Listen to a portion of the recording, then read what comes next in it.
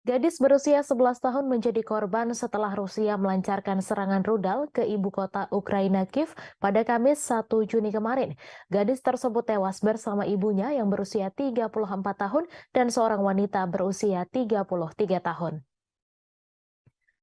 Dikutip dari AFP, total korban tewas akibat serangan rudal Rusia ini mencapai 3 orang. Selain itu, sebanyak 11 orang dilaporkan terluka di distrik Densnyansky dan Dnipropetrovsk Timur. Sebelumnya, pejabat di Ukraina menyebut 2 bocah dinyatakan tewas, namun pernyataan tersebut segera direvisi. Serangan ini menjadi serangan keempat dalam minggu ini dan telah terjadi 17 serangan sepanjang bulan Mei di Kiev. Gambar yang dibagikan oleh otoritas militer setempat menunjukkan tim penyelamat merawat orang-orang serta bangunan yang rusak. Dalam sejumlah postingan di Telegram, Wali Kota Kiev Vitali Klitschko mengatakan serangkaian ledakan telah terjadi di kota tersebut dan telah ditangani oleh penyelamat puing-puing yang berjatuhan dan kebakaran. Sementara itu, para pejabat yang didukung Rusia di wilayah Luhansk Timur Ukraina mengatakan 5 orang telah tewas dan 19 lainnya terluka oleh penembakan Ukraina di sebuah peternakan unggas pada hari Rabu.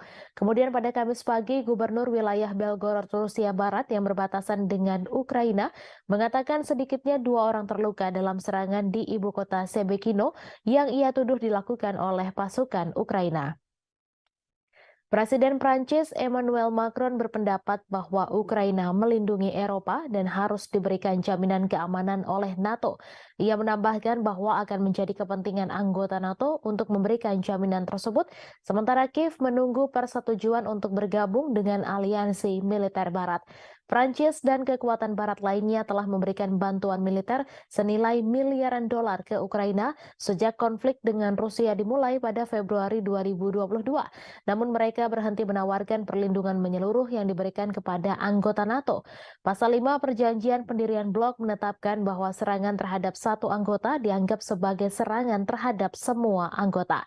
Presiden Prancis yang pernah menggambarkan aliansi yang berbasis di Brussel itu sebagai mati otak, mengatakan bahwa krisis Ukraina telah menyentuh NATO. Macron meminta anggota blok untuk mengintensifkan bantuan militer ke Kiev sehingga memiliki semua yang dibutuhkan untuk serangan balasan terhadap pasukan Rusia. Meskipun mengakui bahwa kontribusi Amerika Serikat telah menjadi kunci dalam memungkinkan Ukraina mempertahankan diri, Macron berpendapat bahwa Eropa harus membangun industri pertahanannya sendiri daripada mengandalkan Washington untuk perlindungan.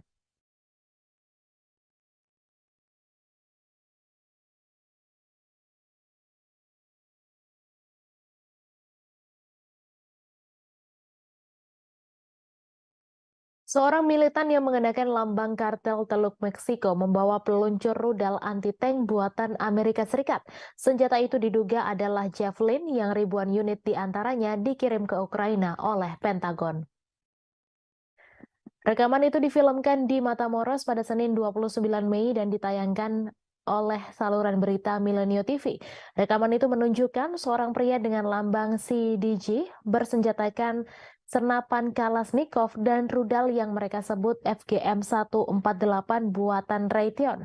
Lebih dari 10.000 Javelin dari persediaan Pentagon telah dikirim ke Ukraina sejak Februari lalu, di mana militer Amerika Serikat justru mulai kehabisan rudal itu sendiri. Presenter Milenio Azucena Yuresti mencatat di Twitter bahwa perkiraan nilai peluncur Javelin di pasar gelap berkisar antara 20.000 USD hingga 60.000 USD, sedangkan biaya rata-rata satu misil adalah sekitar 30.000 USD. Pakar militer percaya bahwa senjata dalam rekaman Milenio sebenarnya adalah AT-4, peluncur anti-tank sekali pakai buatan Swedia yang juga digunakan militer Amerika Serikat dan juga dipasok ke Ukraina dalam jumlah ribuan. Diketahui Rusia telah berulang kali memperingatkan Amerika Serikat dan sekutunya untuk tidak memberi dukungan Ukraina dengan senjata dan amunisi. Karena hal ini eskalasi konflik yang akan mengakibatkan senjata berakhir kriminal. Investigasi RT pada Juli 2022 menemukan berbagai senjata yang dipasok Barat, termasuk roket anti-tank untuk dijual di web gelap. Beberapa bulan kemudian, juru bicara Kementerian Luar Negeri Rusia Maria Zakharova memperingatkan senjata barat senilai 1 miliar USD per bulan berakhir di tangan teroris, ekstremis, dan kelompok kriminal di Timur Tengah, Afrika Tengah, dan Asia Tenggara. Kiev mengecam ini sebagai propaganda dan bersikeras semuanya telah diperhitungkan. Outlet Amerika Serikat CBS menyensor film dokumenter mereka tentang pasokan senjata ke Ukraina setelah pemerintah di Kiev keberatan. Bulan lalu, jurnalis investigasi veteran Seymour Hersh mengatakan Barat sadar senjatanya berakhir di pasar gelap. Namun pemerintah tidak peduli karena mempersenjatai Ukraina lebih penting bagi mereka. Kartel teluk berbasis di negara bagian Meksiko Tamaulipas, khususnya di kota perbatasan Matamoros, tepat di seberang Rio Grande dari Brownsville, Texas. Mereka berasal dari tahun 1930-an, namun menjadi terkenal di akhir 1990-an ketika kartel itu memisahkan milisi terkenal bernama Los Zetas. Grup tersebut telah bubar dengan sendirinya. Meskipun terutama dikenal sebagai kartel penyelundupan narkoba, CDG juga dituduh melakukan pemerasan, penculikan, pencucian uang, dan perdagangan orang, budak seks, dan bisnis senjata. Pada bulan Maret, kartel meminta maaf atas salah satu faksi yang menculik 4 orang Amerika dan membunuh 2 orang dari mereka dalam apa yang mereka katakan sebagai kasus kesalahan identitas. 5 anggota faksi itu diserahkan ke polisi Meksiko.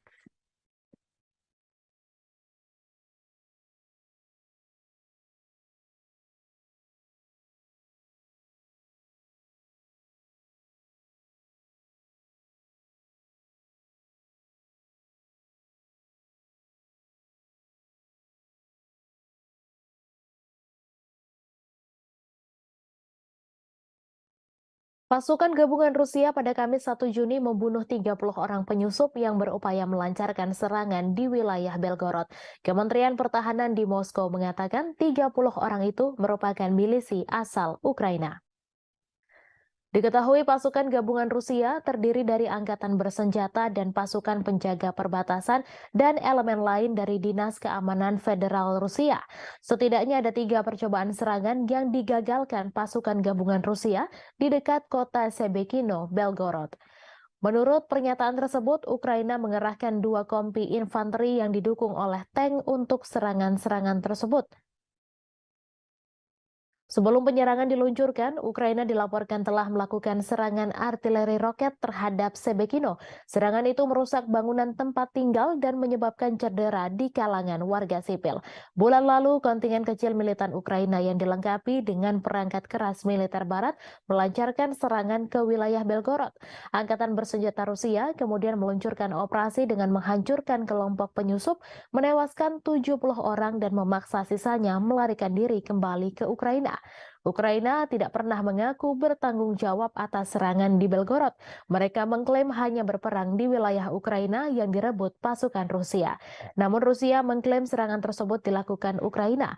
Tak hanya itu, Rusia juga yakin bahwa Ukraina dapat melakukan serangan tersebut karena mendapat dukungan dari Barat. Namun baik Ukraina maupun Amerika Serikat sama-sama membantah dugaan tersebut.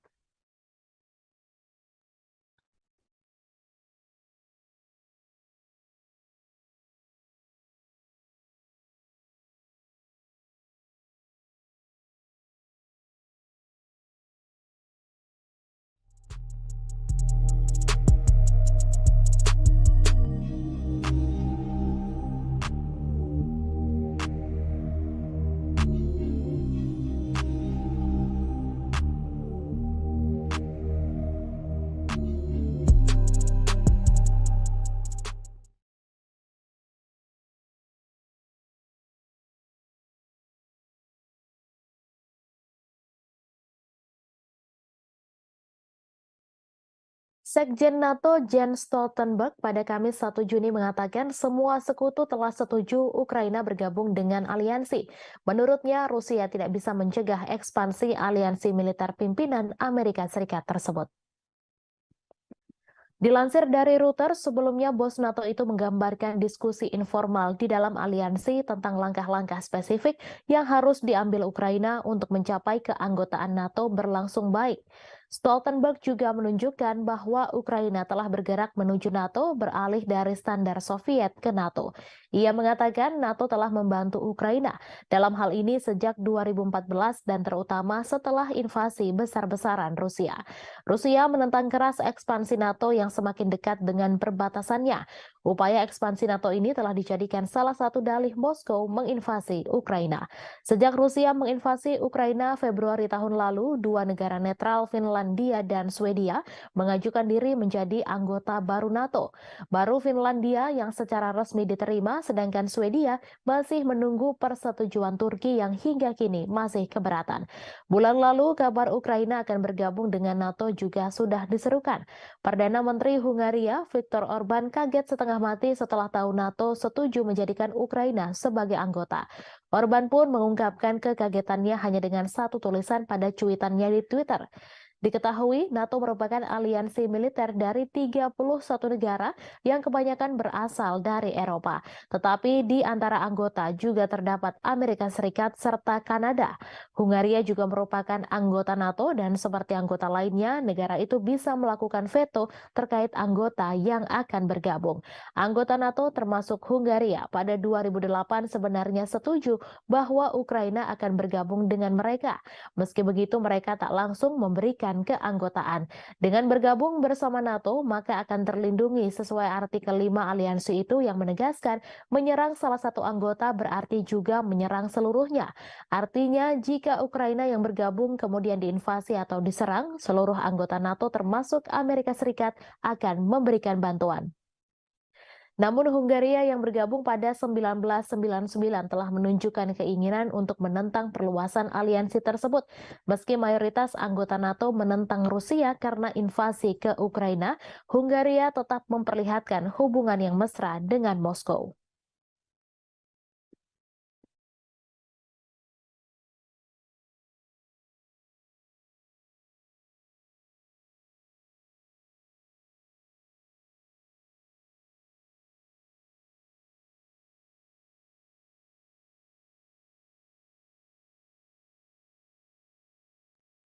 Presiden Amerika Serikat Joe Biden telah menyetujui paket bantuan militer baru untuk Ukraina yang berjumlah hingga 300 juta USD.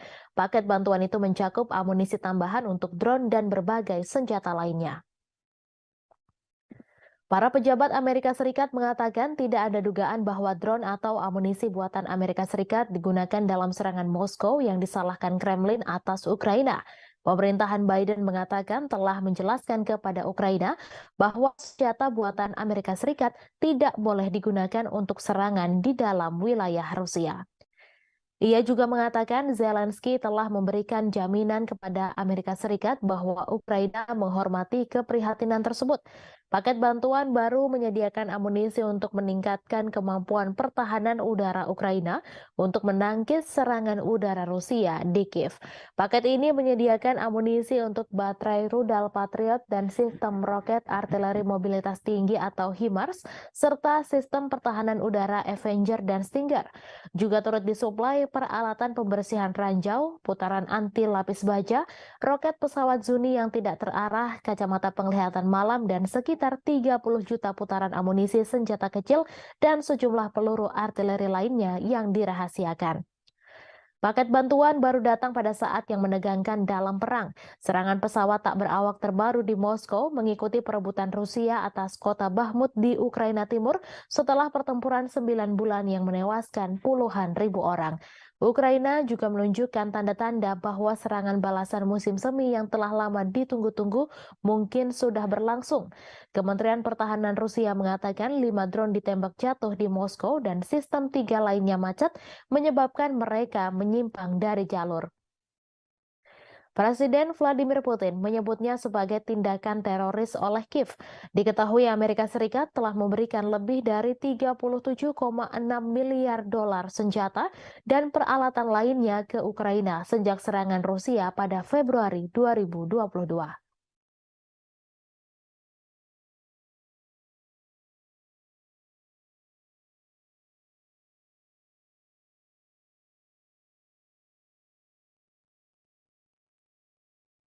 Memberi peringatan akan ancaman baru terhadap keamanan pangan global. Dijelaskan bahwa Rusia membatasi jumlah kapal yang diizinkan untuk mengambil biji-bijian Ukraina di Pelabuhan Laut Hitam dalam kampanyenya. Hal itu dilakukan agar Kiev membuka saluran pipa untuk bahan utama pupuk untuk sampai ke pasar dunia. Juru bicara PBB Stefan Dujarric menyatakan keprihatinan serius bahwa hanya 33 kapal yang berangkat dari pelabuhan Ukraina pada bulan Mei dan ekspor biji-bijian dan bahan makanan lainnya hanya berjumlah 1,3 juta metrik ton bulan lalu, kurang dari setengah jumlah bulan sebelumnya. Ia mengatakan Rusia memberitahu pusat di Istanbul yang mengkoordinasikan kedatangan, keberangkatan, dan inspeksi kapal yang terlibat dalam inisiatif Butir Laut Hitam. Hal tersebut tentang keputusannya untuk membatasi pendaftaran di pelabuhan Yuzhny selama amonia tidak diekspor. Diketahui amonia adalah bahan utama untuk pupuk. Moskow ingin Ukraina membuka saluran pipa dari kota Rusia Togliatti ke pelabuhan Ukraina Odessa yang digunakan sebelum perang untuk mengirimkan amonia ke pelanggan globalnya. Turki dan PBB menengahi inisiatif terobosan dengan Rusia dan Ukraina Juli lalu dengan membuka jalur ekspor biji-bijian Ukraina dari 3 pelabuhan utamanya di Laut Hitam, Odessa, Chernomorsk, dan Yuzhny. Dalam memorandum terpisah, PBB mengatakan akan bekerja untuk mengatasi hambatan pengiriman makanan dan pupuk Rusia yang telah coba dilakukan oleh Kepala Perdagangan PBB Rebecca Greenspan selama berbulan-bulan, namun Moskow mengkritik kurangnya hasil. Untuk memperkuat kegagalan mengekspor pupuknya, Rusia pada bulan Maret secara sepihak memutuskan untuk memperbarui kesepakatan biji-bijian selama 60 hari. Dan tepat sebelum berakhirnya, dalam contoh lain dari Brandmansip Moskow, pada 17 Mei disepakati perpanjangan 2 bulan lagi hingga 17 Juli. Diketahui imbas dari invasi Rusia ke Ukraina sejak Februari 2022, salah satu lumbung pangan utama dunia, harga pangan global meroket memukul negara-negara berkembang.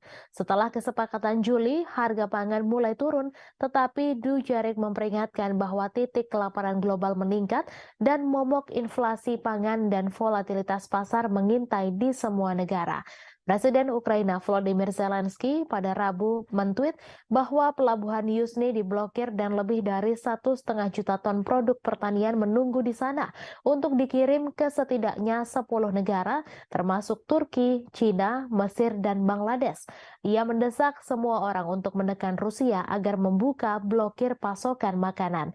Dujarric mencatat bahwa pada Mei hanya 3 kapal yang berangkat dari pelabuhan Yuzhny. Ia mengatakan sejak 24 Mei, jumlah tim pemeriksa kapal berkurang dari 3 menjadi 2. Hal ini bersamaan dengan lambatnya pendaftaran kapal dan menciptakan situasi yang serius. PBB telah mengajukan saran praktis dan akan terus terlibat dengan Rusia dan Ukraina.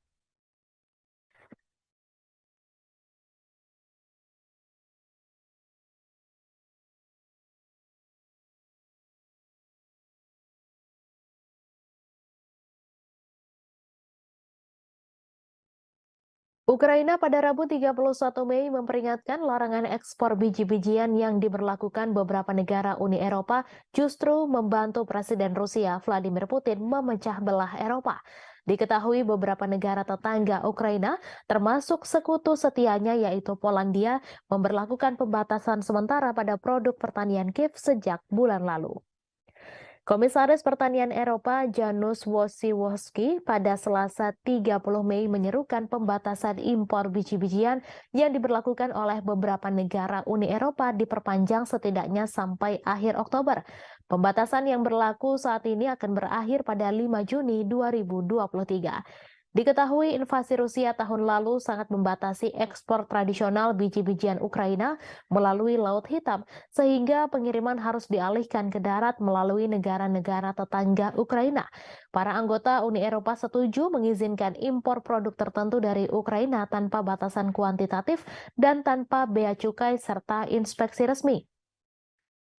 Namun petani di beberapa negara Uni Eropa memprotes turunnya harga yang berujung serangkaian pembatasan dan larangan ekspor makanan Ukraina sebagai tanggapannya. Uni Eropa akhirnya membuat kesepakatan dengan 5 negara yang terlibat, Polandia, Hungaria, Slovakia, Bulgaria, dan Romania untuk mengizinkan mereka memblokir impor biji-bijian dari Ukraina. Pembatasan ini ditentang oleh 12 negara Uni Eropa termasuk Prancis dan Jerman yang menyatakan keprihatinan atas kurangnya transparansi dan memperingatkan hal itu berisiko merusak pasar tunggal Eropa. Sebelumnya pada bulan Juli 2022, Presiden Rusia Vladimir Putin mengatakan bahwa Barat harus mencabut pembatasan ekspor gandum Rusia. Rusia juga bersedia memfasilitasi ekspor biji-bijian Ukraina. Sebagaimana diketahui, perang Rusia-Ukraina telah menghambat pengiriman dari salah satu pengekspor gandum dan biji-bijian terbesar di dunia dan memicu kekhawatiran akan kekurangan pangan global. Sebagai gambaran, harga sereal di Afrika melonjak karena merosotnya ekspor dari Ukraina. Hal itu lantas mempertajam dampak konflik dan perubahan iklim serta memicu kekhawatiran kerusuhan sosial.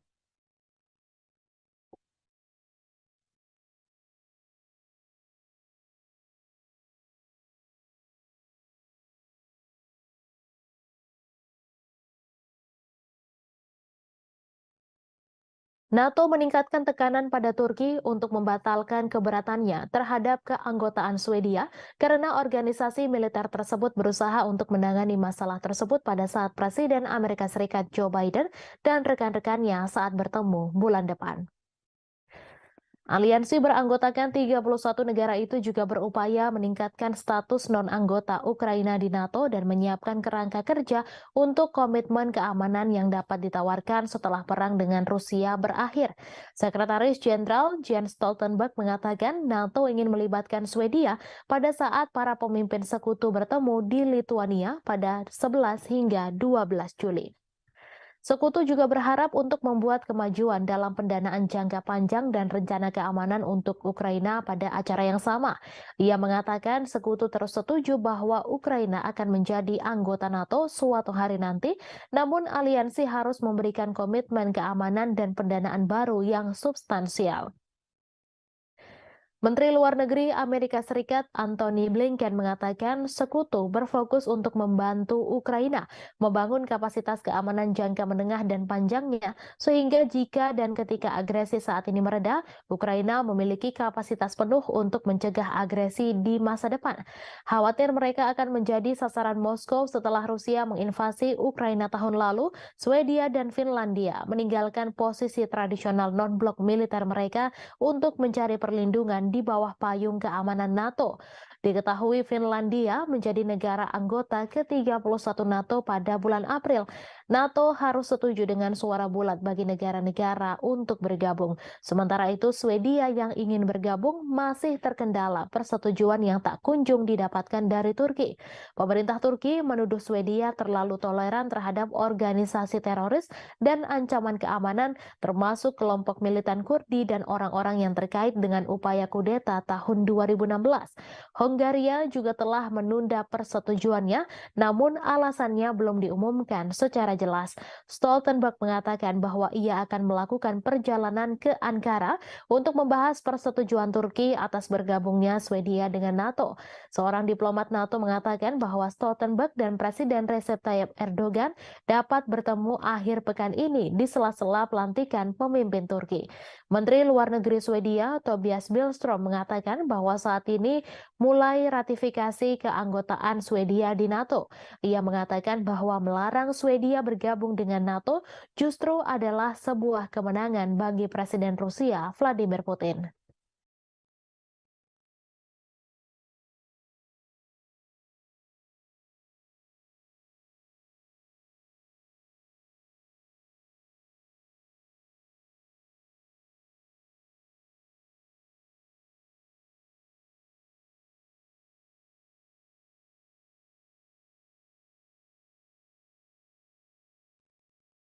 Ukraina meminta bantuan jet tempur F-16 untuk membantu melawan Rusia di udara.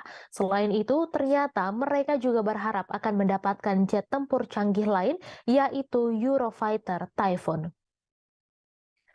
Menteri Pertahanan Ukraina Reznikov mengatakan jika Inggris dan Jerman menggabungkan kemampuan untuk memasok pesawat Eurofighter, maka akan menjadi sebuah langkah signifikan. Reznikov menambahkan bahwa Ukraina membutuhkan sekitar 100 jet tempur. Selain F-16, Eurofighter Typhoon dikatakannya bakal sangat membantu dalam menangkis agresi Rusia. Ia menambahkan Ukraina akan menyambut baik jika ada partisipasi Jerman dalam pelatihan pilot Ukraina di pesawat Eurofighter Typhoon. Namun tentu harapan itu masih jauh karena bahkan F-16 sendiri belum diketahui akan dipasok oleh negara mana ke Ukraina. Eurofighter Typhoon sendiri adalah pesawat tempur bermesin ganda yang dibuat di Eropa. Typhoon dirancang sebagai pesawat tempur superioritas udara dan diproduksi oleh konsorsium Airbus, BAE Systems, dan Leonardo yang diwadahi oleh perusahaan induk bersama Eurofighter Jet Flugzeug GmbH. Eurofighter Typhoon disebut sebagai jet tempur sangat lincah, dirancang sebagai petarung yang efektif dalam pertempuran.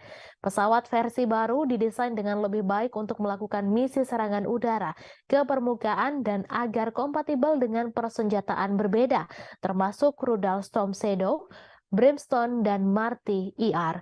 Typhoon memiliki debut tempurnya selama intervensi militer 2011 di Libya. Royal Air Force Inggris dan Angkatan Udara Italia melakukan pengintaian udara dan misi serangan darat dalam konflik tersebut.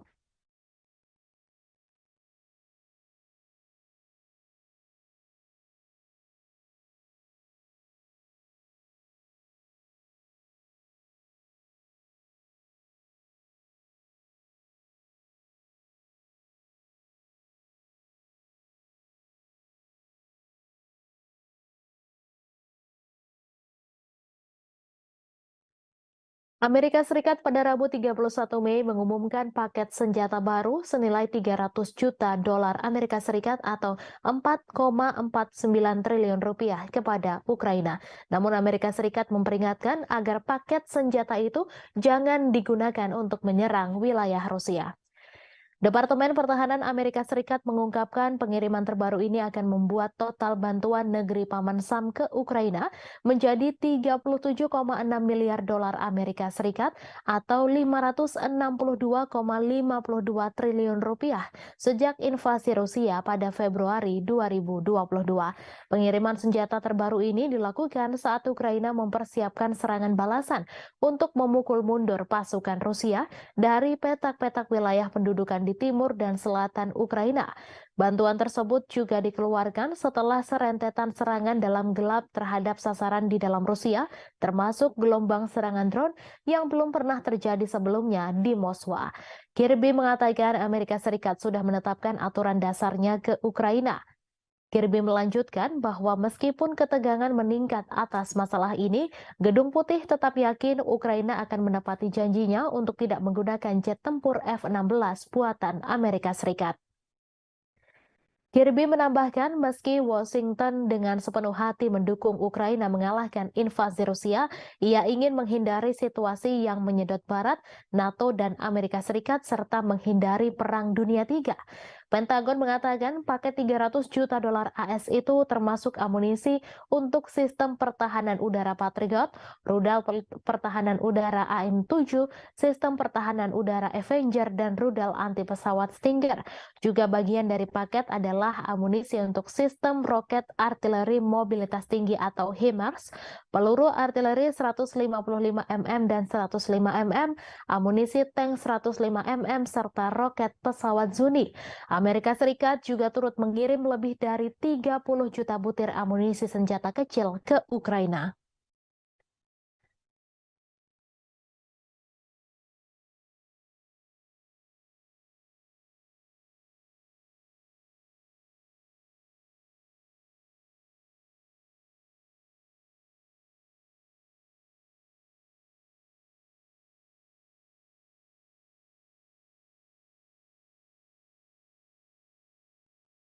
Pejabat Belanda dilaporkan membuat rencana untuk membeli puluhan tank Leopard serta rudal Patriot untuk membantu meningkatkan daya tembak Ukraina dalam konflik yang sedang berlangsung dengan Rusia. Kabinet Belanda bertujuan untuk membeli macan tutul dari pabrikan milik negara Swiss Ruach. Kesepakatan itu akan membutuhkan persetujuan dari pemerintah Swiss yang berusaha menjaga netralitas di tengah konflik Rusia-Ukraina. Dilansir dari RT.com, Amsterdam bergabung dengan Jerman dan Denmark pada bulan Februari untuk membeli setidaknya 100 tank tempur Leopard 1A5 untuk Ukraina dari pabrikan Jerman. Surat kabar Swiss melaporkan bahwa Belanda berusaha untuk membeli 96 Leopard 1 versi tank yang lebih tua dari Ruach. Pada saat yang sama, Belanda ingin menyediakan lebih banyak rudal atau suku cadang Patriot untuk mengoperasikannya untuk membantu meningkatkan pertahanan udara Ukraina. Anggota NATO itu sebelumnya memberi Kiev 2 peluncur Patriot dan sejumlah rudal. Namun ia menambahkan bahwa mengingat kebutuhan keamanan Belanda sendiri, tentunya tidak dapat memberikan semuanya pada Ukraina. Ia menyerukan lebih banyak negara untuk bergabung dengan koalisi negara-negara yang memasok rudal Patriot ke Ukraina. Anggota parlemen Jerman pekan lalu menyetujui pembelian 18 tank Leopard 2A8 dan 12 howitzer Panzerhaubitze 2000 untuk menggantikan stok senjata yang dikirim ke Kiev. Kesepakatan itu dilaporkan mencakup opsi untuk membeli 105 macan tutul tambahan. Paket bantuan terbaru Berlin untuk Ukraina mencakup 30 tank Leopard 1. Sebagaimana diketahui, Ukraina telah berulang kali mengatakan bahwa pasokan senjata berat asing sangat penting untuk keberhasilan serangan balasan yang direncanakan. Sementara itu, Moskow telah memperingatkan bahwa tank-tank yang dikirim Barat dan sistem lainnya akan diperlakukan sebagai target yang sah di medan perang.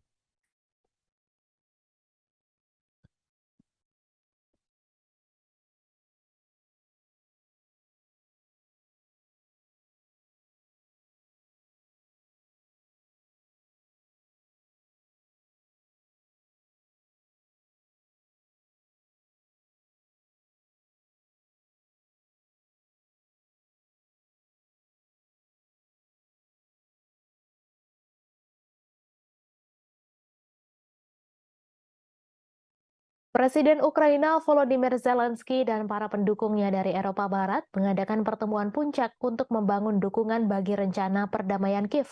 Rencana tersebut dianggap tidak dapat diterima oleh Rusia. Presiden Prancis Emmanuel Macron telah menawarkan untuk menjadi tuan rumah KTT di Paris, sementara Denmark dan Swedia juga mengajukan diri sebagai tuan rumah.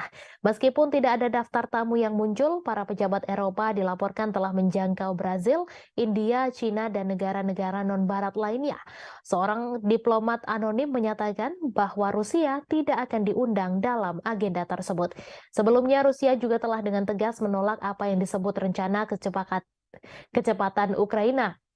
Diterbitkan akhir tahun lalu, rencana tersebut menuntut agar Rusia menyerahkan kembali wilayah Donetsk, Lugansk, Kherson, dan Zaporizhzhia ke Kiev, sementara juga melepaskan kendali Crimea yang memilih untuk bergabung dengan Federasi Rusia pada tahun 2014.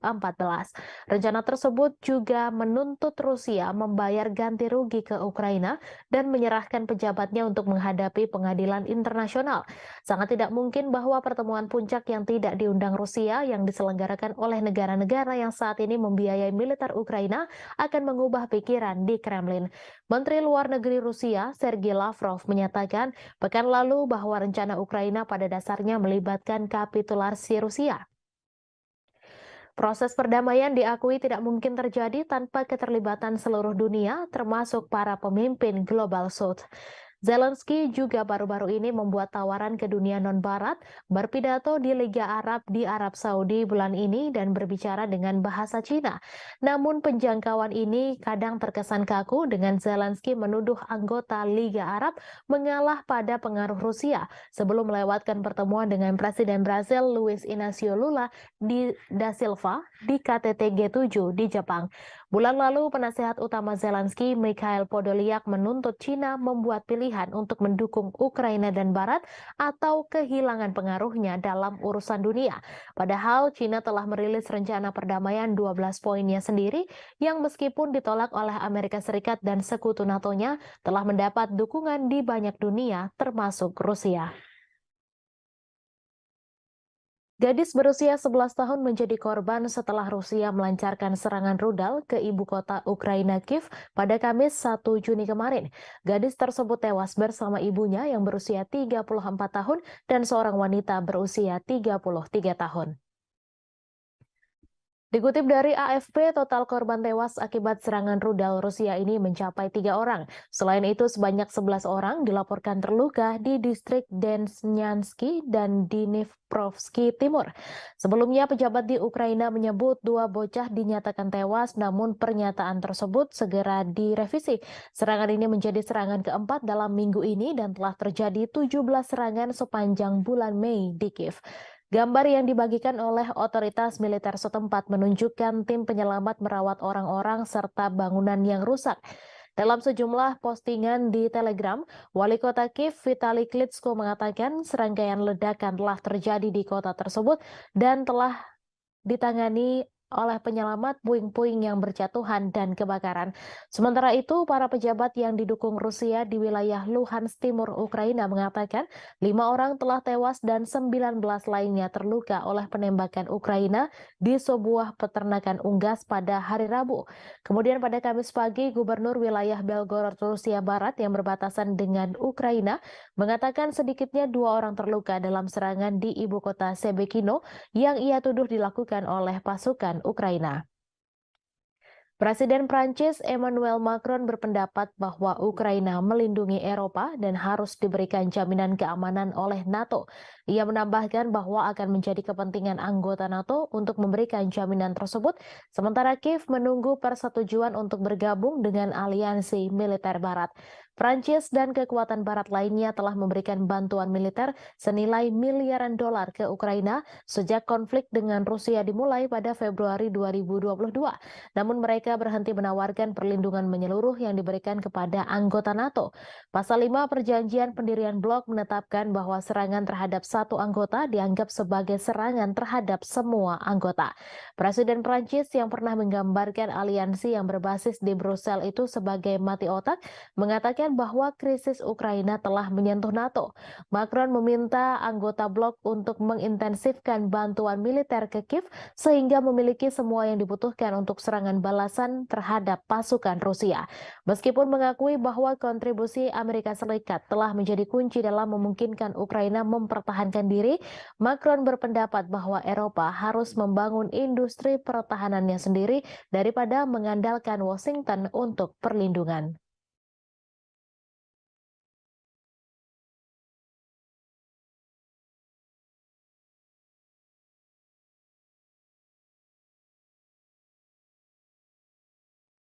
Seorang militan yang mengenakan lambang kartel Teluk Meksiko membawa peluncur rudal anti-tank buatan Amerika Serikat. Senjata itu diduga adalah Javelin yang ribuan unit diantaranya dikirim ke Ukraina oleh Pentagon. Rekaman itu difilmkan di Matamoros pada Senin 29 Mei dan ditayangkan oleh saluran berita Milenio TV. Rekaman itu menunjukkan seorang pria dengan lambang CDG bersenjatakan senapan Kalashnikov dan rudal yang mereka sebut FGM-148 buatan Raytheon. Lebih dari 10.000 Javelin dari persediaan Pentagon telah dikirim ke Ukraina sejak Februari lalu, di mana militer Amerika Serikat justru mulai kehabisan rudal itu sendiri. Presenter Milenio Azucena Yuresti mencatat di Twitter bahwa perkiraan nilai peluncur Javelin di pasar gelap berkisar antara 20.000 USD hingga 60.000 USD, sedangkan biaya rata-rata satu misil adalah sekitar 30.000 USD. Pakar militer percaya bahwa senjata dalam rekaman Milenio sebenarnya adalah AT-4, peluncur anti-tank sekali pakai buatan Swedia yang juga digunakan militer Amerika Serikat dan juga dipasok ke Ukraina dalam jumlah ribuan. Diketahui Rusia telah berulang kali memperingatkan Amerika Serikat dan sekutunya untuk tidak memberi dukungan Ukraina dengan senjata dan amunisi. Karena hal ini eskalasi konflik yang akan mengakibatkan senjata berakhir kriminal. Investigasi RT pada Juli 2022 menemukan berbagai senjata yang dipasok Barat, termasuk roket anti-tank untuk dijual di web gelap. Beberapa bulan kemudian, juru bicara Kementerian Luar Negeri Rusia, Maria Zakharova memperingatkan senjata barat senilai 1 miliar USD per bulan berakhir di tangan teroris, ekstremis, dan kelompok kriminal di Timur Tengah, Afrika Tengah, dan Asia Tenggara. Kiev mengecam ini sebagai propaganda dan bersikeras semuanya telah diperhitungkan. Outlet Amerika Serikat CBS menyensor film dokumenter mereka tentang pasokan senjata ke Ukraina setelah pemerintah di Kiev keberatan. Bulan lalu, jurnalis investigasi veteran Seymour Hersh mengatakan Barat sadar senjatanya berakhir di pasar gelap. Namun pemerintah tidak peduli karena mempersenjatai Ukraina lebih penting bagi mereka. Kartel teluk berbasis di negara bagian Meksiko Tamaulipas, khususnya di kota perbatasan Matamoros, tepat di seberang Rio Grande dari Brownsville, Texas. Mereka berasal dari tahun 1930-an, namun menjadi terkenal di akhir 1990-an ketika kartel itu memisahkan milisi terkenal bernama Los Zetas. Grup tersebut telah bubar dengan sendirinya. Meskipun terutama dikenal sebagai kartel penyelundupan narkoba, CDG juga dituduh melakukan pemerasan, penculikan, pencucian uang, dan perdagangan orang, budak seks, dan bisnis senjata. Pada bulan Maret, kartel meminta maaf atas salah satu faksi yang menculik 4 orang Amerika dan membunuh 2 orang dari mereka dalam apa yang mereka katakan sebagai kasus kesalahan identitas. 5 anggota faksi itu diserahkan ke polisi Meksiko.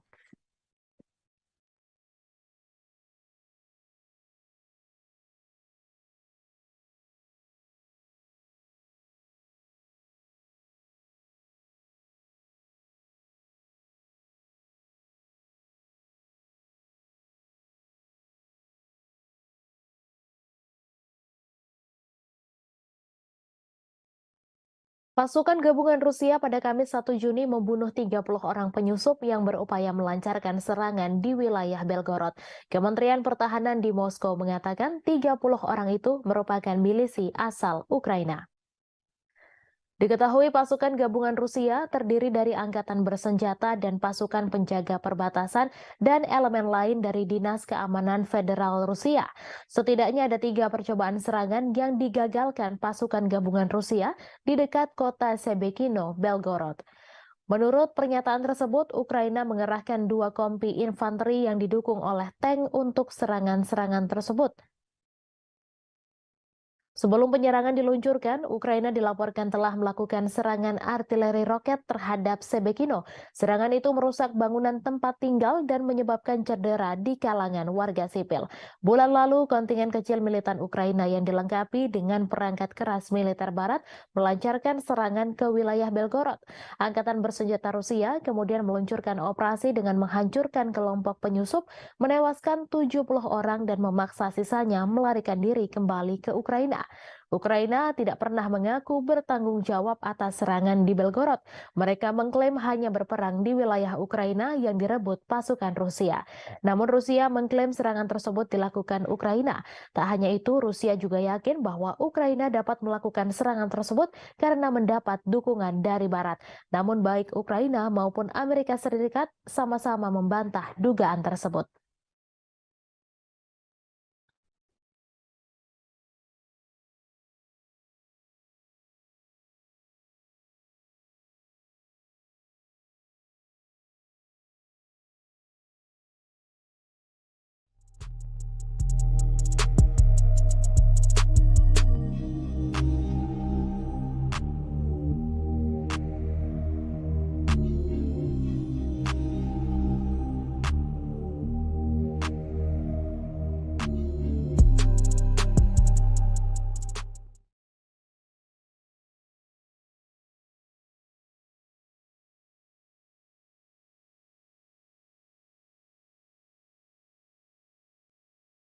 Sekjen NATO Jens Stoltenberg pada Kamis 1 Juni mengatakan semua sekutu telah setuju Ukraina bergabung dengan aliansi.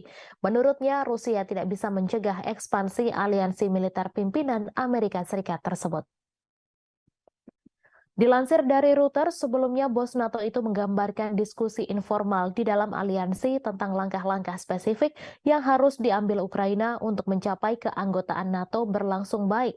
Stoltenberg juga menunjukkan bahwa Ukraina telah bergerak menuju NATO beralih dari standar Soviet ke NATO. Ia mengatakan NATO telah membantu Ukraina dalam hal ini sejak 2014 dan terutama setelah invasi besar-besaran Rusia. Rusia menentang keras ekspansi NATO yang semakin dekat dengan perbatasannya. Upaya ekspansi NATO ini telah dijadikan salah satu dalih Moskow menginvasi Ukraina. Sejak Rusia menginvasi Ukraina Februari tahun lalu, dua negara netral Finlandia dan Swedia mengajukan diri menjadi anggota baru NATO. Baru Finlandia yang secara resmi diterima, sedangkan Swedia masih menunggu persetujuan Turki yang hingga kini masih keberatan. Bulan lalu, kabar Ukraina akan bergabung dengan NATO juga sudah diserukan. Perdana Menteri Hungaria Viktor Orban kaget setengah mati setelah tahu NATO setuju menjadikan Ukraina sebagai anggota. Orban pun mengungkapkan kekagetannya hanya dengan satu tulisan pada cuitannya di Twitter. Diketahui, NATO merupakan aliansi militer dari 31 negara yang kebanyakan berasal dari Eropa. Tetapi di antara anggota juga terdapat Amerika Serikat serta Kanada. Hungaria juga merupakan anggota NATO dan seperti anggota lainnya, negara itu bisa melakukan veto terkait anggota yang akan bergabung. Anggota NATO termasuk Hungaria pada 2008 sebenarnya setuju bahwa Ukraina akan bergabung dengan mereka. Meski begitu, mereka tak langsung memberikan keanggotaan. Dengan bergabung bersama NATO, maka akan terlindungi sesuai artikel 5 aliansi itu yang menegaskan menyerang salah satu anggota berarti juga menyerang seluruhnya. Artinya, jika Ukraina yang bergabung kemudian diinvasi atau diserang, seluruh anggota NATO termasuk Amerika Serikat akan memberikan bantuan. Namun Hungaria yang bergabung pada 1999 telah menunjukkan keinginan untuk menentang perluasan aliansi tersebut. Meski mayoritas anggota NATO menentang Rusia karena invasi ke Ukraina, Hungaria tetap memperlihatkan hubungan yang mesra dengan Moskow.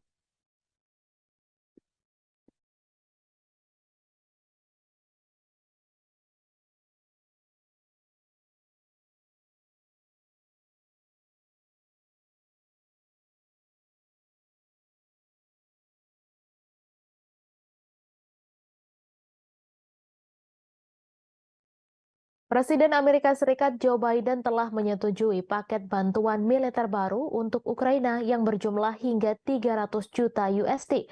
Paket bantuan itu mencakup amunisi tambahan untuk drone dan berbagai senjata lainnya. Para pejabat Amerika Serikat mengatakan tidak ada dugaan bahwa drone atau amunisi buatan Amerika Serikat digunakan dalam serangan Moskow yang disalahkan Kremlin atas Ukraina. Pemerintahan Biden mengatakan telah menjelaskan kepada Ukraina bahwa senjata buatan Amerika Serikat tidak boleh digunakan untuk serangan di dalam wilayah Rusia. Ia juga mengatakan Zelensky telah memberikan jaminan kepada Amerika Serikat bahwa Ukraina menghormati keprihatinan tersebut. Paket bantuan baru menyediakan amunisi untuk meningkatkan kemampuan pertahanan udara Ukraina untuk menangkis serangan udara Rusia di Kiev. Paket ini menyediakan amunisi untuk baterai rudal Patriot dan sistem roket artileri mobilitas tinggi atau HIMARS, serta sistem pertahanan udara Avenger dan Stinger. Juga turut disuplai peralatan pembersihan ranjau, putaran anti lapis baja, roket pesawat Zuni yang tidak terarah, kacamata penglihatan malam, dan sekitar 30 juta putaran amunisi senjata kecil dan sejumlah peluru artileri lainnya yang dirahasiakan. Paket bantuan baru datang pada saat yang menegangkan dalam perang. Serangan pesawat tak berawak terbaru di Moskow mengikuti perebutan Rusia atas kota Bakhmut di Ukraina Timur setelah pertempuran 9 bulan yang menewaskan puluhan ribu orang. Ukraina juga menunjukkan tanda-tanda bahwa serangan balasan musim semi yang telah lama ditunggu-tunggu mungkin sudah berlangsung. Kementerian Pertahanan Rusia mengatakan 5 drone ditembak jatuh di Moskow dan sistem 3 lainnya macet menyebabkan mereka menyimpang dari jalur. Presiden Vladimir Putin menyebutnya sebagai tindakan teroris oleh Kiev. Diketahui Amerika Serikat telah memberikan lebih dari 37,6 miliar dolar senjata dan peralatan lainnya ke Ukraina sejak serangan Rusia pada Februari 2022.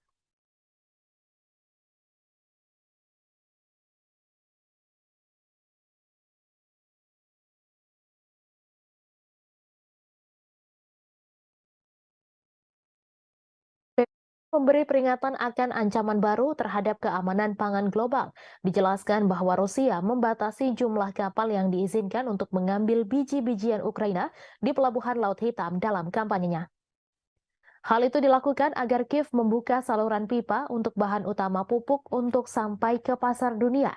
Juru bicara PBB Stefan Dujarric menyatakan keprihatinan serius bahwa hanya 33 kapal yang berangkat dari pelabuhan Ukraina pada bulan Mei dan ekspor biji-bijian dan bahan makanan lainnya hanya berjumlah 1,3 juta metrik ton bulan lalu, kurang dari setengah jumlah bulan sebelumnya.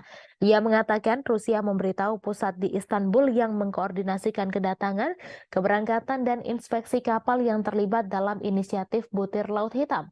Hal tersebut tentang keputusannya untuk membatasi pendaftaran di pelabuhan Yuzhny selama amonia tidak diekspor. Diketahui amonia adalah bahan utama untuk pupuk. Moskow ingin Ukraina membuka saluran pipa dari kota Rusia Togliatti ke pelabuhan Ukraina Odessa yang digunakan sebelum perang untuk mengirimkan amonia ke pelanggan globalnya. Turki dan PBB menengahi inisiatif terobosan dengan Rusia dan Ukraina Juli lalu dengan membuka jalur ekspor biji-bijian Ukraina dari 3 pelabuhan utamanya di Laut Hitam, Odessa, Chernomorsk, dan Yuzhny. Dalam memorandum terpisah, PBB mengatakan akan bekerja untuk mengatasi hambatan pengiriman makanan dan pupuk Rusia yang telah coba dilakukan oleh Kepala Perdagangan PBB Rebecca Greenspan selama berbulan-bulan, namun Moskow mengkritik kurangnya hasil. Untuk memperkuat kegagalan mengekspor pupuknya, Rusia pada bulan Maret secara sepihak memutuskan untuk memperbarui kesepakatan biji-bijian selama 60 hari. Dan tepat sebelum berakhirnya, dalam contoh lain dari Brandmanship Moskow, pada 17 Mei disepakati perpanjangan 2 bulan lagi hingga 17 Juli. Diketahui imbas dari invasi Rusia ke Ukraina sejak Februari 2022, salah satu lumbung pangan utama dunia, harga pangan global meroket memukul negara-negara berkembang. Setelah kesepakatan Juli, harga pangan mulai turun, tetapi Dujarric memperingatkan bahwa titik kelaparan global meningkat dan momok inflasi pangan dan volatilitas pasar mengintai di semua negara. Presiden Ukraina Volodymyr Zelensky pada Rabu mentweet bahwa pelabuhan Yuzhny diblokir dan lebih dari 1,5 juta ton produk pertanian menunggu di sana untuk dikirim ke setidaknya 10 negara termasuk Turki, China, Mesir, dan Bangladesh. Ia mendesak semua orang untuk menekan Rusia agar membuka blokir pasokan makanan. Dujarric mencatat bahwa pada Mei hanya 3 kapal yang berangkat dari pelabuhan Yuzhny. Ia mengatakan sejak 24 Mei, jumlah tim pemeriksa kapal berkurang dari 3 menjadi 2. Hal ini bersamaan dengan lambatnya pendaftaran kapal dan menciptakan situasi yang serius. PBB telah mengajukan saran praktis dan akan terus terlibat dengan Rusia dan Ukraina.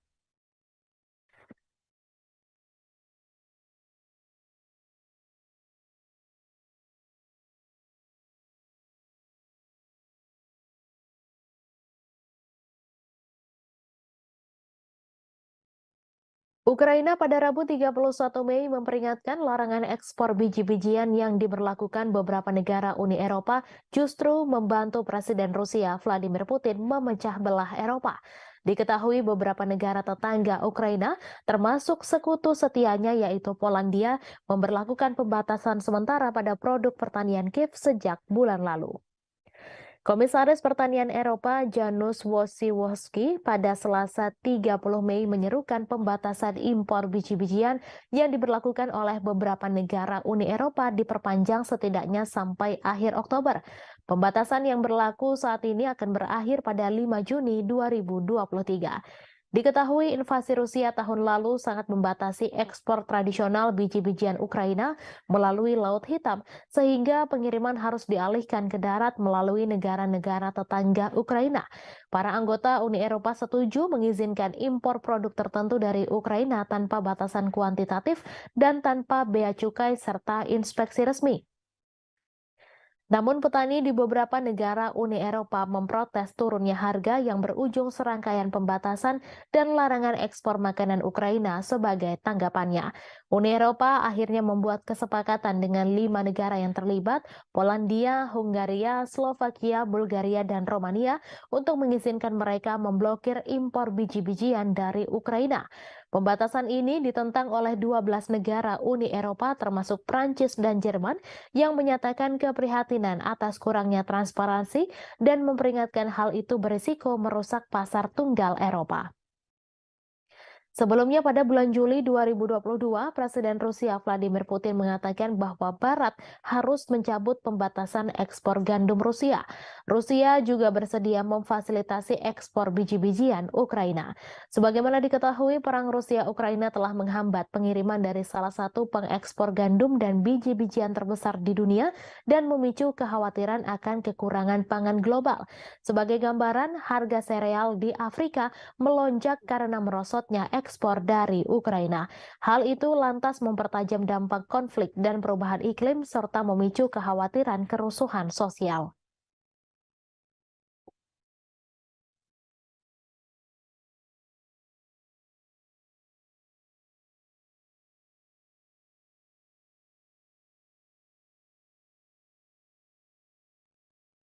NATO meningkatkan tekanan pada Turki untuk membatalkan keberatannya terhadap keanggotaan Swedia karena organisasi militer tersebut berusaha untuk menangani masalah tersebut pada saat Presiden Amerika Serikat Joe Biden dan rekan-rekannya saat bertemu bulan depan. Aliansi beranggotakan 31 negara itu juga berupaya meningkatkan status non-anggota Ukraina di NATO dan menyiapkan kerangka kerja untuk komitmen keamanan yang dapat ditawarkan setelah perang dengan Rusia berakhir. Sekretaris Jenderal Jens Stoltenberg mengatakan NATO ingin melibatkan Swedia pada saat para pemimpin sekutu bertemu di Lituania pada 11 hingga 12 Juli. Sekutu juga berharap untuk membuat kemajuan dalam pendanaan jangka panjang dan rencana keamanan untuk Ukraina pada acara yang sama. Ia mengatakan sekutu terus setuju bahwa Ukraina akan menjadi anggota NATO suatu hari nanti, namun aliansi harus memberikan komitmen keamanan dan pendanaan baru yang substansial. Menteri Luar Negeri Amerika Serikat Antony Blinken mengatakan sekutu berfokus untuk membantu Ukraina membangun kapasitas keamanan jangka menengah dan panjangnya, sehingga jika dan ketika agresi saat ini mereda, Ukraina memiliki kapasitas penuh untuk mencegah agresi di masa depan. Khawatir mereka akan menjadi sasaran Moskow setelah Rusia menginvasi Ukraina tahun lalu, Swedia dan Finlandia meninggalkan posisi tradisional non-blok militer mereka untuk mencari perlindungan di bawah payung keamanan NATO. Diketahui Finlandia menjadi negara anggota ke-31 NATO pada bulan April. NATO harus setuju dengan suara bulat bagi negara-negara untuk bergabung. Sementara itu, Swedia yang ingin bergabung masih terkendala persetujuan yang tak kunjung didapatkan dari Turki.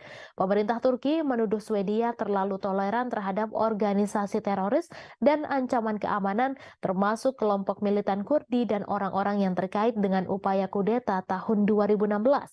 Hongaria juga telah menunda persetujuannya, namun alasannya belum diumumkan secara jelas. Stoltenberg mengatakan bahwa ia akan melakukan perjalanan ke Ankara untuk membahas persetujuan Turki atas bergabungnya Swedia dengan NATO. Seorang diplomat NATO mengatakan bahwa Stoltenberg dan Presiden Recep Tayyip Erdogan dapat bertemu akhir pekan ini di sela-sela pelantikan pemimpin Turki. Menteri Luar Negeri Swedia Tobias Billström mengatakan bahwa saat ini mulai ratifikasi keanggotaan Swedia di NATO. Ia mengatakan bahwa melarang Swedia bergabung dengan NATO justru adalah sebuah kemenangan bagi Presiden Rusia Vladimir Putin.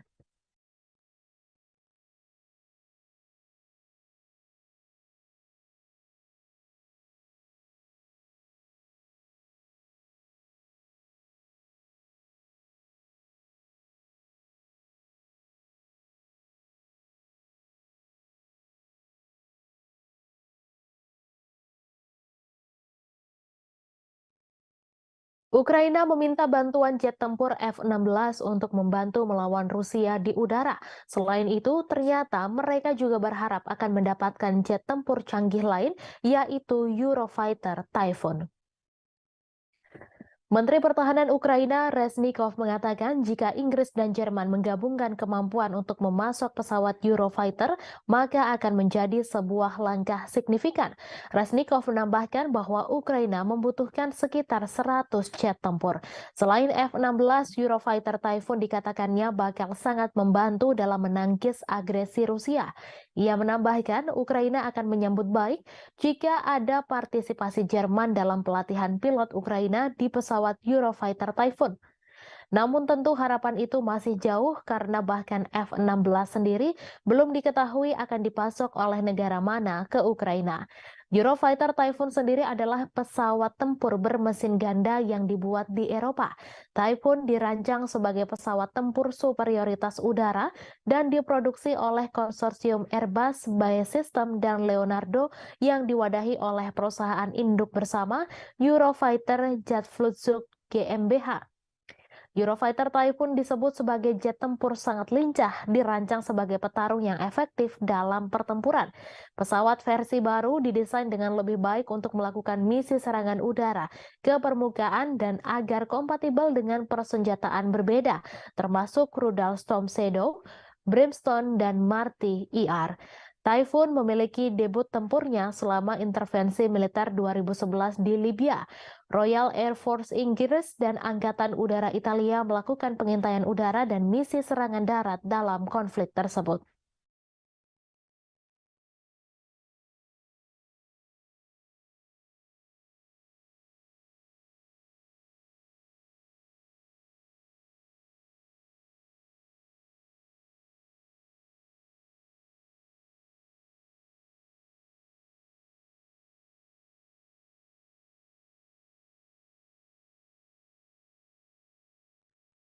Amerika Serikat pada Rabu 31 Mei mengumumkan paket senjata baru senilai 300 juta dolar Amerika Serikat atau 4,49 triliun rupiah kepada Ukraina. Namun Amerika Serikat memperingatkan agar paket senjata itu jangan digunakan untuk menyerang wilayah Rusia. Departemen Pertahanan Amerika Serikat mengungkapkan pengiriman terbaru ini akan membuat total bantuan negeri Paman Sam ke Ukraina menjadi 37,6 miliar dolar Amerika Serikat atau 562,52 triliun rupiah sejak invasi Rusia pada Februari 2022. Pengiriman senjata terbaru ini dilakukan saat Ukraina mempersiapkan serangan balasan untuk memukul mundur pasukan Rusia dari petak-petak wilayah pendudukan di timur dan selatan Ukraina. Bantuan tersebut juga dikeluarkan setelah serentetan serangan dalam gelap terhadap sasaran di dalam Rusia, termasuk gelombang serangan drone yang belum pernah terjadi sebelumnya di Moskwa. Kirby mengatakan Amerika Serikat sudah menetapkan aturan dasarnya ke Ukraina. Kirby melanjutkan bahwa meskipun ketegangan meningkat atas masalah ini, Gedung Putih tetap yakin Ukraina akan menepati janjinya untuk tidak menggunakan jet tempur F-16 buatan Amerika Serikat. Kirby menambahkan meski Washington dengan sepenuh hati mendukung Ukraina mengalahkan invasi Rusia, ia ingin menghindari situasi yang menyedot Barat, NATO, dan Amerika Serikat serta menghindari Perang Dunia III. Pentagon mengatakan paket 300 juta dolar AS itu termasuk amunisi untuk sistem pertahanan udara Patriot, rudal pertahanan udara AM-7, sistem pertahanan udara Avenger, dan rudal anti pesawat Stinger. Juga bagian dari paket adalah amunisi untuk sistem roket artileri mobilitas tinggi atau HIMARS, peluru artileri 155 mm dan 105 mm, amunisi tank 105 mm, serta roket pesawat Zuni. Amerika Serikat juga turut mengirim lebih dari 30 juta butir amunisi senjata kecil ke Ukraina.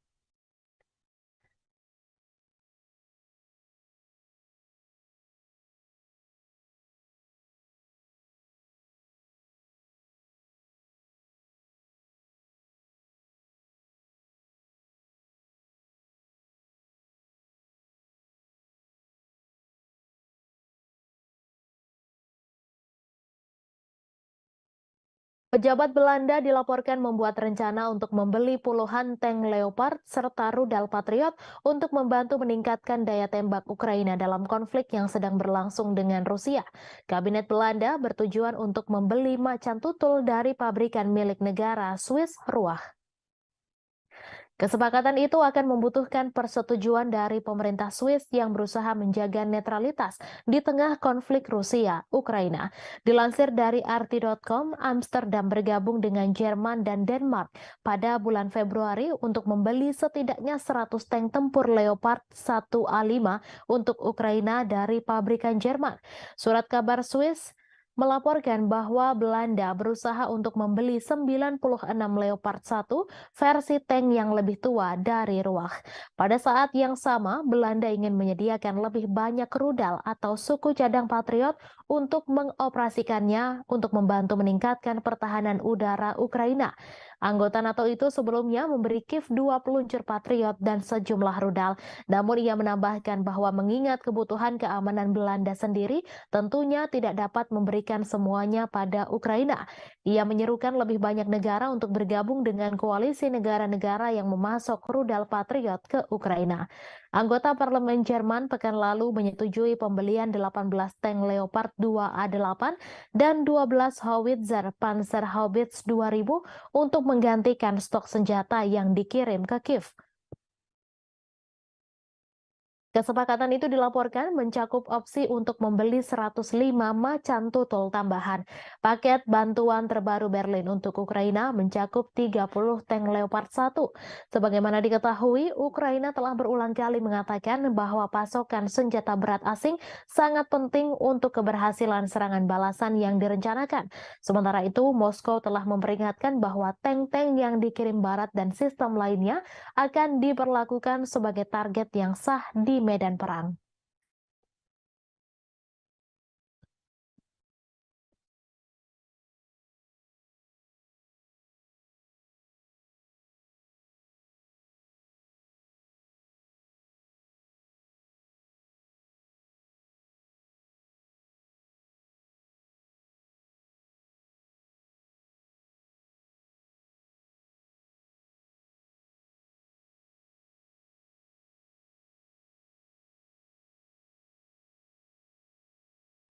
Presiden Ukraina Volodymyr Zelensky dan para pendukungnya dari Eropa Barat mengadakan pertemuan puncak untuk membangun dukungan bagi rencana perdamaian Kiev. Rencana tersebut dianggap tidak dapat diterima oleh Rusia. Presiden Prancis Emmanuel Macron telah menawarkan untuk menjadi tuan rumah KTT di Paris, sementara Denmark dan Swedia juga mengajukan diri sebagai tuan rumah. Meskipun tidak ada daftar tamu yang muncul, para pejabat Eropa dilaporkan telah menjangkau Brazil, India, China, dan negara-negara non-barat lainnya. Seorang diplomat anonim menyatakan bahwa Rusia tidak akan diundang dalam agenda tersebut. Sebelumnya, Rusia juga telah dengan tegas menolak apa yang disebut rencana kecepatan Ukraina. Diterbitkan akhir tahun lalu, rencana tersebut menuntut agar Rusia menyerahkan kembali wilayah Donetsk, Lugansk, Kherson, dan Zaporizhzhia ke Kiev, sementara juga melepaskan kendali Crimea yang memilih untuk bergabung dengan Federasi Rusia pada tahun 2014. Rencana tersebut juga menuntut Rusia membayar ganti rugi ke Ukraina dan menyerahkan pejabatnya untuk menghadapi pengadilan internasional.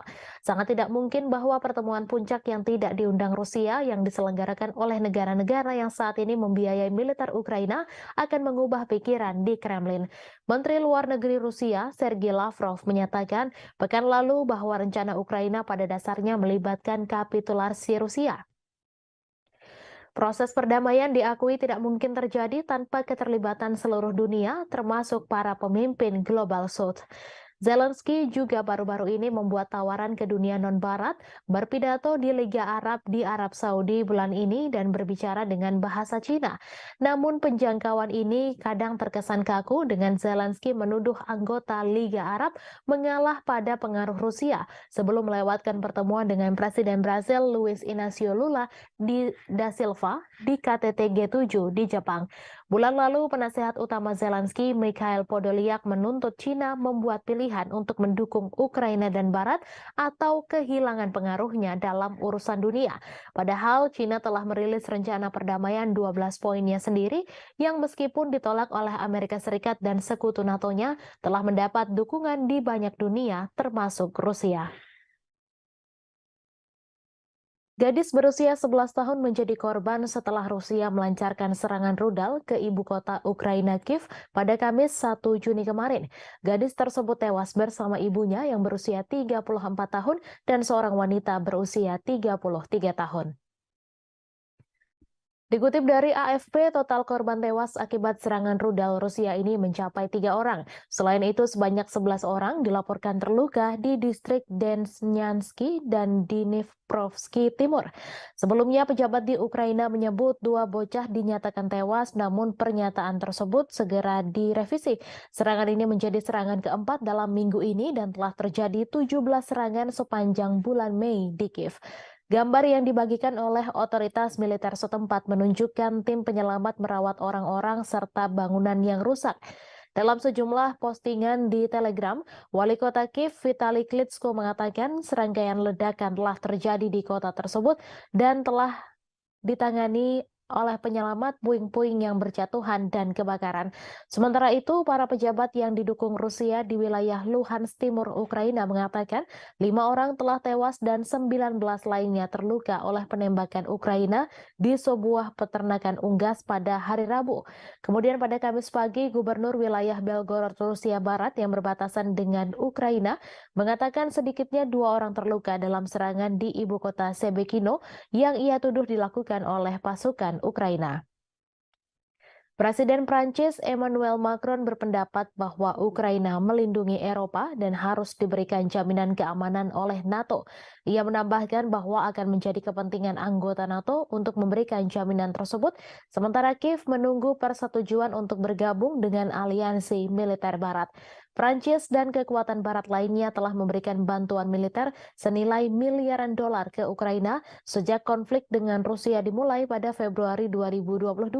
Namun mereka berhenti menawarkan perlindungan menyeluruh yang diberikan kepada anggota NATO. Pasal 5 Perjanjian Pendirian Blok menetapkan bahwa serangan terhadap satu anggota dianggap sebagai serangan terhadap semua anggota. Presiden Prancis yang pernah menggambarkan aliansi yang berbasis di Brussel itu sebagai mati otak mengatakan bahwa krisis Ukraina telah menyentuh NATO. Macron meminta anggota blok untuk mengintensifkan bantuan militer ke Kiev sehingga memiliki semua yang dibutuhkan untuk serangan balasan terhadap pasukan Rusia. Meskipun mengakui bahwa kontribusi Amerika Serikat telah menjadi kunci dalam memungkinkan Ukraina mempertahankan diri, Macron berpendapat bahwa Eropa harus membangun industri pertahanannya sendiri daripada mengandalkan Washington untuk perlindungan.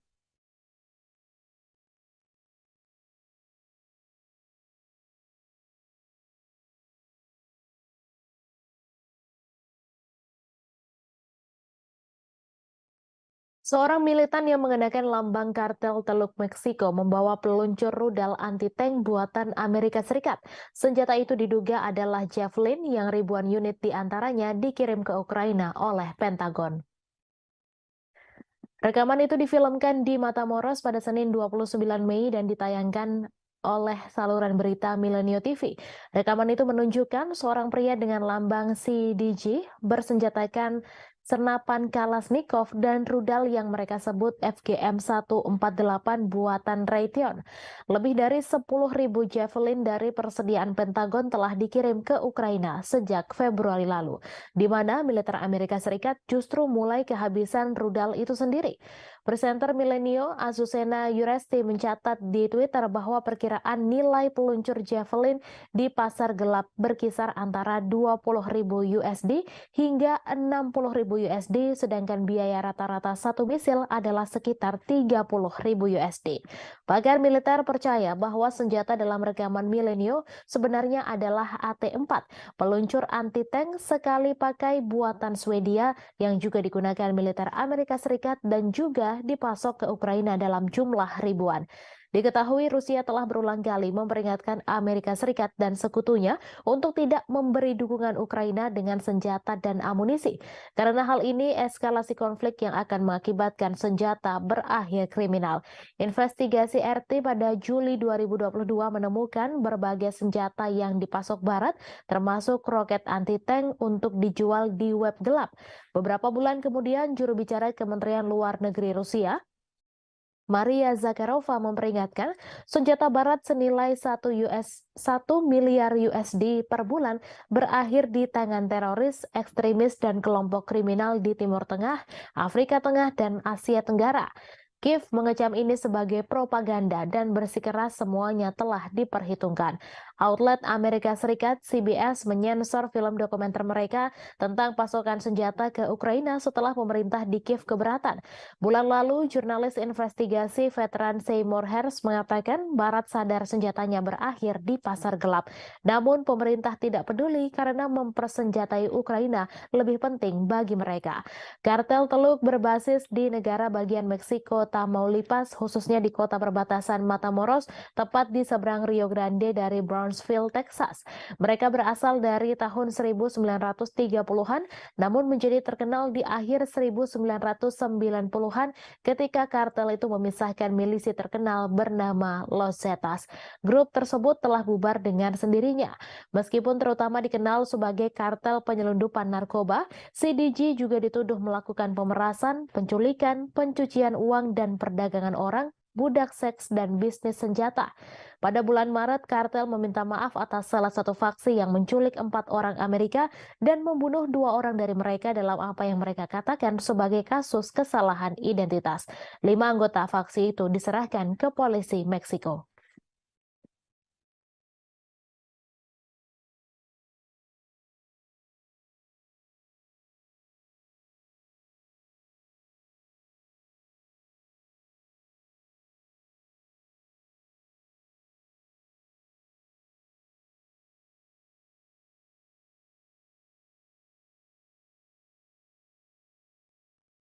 Pasukan gabungan Rusia pada Kamis 1 Juni membunuh 30 orang penyusup yang berupaya melancarkan serangan di wilayah Belgorod. Kementerian Pertahanan di Moskow mengatakan 30 orang itu merupakan milisi asal Ukraina. Diketahui pasukan gabungan Rusia terdiri dari angkatan bersenjata dan pasukan penjaga perbatasan dan elemen lain dari Dinas Keamanan Federal Rusia.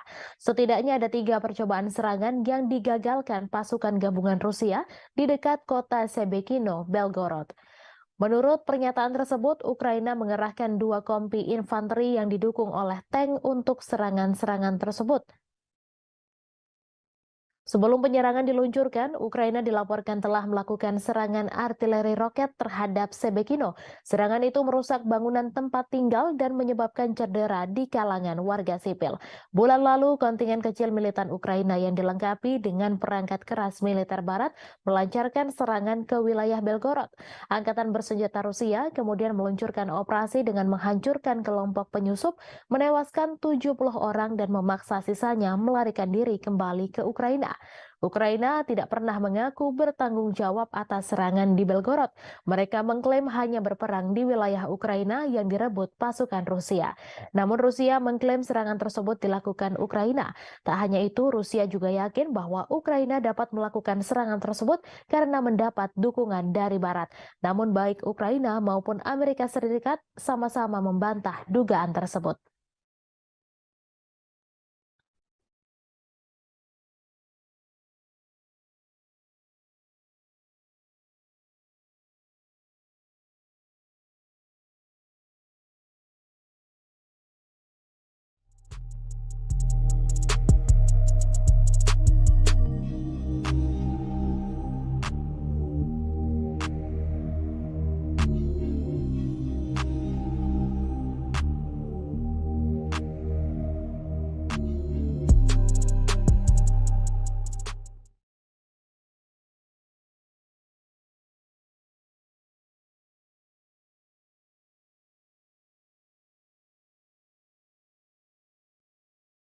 Sekjen NATO Jens Stoltenberg pada Kamis 1 Juni mengatakan semua sekutu telah setuju Ukraina bergabung dengan aliansi.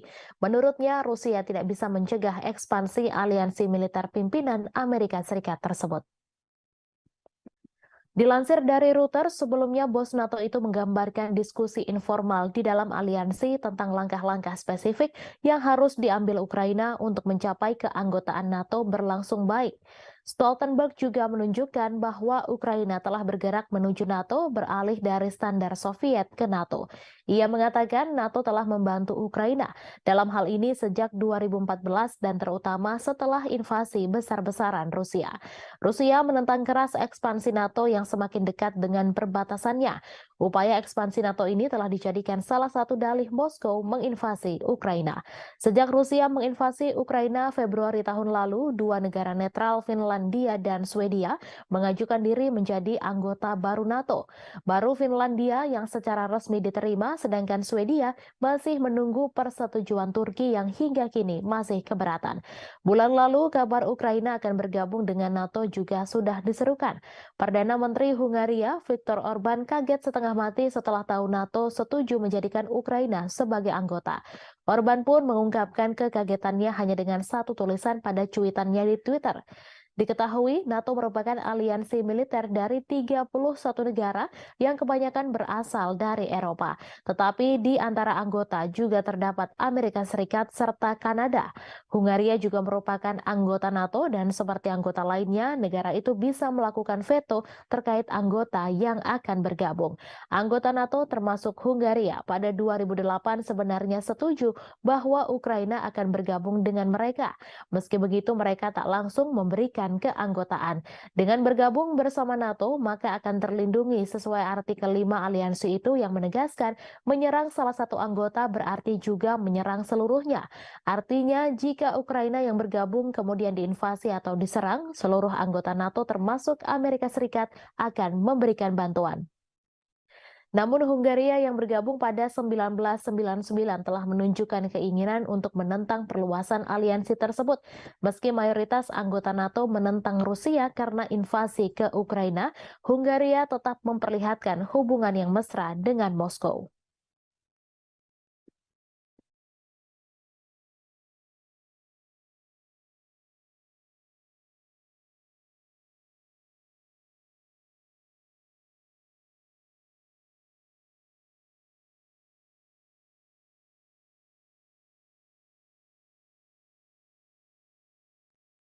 Presiden Amerika Serikat Joe Biden telah menyetujui paket bantuan militer baru untuk Ukraina yang berjumlah hingga 300 juta USD. Paket bantuan itu mencakup amunisi tambahan untuk drone dan berbagai senjata lainnya. Para pejabat Amerika Serikat mengatakan tidak ada dugaan bahwa drone atau amunisi buatan Amerika Serikat digunakan dalam serangan Moskow yang disalahkan Kremlin atas Ukraina.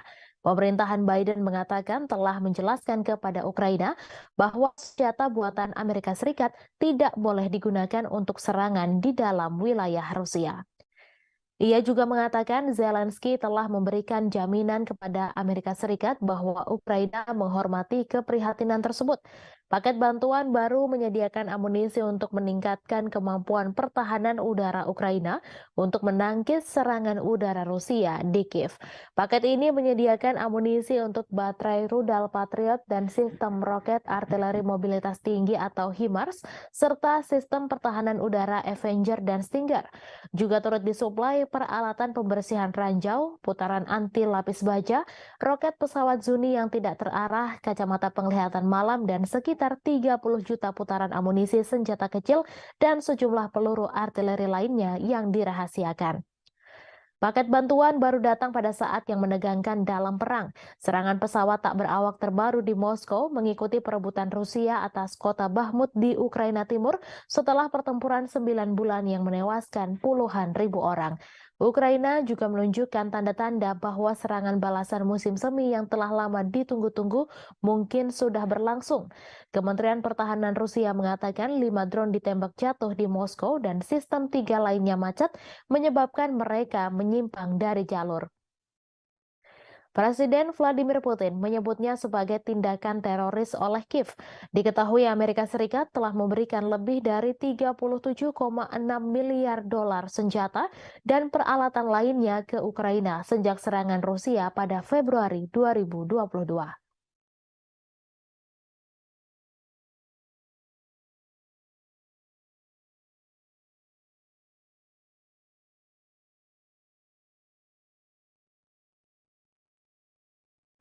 memberi peringatan akan ancaman baru terhadap keamanan pangan global. Dijelaskan bahwa Rusia membatasi jumlah kapal yang diizinkan untuk mengambil biji-bijian Ukraina di pelabuhan Laut Hitam dalam kampanyenya. Hal itu dilakukan agar Kiev membuka saluran pipa untuk bahan utama pupuk untuk sampai ke pasar dunia. Juru bicara PBB Stefan Dujarric menyatakan keprihatinan serius bahwa hanya 33 kapal yang berangkat dari pelabuhan Ukraina pada bulan Mei dan ekspor biji-bijian dan bahan makanan lainnya hanya berjumlah 1,3 juta metrik ton bulan lalu, kurang dari setengah jumlah bulan sebelumnya.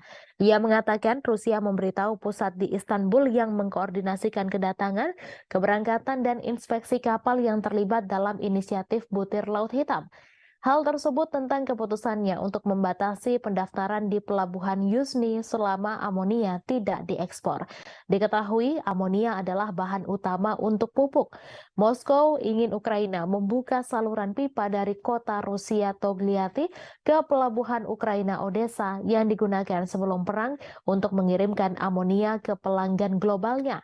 Turki dan PBB menengahi inisiatif terobosan dengan Rusia dan Ukraina Juli lalu dengan membuka jalur ekspor biji-bijian Ukraina dari 3 pelabuhan utamanya di Laut Hitam, Odessa, Chernomorsk, dan Yuzhny.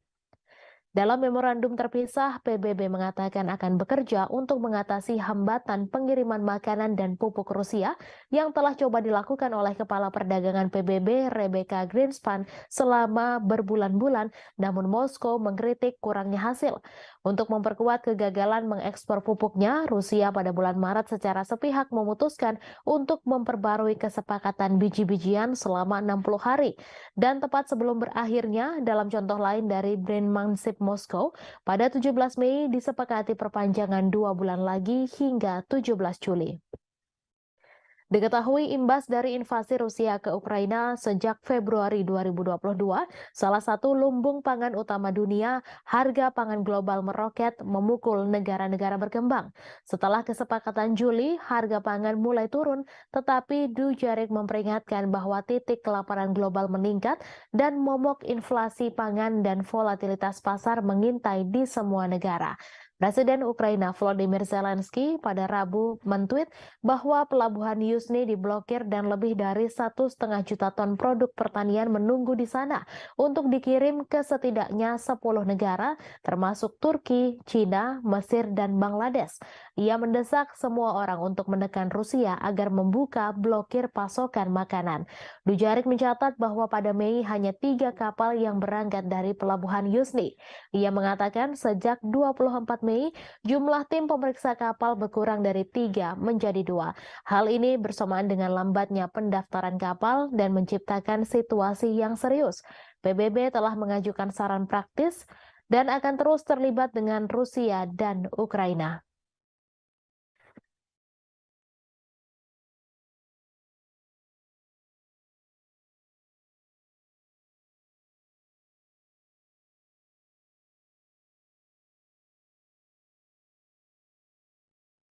Ukraina pada Rabu 31 Mei memperingatkan larangan ekspor biji-bijian yang diberlakukan beberapa negara Uni Eropa justru membantu Presiden Rusia Vladimir Putin memecah belah Eropa. Diketahui beberapa negara tetangga Ukraina, termasuk sekutu setianya yaitu Polandia, memberlakukan pembatasan sementara pada produk pertanian Kiev sejak bulan lalu. Komisaris Pertanian Eropa Janusz Wojciechowski pada Selasa 30 Mei menyerukan pembatasan impor biji-bijian yang diberlakukan oleh beberapa negara Uni Eropa diperpanjang setidaknya sampai akhir Oktober. Pembatasan yang berlaku saat ini akan berakhir pada 5 Juni 2023. Diketahui invasi Rusia tahun lalu sangat membatasi ekspor tradisional biji-bijian Ukraina melalui Laut Hitam, sehingga pengiriman harus dialihkan ke darat melalui negara-negara tetangga Ukraina. Para anggota Uni Eropa setuju mengizinkan impor produk tertentu dari Ukraina tanpa batasan kuantitatif dan tanpa bea cukai serta inspeksi resmi. Namun petani di beberapa negara Uni Eropa memprotes turunnya harga yang berujung serangkaian pembatasan dan larangan ekspor makanan Ukraina sebagai tanggapannya. Uni Eropa akhirnya membuat kesepakatan dengan 5 negara yang terlibat, Polandia, Hungaria, Slovakia, Bulgaria, dan Romania untuk mengizinkan mereka memblokir impor biji-bijian dari Ukraina. Pembatasan ini ditentang oleh 12 negara Uni Eropa termasuk Prancis dan Jerman yang menyatakan keprihatinan atas kurangnya transparansi dan memperingatkan hal itu berisiko merusak pasar tunggal Eropa. Sebelumnya pada bulan Juli 2022, Presiden Rusia Vladimir Putin mengatakan bahwa Barat harus mencabut pembatasan ekspor gandum Rusia. Rusia juga bersedia memfasilitasi ekspor biji-bijian Ukraina. Sebagaimana diketahui, perang Rusia-Ukraina telah menghambat pengiriman dari salah satu pengekspor gandum dan biji-bijian terbesar di dunia dan memicu kekhawatiran akan kekurangan pangan global. Sebagai gambaran, harga sereal di Afrika melonjak karena merosotnya ekspor dari Ukraina. Hal itu lantas mempertajam dampak konflik dan perubahan iklim serta memicu kekhawatiran kerusuhan sosial.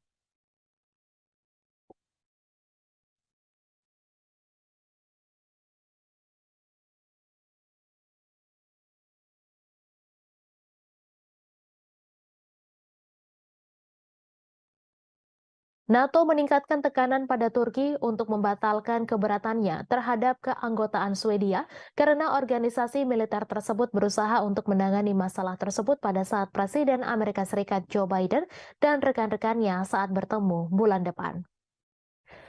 Aliansi beranggotakan 31 negara itu juga berupaya meningkatkan status non-anggota Ukraina di NATO dan menyiapkan kerangka kerja untuk komitmen keamanan yang dapat ditawarkan setelah perang dengan Rusia berakhir. Sekretaris Jenderal Jens Stoltenberg mengatakan NATO ingin melibatkan Swedia pada saat para pemimpin sekutu bertemu di Lithuania pada 11 hingga 12 Juli. Sekutu juga berharap untuk membuat kemajuan dalam pendanaan jangka panjang dan rencana keamanan untuk Ukraina pada acara yang sama. Ia mengatakan sekutu terus setuju bahwa Ukraina akan menjadi anggota NATO suatu hari nanti, namun aliansi harus memberikan komitmen keamanan dan pendanaan baru yang substansial. Menteri Luar Negeri Amerika Serikat Antony Blinken mengatakan sekutu berfokus untuk membantu Ukraina membangun kapasitas keamanan jangka menengah dan panjangnya, sehingga jika dan ketika agresi saat ini mereda, Ukraina memiliki kapasitas penuh untuk mencegah agresi di masa depan. Khawatir mereka akan menjadi sasaran Moskow setelah Rusia menginvasi Ukraina tahun lalu, Swedia dan Finlandia meninggalkan posisi tradisional non-blok militer mereka untuk mencari perlindungan di bawah payung keamanan NATO. Diketahui Finlandia menjadi negara anggota ke-31 NATO pada bulan April. NATO harus setuju dengan suara bulat bagi negara-negara untuk bergabung. Sementara itu, Swedia yang ingin bergabung masih terkendala persetujuan yang tak kunjung didapatkan dari Turki. Pemerintah Turki menuduh Swedia terlalu toleran terhadap organisasi teroris dan ancaman keamanan termasuk kelompok militan Kurdi dan orang-orang yang terkait dengan upaya kudeta tahun 2016. Hongaria juga telah menunda persetujuannya, namun alasannya belum diumumkan secara jelas. Stoltenberg mengatakan bahwa ia akan melakukan perjalanan ke Ankara untuk membahas persetujuan Turki atas bergabungnya Swedia dengan NATO. Seorang diplomat NATO mengatakan bahwa Stoltenberg dan Presiden Recep Tayyip Erdogan dapat bertemu akhir pekan ini di sela-sela pelantikan pemimpin Turki. Menteri Luar Negeri Swedia Tobias Billström mengatakan bahwa saat ini mulai ratifikasi keanggotaan Swedia di NATO. Ia mengatakan bahwa melarang Swedia bergabung dengan NATO justru adalah sebuah kemenangan bagi Presiden Rusia Vladimir Putin.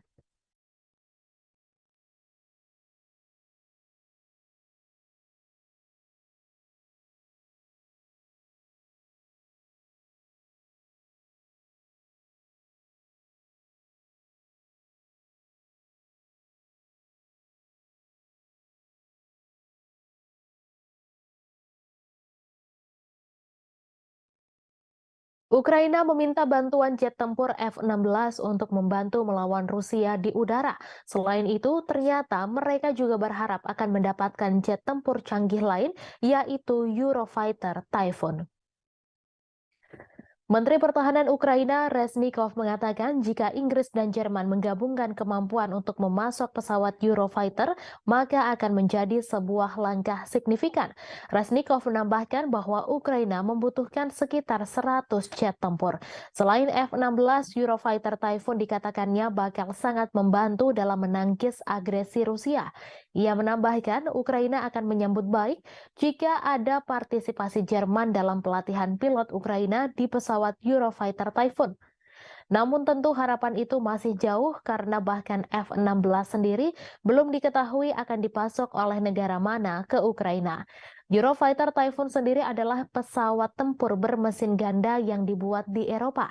Typhoon dirancang sebagai pesawat tempur superioritas udara dan diproduksi oleh konsorsium Airbus, BAE Systems, dan Leonardo yang diwadahi oleh perusahaan induk bersama Eurofighter Jet Flugzeug GmbH. Eurofighter Typhoon disebut sebagai jet tempur sangat lincah, dirancang sebagai petarung yang efektif dalam pertempuran. Pesawat versi baru didesain dengan lebih baik untuk melakukan misi serangan udara ke permukaan dan agar kompatibel dengan persenjataan berbeda, termasuk rudal Storm Shadow, Brimstone, dan Marty IR. Typhoon memiliki debut tempurnya selama intervensi militer 2011 di Libya. Royal Air Force Inggris dan Angkatan Udara Italia melakukan pengintaian udara dan misi serangan darat dalam konflik tersebut.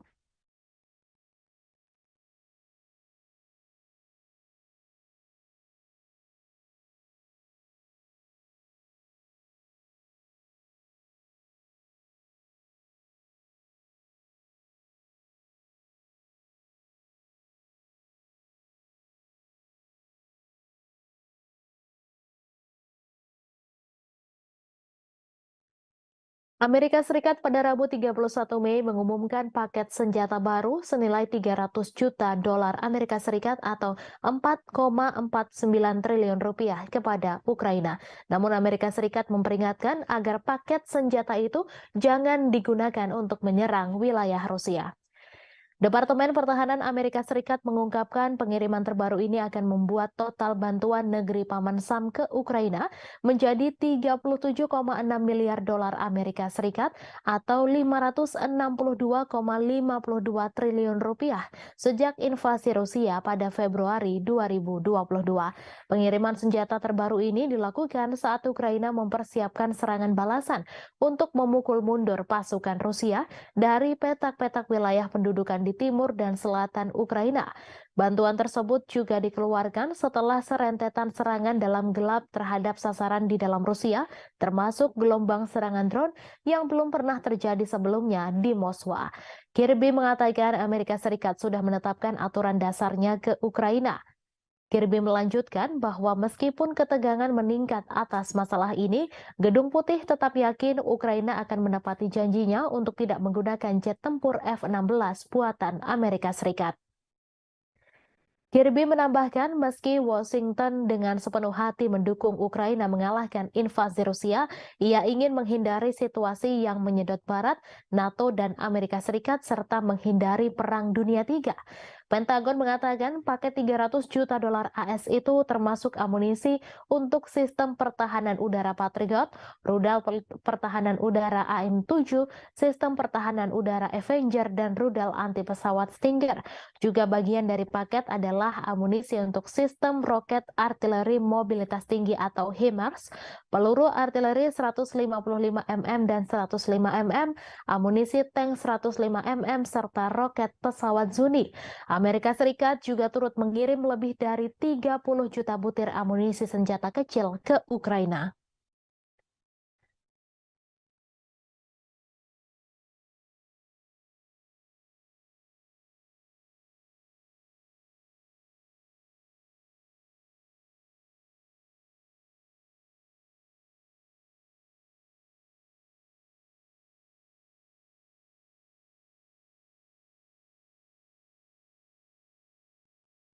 Pejabat Belanda dilaporkan membuat rencana untuk membeli puluhan tank Leopard serta rudal Patriot untuk membantu meningkatkan daya tembak Ukraina dalam konflik yang sedang berlangsung dengan Rusia.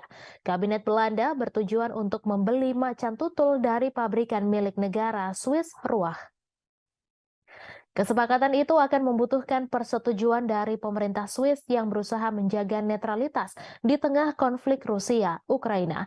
Dilansir dari RT.com, Amsterdam bergabung dengan Jerman dan Denmark pada bulan Februari untuk membeli setidaknya 100 tank tempur Leopard 1A5 untuk Ukraina dari pabrikan Jerman. Surat kabar Swiss melaporkan bahwa Belanda berusaha untuk membeli 96 Leopard 1 versi tank yang lebih tua dari Ruach. Pada saat yang sama, Belanda ingin menyediakan lebih banyak rudal atau suku cadang Patriot untuk mengoperasikannya untuk membantu meningkatkan pertahanan udara Ukraina.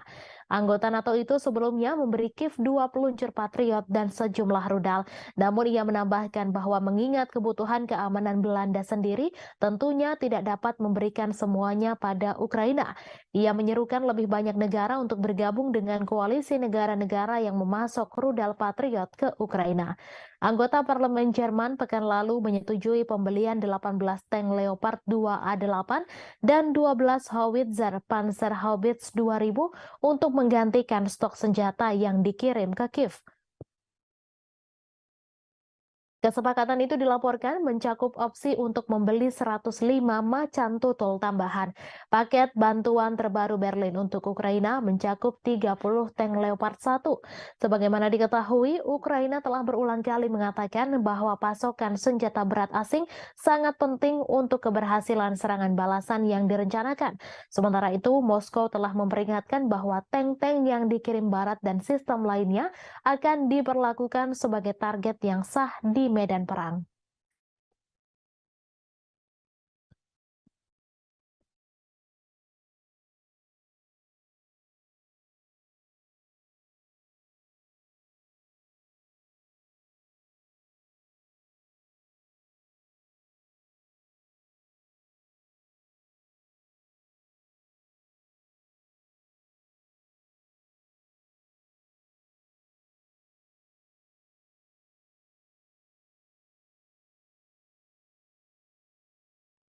Presiden Ukraina Volodymyr Zelensky dan para pendukungnya dari Eropa Barat mengadakan pertemuan puncak untuk membangun dukungan bagi rencana perdamaian Kiev.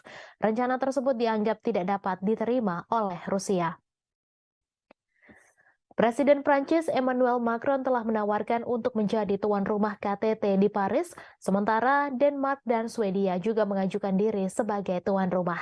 Meskipun tidak ada daftar tamu yang muncul, para pejabat Eropa dilaporkan telah menjangkau Brazil, India, China, dan negara-negara non-barat lainnya. Seorang diplomat anonim menyatakan bahwa Rusia tidak akan diundang dalam agenda tersebut. Sebelumnya, Rusia juga telah dengan tegas menolak apa yang disebut rencana kecepatan Ukraina.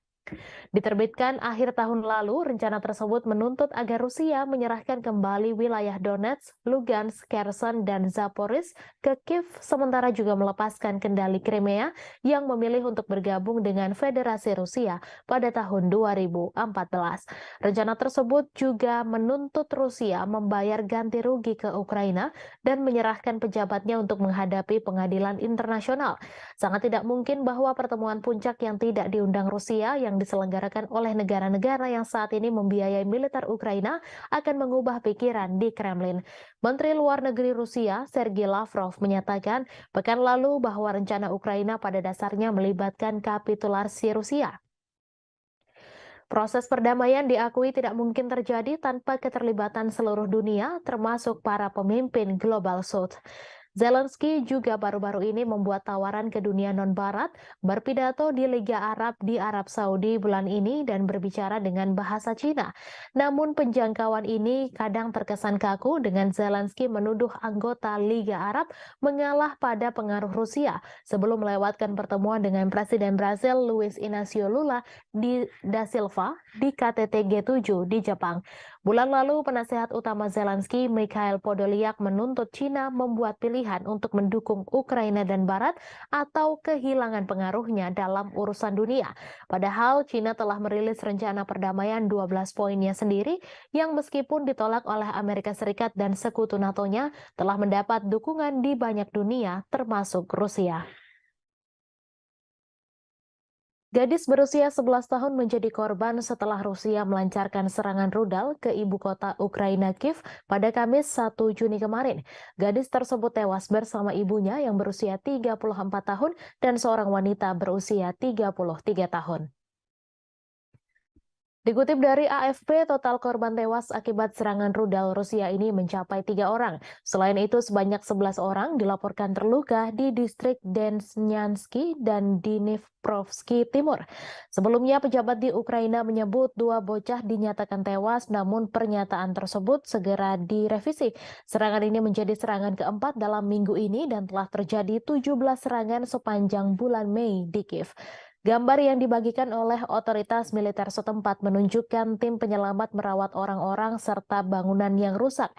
Dalam sejumlah postingan di Telegram, Wali Kota Kiev Vitali Klitschko mengatakan serangkaian ledakan telah terjadi di kota tersebut dan telah ditangani oleh penyelamat puing-puing yang berjatuhan dan kebakaran. Sementara itu, para pejabat yang didukung Rusia di wilayah Luhansk Timur Ukraina mengatakan 5 orang telah tewas dan 19 lainnya terluka oleh penembakan Ukraina di sebuah peternakan unggas pada hari Rabu. Kemudian pada Kamis pagi, Gubernur wilayah Belgorod, Rusia Barat yang berbatasan dengan Ukraina mengatakan sedikitnya 2 orang terluka dalam serangan di ibu kota Shebekino yang ia tuduh dilakukan oleh pasukan Ukraina. Presiden Prancis Emmanuel Macron berpendapat bahwa Ukraina melindungi Eropa dan harus diberikan jaminan keamanan oleh NATO. Ia menambahkan bahwa akan menjadi kepentingan anggota NATO untuk memberikan jaminan tersebut, sementara Kiev menunggu persetujuan untuk bergabung dengan aliansi militer Barat. Prancis dan kekuatan Barat lainnya telah memberikan bantuan militer senilai miliaran dolar ke Ukraina sejak konflik dengan Rusia dimulai pada Februari 2022. Namun mereka berhenti menawarkan perlindungan menyeluruh yang diberikan kepada anggota NATO. Pasal 5 Perjanjian Pendirian Blok menetapkan bahwa serangan terhadap satu anggota dianggap sebagai serangan terhadap semua anggota. Presiden Prancis yang pernah menggambarkan aliansi yang berbasis di Brussel itu sebagai mati otak, mengatakan bahwa krisis Ukraina telah menyentuh NATO. Macron meminta anggota blok untuk mengintensifkan bantuan militer ke Kiev sehingga memiliki semua yang dibutuhkan untuk serangan balasan terhadap pasukan Rusia. Meskipun mengakui bahwa kontribusi Amerika Serikat telah menjadi kunci dalam memungkinkan Ukraina mempertahankan diri, Macron berpendapat bahwa Eropa harus membangun industri pertahanannya sendiri daripada mengandalkan Washington untuk perlindungan.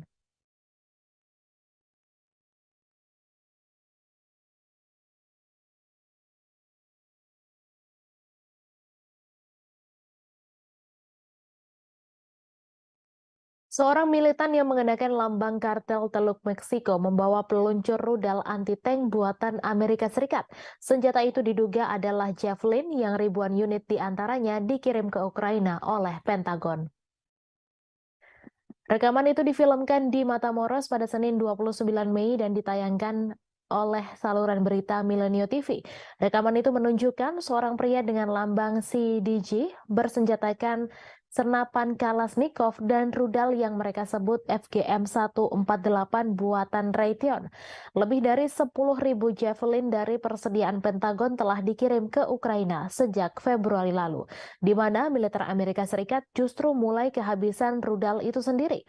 Presenter Milenio Azucena Yuresti mencatat di Twitter bahwa perkiraan nilai peluncur Javelin di pasar gelap berkisar antara 20.000 USD hingga 60.000 USD, sedangkan biaya rata-rata satu misil adalah sekitar 30.000 USD. Pakar militer percaya bahwa senjata dalam rekaman Milenio sebenarnya adalah AT-4, peluncur anti-tank sekali pakai buatan Swedia yang juga digunakan militer Amerika Serikat dan juga dipasok ke Ukraina dalam jumlah ribuan. Diketahui Rusia telah berulang kali memperingatkan Amerika Serikat dan sekutunya untuk tidak memberi dukungan Ukraina dengan senjata dan amunisi. Karena hal ini eskalasi konflik yang akan mengakibatkan senjata berakhir kriminal. Investigasi RT pada Juli 2022 menemukan berbagai senjata yang dipasok Barat, termasuk roket anti-tank untuk dijual di web gelap. Beberapa bulan kemudian, juru bicara Kementerian Luar Negeri Rusia Maria Zakharova memperingatkan senjata barat senilai 1 miliar USD per bulan berakhir di tangan teroris, ekstremis, dan kelompok kriminal di Timur Tengah, Afrika Tengah, dan Asia Tenggara. Kiev mengecam ini sebagai propaganda dan bersikeras semuanya telah diperhitungkan. Outlet Amerika Serikat CBS menyensor film dokumenter mereka tentang pasokan senjata ke Ukraina setelah pemerintah di Kiev keberatan. Bulan lalu, jurnalis investigasi veteran Seymour Hersh mengatakan Barat sadar senjatanya berakhir di pasar gelap. Namun pemerintah tidak peduli karena mempersenjatai Ukraina lebih penting bagi mereka. Kartel teluk berbasis di negara bagian Meksiko, Tamaulipas, khususnya di kota perbatasan Matamoros, tepat di seberang Rio Grande dari Brownsville, Texas. Mereka berasal dari tahun 1930-an, namun menjadi terkenal di akhir 1990-an ketika kartel itu memisahkan milisi terkenal bernama Los Zetas. Grup tersebut telah bubar dengan sendirinya. Meskipun terutama dikenal sebagai kartel penyelundupan narkoba, CDG juga dituduh melakukan pemerasan, penculikan, pencucian uang, dan perdagangan orang, budak seks, dan bisnis senjata. Pada bulan Maret, kartel meminta maaf atas salah satu faksi yang menculik 4 orang Amerika dan membunuh 2 orang dari mereka dalam apa yang mereka katakan sebagai kasus kesalahan identitas. 5 anggota faksi itu diserahkan ke polisi Meksiko.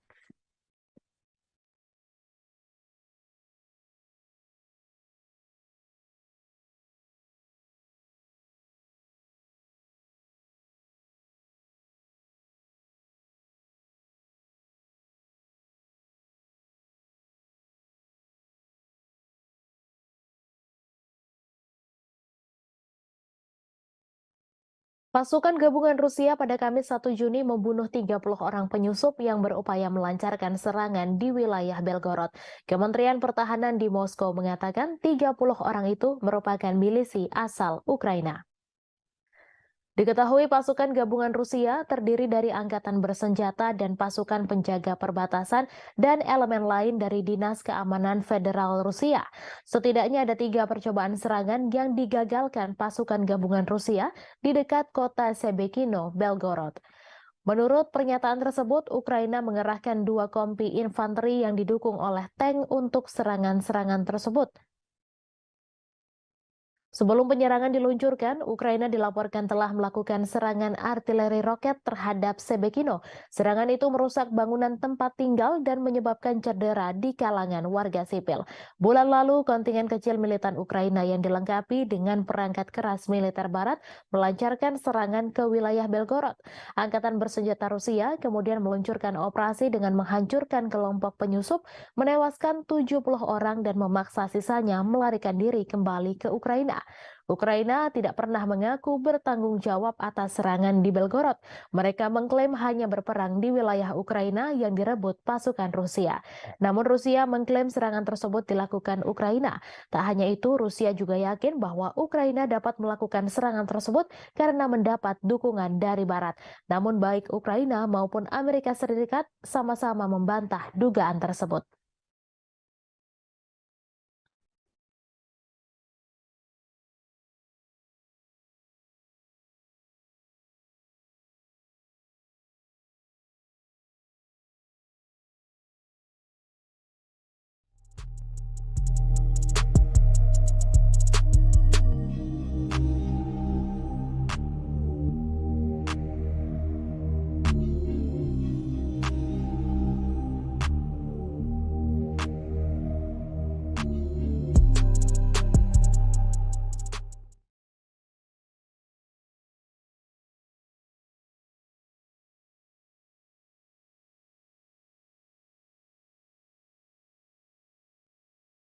Sekjen NATO Jens Stoltenberg pada Kamis 1 Juni mengatakan semua sekutu telah setuju Ukraina bergabung dengan aliansi.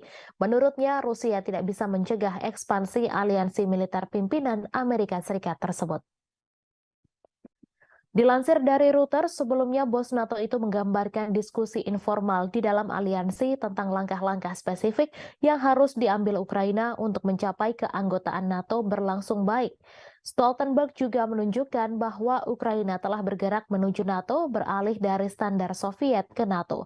Ia mengatakan NATO telah membantu Ukraina dalam hal ini sejak 2014 dan terutama setelah invasi besar-besaran Rusia. Rusia menentang keras ekspansi NATO yang semakin dekat dengan perbatasannya. Upaya ekspansi NATO ini telah dijadikan salah satu dalih Moskow menginvasi Ukraina. Sejak Rusia menginvasi Ukraina Februari tahun lalu, dua negara netral Finlandia dan Swedia mengajukan diri menjadi anggota baru NATO. Baru Finlandia yang secara resmi diterima, sedangkan Swedia masih menunggu persetujuan Turki yang hingga kini masih keberatan. Bulan lalu, kabar Ukraina akan bergabung dengan NATO juga sudah diserukan. Perdana Menteri Hungaria Viktor Orban kaget setengah mati setelah tahu NATO setuju menjadikan Ukraina sebagai anggota. Orban pun mengungkapkan kekagetannya hanya dengan satu tulisan pada cuitannya di Twitter. Diketahui NATO merupakan aliansi militer dari 31 negara yang kebanyakan berasal dari Eropa. Tetapi di antara anggota juga terdapat Amerika Serikat serta Kanada. Hungaria juga merupakan anggota NATO dan seperti anggota lainnya, negara itu bisa melakukan veto terkait anggota yang akan bergabung. Anggota NATO termasuk Hungaria pada 2008 sebenarnya setuju bahwa Ukraina akan bergabung dengan mereka. Meski begitu, mereka tak langsung memberikan keanggotaan. Dengan bergabung bersama NATO, maka akan terlindungi sesuai artikel 5 aliansi itu yang menegaskan menyerang salah satu anggota berarti juga menyerang seluruhnya. Artinya, jika Ukraina yang bergabung kemudian diinvasi atau diserang, seluruh anggota NATO termasuk Amerika Serikat akan memberikan bantuan. Namun Hungaria yang bergabung pada 1999 telah menunjukkan keinginan untuk menentang perluasan aliansi tersebut. Meski mayoritas anggota NATO menentang Rusia karena invasi ke Ukraina, Hungaria tetap memperlihatkan hubungan yang mesra dengan Moskow.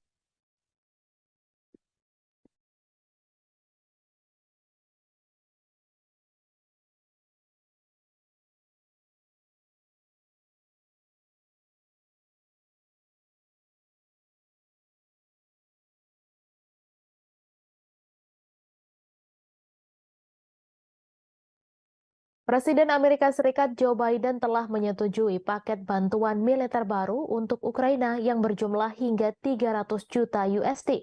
Paket bantuan itu mencakup amunisi tambahan untuk drone dan berbagai senjata lainnya. Para pejabat Amerika Serikat mengatakan tidak ada dugaan bahwa drone atau amunisi buatan Amerika Serikat digunakan dalam serangan Moskow yang disalahkan Kremlin atas Ukraina. Pemerintahan Biden mengatakan telah menjelaskan kepada Ukraina bahwa senjata buatan Amerika Serikat tidak boleh digunakan untuk serangan di dalam wilayah Rusia. Ia juga mengatakan Zelensky telah memberikan jaminan kepada Amerika Serikat bahwa Ukraina menghormati keprihatinan tersebut. Paket bantuan baru menyediakan amunisi untuk meningkatkan kemampuan pertahanan udara Ukraina untuk menangkis serangan udara Rusia di Kiev. Paket ini menyediakan amunisi untuk baterai rudal Patriot dan sistem roket artileri mobilitas tinggi atau HIMARS, serta sistem pertahanan udara Avenger dan Stinger. Juga turut disuplai peralatan pembersihan ranjau, putaran anti lapis baja, roket pesawat Zuni yang tidak terarah, kacamata penglihatan malam, dan sekitar 30 juta putaran amunisi senjata kecil dan sejumlah peluru artileri lainnya yang dirahasiakan. Paket bantuan baru datang pada saat yang menegangkan dalam perang. Serangan pesawat tak berawak terbaru di Moskow mengikuti perebutan Rusia atas kota Bakhmut di Ukraina Timur setelah pertempuran 9 bulan yang menewaskan puluhan ribu orang. Ukraina juga menunjukkan tanda-tanda bahwa serangan balasan musim semi yang telah lama ditunggu-tunggu mungkin sudah berlangsung. Kementerian Pertahanan Rusia mengatakan 5 drone ditembak jatuh di Moskow dan sistem 3 lainnya macet menyebabkan mereka menyimpang dari jalur. Presiden Vladimir Putin menyebutnya sebagai tindakan teroris oleh Kiev. Diketahui Amerika Serikat telah memberikan lebih dari 37,6 miliar dolar senjata dan peralatan lainnya ke Ukraina sejak serangan Rusia pada Februari 2022.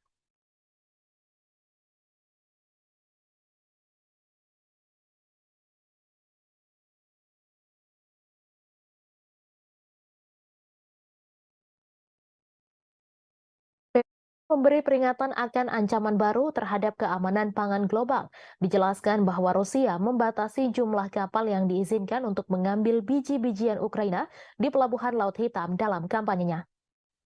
Hal itu dilakukan agar Kiev membuka saluran pipa untuk bahan utama pupuk untuk sampai ke pasar dunia. Juru bicara PBB Stefan Dujarric menyatakan keprihatinan serius bahwa hanya 33 kapal yang berangkat dari pelabuhan Ukraina pada bulan Mei dan ekspor biji-bijian dan bahan makanan lainnya hanya berjumlah 1,3 juta metrik ton bulan lalu, kurang dari setengah jumlah bulan sebelumnya. Ia mengatakan Rusia memberitahu pusat di Istanbul yang mengkoordinasikan kedatangan, keberangkatan, dan inspeksi kapal yang terlibat dalam inisiatif Butir Laut Hitam. Hal tersebut tentang keputusannya untuk membatasi pendaftaran di pelabuhan Yuzhny selama amonia tidak diekspor. Diketahui amonia adalah bahan utama untuk pupuk. Moskow ingin Ukraina membuka saluran pipa dari kota Rusia Togliatti ke pelabuhan Ukraina Odessa yang digunakan sebelum perang untuk mengirimkan amonia ke pelanggan globalnya.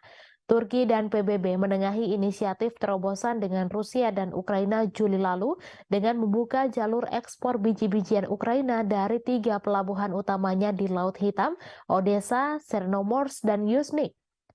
Dalam memorandum terpisah, PBB mengatakan akan bekerja untuk mengatasi hambatan pengiriman makanan dan pupuk Rusia yang telah coba dilakukan oleh Kepala Perdagangan PBB Rebecca Greenspan selama berbulan-bulan, namun Moskow mengkritik kurangnya hasil. Untuk memperkuat kegagalan mengekspor pupuknya, Rusia pada bulan Maret secara sepihak memutuskan untuk memperbarui kesepakatan biji-bijian selama 60 hari. Dan tepat sebelum berakhirnya, dalam contoh lain dari Brandmansip Moskow, pada 17 Mei disepakati perpanjangan 2 bulan lagi hingga 17 Juli. Diketahui imbas dari invasi Rusia ke Ukraina sejak Februari 2022, salah satu lumbung pangan utama dunia, harga pangan global meroket memukul negara-negara berkembang. Setelah kesepakatan Juli, harga pangan mulai turun, tetapi Dujarric memperingatkan bahwa titik kelaparan global meningkat dan momok inflasi pangan dan volatilitas pasar mengintai di semua negara. Presiden Ukraina Volodymyr Zelensky pada Rabu mentweet bahwa pelabuhan Yuzhny diblokir dan lebih dari 1,5 juta ton produk pertanian menunggu di sana untuk dikirim ke setidaknya 10 negara termasuk Turki, China, Mesir, dan Bangladesh. Ia mendesak semua orang untuk menekan Rusia agar membuka blokir pasokan makanan. Dujarric mencatat bahwa pada Mei hanya 3 kapal yang berangkat dari pelabuhan Yuzhny. Ia mengatakan sejak 24 Mei, jumlah tim pemeriksa kapal berkurang dari 3 menjadi 2. Hal ini bersamaan dengan lambatnya pendaftaran kapal dan menciptakan situasi yang serius. PBB telah mengajukan saran praktis dan akan terus terlibat dengan Rusia dan Ukraina.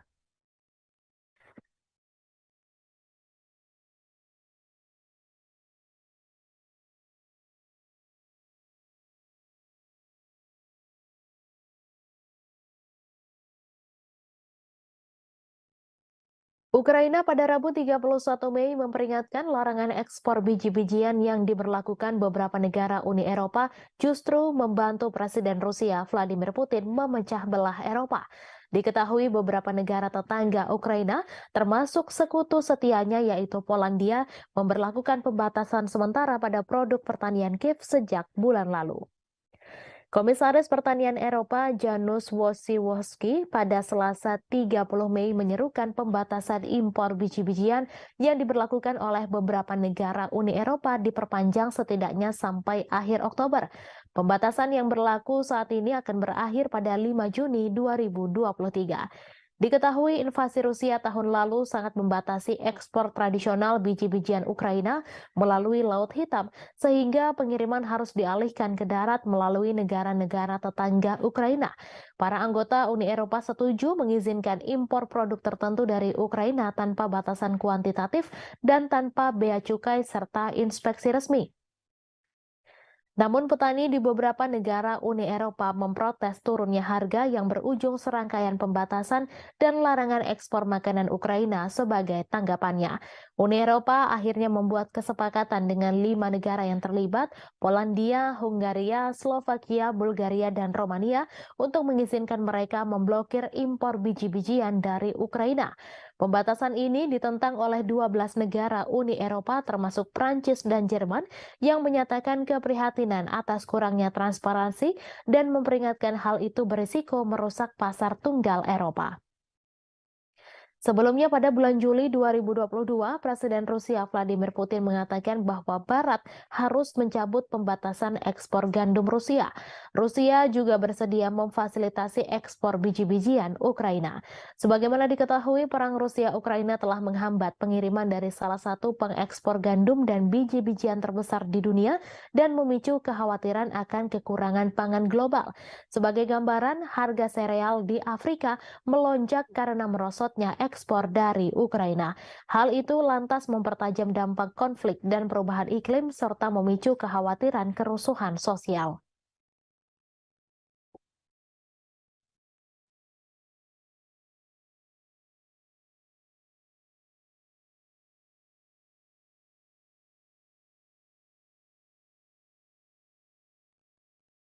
NATO meningkatkan tekanan pada Turki untuk membatalkan keberatannya terhadap keanggotaan Swedia karena organisasi militer tersebut berusaha untuk menangani masalah tersebut pada saat Presiden Amerika Serikat Joe Biden dan rekan-rekannya saat bertemu bulan depan. Aliansi beranggotakan 31 negara itu juga berupaya meningkatkan status non-anggota Ukraina di NATO dan menyiapkan kerangka kerja untuk komitmen keamanan yang dapat ditawarkan setelah perang dengan Rusia berakhir.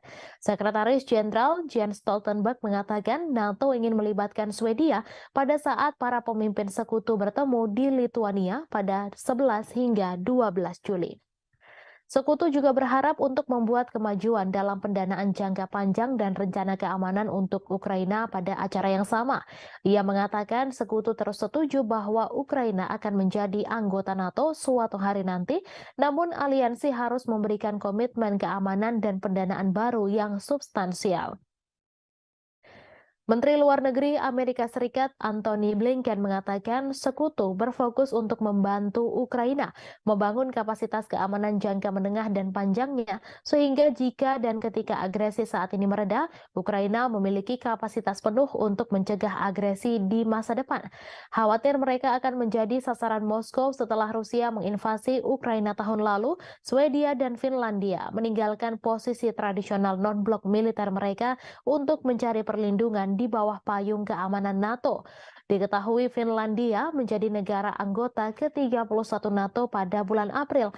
NATO harus setuju dengan suara bulat bagi negara-negara untuk bergabung. Sementara itu, Swedia yang ingin bergabung masih terkendala persetujuan yang tak kunjung didapatkan dari Turki.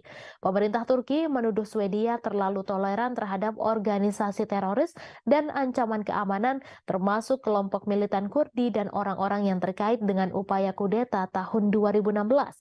Hongaria juga telah menunda persetujuannya, namun alasannya belum diumumkan secara jelas. Stoltenberg mengatakan bahwa ia akan melakukan perjalanan ke Ankara untuk membahas persetujuan Turki atas bergabungnya Swedia dengan NATO. Seorang diplomat NATO mengatakan bahwa Stoltenberg dan Presiden Recep Tayyip Erdogan dapat bertemu akhir pekan ini di sela-sela pelantikan pemimpin Turki. Menteri Luar Negeri Swedia Tobias Billström mengatakan bahwa saat ini mulai ratifikasi keanggotaan Swedia di NATO. Ia mengatakan bahwa melarang Swedia bergabung dengan NATO justru adalah sebuah kemenangan bagi Presiden Rusia Vladimir Putin.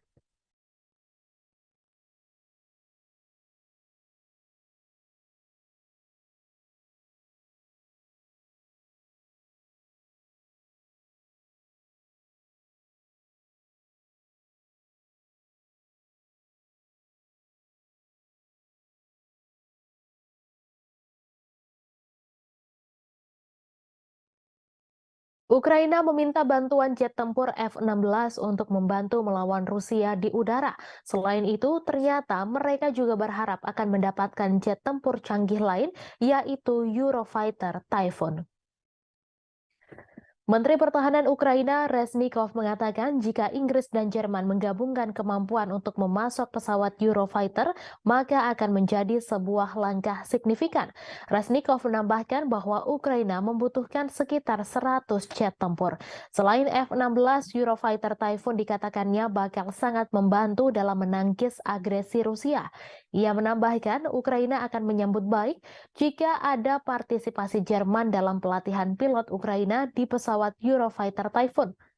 Namun tentu harapan itu masih jauh karena bahkan F-16 sendiri belum diketahui akan dipasok oleh negara mana ke Ukraina. Eurofighter Typhoon sendiri adalah pesawat tempur bermesin ganda yang dibuat di Eropa. Typhoon dirancang sebagai pesawat tempur superioritas udara dan diproduksi oleh konsorsium Airbus, BAE Systems, dan Leonardo yang diwadahi oleh perusahaan induk bersama Eurofighter Jet Flugzeug GmbH. Eurofighter Typhoon disebut sebagai jet tempur sangat lincah, dirancang sebagai petarung yang efektif dalam pertempuran.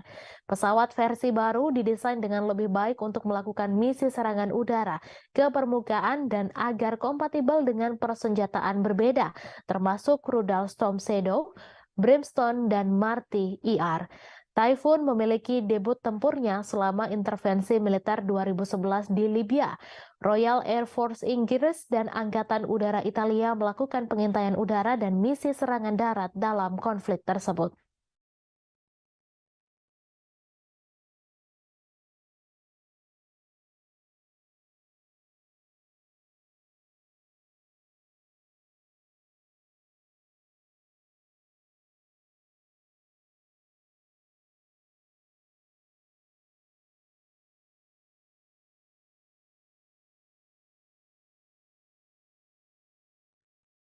Amerika Serikat pada Rabu 31 Mei mengumumkan paket senjata baru senilai 300 juta dolar Amerika Serikat atau 4,49 triliun rupiah kepada Ukraina.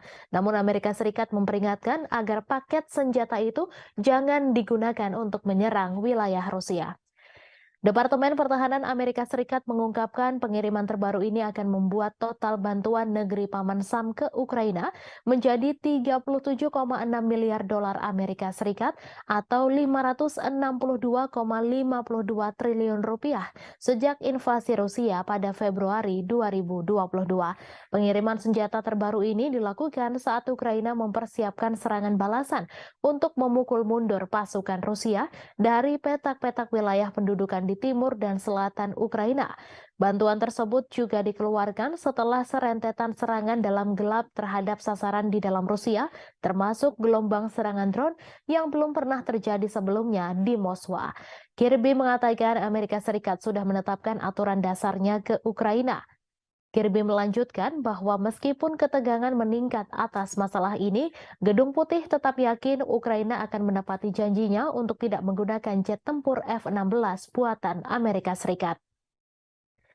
Kirby menambahkan meski Washington dengan sepenuh hati mendukung Ukraina mengalahkan invasi Rusia, ia ingin menghindari situasi yang menyedot Barat, NATO, dan Amerika Serikat serta menghindari Perang Dunia III. Pentagon mengatakan paket 300 juta dolar AS itu termasuk amunisi untuk sistem pertahanan udara Patriot, rudal pertahanan udara AM-7, sistem pertahanan udara Avenger, dan rudal anti pesawat Stinger. Juga bagian dari paket adalah amunisi untuk sistem roket artileri mobilitas tinggi atau HIMARS, peluru artileri 155 mm dan 105 mm, amunisi tank 105 mm, serta roket pesawat Zuni. Amerika Serikat juga turut mengirim lebih dari 30 juta butir amunisi senjata kecil ke Ukraina.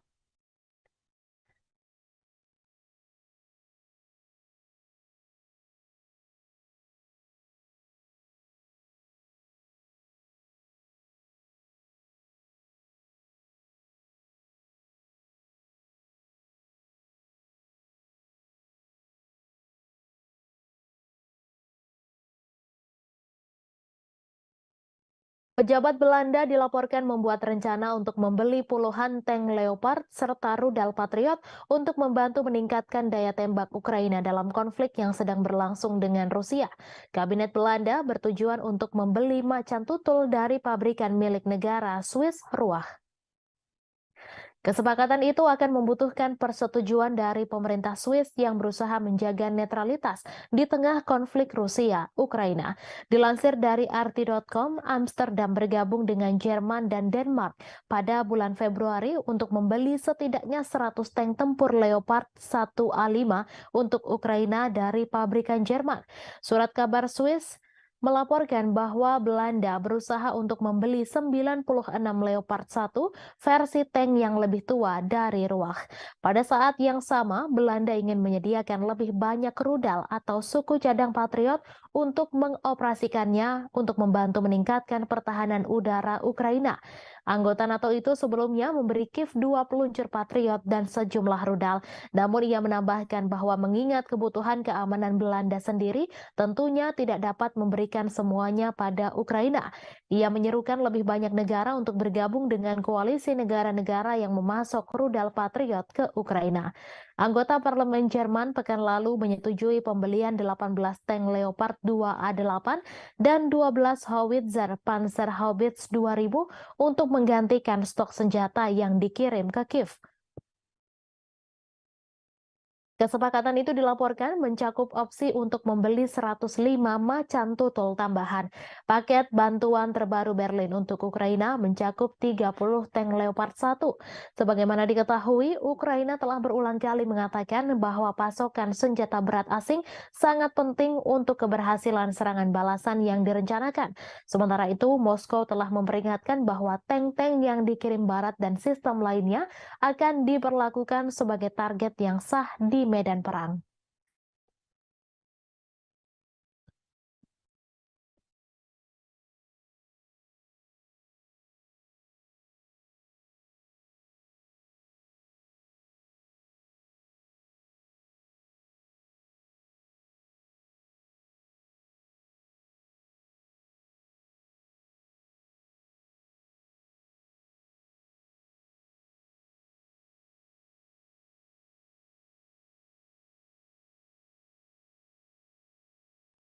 Presiden Ukraina Volodymyr Zelensky dan para pendukungnya dari Eropa Barat mengadakan pertemuan puncak untuk membangun dukungan bagi rencana perdamaian Kiev. Rencana tersebut dianggap tidak dapat diterima oleh Rusia. Presiden Prancis Emmanuel Macron telah menawarkan untuk menjadi tuan rumah KTT di Paris, sementara Denmark dan Swedia juga mengajukan diri sebagai tuan rumah. Meskipun tidak ada daftar tamu yang muncul, para pejabat Eropa dilaporkan telah menjangkau Brazil, India, China, dan negara-negara non-barat lainnya. Seorang diplomat anonim menyatakan bahwa Rusia tidak akan diundang dalam agenda tersebut. Sebelumnya, Rusia juga telah dengan tegas menolak apa yang disebut rencana kecepatan Ukraina. Diterbitkan akhir tahun lalu, rencana tersebut menuntut agar Rusia menyerahkan kembali wilayah Donetsk, Lugansk, Kherson, dan Zaporizhzhia ke Kiev, sementara juga melepaskan kendali Crimea yang memilih untuk bergabung dengan Federasi Rusia pada tahun 2014. Rencana tersebut juga menuntut Rusia membayar ganti rugi ke Ukraina dan menyerahkan pejabatnya untuk menghadapi pengadilan internasional. Sangat tidak mungkin bahwa pertemuan puncak yang tidak diundang Rusia yang diselenggarakan oleh negara-negara yang saat ini membiayai militer Ukraina akan mengubah pikiran di Kremlin. Menteri Luar Negeri Rusia, Sergei Lavrov, menyatakan pekan lalu bahwa rencana Ukraina pada dasarnya melibatkan kapitulasi Rusia. Proses perdamaian diakui tidak mungkin terjadi tanpa keterlibatan seluruh dunia, termasuk para pemimpin Global South. Zelensky juga baru-baru ini membuat tawaran ke dunia non-barat, berpidato di Liga Arab di Arab Saudi bulan ini dan berbicara dengan bahasa Cina. Namun penjangkauan ini kadang terkesan kaku dengan Zelensky menuduh anggota Liga Arab mengalah pada pengaruh Rusia sebelum melewatkan pertemuan dengan Presiden Brasil Luiz Inácio Lula da Silva di KTT G7 di Jepang. Bulan lalu, penasehat utama Zelensky, Mikhail Podolyak, menuntut China membuat pilihan untuk mendukung Ukraina dan Barat atau kehilangan pengaruhnya dalam urusan dunia. Padahal China telah merilis rencana perdamaian 12 poinnya sendiri yang meskipun ditolak oleh Amerika Serikat dan sekutu NATO-nya telah mendapat dukungan di banyak dunia termasuk Rusia. Gadis berusia 11 tahun menjadi korban setelah Rusia melancarkan serangan rudal ke ibu kota Ukraina Kiev pada Kamis 1 Juni kemarin.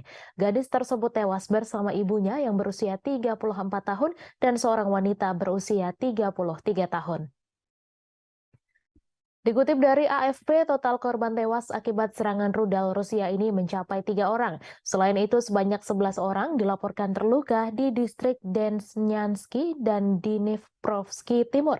Sebelumnya, pejabat di Ukraina menyebut 2 bocah dinyatakan tewas, namun pernyataan tersebut segera direvisi. Serangan ini menjadi serangan keempat dalam minggu ini dan telah terjadi 17 serangan sepanjang bulan Mei di Kiev. Gambar yang dibagikan oleh otoritas militer setempat menunjukkan tim penyelamat merawat orang-orang serta bangunan yang rusak.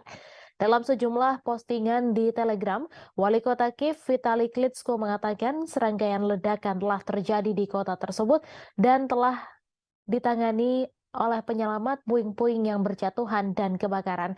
Sementara itu, para pejabat yang didukung Rusia di wilayah Luhansk Timur Ukraina mengatakan 5 orang telah tewas dan 19 lainnya terluka oleh penembakan Ukraina di sebuah peternakan unggas pada hari Rabu. Kemudian pada Kamis pagi, Gubernur wilayah Belgorod, Rusia Barat yang berbatasan dengan Ukraina mengatakan sedikitnya 2 orang terluka dalam serangan di ibu kota Shebekino yang ia tuduh dilakukan oleh pasukan Ukraina. Presiden Prancis Emmanuel Macron berpendapat bahwa Ukraina melindungi Eropa dan harus diberikan jaminan keamanan oleh NATO. Ia menambahkan bahwa akan menjadi kepentingan anggota NATO untuk memberikan jaminan tersebut, sementara Kiev menunggu persetujuan untuk bergabung dengan aliansi militer Barat. Prancis dan kekuatan Barat lainnya telah memberikan bantuan militer senilai miliaran dolar ke Ukraina sejak konflik dengan Rusia dimulai pada Februari 2022. Namun mereka berhenti menawarkan perlindungan menyeluruh yang diberikan kepada anggota NATO. Pasal 5 Perjanjian Pendirian Blok menetapkan bahwa serangan terhadap satu anggota dianggap sebagai serangan terhadap semua anggota. Presiden Prancis yang pernah menggambarkan aliansi yang berbasis di Brussel itu sebagai mati otak mengatakan bahwa krisis Ukraina telah menyentuh NATO. Macron meminta anggota blok untuk mengintensifkan bantuan militer ke Kiev sehingga memiliki semua yang dibutuhkan untuk serangan balasan terhadap pasukan Rusia. Meskipun mengakui bahwa kontribusi Amerika Serikat telah menjadi kunci dalam memungkinkan Ukraina mempertahankan diri, Macron berpendapat bahwa Eropa harus membangun industri pertahanannya sendiri daripada mengandalkan Washington untuk perlindungan.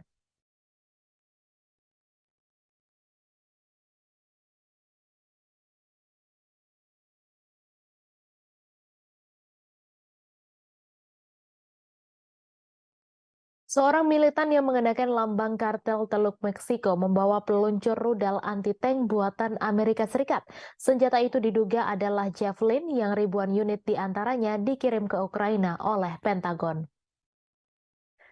Rekaman itu difilmkan di Matamoros pada Senin 29 Mei dan ditayangkan oleh saluran berita Milenio TV.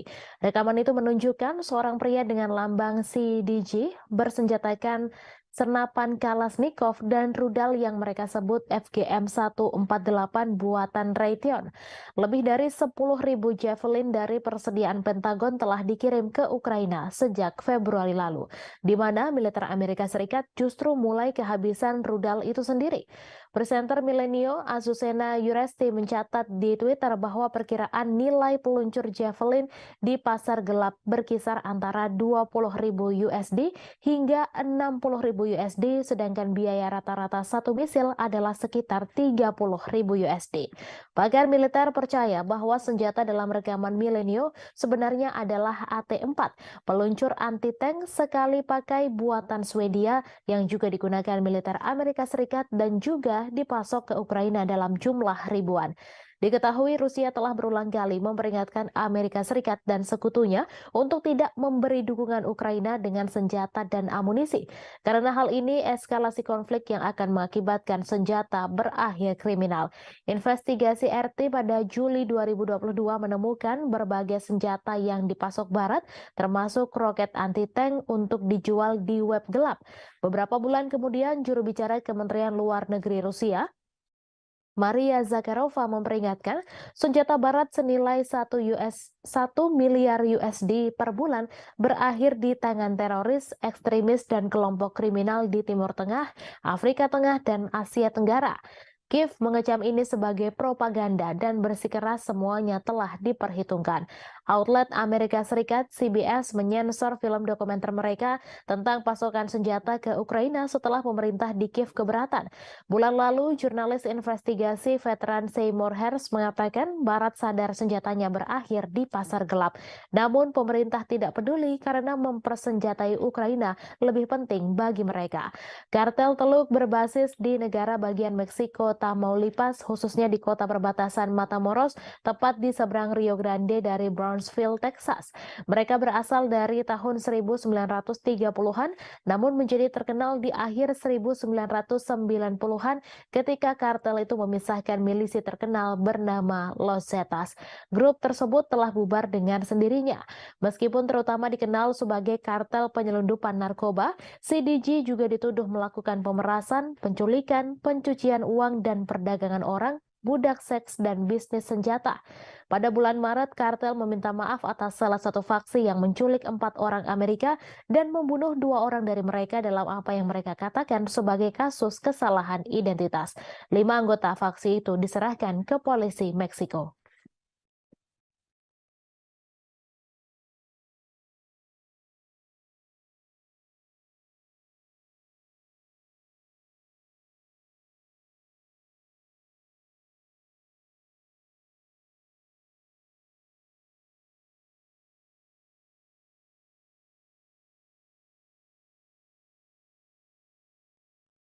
Pasukan gabungan Rusia pada Kamis 1 Juni membunuh 30 orang penyusup yang berupaya melancarkan serangan di wilayah Belgorod. Kementerian Pertahanan di Moskow mengatakan 30 orang itu merupakan milisi asal Ukraina. Diketahui pasukan gabungan Rusia terdiri dari angkatan bersenjata dan pasukan penjaga perbatasan dan elemen lain dari Dinas Keamanan Federal Rusia. Setidaknya ada 3 percobaan serangan yang digagalkan pasukan gabungan Rusia di dekat kota Sebekino, Belgorod. Menurut pernyataan tersebut, Ukraina mengerahkan 2 kompi infanteri yang didukung oleh tank untuk serangan-serangan tersebut. Sebelum penyerangan diluncurkan, Ukraina dilaporkan telah melakukan serangan artileri roket terhadap Sebekino. Serangan itu merusak bangunan tempat tinggal dan menyebabkan cedera di kalangan warga sipil. Bulan lalu, kontingen kecil militan Ukraina yang dilengkapi dengan perangkat keras militer barat melancarkan serangan ke wilayah Belgorod.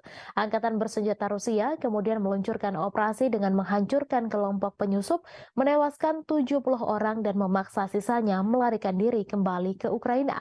Ukraina tidak pernah mengaku bertanggung jawab atas serangan di Belgorod. Mereka mengklaim hanya berperang di wilayah Ukraina yang direbut pasukan Rusia. Namun Rusia mengklaim serangan tersebut dilakukan Ukraina. Tak hanya itu, Rusia juga yakin bahwa Ukraina dapat melakukan serangan tersebut karena mendapat dukungan dari Barat. Namun baik Ukraina maupun Amerika Serikat sama-sama membantah dugaan tersebut.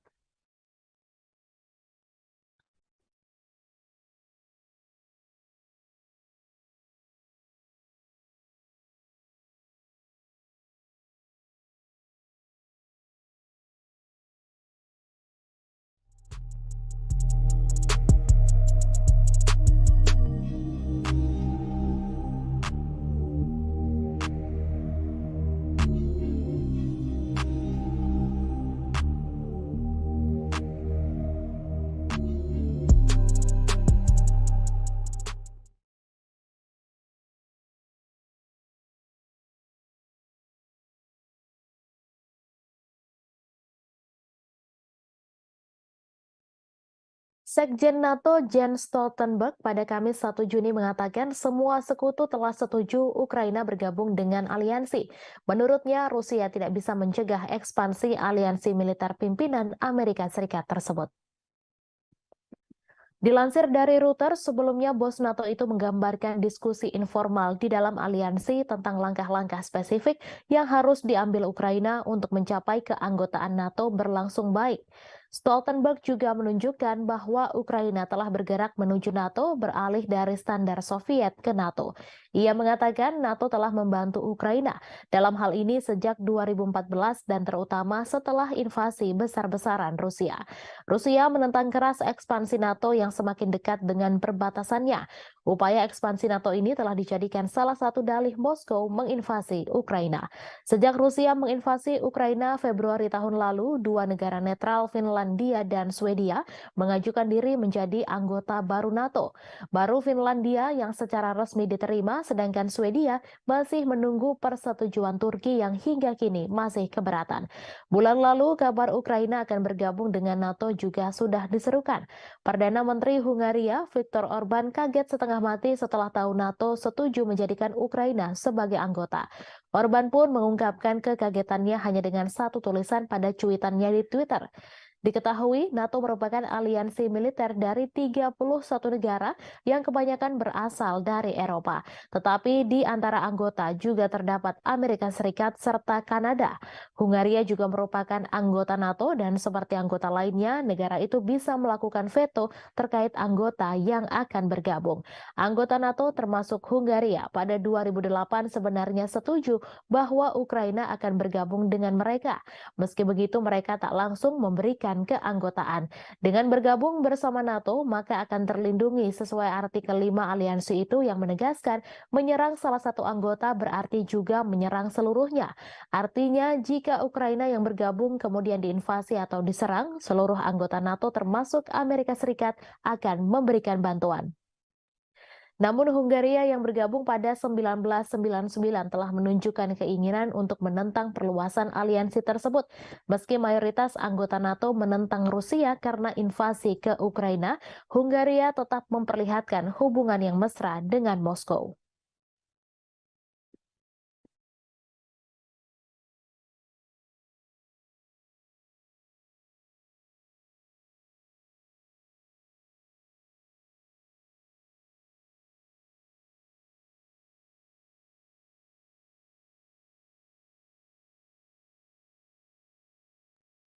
Presiden Amerika Serikat Joe Biden telah menyetujui paket bantuan militer baru untuk Ukraina yang berjumlah hingga 300 juta USD.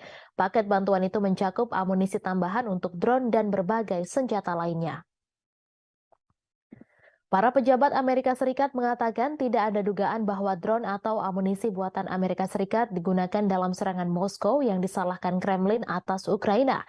Pemerintahan Biden mengatakan telah menjelaskan kepada Ukraina bahwa senjata buatan Amerika Serikat tidak boleh digunakan untuk serangan di dalam wilayah Rusia. Ia juga mengatakan Zelensky telah memberikan jaminan kepada Amerika Serikat bahwa Ukraina menghormati keprihatinan tersebut. Paket bantuan baru menyediakan amunisi untuk meningkatkan kemampuan pertahanan udara Ukraina untuk menangkis serangan udara Rusia di Kiev. Paket ini menyediakan amunisi untuk baterai rudal Patriot dan sistem roket artileri mobilitas tinggi atau HIMARS, serta sistem pertahanan udara Avenger dan Stinger.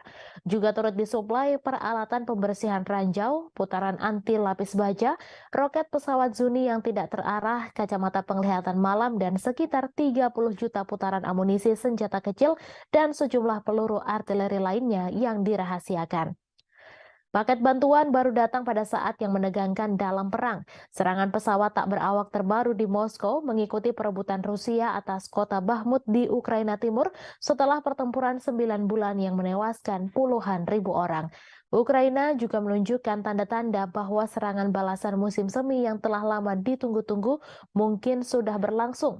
Kementerian Pertahanan Rusia mengatakan 5 drone ditembak jatuh di Moskow dan sistem 3 lainnya macet menyebabkan mereka menyimpang dari jalur. Presiden Vladimir Putin menyebutnya sebagai tindakan teroris oleh Kiev. Diketahui Amerika Serikat telah memberikan lebih dari 37,6 miliar dolar senjata dan peralatan lainnya ke Ukraina sejak serangan Rusia pada Februari 2022.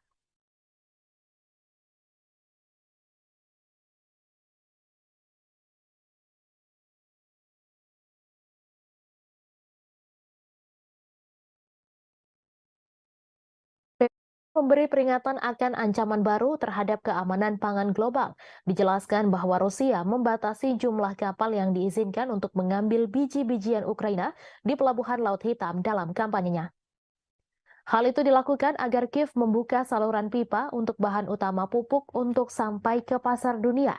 Juru bicara PBB Stefan Dujarric menyatakan keprihatinan serius bahwa hanya 33 kapal yang berangkat dari pelabuhan Ukraina pada bulan Mei dan ekspor biji-bijian dan bahan makanan lainnya hanya berjumlah 1,3 juta metrik ton bulan lalu, kurang dari setengah jumlah bulan sebelumnya.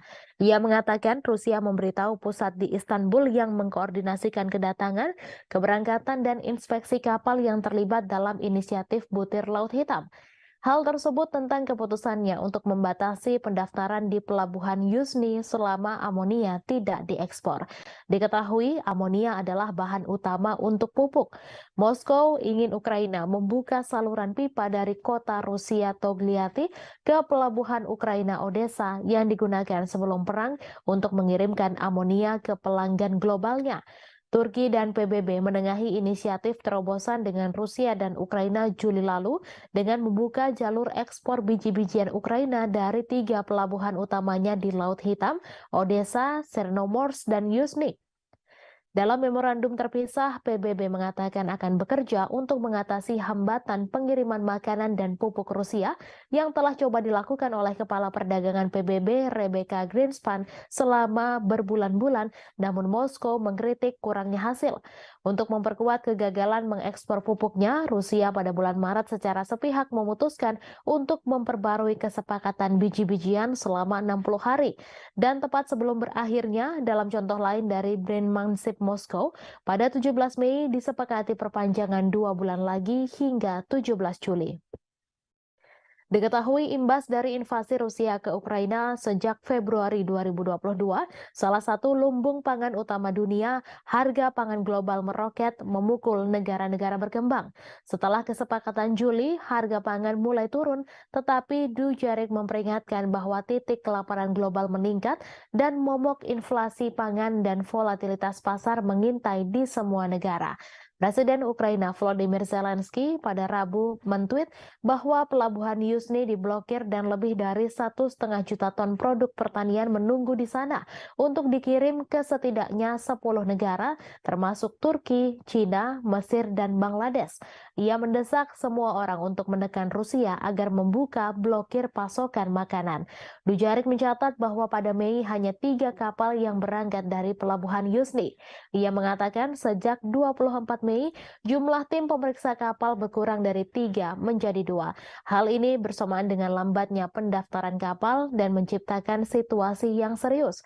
PBB telah mengajukan saran praktis dan akan terus terlibat dengan Rusia dan Ukraina.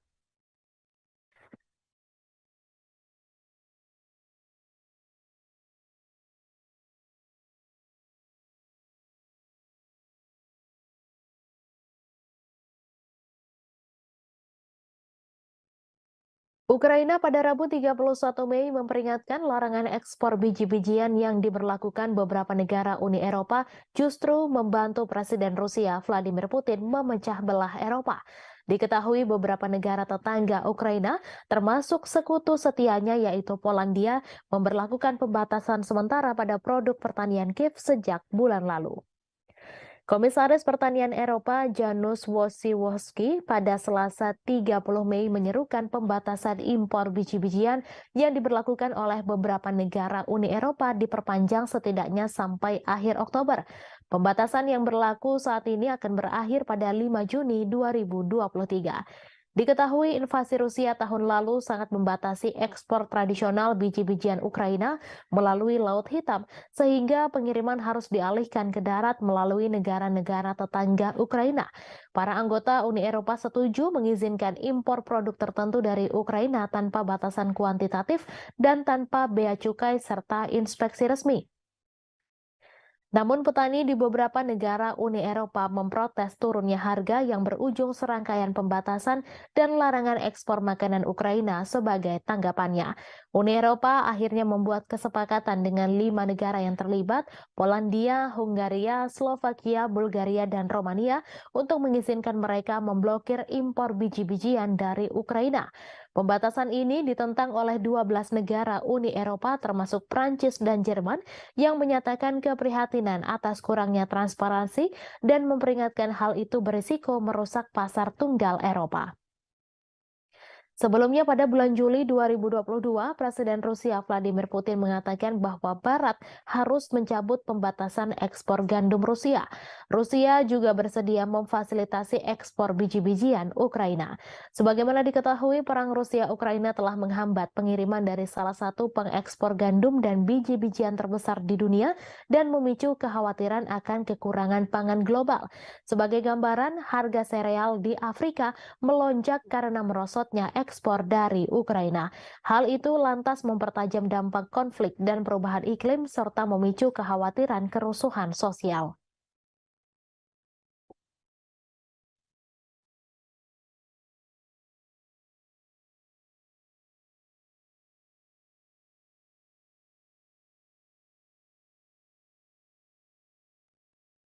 NATO meningkatkan tekanan pada Turki untuk membatalkan keberatannya terhadap keanggotaan Swedia karena organisasi militer tersebut berusaha untuk menangani masalah tersebut pada saat Presiden Amerika Serikat Joe Biden dan rekan-rekannya saat bertemu bulan depan.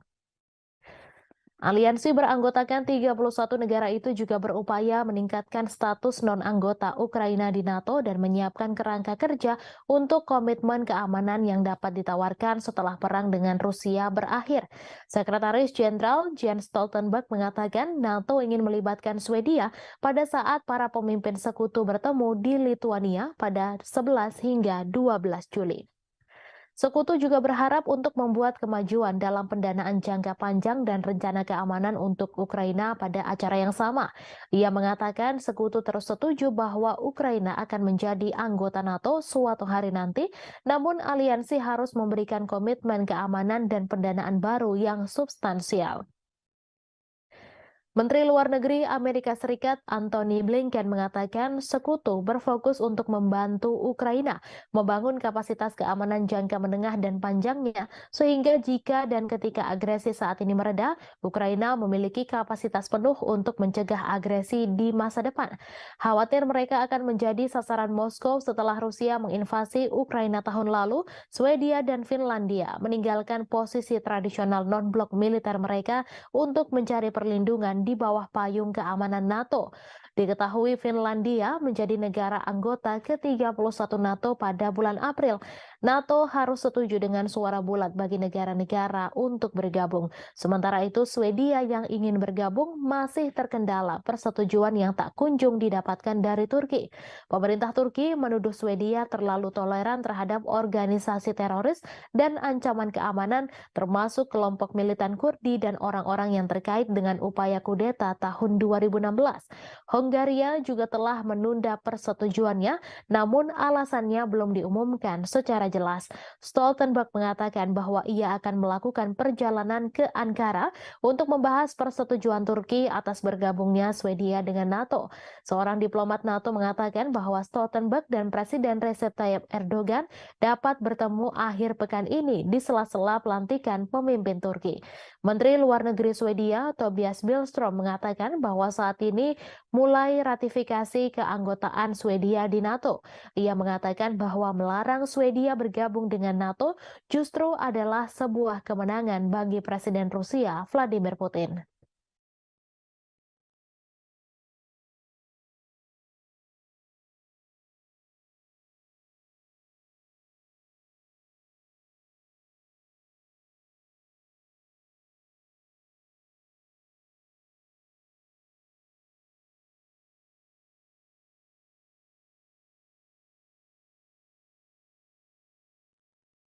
Ukraina meminta bantuan jet tempur F-16 untuk membantu melawan Rusia di udara. Selain itu, ternyata mereka juga berharap akan mendapatkan jet tempur canggih lain, yaitu Eurofighter Typhoon. Menteri Pertahanan Ukraina Reznikov mengatakan jika Inggris dan Jerman menggabungkan kemampuan untuk memasok pesawat Eurofighter, maka akan menjadi sebuah langkah signifikan. Reznikov menambahkan bahwa Ukraina membutuhkan sekitar 100 jet tempur. Selain F-16, Eurofighter Typhoon dikatakannya bakal sangat membantu dalam menangkis agresi Rusia. Ia menambahkan Ukraina akan menyambut baik jika ada partisipasi Jerman dalam pelatihan pilot Ukraina di pesawat Eurofighter Typhoon. Namun tentu harapan itu masih jauh karena bahkan F-16 sendiri belum diketahui akan dipasok oleh negara mana ke Ukraina. Eurofighter Typhoon sendiri adalah pesawat tempur bermesin ganda yang dibuat di Eropa. Typhoon dirancang sebagai pesawat tempur superioritas udara dan diproduksi oleh konsorsium Airbus, BAE Systems, dan Leonardo yang diwadahi oleh perusahaan induk bersama Eurofighter Jet Flugzeug GmbH. Eurofighter Typhoon disebut sebagai jet tempur sangat lincah, dirancang sebagai petarung yang efektif dalam pertempuran. Pesawat versi baru didesain dengan lebih baik untuk melakukan misi serangan udara ke permukaan dan agar kompatibel dengan persenjataan berbeda, termasuk rudal Storm Shadow, Brimstone, dan Marty ER. Typhoon memiliki debut tempurnya selama intervensi militer 2011 di Libya. Royal Air Force Inggris dan Angkatan Udara Italia melakukan pengintaian udara dan misi serangan darat dalam konflik tersebut.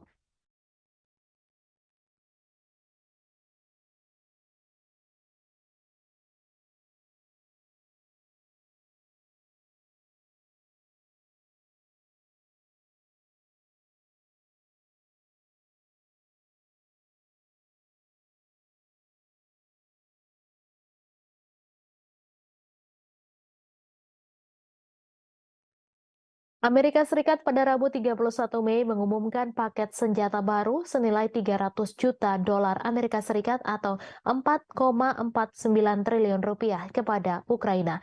Namun Amerika Serikat memperingatkan agar paket senjata itu jangan digunakan untuk menyerang wilayah Rusia. Departemen Pertahanan Amerika Serikat mengungkapkan pengiriman terbaru ini akan membuat total bantuan negeri Paman Sam ke Ukraina menjadi 37,6 miliar dolar Amerika Serikat atau 562,52 triliun rupiah sejak invasi Rusia pada Februari 2022. Pengiriman senjata terbaru ini dilakukan saat Ukraina mempersiapkan serangan balasan untuk memukul mundur pasukan Rusia dari petak-petak wilayah pendudukan di timur dan selatan Ukraina. Bantuan tersebut juga dikeluarkan setelah serentetan serangan dalam gelap terhadap sasaran di dalam Rusia, termasuk gelombang serangan drone yang belum pernah terjadi sebelumnya di Moskwa. Kirby mengatakan Amerika Serikat sudah menetapkan aturan dasarnya ke Ukraina. Kirby melanjutkan bahwa meskipun ketegangan meningkat atas masalah ini, Gedung Putih tetap yakin Ukraina akan menepati janjinya untuk tidak menggunakan jet tempur F-16 buatan Amerika Serikat. Kirby menambahkan meski Washington dengan sepenuh hati mendukung Ukraina mengalahkan invasi Rusia, ia ingin menghindari situasi yang menyedot Barat, NATO, dan Amerika Serikat serta menghindari Perang Dunia III. Pentagon mengatakan paket 300 juta dolar AS itu termasuk amunisi untuk sistem pertahanan udara Patriot, rudal pertahanan udara AM-7, sistem pertahanan udara Avenger, dan rudal anti pesawat Stinger. Juga bagian dari paket adalah amunisi untuk sistem roket artileri mobilitas tinggi atau HIMARS, peluru artileri 155 mm dan 105 mm, amunisi tank 105 mm, serta roket pesawat Zuni. Amerika Serikat juga turut mengirim lebih dari 30 juta butir amunisi senjata kecil ke Ukraina.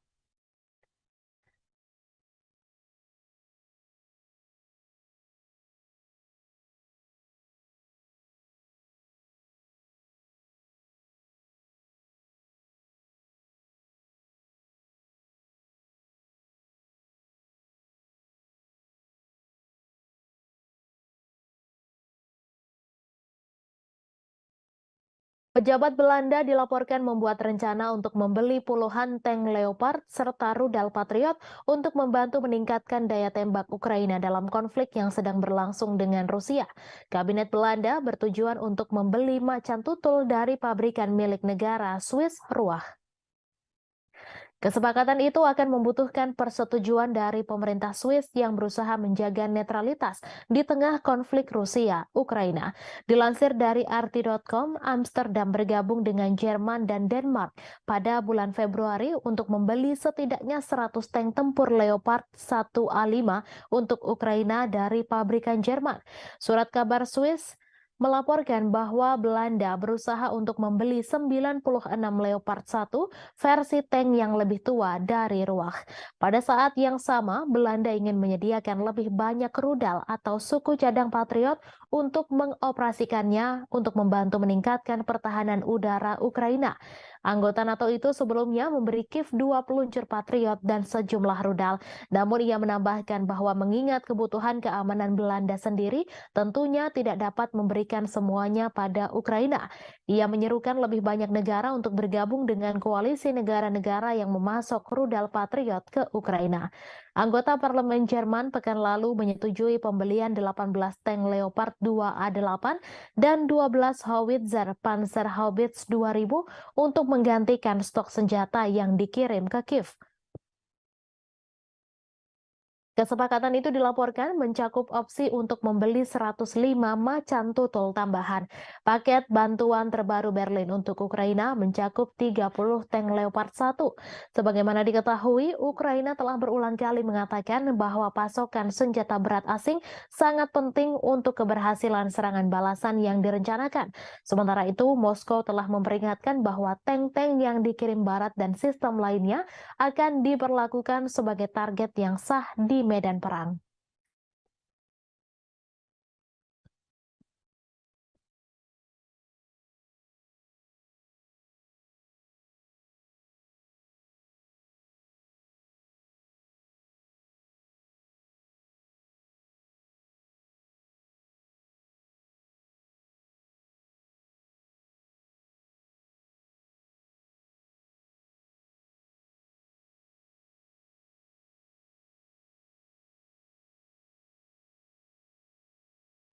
Presiden Ukraina Volodymyr Zelensky dan para pendukungnya dari Eropa Barat mengadakan pertemuan puncak untuk membangun dukungan bagi rencana perdamaian Kiev. Rencana tersebut dianggap tidak dapat diterima oleh Rusia.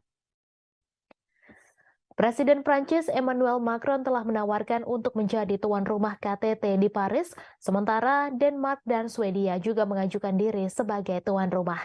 Meskipun tidak ada daftar tamu yang muncul, para pejabat Eropa dilaporkan telah menjangkau Brazil, India, Cina, dan negara-negara non-barat lainnya. Seorang diplomat anonim menyatakan bahwa Rusia tidak akan diundang dalam agenda tersebut. Sebelumnya, Rusia juga telah dengan tegas menolak apa yang disebut rencana kecepatan Ukraina. Diterbitkan akhir tahun lalu, rencana tersebut menuntut agar Rusia menyerahkan kembali wilayah Donetsk, Lugansk, Kherson, dan Zaporizhzhia ke Kiev, sementara juga melepaskan kendali Crimea yang memilih untuk bergabung dengan Federasi Rusia pada tahun 2014. Rencana tersebut juga menuntut Rusia membayar ganti rugi ke Ukraina dan menyerahkan pejabatnya untuk menghadapi pengadilan internasional. Sangat tidak mungkin bahwa pertemuan puncak yang tidak diundang Rusia yang diselenggarakan oleh negara-negara yang saat ini membiayai militer Ukraina akan mengubah pikiran di Kremlin. Menteri Luar Negeri Rusia, Sergei Lavrov, menyatakan pekan lalu bahwa rencana Ukraina pada dasarnya melibatkan kapitulasi Rusia. Proses perdamaian diakui tidak mungkin terjadi tanpa keterlibatan seluruh dunia, termasuk para pemimpin Global South.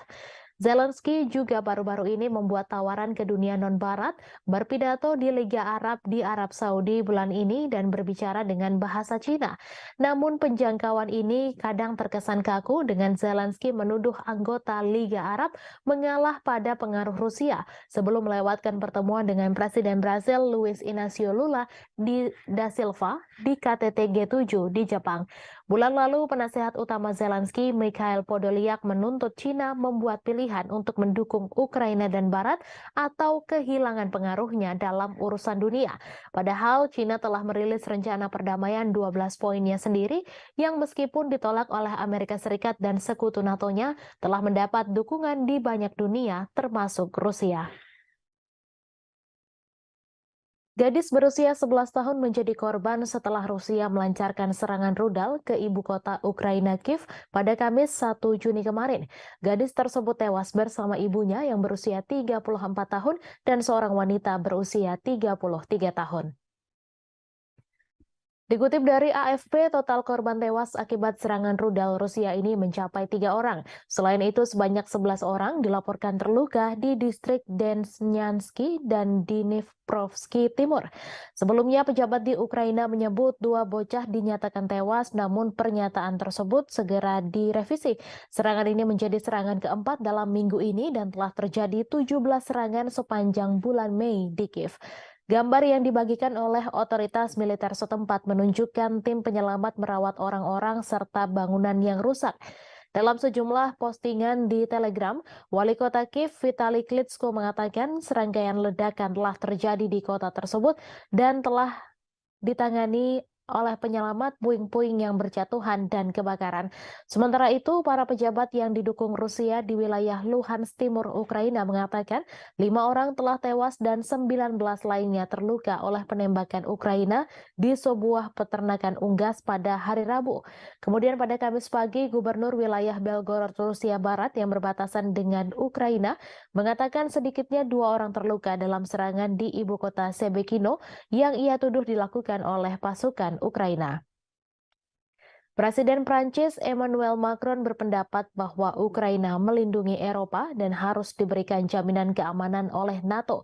Ia menambahkan bahwa akan menjadi kepentingan anggota NATO untuk memberikan jaminan tersebut, sementara Kiev menunggu persetujuan untuk bergabung dengan aliansi militer Barat. Prancis dan kekuatan Barat lainnya telah memberikan bantuan militer senilai miliaran dolar ke Ukraina sejak konflik dengan Rusia dimulai pada Februari 2022. Namun mereka berhenti menawarkan perlindungan menyeluruh yang diberikan kepada anggota NATO. Pasal 5 Perjanjian Pendirian Blok menetapkan bahwa serangan terhadap satu anggota dianggap sebagai serangan terhadap semua anggota. Presiden Prancis yang pernah menggambarkan aliansi yang berbasis di Brussel itu sebagai mati otak, mengatakan bahwa krisis Ukraina telah menyentuh NATO. Macron meminta anggota blok untuk mengintensifkan bantuan militer ke Kiev sehingga memiliki semua yang dibutuhkan untuk serangan balasan terhadap pasukan Rusia. Meskipun mengakui bahwa kontribusi Amerika Serikat telah menjadi kunci dalam memungkinkan Ukraina mempertahankan diri, Macron berpendapat bahwa Eropa harus membangun industri pertahanannya sendiri daripada mengandalkan Washington untuk perlindungan.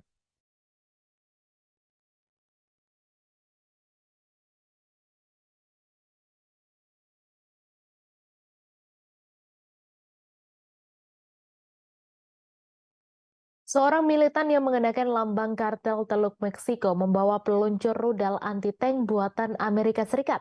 Senjata itu diduga adalah Javelin yang ribuan unit diantaranya dikirim ke Ukraina oleh Pentagon. Rekaman itu difilmkan di Matamoros pada Senin 29 Mei dan ditayangkan oleh saluran berita Milenio TV. Rekaman itu menunjukkan seorang pria dengan lambang CDG bersenjatakan senapan Kalashnikov dan rudal yang mereka sebut FGM-148 buatan Raytheon. Lebih dari 10.000 Javelin dari persediaan Pentagon telah dikirim ke Ukraina sejak Februari lalu, di mana militer Amerika Serikat justru mulai kehabisan rudal itu sendiri. Presenter Milenio Azucena Yuresti mencatat di Twitter bahwa perkiraan nilai peluncur Javelin di pasar gelap berkisar antara 20.000 USD hingga 60.000 USD, sedangkan biaya rata-rata satu misil adalah sekitar 30.000 USD. Pakar militer percaya bahwa senjata dalam rekaman Milenio sebenarnya adalah AT-4, peluncur anti-tank sekali pakai buatan Swedia yang juga digunakan militer Amerika Serikat dan juga dipasok ke Ukraina dalam jumlah ribuan. Diketahui Rusia telah berulang kali memperingatkan Amerika Serikat dan sekutunya untuk tidak memberi dukungan Ukraina dengan senjata dan amunisi. Karena hal ini eskalasi konflik yang akan mengakibatkan senjata berakhir kriminal. Investigasi RT pada Juli 2022 menemukan berbagai senjata yang dipasok Barat, termasuk roket anti-tank untuk dijual di web gelap. Beberapa bulan kemudian, juru bicara Kementerian Luar Negeri Rusia Maria Zakharova memperingatkan senjata barat senilai 1 miliar USD per bulan berakhir di tangan teroris, ekstremis, dan kelompok kriminal di Timur Tengah, Afrika Tengah, dan Asia Tenggara. Kiev mengecam ini sebagai propaganda dan bersikeras semuanya telah diperhitungkan. Outlet Amerika Serikat CBS menyensor film dokumenter mereka tentang pasokan senjata ke Ukraina setelah pemerintah di Kiev keberatan. Bulan lalu, jurnalis investigasi veteran Seymour Hersh mengatakan Barat sadar senjatanya berakhir di pasar gelap. Namun pemerintah tidak peduli karena mempersenjatai Ukraina lebih penting bagi mereka. Kartel teluk berbasis di negara bagian Meksiko Tamaulipas, khususnya di kota perbatasan Matamoros, tepat di seberang Rio Grande dari Brownsville, Texas. Mereka berasal dari tahun 1930-an, namun menjadi terkenal di akhir 1990-an ketika kartel itu memisahkan milisi terkenal bernama Los Zetas. Grup tersebut telah bubar dengan sendirinya.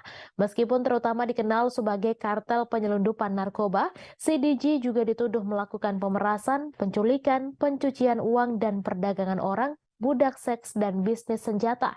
Pada bulan Maret, kartel meminta maaf atas salah satu faksi yang menculik 4 orang Amerika dan membunuh 2 orang dari mereka dalam apa yang mereka katakan sebagai kasus kesalahan identitas. 5 anggota faksi itu diserahkan ke polisi Meksiko.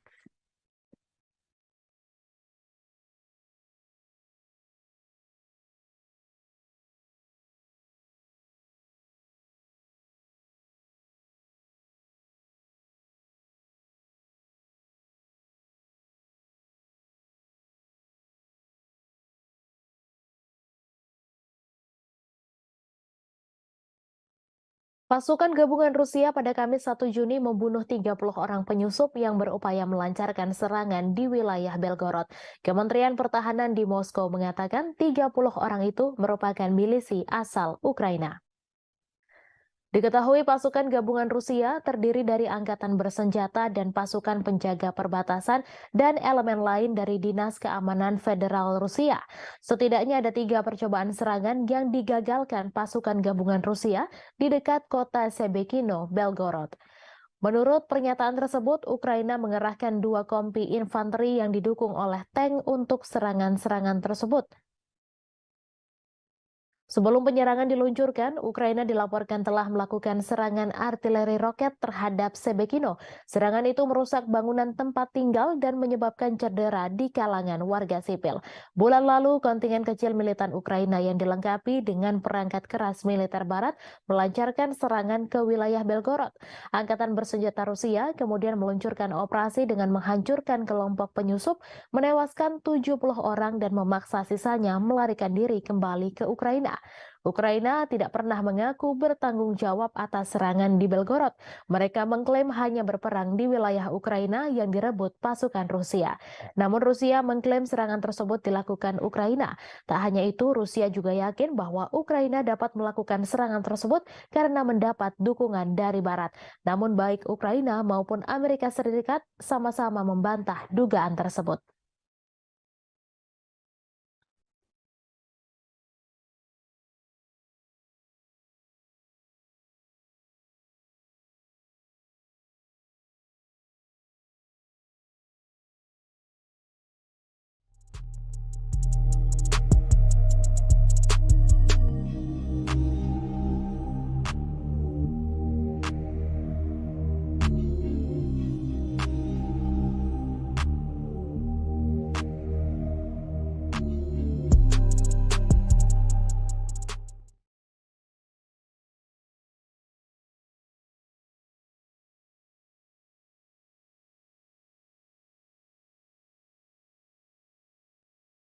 Sekjen NATO Jens Stoltenberg pada Kamis 1 Juni mengatakan semua sekutu telah setuju Ukraina bergabung dengan aliansi.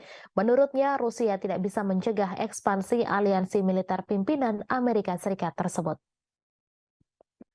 Dilansir dari Reuters, sebelumnya bos NATO itu menggambarkan diskusi informal di dalam aliansi tentang langkah-langkah spesifik yang harus diambil Ukraina untuk mencapai keanggotaan NATO berlangsung baik. Stoltenberg juga menunjukkan bahwa Ukraina telah bergerak menuju NATO beralih dari standar Soviet ke NATO. Ia mengatakan NATO telah membantu Ukraina dalam hal ini sejak 2014 dan terutama setelah invasi besar-besaran Rusia. Rusia menentang keras ekspansi NATO yang semakin dekat dengan perbatasannya. Upaya ekspansi NATO ini telah dijadikan salah satu dalih Moskow menginvasi Ukraina. Sejak Rusia menginvasi Ukraina Februari tahun lalu, dua negara netral Finlandia dan Swedia mengajukan diri menjadi anggota baru NATO. Baru Finlandia yang secara resmi diterima, sedangkan Swedia masih menunggu persetujuan Turki yang hingga kini masih keberatan. Bulan lalu, kabar Ukraina akan bergabung dengan NATO juga sudah diserukan. Perdana Menteri Hungaria Viktor Orban kaget setengah mati setelah tahu NATO setuju menjadikan Ukraina sebagai anggota. Orban pun mengungkapkan kekagetannya hanya dengan satu tulisan pada cuitannya di Twitter. Diketahui, NATO merupakan aliansi militer dari 31 negara yang kebanyakan berasal dari Eropa. Tetapi di antara anggota juga terdapat Amerika Serikat serta Kanada. Hungaria juga merupakan anggota NATO dan seperti anggota lainnya, negara itu bisa melakukan veto terkait anggota yang akan bergabung. Anggota NATO termasuk Hungaria pada 2008 sebenarnya setuju bahwa Ukraina akan bergabung dengan mereka. Meski begitu, mereka tak langsung memberikan keanggotaan. Dengan bergabung bersama NATO, maka akan terlindungi sesuai artikel 5 aliansi itu yang menegaskan menyerang salah satu anggota berarti juga menyerang seluruhnya. Artinya, jika Ukraina yang bergabung kemudian diinvasi atau diserang, seluruh anggota NATO termasuk Amerika Serikat akan memberikan bantuan. Namun Hungaria yang bergabung pada 1999 telah menunjukkan keinginan untuk menentang perluasan aliansi tersebut. Meski mayoritas anggota NATO menentang Rusia karena invasi ke Ukraina, Hungaria tetap memperlihatkan hubungan yang mesra dengan Moskow.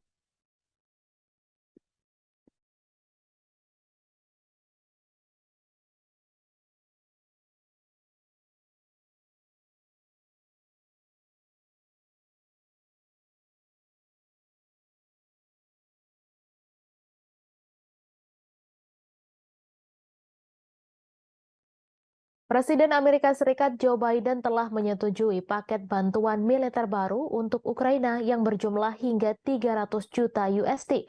Paket bantuan itu mencakup amunisi tambahan untuk drone dan berbagai senjata lainnya.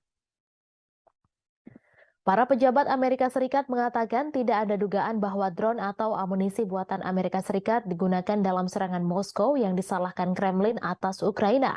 Pemerintahan Biden mengatakan telah menjelaskan kepada Ukraina bahwa senjata buatan Amerika Serikat tidak boleh digunakan untuk serangan di dalam wilayah Rusia. Ia juga mengatakan Zelensky telah memberikan jaminan kepada Amerika Serikat bahwa Ukraina menghormati keprihatinan tersebut. Paket bantuan baru menyediakan amunisi untuk meningkatkan kemampuan pertahanan udara Ukraina untuk menangkis serangan udara Rusia di Kiev. Paket ini menyediakan amunisi untuk baterai rudal Patriot dan sistem roket artileri mobilitas tinggi atau HIMARS, serta sistem pertahanan udara Avenger dan Stinger. Juga turut disuplai peralatan pembersihan ranjau, putaran anti lapis baja, roket pesawat Zuni yang tidak terarah, kacamata penglihatan malam, dan sekitar 30 juta putaran amunisi senjata kecil dan sejumlah peluru artileri lainnya yang dirahasiakan. Paket bantuan baru datang pada saat yang menegangkan dalam perang. Serangan pesawat tak berawak terbaru di Moskow mengikuti perebutan Rusia atas kota Bakhmut di Ukraina Timur setelah pertempuran 9 bulan yang menewaskan puluhan ribu orang. Ukraina juga menunjukkan tanda-tanda bahwa serangan balasan musim semi yang telah lama ditunggu-tunggu mungkin sudah berlangsung. Kementerian Pertahanan Rusia mengatakan 5 drone ditembak jatuh di Moskow dan sistem 3 lainnya macet menyebabkan mereka menyimpang dari jalur. Presiden Vladimir Putin menyebutnya sebagai tindakan teroris oleh Kiev. Diketahui Amerika Serikat telah memberikan lebih dari 37,6 miliar dolar senjata dan peralatan lainnya ke Ukraina sejak serangan Rusia pada Februari 2022.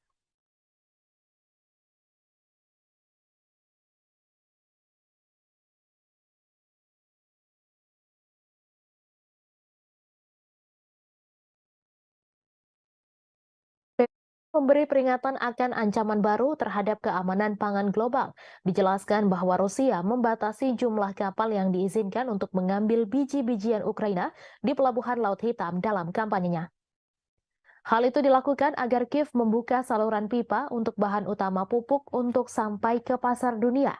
Juru bicara PBB Stefan Dujarric menyatakan keprihatinan serius bahwa hanya 33 kapal yang berangkat dari pelabuhan Ukraina pada bulan Mei dan ekspor biji-bijian dan bahan makanan lainnya hanya berjumlah 1,3 juta metrik ton bulan lalu, kurang dari setengah jumlah bulan sebelumnya.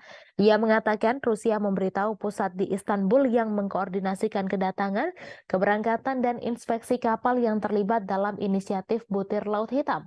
Hal tersebut tentang keputusannya untuk membatasi pendaftaran di pelabuhan Yuzhny selama amonia tidak diekspor. Diketahui amonia adalah bahan utama untuk pupuk.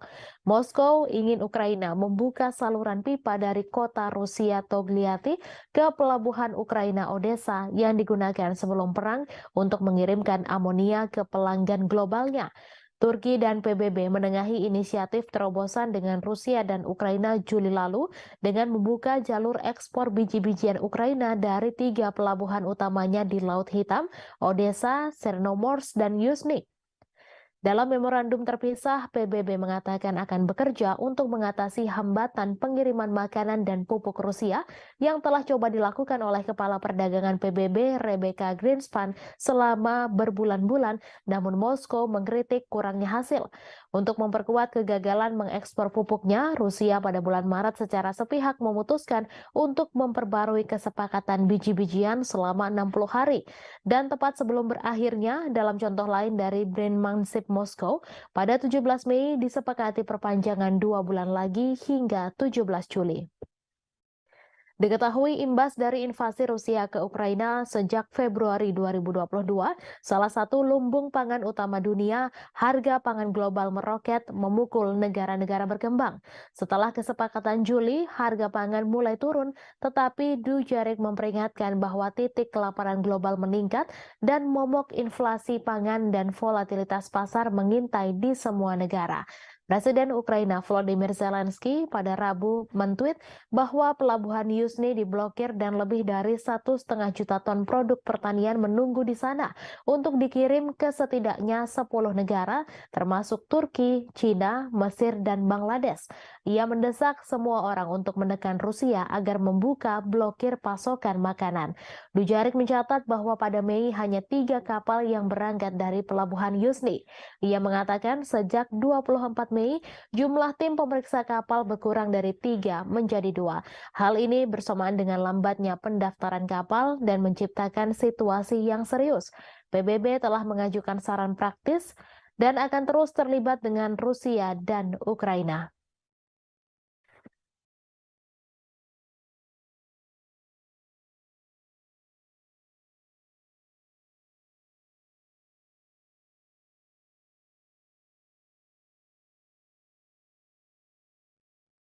Ukraina pada Rabu 31 Mei memperingatkan larangan ekspor biji-bijian yang diberlakukan beberapa negara Uni Eropa justru membantu Presiden Rusia Vladimir Putin memecah belah Eropa. Diketahui beberapa negara tetangga Ukraina, termasuk sekutu setianya yaitu Polandia, memberlakukan pembatasan sementara pada produk pertanian Kiev sejak bulan lalu.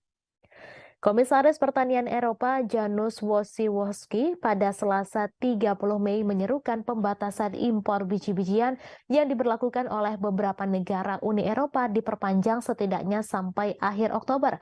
Pembatasan yang berlaku saat ini akan berakhir pada 5 Juni 2023. Diketahui invasi Rusia tahun lalu sangat membatasi ekspor tradisional biji-bijian Ukraina melalui Laut Hitam, sehingga pengiriman harus dialihkan ke darat melalui negara-negara tetangga Ukraina. Para anggota Uni Eropa setuju mengizinkan impor produk tertentu dari Ukraina tanpa batasan kuantitatif dan tanpa bea cukai serta inspeksi resmi. Namun petani di beberapa negara Uni Eropa memprotes turunnya harga yang berujung serangkaian pembatasan dan larangan ekspor makanan Ukraina sebagai tanggapannya. Uni Eropa akhirnya membuat kesepakatan dengan 5 negara yang terlibat, Polandia, Hungaria, Slovakia, Bulgaria, dan Romania untuk mengizinkan mereka memblokir impor biji-bijian dari Ukraina. Pembatasan ini ditentang oleh 12 negara Uni Eropa termasuk Prancis dan Jerman yang menyatakan keprihatinan atas kurangnya transparansi dan memperingatkan hal itu berisiko merusak pasar tunggal Eropa. Sebelumnya pada bulan Juli 2022, Presiden Rusia Vladimir Putin mengatakan bahwa Barat harus mencabut pembatasan ekspor gandum Rusia. Rusia juga bersedia memfasilitasi ekspor biji-bijian Ukraina. Sebagaimana diketahui, perang Rusia-Ukraina telah menghambat pengiriman dari salah satu pengekspor gandum dan biji-bijian terbesar di dunia dan memicu kekhawatiran akan kekurangan pangan global. Sebagai gambaran, harga sereal di Afrika melonjak karena merosotnya ekspor dari Ukraina. Hal itu lantas mempertajam dampak konflik dan perubahan iklim serta memicu kekhawatiran kerusuhan sosial.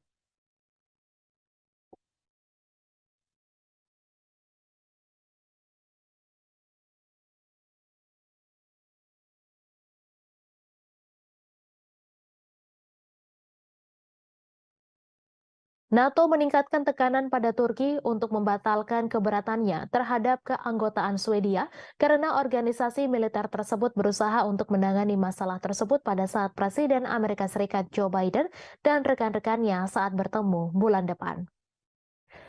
Aliansi beranggotakan 31 negara itu juga berupaya meningkatkan status non-anggota Ukraina di NATO dan menyiapkan kerangka kerja untuk komitmen keamanan yang dapat ditawarkan setelah perang dengan Rusia berakhir.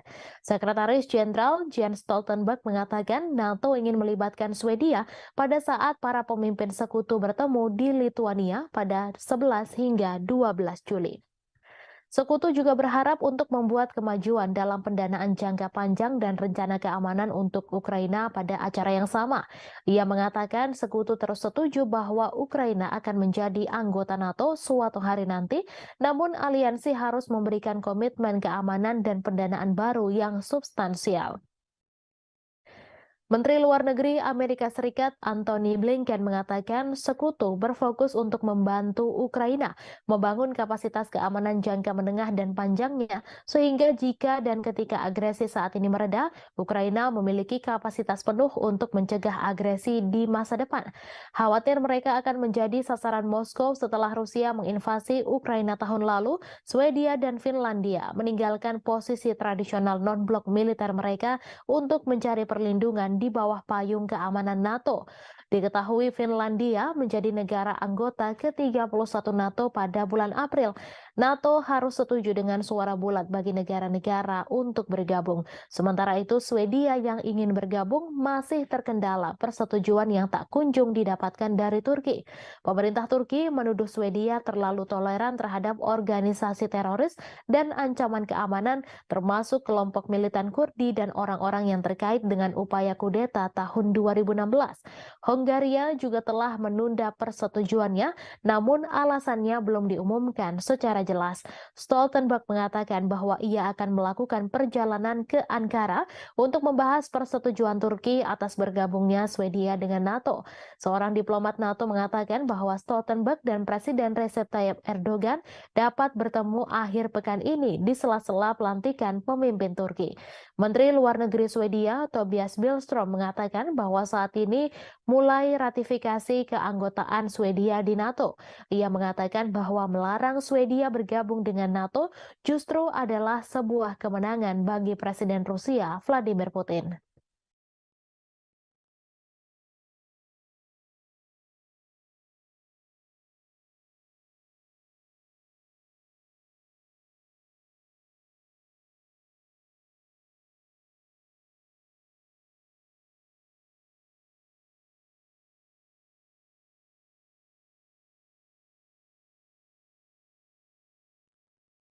Ukraina meminta bantuan jet tempur F-16 untuk membantu melawan Rusia di udara. Selain itu, ternyata mereka juga berharap akan mendapatkan jet tempur canggih lain, yaitu Eurofighter Typhoon. Menteri Pertahanan Ukraina Reznikov mengatakan jika Inggris dan Jerman menggabungkan kemampuan untuk memasok pesawat Eurofighter, maka akan menjadi sebuah langkah signifikan. Reznikov menambahkan bahwa Ukraina membutuhkan sekitar 100 jet tempur.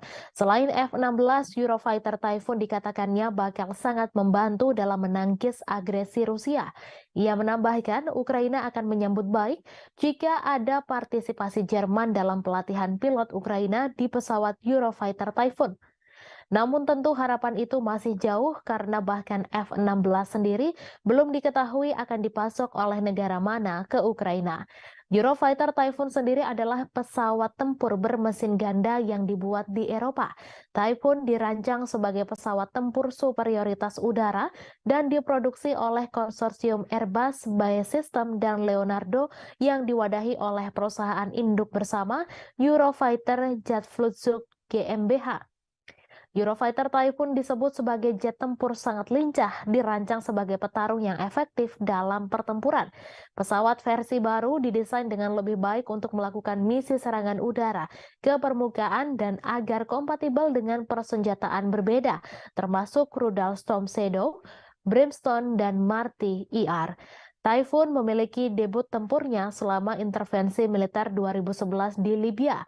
Royal Air Force Inggris dan Angkatan Udara Italia melakukan pengintaian udara dan misi serangan darat dalam konflik tersebut.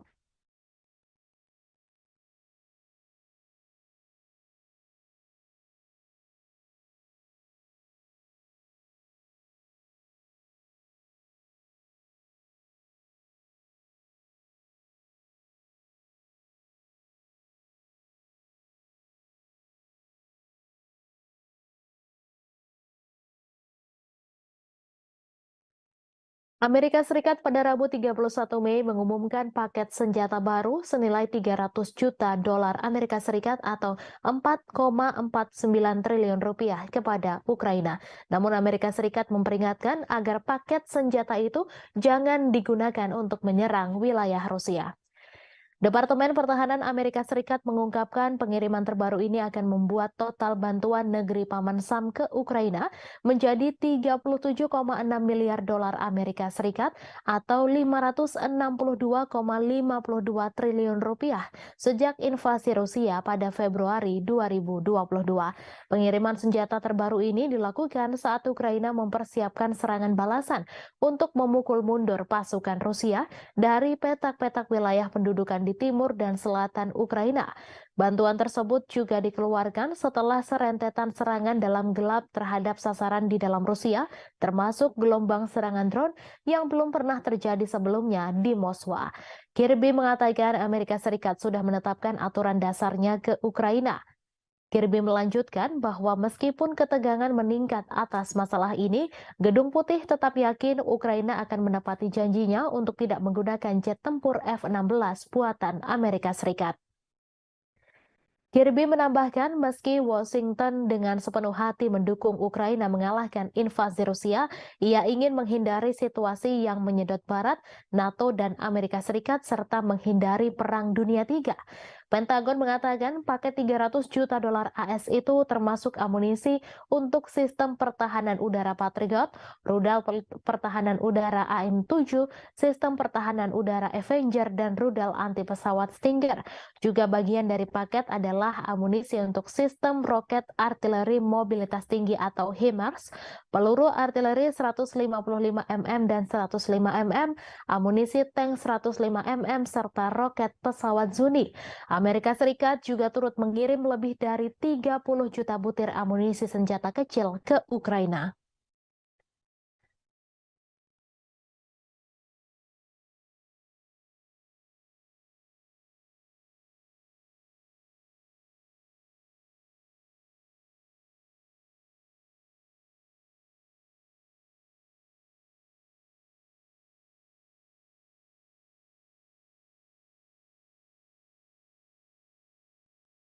Pejabat Belanda dilaporkan membuat rencana untuk membeli puluhan tank Leopard serta rudal Patriot untuk membantu meningkatkan daya tembak Ukraina dalam konflik yang sedang berlangsung dengan Rusia. Kabinet Belanda bertujuan untuk membeli macan tutul dari pabrikan milik negara Swiss Ruach. Kesepakatan itu akan membutuhkan persetujuan dari pemerintah Swiss yang berusaha menjaga netralitas di tengah konflik Rusia-Ukraina. Dilansir dari RT.com, Amsterdam bergabung dengan Jerman dan Denmark pada bulan Februari untuk membeli setidaknya 100 tank tempur Leopard 1A5 untuk Ukraina dari pabrikan Jerman. Surat kabar Swiss melaporkan bahwa Belanda berusaha untuk membeli 96 Leopard 1 versi tank yang lebih tua dari Ruach. Pada saat yang sama, Belanda ingin menyediakan lebih banyak rudal atau suku cadang Patriot untuk mengoperasikannya untuk membantu meningkatkan pertahanan udara Ukraina. Anggota NATO itu sebelumnya memberi Kiev 2 peluncur Patriot dan sejumlah rudal. Namun ia menambahkan bahwa mengingat kebutuhan keamanan Belanda sendiri, tentunya tidak dapat memberikan semuanya pada Ukraina. Ia menyerukan lebih banyak negara untuk bergabung dengan koalisi negara-negara yang memasok rudal Patriot ke Ukraina. Anggota parlemen Jerman pekan lalu menyetujui pembelian 18 tank Leopard 2A8 dan 12 howitzer Panzerhaubitze 2000 untuk menggantikan stok senjata yang dikirim ke Kiev. Kesepakatan itu dilaporkan mencakup opsi untuk membeli 105 macan tutul tambahan. Paket bantuan terbaru Berlin untuk Ukraina mencakup 30 tank Leopard 1. Sebagaimana diketahui, Ukraina telah berulang kali mengatakan bahwa pasokan senjata berat asing sangat penting untuk keberhasilan serangan balasan yang direncanakan. Sementara itu, Moskow telah memperingatkan bahwa tank-tank yang dikirim Barat dan sistem lainnya akan diperlakukan sebagai target yang sah di medan perang.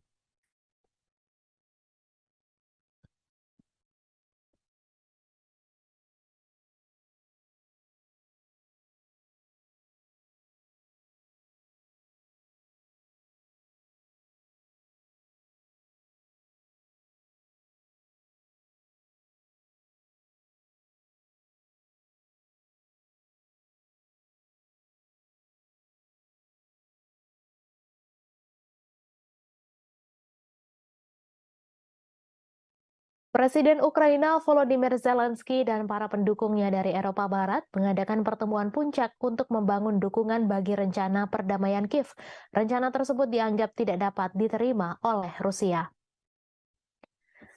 Presiden Prancis Emmanuel Macron telah menawarkan untuk menjadi tuan rumah KTT di Paris, sementara Denmark dan Swedia juga mengajukan diri sebagai tuan rumah. Meskipun tidak ada daftar tamu yang muncul, para pejabat Eropa dilaporkan telah menjangkau Brazil, India, Cina, dan negara-negara non-barat lainnya. Seorang diplomat anonim menyatakan bahwa Rusia tidak akan diundang dalam agenda tersebut.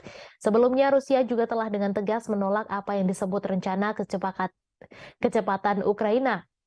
Diterbitkan akhir tahun lalu, rencana tersebut menuntut agar Rusia menyerahkan kembali wilayah Donetsk, Lugansk, Kherson, dan Zaporizhzhia ke Kiev, sementara juga melepaskan kendali Crimea yang memilih untuk bergabung dengan Federasi Rusia pada tahun 2014. Rencana tersebut juga menuntut Rusia membayar ganti rugi ke Ukraina dan menyerahkan pejabatnya untuk menghadapi pengadilan internasional. Sangat tidak mungkin bahwa pertemuan puncak yang tidak diundang Rusia yang diselenggarakan oleh negara-negara yang saat ini membiayai militer Ukraina akan mengubah pikiran di Kremlin.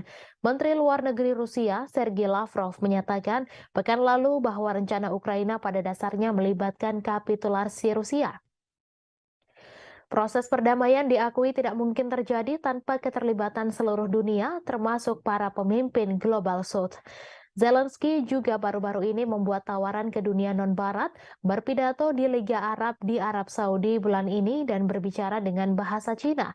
Namun penjangkauan ini kadang terkesan kaku dengan Zelensky menuduh anggota Liga Arab mengalah pada pengaruh Rusia sebelum melewatkan pertemuan dengan Presiden Brasil Luiz Inácio Lula da Silva di KTT G7 di Jepang. Bulan lalu, penasehat utama Zelensky, Mikhail Podolyak, menuntut Cina membuat pilihan untuk mendukung Ukraina dan Barat atau kehilangan pengaruhnya dalam urusan dunia.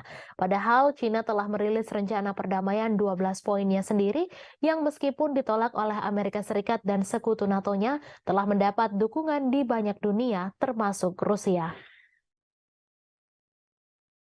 Gadis berusia 11 tahun menjadi korban setelah Rusia melancarkan serangan rudal ke ibu kota Ukraina Kiev pada Kamis 1 Juni kemarin. Gadis tersebut tewas bersama ibunya yang berusia 34 tahun dan seorang wanita berusia 33 tahun. Dikutip dari AFP, total korban tewas akibat serangan rudal Rusia ini mencapai 3 orang. Selain itu, sebanyak 11 orang dilaporkan terluka di distrik Desnyansky dan Dnipropetrovsk Timur. Sebelumnya, pejabat di Ukraina menyebut 2 bocah dinyatakan tewas, namun pernyataan tersebut segera direvisi. Serangan ini menjadi serangan keempat dalam minggu ini dan telah terjadi 17 serangan sepanjang bulan Mei di Kiev. Gambar yang dibagikan oleh otoritas militer setempat menunjukkan tim penyelamat merawat orang-orang serta bangunan yang rusak. Dalam sejumlah postingan di Telegram, Wali Kota Kiev Vitali Klitschko mengatakan serangkaian ledakan telah terjadi di kota tersebut dan telah ditangani oleh penyelamat puing-puing yang berjatuhan dan kebakaran. Sementara itu, para pejabat yang didukung Rusia di wilayah Luhansk Timur Ukraina mengatakan 5 orang telah tewas dan 19 lainnya terluka oleh penembakan Ukraina di sebuah peternakan unggas pada hari Rabu. Kemudian pada Kamis pagi, Gubernur wilayah Belgorod, Rusia Barat yang berbatasan dengan Ukraina mengatakan sedikitnya 2 orang terluka dalam serangan di ibu kota Sebekino yang ia tuduh dilakukan oleh pasukan Ukraina. Presiden Prancis Emmanuel Macron berpendapat bahwa Ukraina melindungi Eropa dan harus diberikan jaminan keamanan oleh NATO. Ia menambahkan bahwa akan menjadi kepentingan anggota NATO untuk memberikan jaminan tersebut, sementara Kiev menunggu persetujuan untuk bergabung dengan aliansi militer Barat. Prancis dan kekuatan Barat lainnya telah memberikan bantuan militer senilai miliaran dolar ke Ukraina sejak konflik dengan Rusia dimulai pada Februari 2022. Namun mereka berhenti menawarkan perlindungan menyeluruh yang diberikan kepada anggota NATO. Pasal 5 Perjanjian Pendirian Blok menetapkan bahwa serangan terhadap satu anggota dianggap sebagai serangan terhadap semua anggota. Presiden Prancis yang pernah menggambarkan aliansi yang berbasis di Brussel itu sebagai mati otak mengatakan bahwa krisis Ukraina telah menyentuh NATO. Macron meminta anggota blok untuk mengintensifkan bantuan militer ke Kiev sehingga memiliki semua yang dibutuhkan untuk serangan balasan terhadap pasukan Rusia. Meskipun mengakui bahwa kontribusi Amerika Serikat telah menjadi kunci dalam memungkinkan Ukraina mempertahankan diri, Macron berpendapat bahwa Eropa harus membangun industri pertahanannya sendiri daripada mengandalkan Washington untuk perlindungan.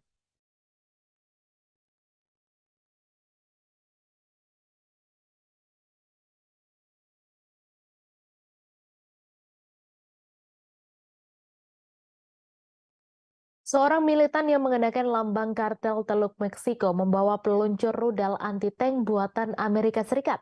Senjata itu diduga adalah Javelin yang ribuan unit diantaranya dikirim ke Ukraina oleh Pentagon. Rekaman itu difilmkan di Matamoros pada Senin 29 Mei dan ditayangkan oleh saluran berita Milenio TV. Rekaman itu menunjukkan seorang pria dengan lambang CDG bersenjatakan senapan Kalashnikov dan rudal yang mereka sebut FGM-148 buatan Raytheon. Lebih dari 10.000 Javelin dari persediaan Pentagon telah dikirim ke Ukraina sejak Februari lalu, di mana militer Amerika Serikat justru mulai kehabisan rudal itu sendiri. Presenter Milenio Azucena Yuresti mencatat di Twitter bahwa perkiraan nilai peluncur Javelin di pasar gelap berkisar antara 20.000 USD hingga 60.000 USD, sedangkan biaya rata-rata satu misil adalah sekitar 30.000 USD. Pakar militer percaya bahwa senjata dalam rekaman Milenio sebenarnya adalah AT-4, peluncur anti-tank sekali pakai buatan Swedia yang juga digunakan militer Amerika Serikat dan juga dipasok ke Ukraina dalam jumlah ribuan. Diketahui Rusia telah berulang kali memperingatkan Amerika Serikat dan sekutunya untuk tidak memberi dukungan Ukraina dengan senjata dan amunisi. Karena hal ini eskalasi konflik yang akan mengakibatkan senjata berakhir kriminal. Investigasi RT pada Juli 2022 menemukan berbagai senjata yang dipasok Barat, termasuk roket anti-tank untuk dijual di web gelap. Beberapa bulan kemudian, juru bicara Kementerian Luar Negeri Rusia, Maria Zakharova memperingatkan senjata barat senilai 1 miliar USD per bulan berakhir di tangan teroris, ekstremis, dan kelompok kriminal di Timur Tengah, Afrika Tengah, dan Asia Tenggara. Kiev mengecam ini sebagai propaganda dan bersikeras semuanya telah diperhitungkan. Outlet Amerika Serikat CBS menyensor film dokumenter mereka tentang pasokan senjata ke Ukraina setelah pemerintah di Kiev keberatan. Bulan lalu, jurnalis investigasi veteran Seymour Hersh mengatakan Barat sadar senjatanya berakhir di pasar gelap. Namun pemerintah tidak peduli karena mempersenjatai Ukraina lebih penting bagi mereka. Kartel teluk berbasis di negara bagian Meksiko Tamaulipas, khususnya di kota perbatasan Matamoros, tepat di seberang Rio Grande dari Brownsville, Texas. Mereka berasal dari tahun 1930-an, namun menjadi terkenal di akhir 1990-an ketika kartel itu memisahkan milisi terkenal bernama Los Zetas. Grup tersebut telah bubar dengan sendirinya. Meskipun terutama dikenal sebagai kartel penyelundupan narkoba, CDG juga dituduh melakukan pemerasan, penculikan, pencucian uang, dan perdagangan orang, budak seks, dan bisnis senjata. Pada bulan Maret, kartel meminta maaf atas salah satu faksi yang menculik 4 orang Amerika dan membunuh 2 orang dari mereka dalam apa yang mereka katakan sebagai kasus kesalahan identitas. 5 anggota faksi itu diserahkan ke polisi Meksiko.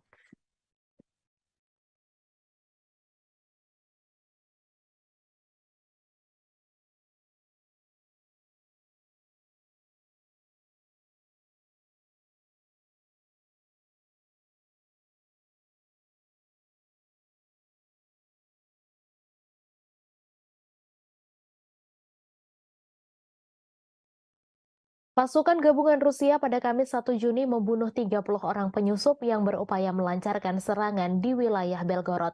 Kementerian Pertahanan di Moskow mengatakan 30 orang itu merupakan milisi asal Ukraina. Diketahui pasukan gabungan Rusia terdiri dari angkatan bersenjata dan pasukan penjaga perbatasan dan elemen lain dari Dinas Keamanan Federal Rusia. Setidaknya ada 3 percobaan serangan yang digagalkan pasukan gabungan Rusia di dekat kota Sebekino, Belgorod. Menurut pernyataan tersebut, Ukraina mengerahkan 2 kompi infanteri yang didukung oleh tank untuk serangan-serangan tersebut.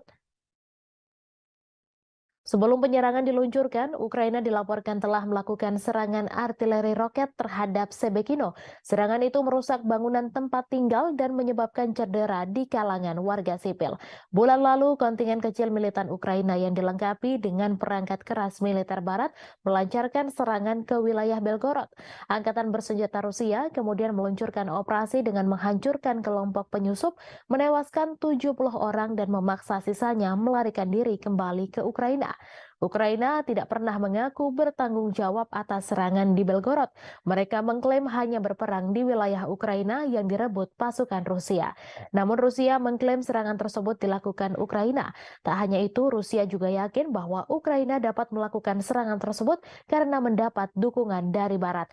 Namun baik Ukraina maupun Amerika Serikat sama-sama membantah dugaan tersebut.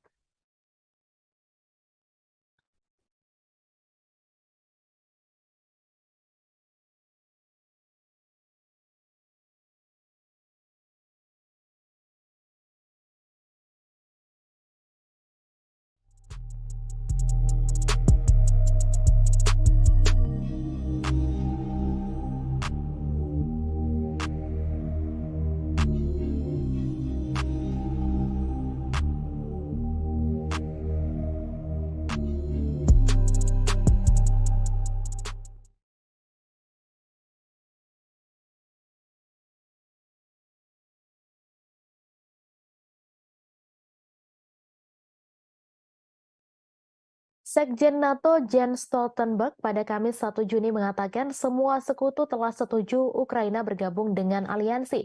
Menurutnya, Rusia tidak bisa mencegah ekspansi aliansi militer pimpinan Amerika Serikat tersebut. Dilansir dari Reuters, sebelumnya bos NATO itu menggambarkan diskusi informal di dalam aliansi tentang langkah-langkah spesifik yang harus diambil Ukraina untuk mencapai keanggotaan NATO berlangsung baik. Stoltenberg juga menunjukkan bahwa Ukraina telah bergerak menuju NATO beralih dari standar Soviet ke NATO. Ia mengatakan NATO telah membantu Ukraina dalam hal ini sejak 2014 dan terutama setelah invasi besar-besaran Rusia. Rusia menentang keras ekspansi NATO yang semakin dekat dengan perbatasannya. Upaya ekspansi NATO ini telah dijadikan salah satu dalih Moskow menginvasi Ukraina.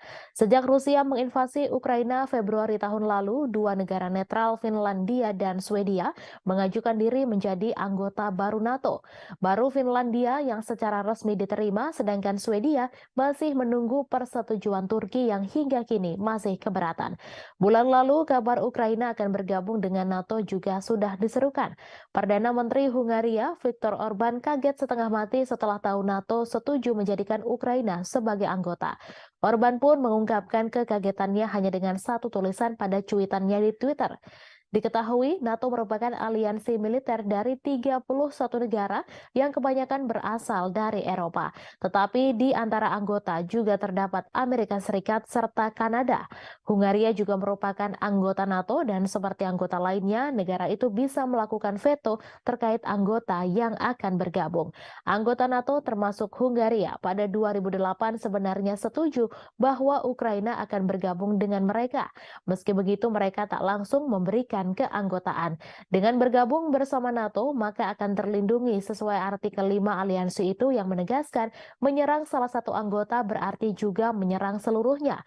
Artinya, jika Ukraina yang bergabung kemudian diinvasi atau diserang, seluruh anggota NATO termasuk Amerika Serikat akan memberikan bantuan. Namun Hungaria yang bergabung pada 1999 telah menunjukkan keinginan untuk menentang perluasan aliansi tersebut.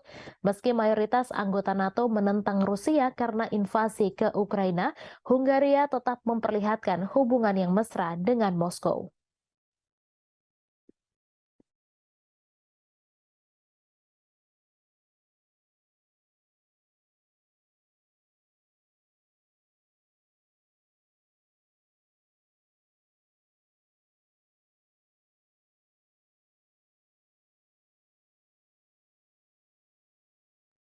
Presiden Amerika Serikat Joe Biden telah menyetujui paket bantuan militer baru untuk Ukraina yang berjumlah hingga 300 juta USD. Paket bantuan itu mencakup amunisi tambahan untuk drone dan berbagai senjata lainnya. Para pejabat Amerika Serikat mengatakan tidak ada dugaan bahwa drone atau amunisi buatan Amerika Serikat digunakan dalam serangan Moskow yang disalahkan Kremlin atas Ukraina. Pemerintahan Biden mengatakan telah menjelaskan kepada Ukraina bahwa senjata buatan Amerika Serikat tidak boleh digunakan untuk serangan di dalam wilayah Rusia. Ia juga mengatakan Zelensky telah memberikan jaminan kepada Amerika Serikat bahwa Ukraina menghormati keprihatinan tersebut. Paket bantuan baru menyediakan amunisi untuk meningkatkan kemampuan pertahanan udara Ukraina untuk menangkis serangan udara Rusia di Kiev. Paket ini menyediakan amunisi untuk baterai rudal Patriot dan sistem roket artileri mobilitas tinggi atau HIMARS, serta sistem pertahanan udara Avenger dan Stinger. Juga turut disuplai peralatan pembersihan ranjau, putaran anti lapis baja, roket pesawat Zuni yang tidak terarah, kacamata penglihatan malam, dan sekitar 30 juta putaran amunisi senjata kecil dan sejumlah peluru artileri lainnya yang dirahasiakan. Paket bantuan baru datang pada saat yang menegangkan dalam perang. Serangan pesawat tak berawak terbaru di Moskow mengikuti perebutan Rusia atas kota Bakhmut di Ukraina Timur setelah pertempuran 9 bulan yang menewaskan puluhan ribu orang. Ukraina juga menunjukkan tanda-tanda bahwa serangan balasan musim semi yang telah lama ditunggu-tunggu mungkin sudah berlangsung. Kementerian Pertahanan Rusia mengatakan 5 drone ditembak jatuh di Moskow dan sistem 3 lainnya macet menyebabkan mereka menyimpang dari jalur. Presiden Vladimir Putin menyebutnya sebagai tindakan teroris oleh Kiev. Diketahui Amerika Serikat telah memberikan lebih dari 37,6 miliar dolar senjata dan peralatan lainnya ke Ukraina sejak serangan Rusia pada Februari 2022.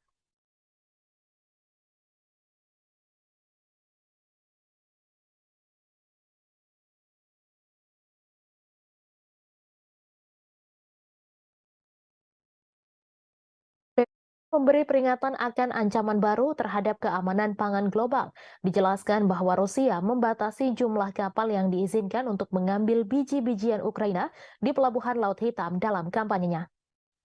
Hal itu dilakukan agar Kiev membuka saluran pipa untuk bahan utama pupuk untuk sampai ke pasar dunia.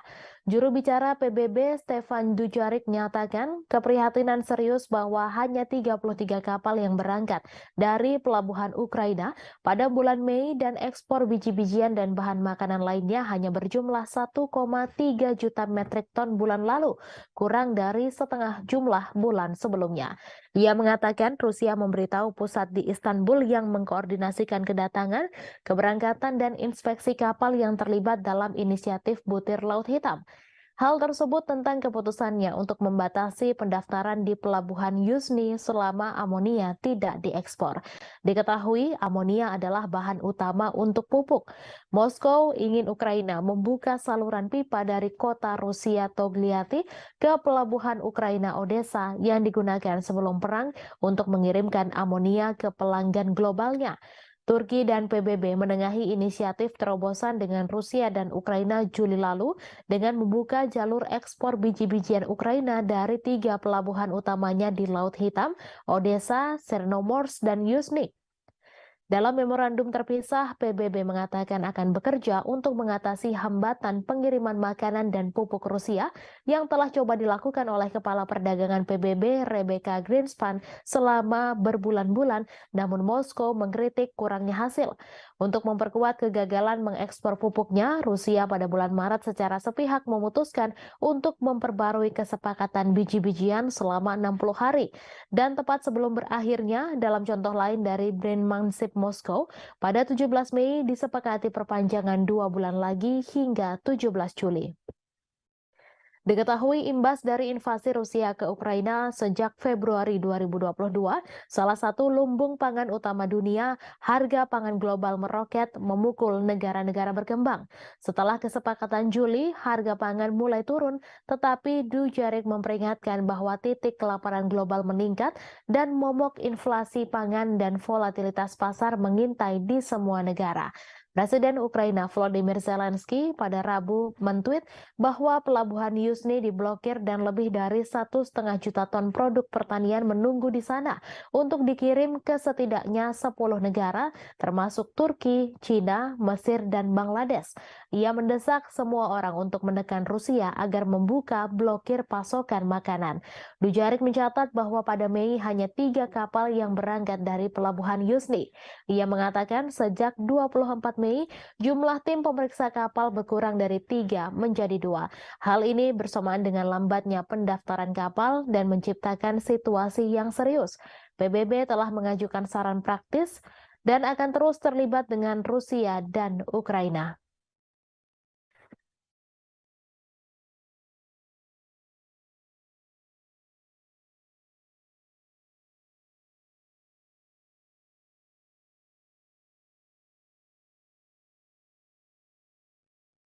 Ukraina pada Rabu 31 Mei memperingatkan larangan ekspor biji-bijian yang diberlakukan beberapa negara Uni Eropa justru membantu Presiden Rusia Vladimir Putin memecah belah Eropa. Diketahui beberapa negara tetangga Ukraina, termasuk sekutu setianya yaitu Polandia, memberlakukan pembatasan sementara pada produk pertanian Kiev sejak bulan lalu. Komisaris Pertanian Eropa Janusz Wojciechowski pada Selasa 30 Mei menyerukan pembatasan impor biji-bijian yang diberlakukan oleh beberapa negara Uni Eropa diperpanjang setidaknya sampai akhir Oktober. Pembatasan yang berlaku saat ini akan berakhir pada 5 Juni 2023. Diketahui invasi Rusia tahun lalu sangat membatasi ekspor tradisional biji-bijian Ukraina melalui Laut Hitam, sehingga pengiriman harus dialihkan ke darat melalui negara-negara tetangga Ukraina. Para anggota Uni Eropa setuju mengizinkan impor produk tertentu dari Ukraina tanpa batasan kuantitatif dan tanpa bea cukai serta inspeksi resmi. Namun petani di beberapa negara Uni Eropa memprotes turunnya harga yang berujung serangkaian pembatasan dan larangan ekspor makanan Ukraina sebagai tanggapannya. Uni Eropa akhirnya membuat kesepakatan dengan 5 negara yang terlibat, Polandia, Hungaria, Slovakia, Bulgaria, dan Romania untuk mengizinkan mereka memblokir impor biji-bijian dari Ukraina. Pembatasan ini ditentang oleh 12 negara Uni Eropa termasuk Prancis dan Jerman yang menyatakan keprihatinan atas kurangnya transparansi dan memperingatkan hal itu berisiko merusak pasar tunggal Eropa. Sebelumnya pada bulan Juli 2022, Presiden Rusia Vladimir Putin mengatakan bahwa Barat harus mencabut pembatasan ekspor gandum Rusia. Rusia juga bersedia memfasilitasi ekspor biji-bijian Ukraina. Sebagaimana diketahui, perang Rusia-Ukraina telah menghambat pengiriman dari salah satu pengekspor gandum dan biji-bijian terbesar di dunia dan memicu kekhawatiran akan kekurangan pangan global.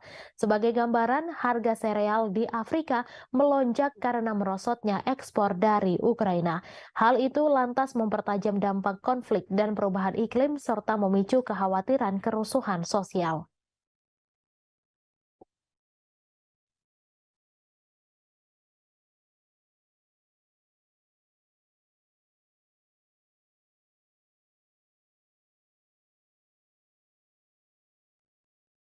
NATO meningkatkan tekanan pada Turki untuk membatalkan keberatannya terhadap keanggotaan Swedia karena organisasi militer tersebut berusaha untuk menangani masalah tersebut pada saat Presiden Amerika Serikat Joe Biden dan rekan-rekannya saat bertemu bulan depan. Aliansi beranggotakan 31 negara itu juga berupaya meningkatkan status non-anggota Ukraina di NATO dan menyiapkan kerangka kerja untuk komitmen keamanan yang dapat ditawarkan setelah perang dengan Rusia berakhir. Sekretaris Jenderal Jens Stoltenberg mengatakan NATO ingin melibatkan Swedia pada saat para pemimpin sekutu bertemu di Lithuania pada 11 hingga 12 Juli. Sekutu juga berharap untuk membuat kemajuan dalam pendanaan jangka panjang dan rencana keamanan untuk Ukraina pada acara yang sama. Ia mengatakan sekutu terus setuju bahwa Ukraina akan menjadi anggota NATO suatu hari nanti, namun aliansi harus memberikan komitmen keamanan dan pendanaan baru yang substansial. Menteri Luar Negeri Amerika Serikat Antony Blinken mengatakan sekutu berfokus untuk membantu Ukraina membangun kapasitas keamanan jangka menengah dan panjangnya, sehingga jika dan ketika agresi saat ini mereda, Ukraina memiliki kapasitas penuh untuk mencegah agresi di masa depan.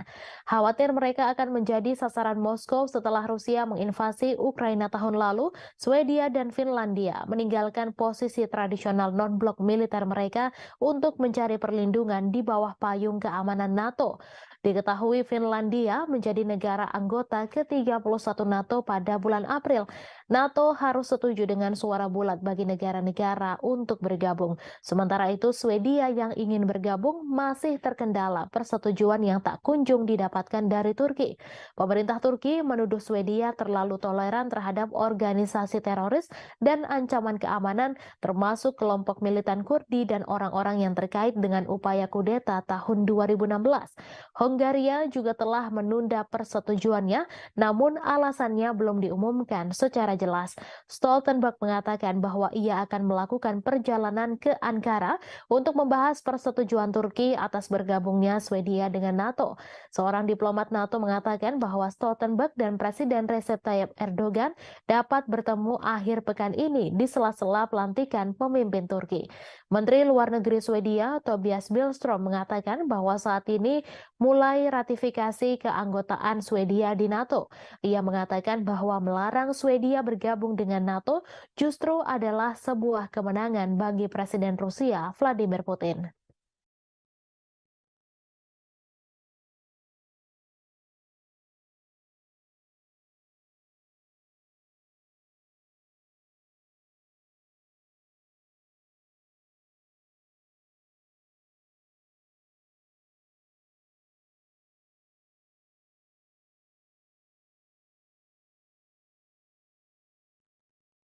Ukraina meminta bantuan jet tempur F-16 untuk membantu melawan Rusia di udara.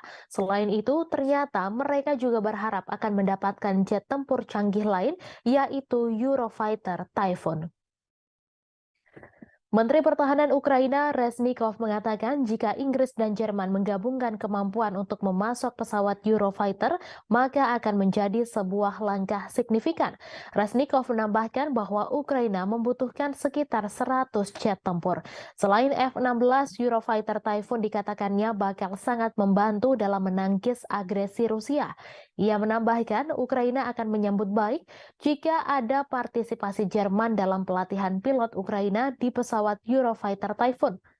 Namun tentu harapan itu masih jauh karena bahkan F-16 sendiri belum diketahui akan dipasok oleh negara mana ke Ukraina.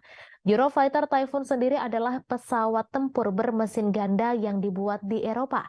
Typhoon dirancang sebagai pesawat tempur superioritas udara dan diproduksi oleh konsorsium Airbus, BAE Systems, dan Leonardo yang diwadahi oleh perusahaan induk bersama Eurofighter Jet Flugzeug GmbH.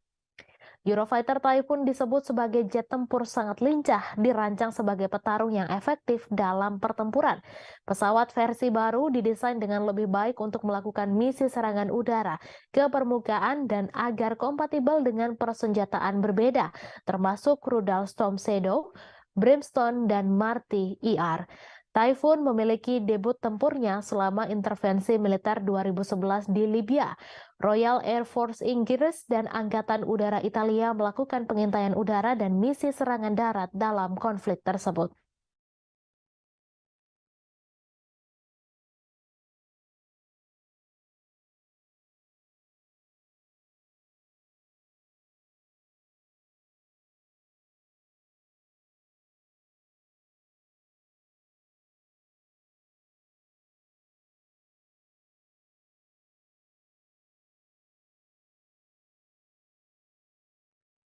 Amerika Serikat pada Rabu 31 Mei mengumumkan paket senjata baru senilai 300 juta dolar Amerika Serikat atau 4,49 triliun rupiah kepada Ukraina. Namun Amerika Serikat memperingatkan agar paket senjata itu jangan digunakan untuk menyerang wilayah Rusia. Departemen Pertahanan Amerika Serikat mengungkapkan pengiriman terbaru ini akan membuat total bantuan negeri Paman Sam ke Ukraina menjadi 37,6 miliar dolar Amerika Serikat atau 562,52 triliun rupiah sejak invasi Rusia pada Februari 2022. Pengiriman senjata terbaru ini dilakukan saat Ukraina mempersiapkan serangan balasan untuk memukul mundur pasukan Rusia dari petak-petak wilayah pendudukan di timur dan selatan Ukraina. Bantuan tersebut juga dikeluarkan setelah serentetan serangan dalam gelap terhadap sasaran di dalam Rusia, termasuk gelombang serangan drone yang belum pernah terjadi sebelumnya di Moskwa. Kirby mengatakan Amerika Serikat sudah menetapkan aturan dasarnya ke Ukraina. Kirby melanjutkan bahwa meskipun ketegangan meningkat atas masalah ini, Gedung Putih tetap yakin Ukraina akan menepati janjinya untuk tidak menggunakan jet tempur F-16 buatan Amerika Serikat. Kirby menambahkan meski Washington dengan sepenuh hati mendukung Ukraina mengalahkan invasi Rusia, ia ingin menghindari situasi yang menyedot Barat, NATO, dan Amerika Serikat serta menghindari Perang Dunia III. Pentagon mengatakan paket 300 juta dolar AS itu termasuk amunisi untuk sistem pertahanan udara Patriot, rudal pertahanan udara AM-7, sistem pertahanan udara Avenger, dan rudal anti pesawat Stinger. Juga bagian dari paket adalah amunisi untuk sistem roket artileri mobilitas tinggi atau HIMARS, peluru artileri 155 mm dan 105 mm, amunisi tank 105 mm, serta roket pesawat Zuni. Amerika Serikat juga turut mengirim lebih dari 30 juta butir amunisi senjata kecil ke Ukraina.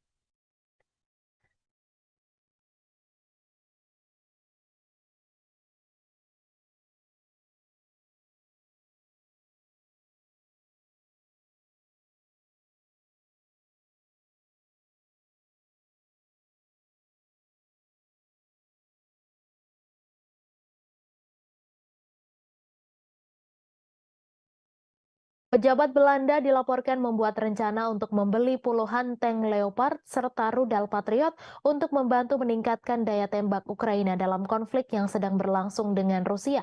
Kabinet Belanda bertujuan untuk membeli macan tutul dari pabrikan milik negara Swiss Ruach. Kesepakatan itu akan membutuhkan persetujuan dari pemerintah Swiss yang berusaha menjaga netralitas di tengah konflik Rusia-Ukraina. Dilansir dari RT.com, Amsterdam bergabung dengan Jerman dan Denmark pada bulan Februari untuk membeli setidaknya 100 tank tempur Leopard 1A5 untuk Ukraina dari pabrikan Jerman. Surat kabar Swiss melaporkan bahwa Belanda berusaha untuk membeli 96 Leopard 1 versi tank yang lebih tua dari Ruach. Pada saat yang sama, Belanda ingin menyediakan lebih banyak rudal atau suku cadang Patriot untuk mengoperasikannya untuk membantu meningkatkan pertahanan udara Ukraina. Anggota NATO itu sebelumnya memberi Kiev 2 peluncur Patriot dan sejumlah rudal. Namun ia menambahkan bahwa mengingat kebutuhan keamanan Belanda sendiri, tentunya tidak dapat memberikan semuanya pada Ukraina. Ia menyerukan lebih banyak negara untuk bergabung dengan koalisi negara-negara yang memasok rudal Patriot ke Ukraina. Anggota parlemen Jerman pekan lalu menyetujui pembelian 18 tank Leopard 2A8 dan 12 howitzer Panzerhaubitze 2000 untuk menggantikan stok senjata yang dikirim ke Kiev. Kesepakatan itu dilaporkan mencakup opsi untuk membeli 105 macan tutul tambahan. Paket bantuan terbaru Berlin untuk Ukraina mencakup 30 tank Leopard 1. Sebagaimana diketahui, Ukraina telah berulang kali mengatakan bahwa pasokan senjata berat asing sangat penting untuk keberhasilan serangan balasan yang direncanakan. Sementara itu, Moskow telah memperingatkan bahwa tank-tank yang dikirim Barat dan sistem lainnya akan diperlakukan sebagai target yang sah di medan perang.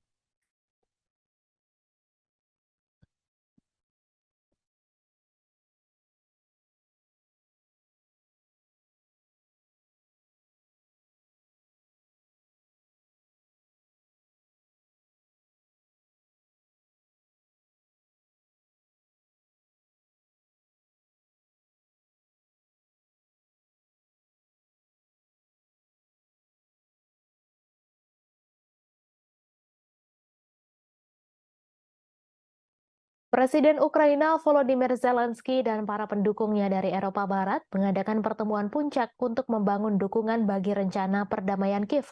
Rencana tersebut dianggap tidak dapat diterima oleh Rusia. Presiden Prancis Emmanuel Macron telah menawarkan untuk menjadi tuan rumah KTT di Paris, sementara Denmark dan Swedia juga mengajukan diri sebagai tuan rumah.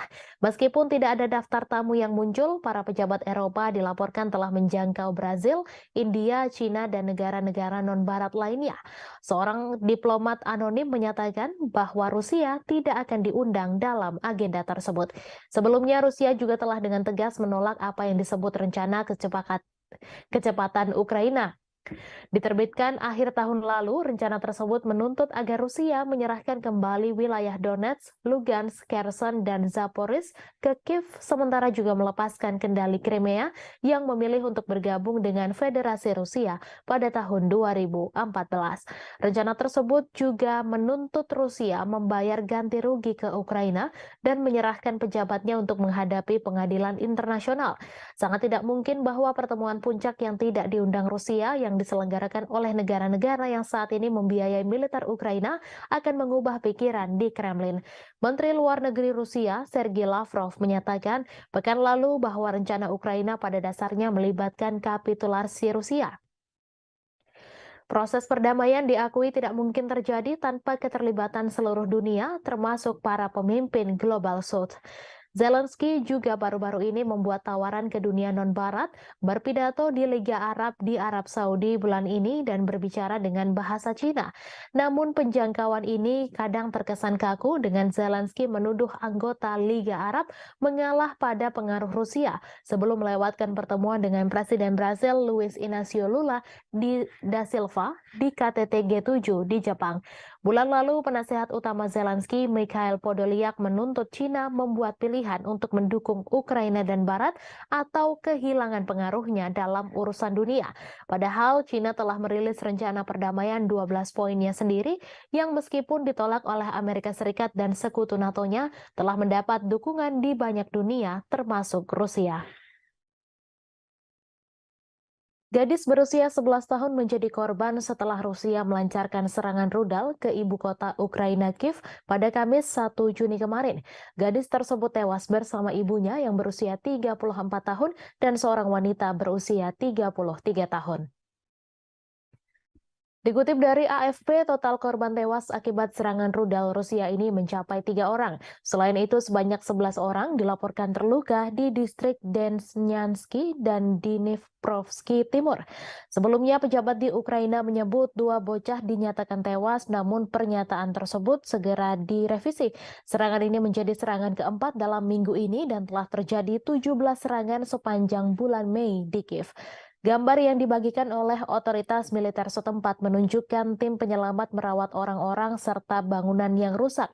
Dalam sejumlah postingan di Telegram, Wali Kota Kiev Vitali Klitschko mengatakan serangkaian ledakan telah terjadi di kota tersebut dan telah ditangani oleh penyelamat puing-puing yang berjatuhan dan kebakaran. Sementara itu, para pejabat yang didukung Rusia di wilayah Luhansk Timur Ukraina mengatakan 5 orang telah tewas dan 19 lainnya terluka oleh penembakan Ukraina di sebuah peternakan unggas pada hari Rabu. Kemudian pada Kamis pagi, Gubernur wilayah Belgorod Rusia Barat yang berbatasan dengan Ukraina mengatakan sedikitnya 2 orang terluka dalam serangan di ibu kota Sebekino yang ia tuduh dilakukan oleh pasukan Ukraina. Presiden Prancis Emmanuel Macron berpendapat bahwa Ukraina melindungi Eropa dan harus diberikan jaminan keamanan oleh NATO. Ia menambahkan bahwa akan menjadi kepentingan anggota NATO untuk memberikan jaminan tersebut, sementara Kiev menunggu persetujuan untuk bergabung dengan aliansi militer Barat. Prancis dan kekuatan Barat lainnya telah memberikan bantuan militer senilai miliaran dolar ke Ukraina sejak konflik dengan Rusia dimulai pada Februari 2022. Namun mereka berhenti menawarkan perlindungan menyeluruh yang diberikan kepada anggota NATO. Pasal 5 Perjanjian Pendirian Blok menetapkan bahwa serangan terhadap satu anggota dianggap sebagai serangan terhadap semua anggota. Presiden Prancis yang pernah menggambarkan aliansi yang berbasis di Brussel itu sebagai mati otak mengatakan bahwa krisis Ukraina telah menyentuh NATO. Macron meminta anggota blok untuk mengintensifkan bantuan militer ke Kiev sehingga memiliki semua yang dibutuhkan untuk serangan balasan terhadap pasukan Rusia. Meskipun mengakui bahwa kontribusi Amerika Serikat telah menjadi kunci dalam memungkinkan Ukraina mempertahankan diri, Macron berpendapat bahwa Eropa harus membangun industri pertahanannya sendiri daripada mengandalkan Washington untuk perlindungan.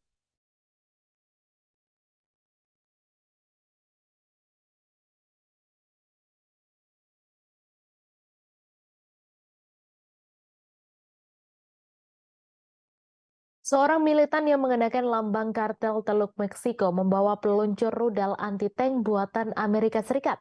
Senjata itu diduga adalah Javelin yang ribuan unit diantaranya dikirim ke Ukraina oleh Pentagon. Rekaman itu difilmkan di Matamoros pada Senin 29 Mei dan ditayangkan oleh saluran berita Milenio TV.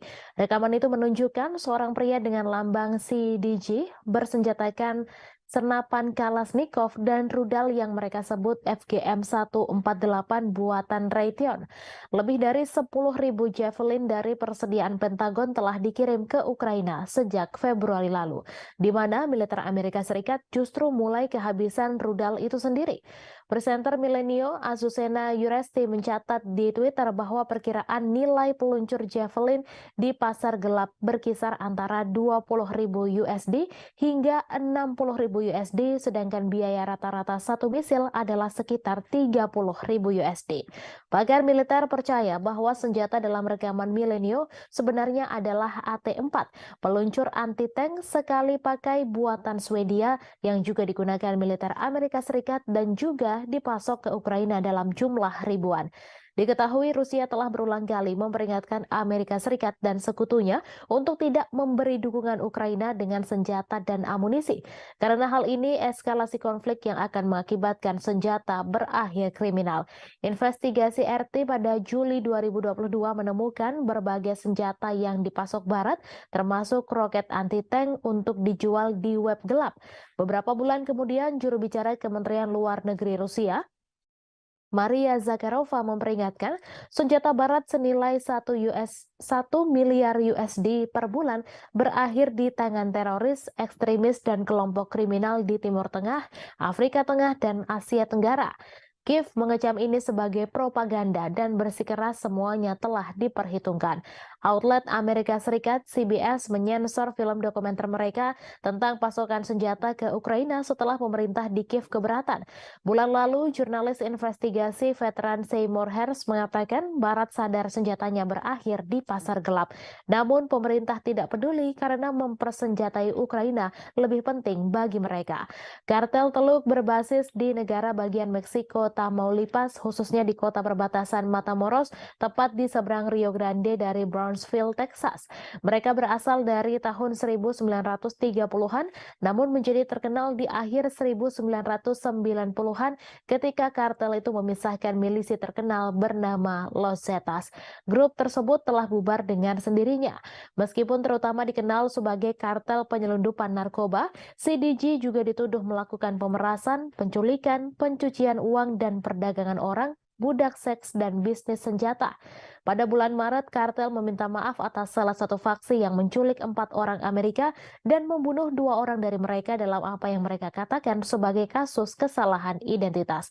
5 anggota faksi itu diserahkan ke polisi Meksiko.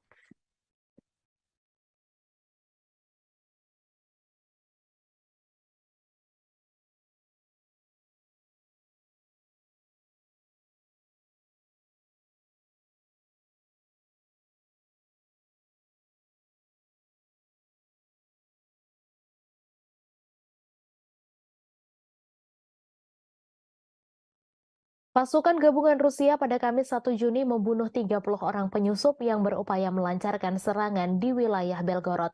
Kementerian Pertahanan di Moskow mengatakan 30 orang itu merupakan milisi asal Ukraina. Diketahui pasukan gabungan Rusia terdiri dari angkatan bersenjata dan pasukan penjaga perbatasan dan elemen lain dari Dinas Keamanan Federal Rusia. Setidaknya ada 3 percobaan serangan yang digagalkan pasukan gabungan Rusia di dekat kota Sebekino, Belgorod. Menurut pernyataan tersebut, Ukraina mengerahkan 2 kompi infanteri yang didukung oleh tank untuk serangan-serangan tersebut. Sebelum penyerangan diluncurkan, Ukraina dilaporkan telah melakukan serangan artileri roket terhadap Sebekino. Serangan itu merusak bangunan tempat tinggal dan menyebabkan cedera di kalangan warga sipil. Bulan lalu, kontingen kecil militan Ukraina yang dilengkapi dengan perangkat keras militer barat melancarkan serangan ke wilayah Belgorod. Angkatan bersenjata Rusia kemudian meluncurkan operasi dengan menghancurkan kelompok penyusup, menewaskan 70 orang dan memaksa sisanya melarikan diri kembali ke Ukraina. Ukraina tidak pernah mengaku bertanggung jawab atas serangan di Belgorod. Mereka mengklaim hanya berperang di wilayah Ukraina yang direbut pasukan Rusia. Namun Rusia mengklaim serangan tersebut dilakukan Ukraina. Tak hanya itu, Rusia juga yakin bahwa Ukraina dapat melakukan serangan tersebut karena mendapat dukungan dari Barat. Namun baik Ukraina maupun Amerika Serikat sama-sama membantah dugaan tersebut.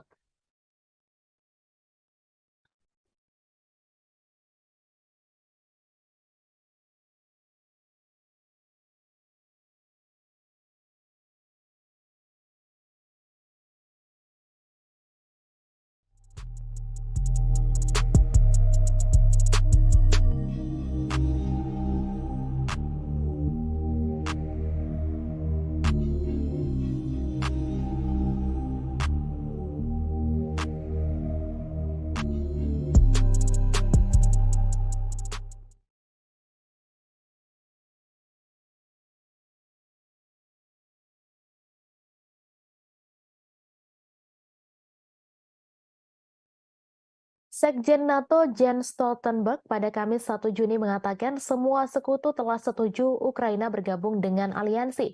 Menurutnya, Rusia tidak bisa mencegah ekspansi aliansi militer pimpinan Amerika Serikat tersebut. Dilansir dari Reuters, sebelumnya bos NATO itu menggambarkan diskusi informal di dalam aliansi tentang langkah-langkah spesifik yang harus diambil Ukraina untuk mencapai keanggotaan NATO berlangsung baik. Stoltenberg juga menunjukkan bahwa Ukraina telah bergerak menuju NATO beralih dari standar Soviet ke NATO.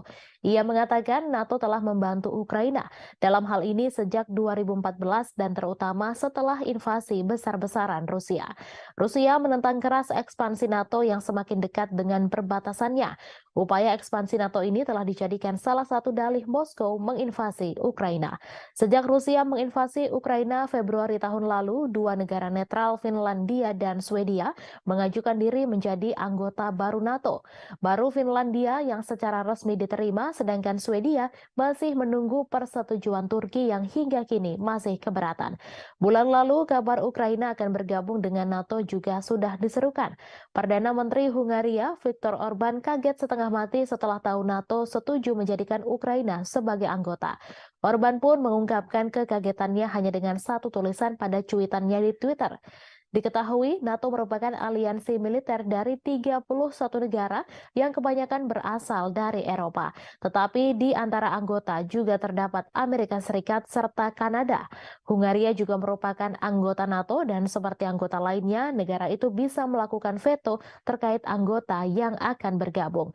Anggota NATO termasuk Hungaria pada 2008 sebenarnya setuju bahwa Ukraina akan bergabung dengan mereka. Meski begitu, mereka tak langsung memberikan keanggotaan. Dengan bergabung bersama NATO, maka akan terlindungi sesuai artikel 5 aliansi itu yang menegaskan menyerang salah satu anggota berarti juga menyerang seluruhnya. Artinya, jika Ukraina yang bergabung kemudian diinvasi atau diserang, seluruh anggota NATO termasuk Amerika Serikat akan memberikan bantuan. Namun Hungaria yang bergabung pada 1999 telah menunjukkan keinginan untuk menentang perluasan aliansi tersebut. Meski mayoritas anggota NATO menentang Rusia karena invasi ke Ukraina, Hungaria tetap memperlihatkan hubungan yang mesra dengan Moskow.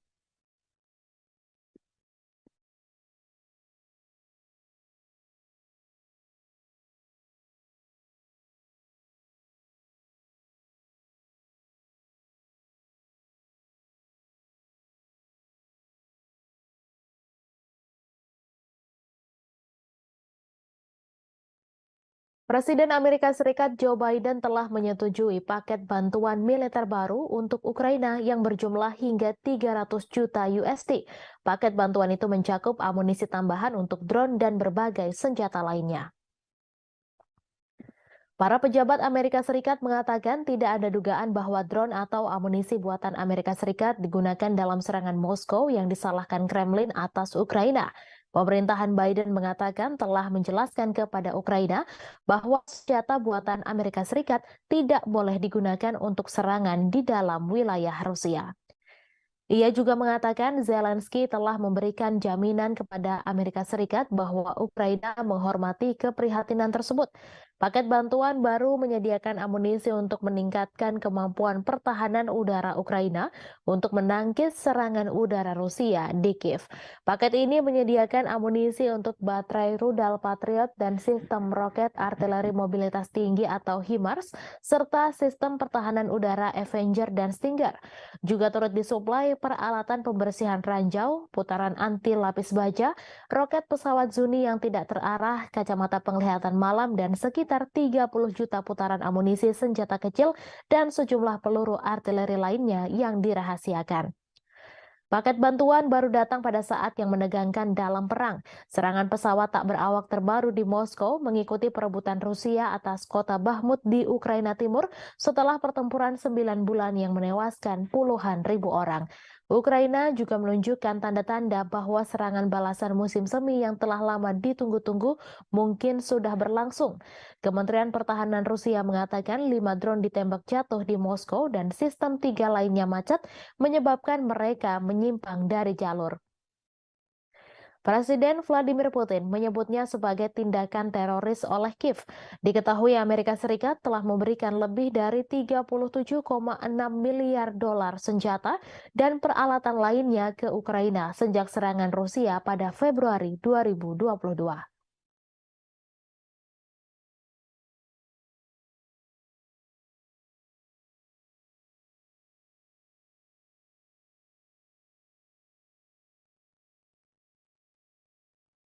Memberi peringatan akan ancaman baru terhadap keamanan pangan global. Dijelaskan bahwa Rusia membatasi jumlah kapal yang diizinkan untuk mengambil biji-bijian Ukraina di pelabuhan Laut Hitam dalam kampanyenya. Hal itu dilakukan agar Kiev membuka saluran pipa untuk bahan utama pupuk untuk sampai ke pasar dunia.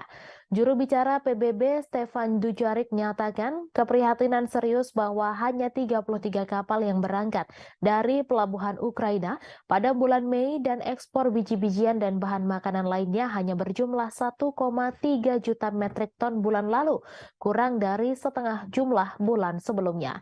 Ia mengatakan Rusia memberitahu pusat di Istanbul yang mengkoordinasikan kedatangan, keberangkatan, dan inspeksi kapal yang terlibat dalam inisiatif Butir Laut Hitam.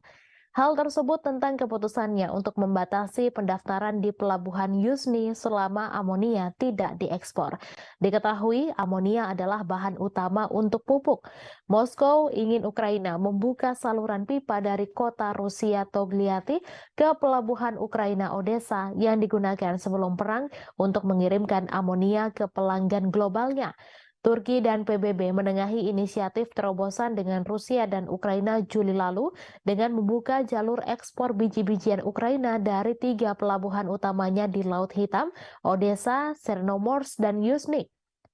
Dalam memorandum terpisah, PBB mengatakan akan bekerja untuk mengatasi hambatan pengiriman makanan dan pupuk Rusia yang telah coba dilakukan oleh Kepala Perdagangan PBB Rebecca Greenspan selama berbulan-bulan, namun Moskow mengkritik kurangnya hasil. Untuk memperkuat kegagalan mengekspor pupuknya, Rusia pada bulan Maret secara sepihak memutuskan untuk memperbarui kesepakatan biji-bijian selama 60 hari. Dan tepat sebelum berakhirnya, dalam contoh lain dari Brandmanship Moskow, pada 17 Mei disepakati perpanjangan 2 bulan lagi hingga 17 Juli. Diketahui imbas dari invasi Rusia ke Ukraina sejak Februari 2022, salah satu lumbung pangan utama dunia, harga pangan global meroket memukul negara-negara berkembang. Setelah kesepakatan Juli, harga pangan mulai turun, tetapi Dujarric memperingatkan bahwa titik kelaparan global meningkat dan momok inflasi pangan dan volatilitas pasar mengintai di semua negara. Presiden Ukraina Volodymyr Zelensky pada Rabu mentweet bahwa pelabuhan Yuzhny diblokir dan lebih dari 1,5 juta ton produk pertanian menunggu di sana untuk dikirim ke setidaknya 10 negara termasuk Turki, China, Mesir, dan Bangladesh. Ia mendesak semua orang untuk menekan Rusia agar membuka blokir pasokan makanan.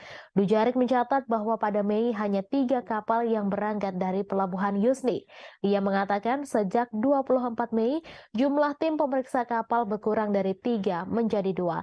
Hal ini bersamaan dengan lambatnya pendaftaran kapal dan menciptakan situasi yang serius. PBB telah mengajukan saran praktis dan akan terus terlibat dengan Rusia dan Ukraina.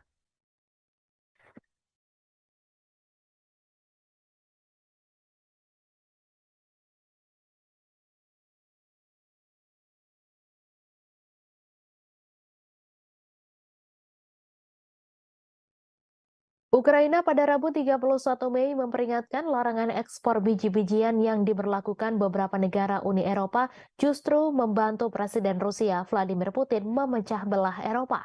Diketahui beberapa negara tetangga Ukraina, termasuk sekutu setianya yaitu Polandia, memberlakukan pembatasan sementara pada produk pertanian Kiev sejak bulan lalu.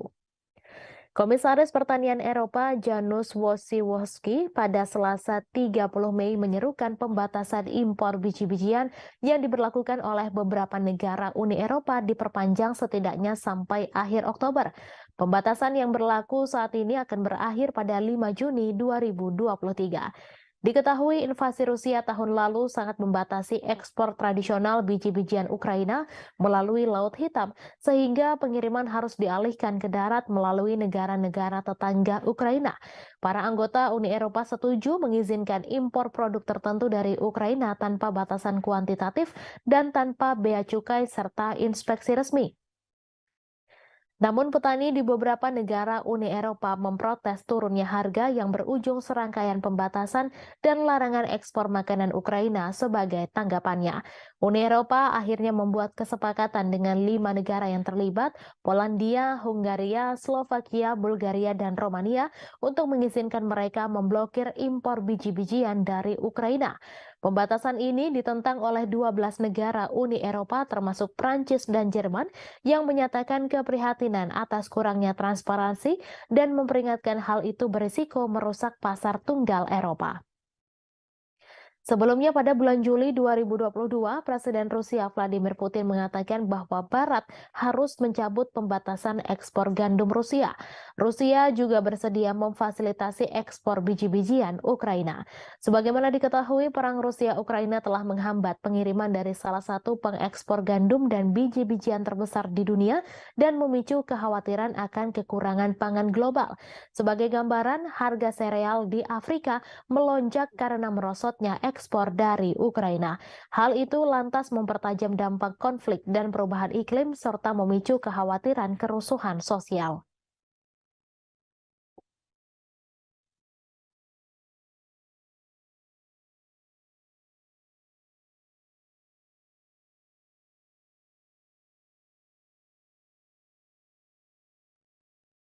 NATO meningkatkan tekanan pada Turki untuk membatalkan keberatannya terhadap keanggotaan Swedia karena organisasi militer tersebut berusaha untuk menangani masalah tersebut pada saat Presiden Amerika Serikat Joe Biden dan rekan-rekannya saat bertemu bulan depan.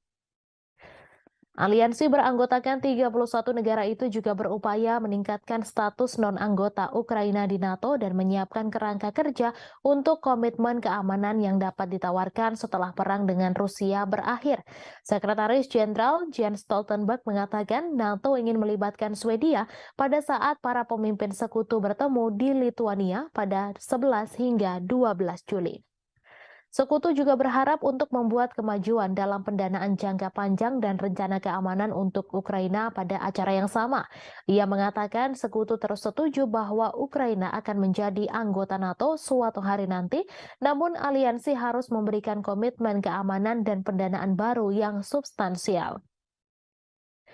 Menteri Luar Negeri Amerika Serikat Antony Blinken mengatakan sekutu berfokus untuk membantu Ukraina membangun kapasitas keamanan jangka menengah dan panjangnya, sehingga jika dan ketika agresi saat ini mereda, Ukraina memiliki kapasitas penuh untuk mencegah agresi di masa depan. Khawatir mereka akan menjadi sasaran Moskow setelah Rusia menginvasi Ukraina tahun lalu, Swedia dan Finlandia meninggalkan posisi tradisional non-blok militer mereka untuk mencari perlindungan di bawah payung keamanan NATO. Diketahui Finlandia menjadi negara anggota ke-31 NATO pada bulan April. NATO harus setuju dengan suara bulat bagi negara-negara untuk bergabung. Sementara itu, Swedia yang ingin bergabung masih terkendala persetujuan yang tak kunjung didapatkan dari Turki. Pemerintah Turki menuduh Swedia terlalu toleran terhadap organisasi teroris dan ancaman keamanan termasuk kelompok militan Kurdi dan orang-orang yang terkait dengan upaya kudeta tahun 2016. Hongaria juga telah menunda persetujuannya, namun alasannya belum diumumkan secara jelas.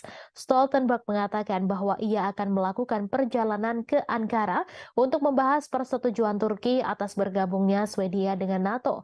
Seorang diplomat NATO mengatakan bahwa Stoltenberg dan Presiden Recep Tayyip Erdogan dapat bertemu akhir pekan ini di sela-sela pelantikan pemimpin Turki. Menteri Luar Negeri Swedia Tobias Billström mengatakan bahwa saat ini mulai ratifikasi keanggotaan Swedia di NATO. Ia mengatakan bahwa melarang Swedia bergabung dengan NATO justru adalah sebuah kemenangan bagi Presiden Rusia Vladimir Putin.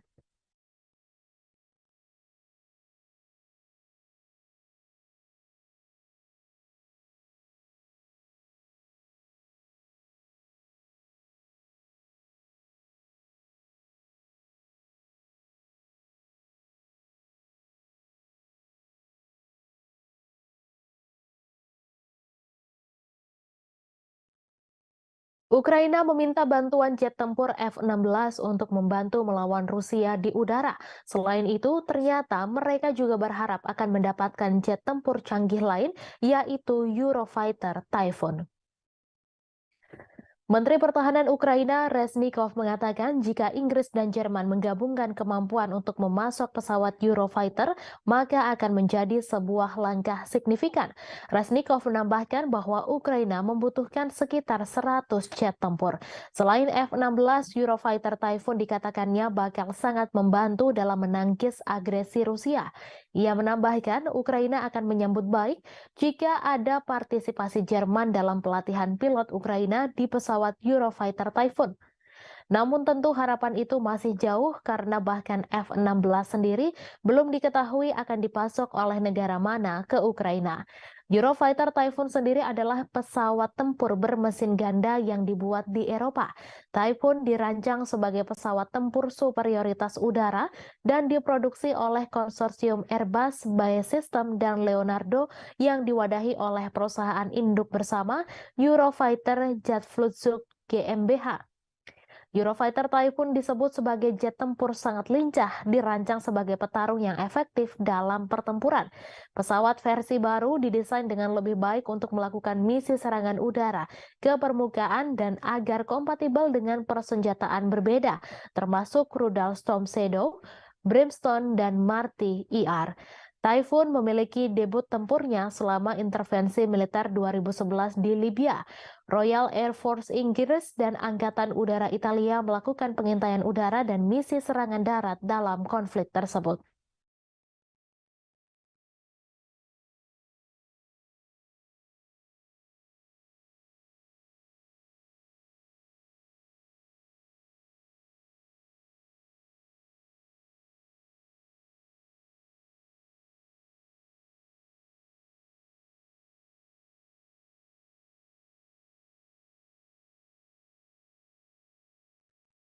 Amerika Serikat pada Rabu 31 Mei mengumumkan paket senjata baru senilai 300 juta dolar Amerika Serikat atau 4,49 triliun rupiah kepada Ukraina.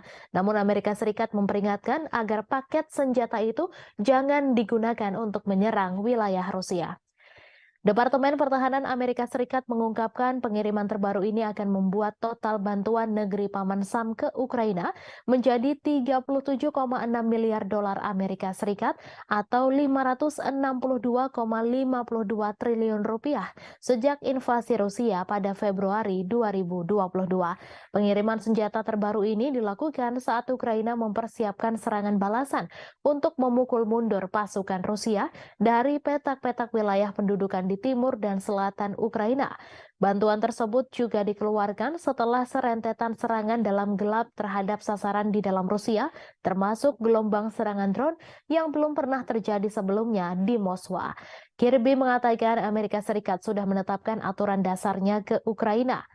Kirby melanjutkan bahwa meskipun ketegangan meningkat atas masalah ini, Gedung Putih tetap yakin Ukraina akan menepati janjinya untuk tidak menggunakan jet tempur F-16 buatan Amerika Serikat. Kirby menambahkan meski Washington dengan sepenuh hati mendukung Ukraina mengalahkan invasi Rusia, ia ingin menghindari situasi yang menyedot Barat, NATO, dan Amerika Serikat serta menghindari Perang Dunia III. Pentagon mengatakan paket 300 juta dolar AS itu termasuk amunisi untuk sistem pertahanan udara Patriot, rudal pertahanan udara AM-7, sistem pertahanan udara Avenger, dan rudal anti pesawat Stinger. Juga bagian dari paket adalah amunisi untuk sistem roket artileri mobilitas tinggi atau HIMARS, peluru artileri 155 mm dan 105 mm, amunisi tank 105 mm, serta roket pesawat Zuni. Amerika Serikat juga turut mengirim lebih dari 30 juta butir amunisi senjata kecil ke Ukraina.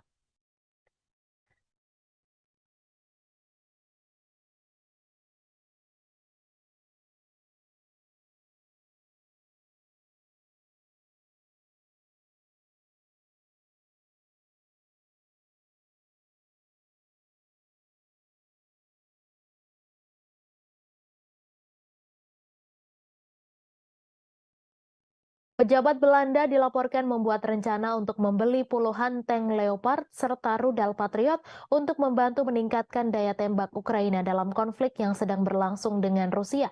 Kabinet Belanda bertujuan untuk membeli macan tutul dari pabrikan milik negara Swiss Ruach. Kesepakatan itu akan membutuhkan persetujuan dari pemerintah Swiss yang berusaha menjaga netralitas di tengah konflik Rusia-Ukraina. Dilansir dari RT.com, Amsterdam bergabung dengan Jerman dan Denmark pada bulan Februari untuk membeli setidaknya 100 tank tempur Leopard 1A5 untuk Ukraina dari pabrikan Jerman. Surat kabar Swiss melaporkan bahwa Belanda berusaha untuk membeli 96 Leopard 1 versi tank yang lebih tua dari Ruach. Pada saat yang sama, Belanda ingin menyediakan lebih banyak rudal atau suku cadang Patriot untuk mengoperasikannya untuk membantu meningkatkan pertahanan udara Ukraina.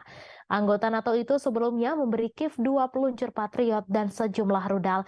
Namun ia menambahkan bahwa mengingat kebutuhan keamanan Belanda sendiri, tentunya tidak dapat memberikan semuanya pada Ukraina. Ia menyerukan lebih banyak negara untuk bergabung dengan koalisi negara-negara yang memasok rudal Patriot ke Ukraina. Anggota parlemen Jerman pekan lalu menyetujui pembelian 18 tank Leopard 2A8 dan 12 howitzer Panzerhaubitze 2000 untuk menggantikan stok senjata yang dikirim ke Kiev. Kesepakatan itu dilaporkan mencakup opsi untuk membeli 105 macan tutul tambahan. Paket bantuan terbaru Berlin untuk Ukraina mencakup 30 tank Leopard 1. Sebagaimana diketahui, Ukraina telah berulang kali mengatakan bahwa pasokan senjata berat asing sangat penting untuk keberhasilan serangan balasan yang direncanakan. Sementara itu, Moskow telah memperingatkan bahwa tank-tank yang dikirim Barat dan sistem lainnya akan diperlakukan sebagai target yang sah di medan perang.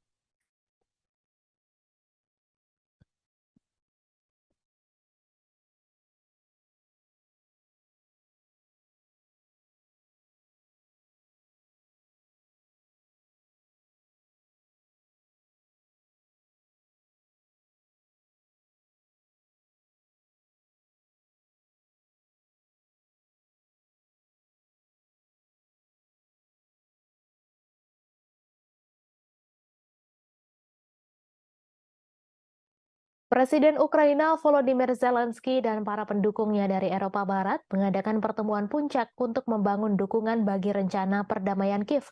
Rencana tersebut dianggap tidak dapat diterima oleh Rusia. Presiden Prancis Emmanuel Macron telah menawarkan untuk menjadi tuan rumah KTT di Paris, sementara Denmark dan Swedia juga mengajukan diri sebagai tuan rumah. Meskipun tidak ada daftar tamu yang muncul, para pejabat Eropa dilaporkan telah menjangkau Brazil, India, China, dan negara-negara non-barat lainnya. Seorang diplomat anonim menyatakan bahwa Rusia tidak akan diundang dalam agenda tersebut. Sebelumnya, Rusia juga telah dengan tegas menolak apa yang disebut rencana kecepatan Ukraina. Diterbitkan akhir tahun lalu, rencana tersebut menuntut agar Rusia menyerahkan kembali wilayah Donetsk, Lugansk, Kherson, dan Zaporizhzhia ke Kiev, sementara juga melepaskan kendali Crimea yang memilih untuk bergabung dengan Federasi Rusia pada tahun 2014. Rencana tersebut juga menuntut Rusia membayar ganti rugi ke Ukraina dan menyerahkan pejabatnya untuk menghadapi pengadilan internasional. Sangat tidak mungkin bahwa pertemuan puncak yang tidak diundang Rusia yang diselenggarakan oleh negara-negara yang saat ini membiayai militer Ukraina akan mengubah pikiran di Kremlin. Menteri Luar Negeri Rusia, Sergei Lavrov, menyatakan pekan lalu bahwa rencana Ukraina pada dasarnya melibatkan kapitulasi Rusia. Proses perdamaian diakui tidak mungkin terjadi tanpa keterlibatan seluruh dunia, termasuk para pemimpin Global South. Zelensky juga baru-baru ini membuat tawaran ke dunia non-barat, berpidato di Liga Arab di Arab Saudi bulan ini dan berbicara dengan bahasa Cina. Namun penjangkauan ini kadang terkesan kaku dengan Zelensky menuduh anggota Liga Arab mengalah pada pengaruh Rusia sebelum melewatkan pertemuan dengan Presiden Brasil Luiz Inácio Lula da Silva di KTT G7 di Jepang. Bulan lalu, penasehat utama Zelensky, Mikhail Podolyak, menuntut China membuat pilihan untuk mendukung Ukraina dan Barat atau kehilangan pengaruhnya dalam urusan dunia. Padahal China telah merilis rencana perdamaian 12 poinnya sendiri yang meskipun ditolak oleh Amerika Serikat dan sekutu NATO-nya telah mendapat dukungan di banyak dunia termasuk Rusia. Gadis berusia 11 tahun menjadi korban setelah Rusia melancarkan serangan rudal ke ibu kota Ukraina Kiev pada Kamis 1 Juni kemarin. Gadis tersebut tewas bersama ibunya yang berusia 34 tahun dan seorang wanita berusia 33 tahun. Dikutip dari AFP, total korban tewas akibat serangan rudal Rusia ini mencapai 3 orang. Selain itu, sebanyak 11 orang dilaporkan terluka di distrik Desnyansky dan Dnipropetrovsk Timur. Sebelumnya, pejabat di Ukraina menyebut 2 bocah dinyatakan tewas, namun pernyataan tersebut segera direvisi. Serangan ini menjadi serangan keempat dalam minggu ini dan telah terjadi 17 serangan sepanjang bulan Mei di Kiev. Gambar yang dibagikan oleh otoritas militer setempat menunjukkan tim penyelamat merawat orang-orang serta bangunan yang rusak.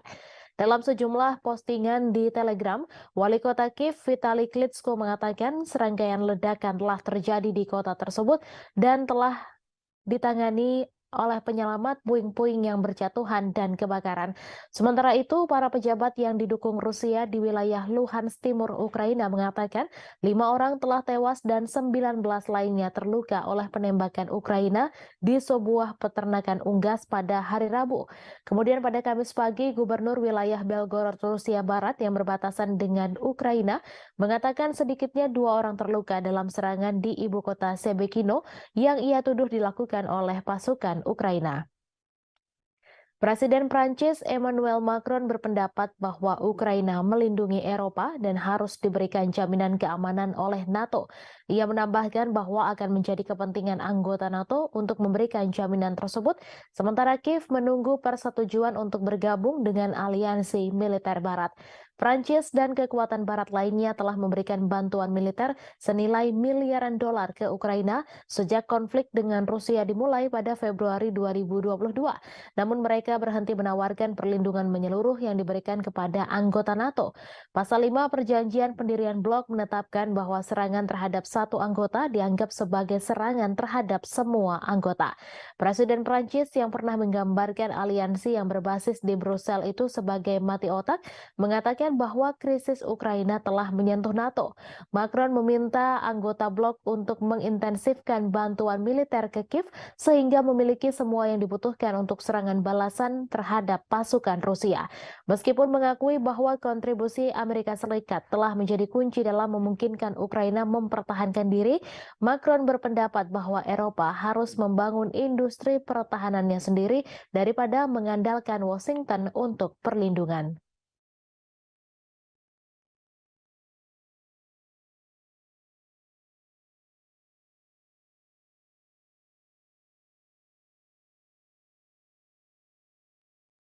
Seorang militan yang mengenakan lambang kartel Teluk Meksiko membawa peluncur rudal anti-tank buatan Amerika Serikat. Senjata itu diduga adalah Javelin yang ribuan unit diantaranya dikirim ke Ukraina oleh Pentagon. Rekaman itu difilmkan di Matamoros pada Senin 29 Mei dan ditayangkan oleh saluran berita Milenio TV. Rekaman itu menunjukkan seorang pria dengan lambang CDG bersenjatakan senapan Kalashnikov dan rudal yang mereka sebut FGM-148 buatan Raytheon. Lebih dari 10.000 Javelin dari persediaan Pentagon telah dikirim ke Ukraina sejak Februari lalu, di mana militer Amerika Serikat justru mulai kehabisan rudal itu sendiri. Presenter Milenio Azucena Yuresti mencatat di Twitter bahwa perkiraan nilai peluncur Javelin di pasar gelap berkisar antara 20.000 USD hingga 60.000 USD, sedangkan biaya rata-rata satu misil adalah sekitar 30.000 USD. Pakar militer percaya bahwa senjata dalam rekaman Milenio sebenarnya adalah AT-4, peluncur anti-tank sekali pakai buatan Swedia yang juga digunakan militer Amerika Serikat dan juga dipasok ke Ukraina dalam jumlah ribuan. Diketahui Rusia telah berulang kali memperingatkan Amerika Serikat dan sekutunya untuk tidak memberi dukungan Ukraina dengan senjata dan amunisi. Karena hal ini eskalasi konflik yang akan mengakibatkan senjata berakhir kriminal. Investigasi RT pada Juli 2022 menemukan berbagai senjata yang dipasok Barat, termasuk roket anti-tank untuk dijual di web gelap. Beberapa bulan kemudian, juru bicara Kementerian Luar Negeri Rusia, Maria Zakharova memperingatkan senjata barat senilai 1 miliar USD per bulan berakhir di tangan teroris, ekstremis, dan kelompok kriminal di Timur Tengah, Afrika Tengah, dan Asia Tenggara. Kiev mengecam ini sebagai propaganda dan bersikeras semuanya telah diperhitungkan. Outlet Amerika Serikat CBS menyensor film dokumenter mereka tentang pasokan senjata ke Ukraina setelah pemerintah di Kiev keberatan.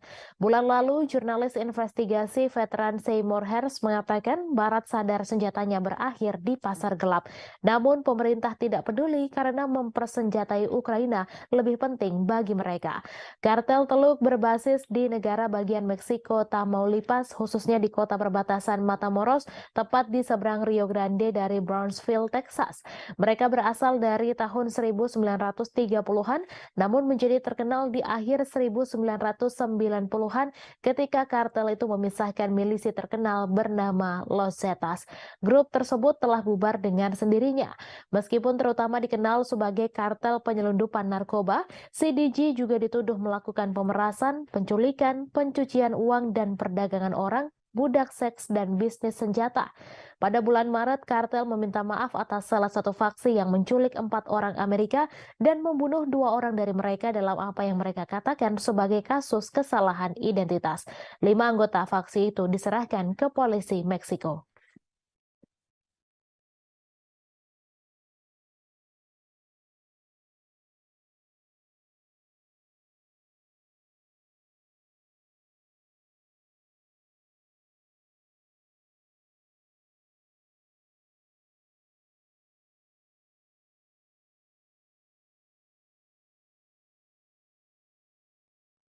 Pasukan gabungan Rusia pada Kamis 1 Juni membunuh 30 orang penyusup yang berupaya melancarkan serangan di wilayah Belgorod.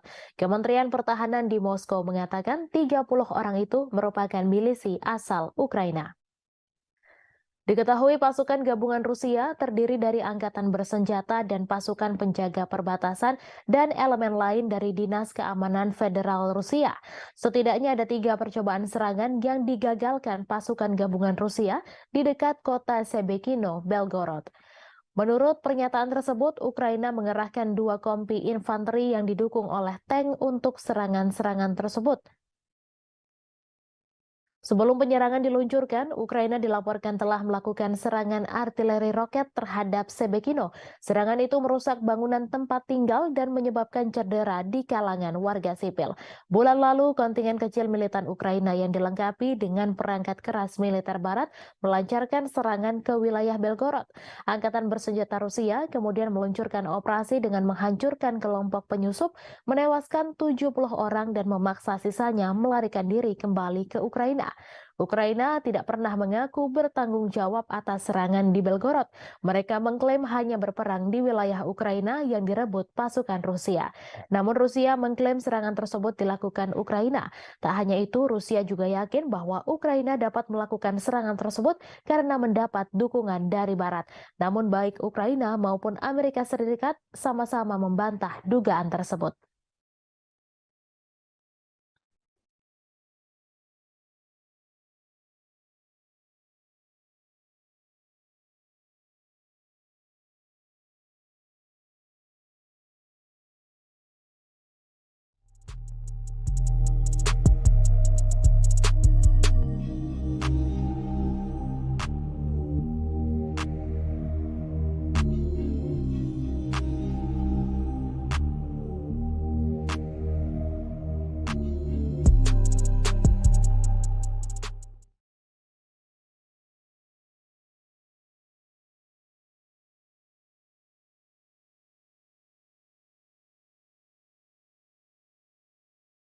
Sekjen NATO Jens Stoltenberg pada Kamis 1 Juni mengatakan semua sekutu telah setuju Ukraina bergabung dengan aliansi.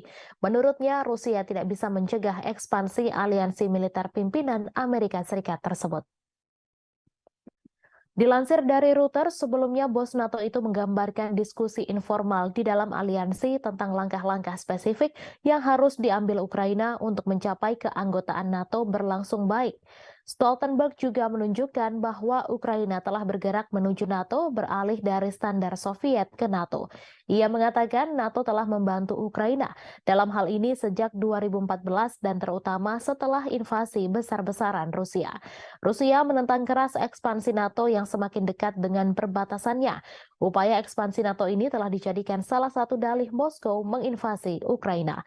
Sejak Rusia menginvasi Ukraina Februari tahun lalu, dua negara netral Finlandia dan Swedia mengajukan diri menjadi anggota baru NATO. Baru Finlandia yang secara resmi diterima, sedangkan Swedia masih menunggu persetujuan Turki yang hingga kini masih keberatan. Bulan lalu, kabar Ukraina akan bergabung dengan NATO juga sudah diserukan. Perdana Menteri Hungaria Viktor Orban kaget setengah mati setelah tahu NATO setuju menjadikan Ukraina sebagai anggota. Orban pun mengungkapkan kekagetannya hanya dengan satu tulisan pada cuitannya di Twitter. Diketahui, NATO merupakan aliansi militer dari 31 negara yang kebanyakan berasal dari Eropa. Tetapi di antara anggota juga terdapat Amerika Serikat serta Kanada. Hungaria juga merupakan anggota NATO dan seperti anggota lainnya, negara itu bisa melakukan veto terkait anggota yang akan bergabung. Anggota NATO termasuk Hungaria pada 2008 sebenarnya setuju bahwa Ukraina akan bergabung dengan mereka. Meski begitu, mereka tak langsung memberikan keanggotaan. Dengan bergabung bersama NATO, maka akan terlindungi sesuai artikel 5 aliansi itu yang menegaskan menyerang salah satu anggota berarti juga menyerang seluruhnya. Artinya, jika Ukraina yang bergabung kemudian diinvasi atau diserang, seluruh anggota NATO termasuk Amerika Serikat akan memberikan bantuan. Namun Hungaria yang bergabung pada 1999 telah menunjukkan keinginan untuk menentang perluasan aliansi tersebut.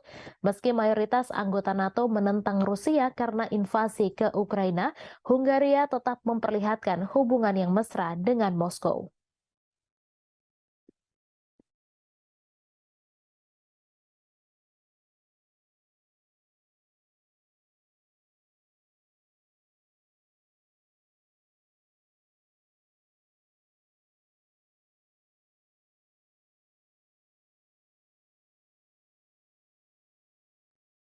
Presiden Amerika Serikat Joe Biden telah menyetujui paket bantuan militer baru untuk Ukraina yang berjumlah hingga 300 juta USD. Paket bantuan itu mencakup amunisi tambahan untuk drone dan berbagai senjata lainnya. Para pejabat Amerika Serikat mengatakan tidak ada dugaan bahwa drone atau amunisi buatan Amerika Serikat digunakan dalam serangan Moskow yang disalahkan Kremlin atas Ukraina. Pemerintahan Biden mengatakan telah menjelaskan kepada Ukraina bahwa senjata buatan Amerika Serikat tidak boleh digunakan untuk serangan di dalam wilayah Rusia. Ia juga mengatakan Zelensky telah memberikan jaminan kepada Amerika Serikat bahwa Ukraina menghormati keprihatinan tersebut. Paket bantuan baru menyediakan amunisi untuk meningkatkan kemampuan pertahanan udara Ukraina untuk menangkis serangan udara Rusia di Kiev. Paket ini menyediakan amunisi untuk baterai rudal Patriot dan sistem roket artileri mobilitas tinggi atau HIMARS, serta sistem pertahanan udara Avenger dan Stinger. Juga turut disuplai peralatan pembersihan ranjau, putaran anti lapis baja, roket pesawat Zuni yang tidak terarah, kacamata penglihatan malam, dan sekitar 30 juta putaran amunisi senjata kecil dan sejumlah peluru artileri lainnya yang dirahasiakan. Paket bantuan baru datang pada saat yang menegangkan dalam perang. Serangan pesawat tak berawak terbaru di Moskow mengikuti perebutan Rusia atas kota Bakhmut di Ukraina Timur setelah pertempuran 9 bulan yang menewaskan puluhan ribu orang.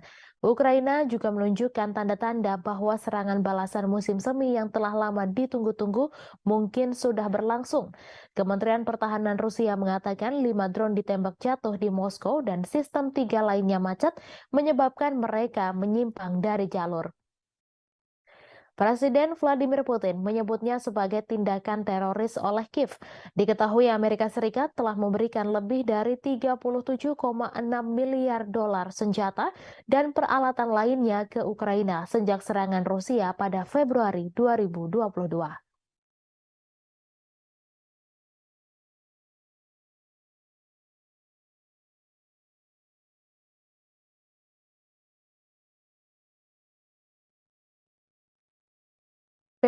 Memberi peringatan akan ancaman baru terhadap keamanan pangan global. Dijelaskan bahwa Rusia membatasi jumlah kapal yang diizinkan untuk mengambil biji-bijian Ukraina di pelabuhan Laut Hitam dalam kampanyenya. Hal itu dilakukan agar Kiev membuka saluran pipa untuk bahan utama pupuk untuk sampai ke pasar dunia. Juru bicara PBB Stefan Dujarric menyatakan keprihatinan serius bahwa hanya 33 kapal yang berangkat dari pelabuhan Ukraina pada bulan Mei dan ekspor biji-bijian dan bahan makanan lainnya hanya berjumlah 1,3 juta metrik ton bulan lalu, kurang dari setengah jumlah bulan sebelumnya. Ia mengatakan Rusia memberitahu pusat di Istanbul yang mengkoordinasikan kedatangan, keberangkatan, dan inspeksi kapal yang terlibat dalam inisiatif Butir Laut Hitam. Hal tersebut tentang keputusannya untuk membatasi pendaftaran di pelabuhan Yuzhny selama amonia tidak diekspor. Diketahui amonia adalah bahan utama untuk pupuk. Moskow ingin Ukraina membuka saluran pipa dari kota Rusia Togliatti ke pelabuhan Ukraina Odessa yang digunakan sebelum perang untuk mengirimkan amonia ke pelanggan globalnya. Turki dan PBB menengahi inisiatif terobosan dengan Rusia dan Ukraina Juli lalu dengan membuka jalur ekspor biji-bijian Ukraina dari 3 pelabuhan utamanya di Laut Hitam, Odessa, Chernomorsk, dan Yuzhny. Dalam memorandum terpisah, PBB mengatakan akan bekerja untuk mengatasi hambatan pengiriman makanan dan pupuk Rusia yang telah coba dilakukan oleh Kepala Perdagangan PBB Rebecca Greenspan selama berbulan-bulan, namun Moskow mengkritik kurangnya hasil. Untuk memperkuat kegagalan mengekspor pupuknya, Rusia pada bulan Maret secara sepihak memutuskan untuk memperbarui kesepakatan biji-bijian selama 60 hari. Dan tepat sebelum berakhirnya, dalam contoh lain dari Brandmanship Moskow, pada 17 Mei disepakati perpanjangan 2 bulan lagi hingga 17 Juli. Diketahui imbas dari invasi Rusia ke Ukraina sejak Februari 2022, salah satu lumbung pangan utama dunia, harga pangan global meroket memukul negara-negara berkembang. Setelah kesepakatan Juli, harga pangan mulai turun, tetapi Dujarric memperingatkan bahwa titik kelaparan global meningkat dan momok inflasi pangan dan volatilitas pasar mengintai di semua negara. Presiden Ukraina Volodymyr Zelensky pada Rabu mentweet bahwa pelabuhan Yuzhny diblokir dan lebih dari 1,5 juta ton produk pertanian menunggu di sana untuk dikirim ke setidaknya 10 negara termasuk Turki, China, Mesir, dan Bangladesh. Ia mendesak semua orang untuk menekan Rusia agar membuka blokir pasokan makanan. Dujarric mencatat bahwa pada Mei hanya 3 kapal yang berangkat dari pelabuhan Yuzhny. Ia mengatakan sejak 24 Mei, jumlah tim pemeriksa kapal berkurang dari 3 menjadi 2. Hal ini bersamaan dengan lambatnya pendaftaran kapal dan menciptakan situasi yang serius. PBB telah mengajukan saran praktis dan akan terus terlibat dengan Rusia dan Ukraina.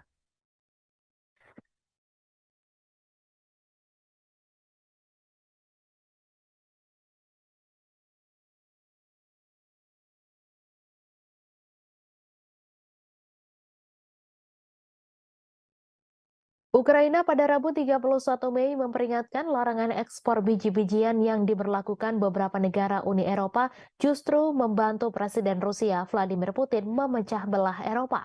Diketahui beberapa negara tetangga Ukraina, termasuk sekutu setianya yaitu Polandia, memberlakukan pembatasan sementara pada produk pertanian Kiev sejak bulan lalu. Komisaris Pertanian Eropa Janusz Wojciechowski pada Selasa 30 Mei menyerukan pembatasan impor biji-bijian yang diberlakukan oleh beberapa negara Uni Eropa diperpanjang setidaknya sampai akhir Oktober. Pembatasan yang berlaku saat ini akan berakhir pada 5 Juni 2023. Diketahui invasi Rusia tahun lalu sangat membatasi ekspor tradisional biji-bijian Ukraina melalui Laut Hitam, sehingga pengiriman harus dialihkan ke darat melalui negara-negara tetangga Ukraina. Para anggota Uni Eropa setuju mengizinkan impor produk tertentu dari Ukraina tanpa batasan kuantitatif dan tanpa bea cukai serta inspeksi resmi. Namun petani di beberapa negara Uni Eropa memprotes turunnya harga yang berujung serangkaian pembatasan dan larangan ekspor makanan Ukraina sebagai tanggapannya. Uni Eropa akhirnya membuat kesepakatan dengan 5 negara yang terlibat, Polandia, Hungaria, Slovakia, Bulgaria, dan Romania untuk mengizinkan mereka memblokir impor biji-bijian dari Ukraina.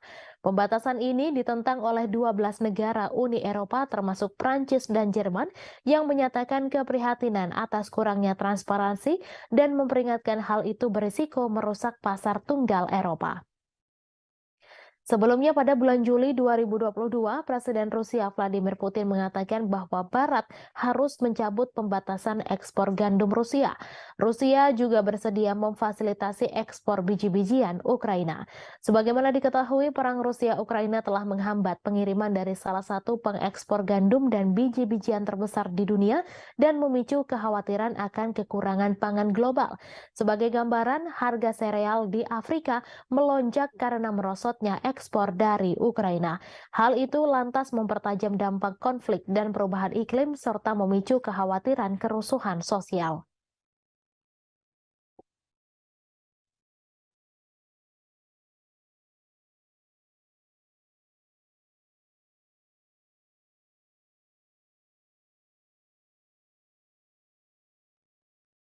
NATO meningkatkan tekanan pada Turki untuk membatalkan keberatannya terhadap keanggotaan Swedia karena organisasi militer tersebut berusaha untuk menangani masalah tersebut pada saat Presiden Amerika Serikat Joe Biden dan rekan-rekannya saat bertemu bulan depan.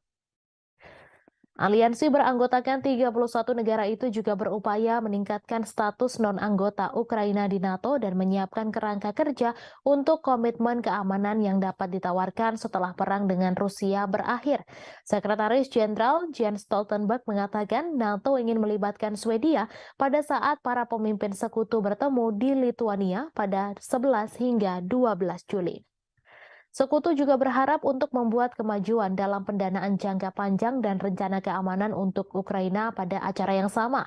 Ia mengatakan sekutu terus setuju bahwa Ukraina akan menjadi anggota NATO suatu hari nanti, namun aliansi harus memberikan komitmen keamanan dan pendanaan baru yang substansial. Menteri Luar Negeri Amerika Serikat Antony Blinken mengatakan sekutu berfokus untuk membantu Ukraina membangun kapasitas keamanan jangka menengah dan panjangnya, sehingga jika dan ketika agresi saat ini mereda, Ukraina memiliki kapasitas penuh untuk mencegah agresi di masa depan. Khawatir mereka akan menjadi sasaran Moskow setelah Rusia menginvasi Ukraina tahun lalu, Swedia dan Finlandia meninggalkan posisi tradisional non-blok militer mereka untuk mencari perlindungan di bawah payung keamanan NATO. Diketahui Finlandia menjadi negara anggota ke-31 NATO pada bulan April. NATO harus setuju dengan suara bulat bagi negara-negara untuk bergabung. Sementara itu, Swedia yang ingin bergabung masih terkendala persetujuan yang tak kunjung didapatkan dari Turki. Pemerintah Turki menuduh Swedia terlalu toleran terhadap organisasi teroris dan ancaman keamanan termasuk kelompok militan Kurdi dan orang-orang yang terkait dengan upaya kudeta tahun 2016. Hongaria juga telah menunda persetujuannya, namun alasannya belum diumumkan secara jelas. Stoltenberg mengatakan bahwa ia akan melakukan perjalanan ke Ankara untuk membahas persetujuan Turki atas bergabungnya Swedia dengan NATO. Seorang diplomat NATO mengatakan bahwa Stoltenberg dan Presiden Recep Tayyip Erdogan dapat bertemu akhir pekan ini di sela-sela pelantikan pemimpin Turki. Menteri Luar Negeri Swedia Tobias Billström mengatakan bahwa saat ini mulai ratifikasi keanggotaan Swedia di NATO. Ia mengatakan bahwa melarang Swedia bergabung dengan NATO justru adalah sebuah kemenangan bagi Presiden Rusia Vladimir Putin.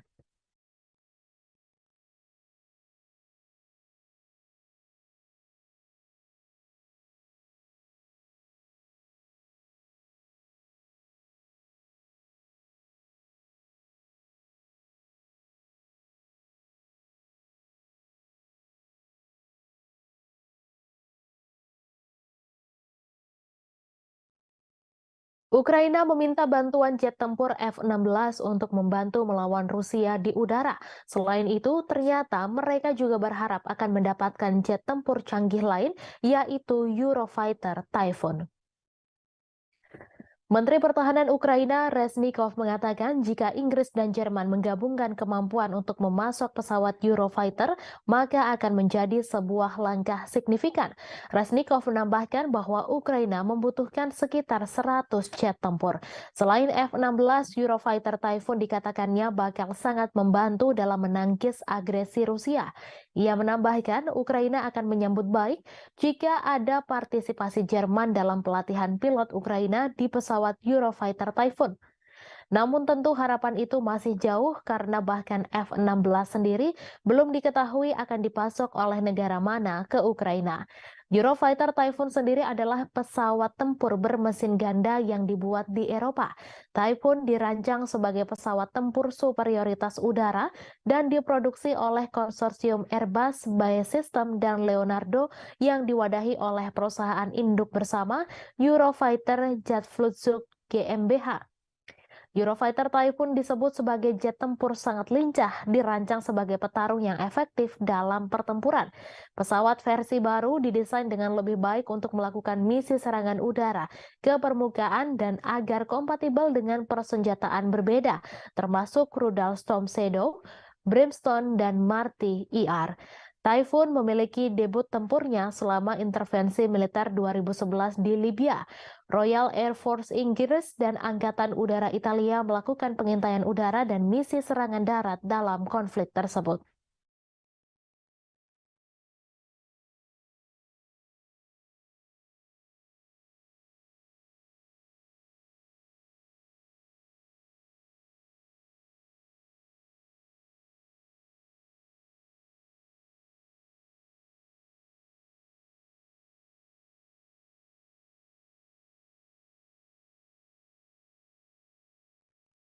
Amerika Serikat pada Rabu 31 Mei mengumumkan paket senjata baru senilai 300 juta dolar Amerika Serikat atau 4,49 triliun rupiah kepada Ukraina.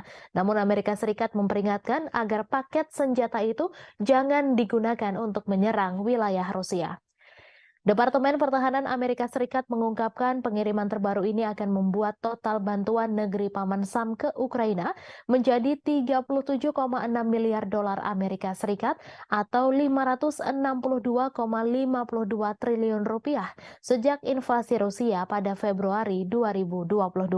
Pengiriman senjata terbaru ini dilakukan saat Ukraina mempersiapkan serangan balasan untuk memukul mundur pasukan Rusia dari petak-petak wilayah pendudukan di timur dan selatan Ukraina. Bantuan tersebut juga dikeluarkan setelah serentetan serangan dalam gelap terhadap sasaran di dalam Rusia, termasuk gelombang serangan drone yang belum pernah terjadi sebelumnya di Moskwa. Kirby mengatakan Amerika Serikat sudah menetapkan aturan dasarnya ke Ukraina. Kirby melanjutkan bahwa meskipun ketegangan meningkat atas masalah ini, Gedung Putih tetap yakin Ukraina akan menepati janjinya untuk tidak menggunakan jet tempur F-16 buatan Amerika Serikat. Kirby menambahkan meski Washington dengan sepenuh hati mendukung Ukraina mengalahkan invasi Rusia, ia ingin menghindari situasi yang menyedot Barat, NATO, dan Amerika Serikat serta menghindari Perang Dunia III.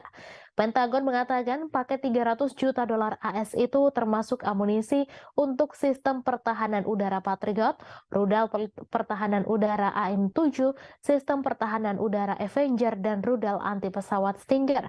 Juga bagian dari paket adalah amunisi untuk sistem roket artileri mobilitas tinggi atau HIMARS, peluru artileri 155 mm dan 105 mm, amunisi tank 105 mm, serta roket pesawat Zuni. Amerika Serikat juga turut mengirim lebih dari 30 juta butir amunisi senjata kecil ke Ukraina.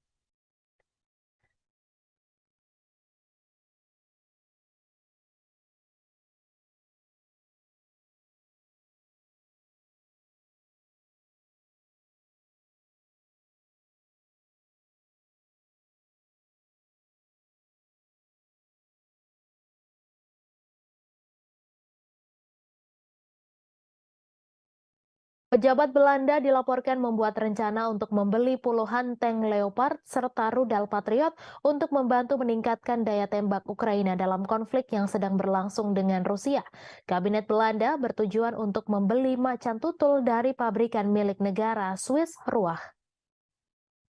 Kesepakatan itu akan membutuhkan persetujuan dari pemerintah Swiss yang berusaha menjaga netralitas di tengah konflik Rusia-Ukraina.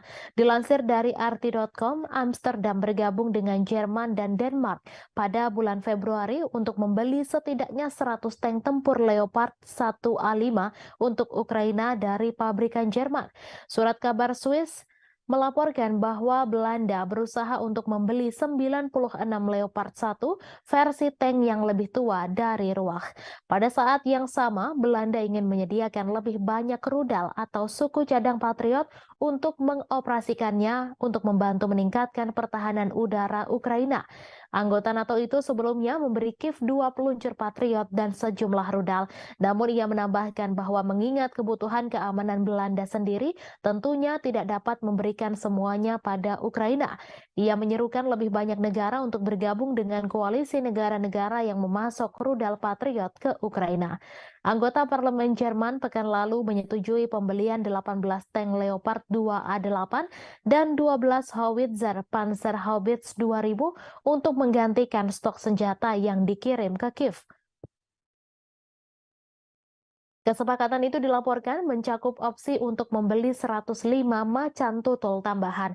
Paket bantuan terbaru Berlin untuk Ukraina mencakup 30 tank Leopard 1. Sebagaimana diketahui, Ukraina telah berulang kali mengatakan bahwa pasokan senjata berat asing sangat penting untuk keberhasilan serangan balasan yang direncanakan. Sementara itu, Moskow telah memperingatkan bahwa tank-tank yang dikirim Barat dan sistem lainnya akan diperlakukan sebagai target yang sah di medan perang.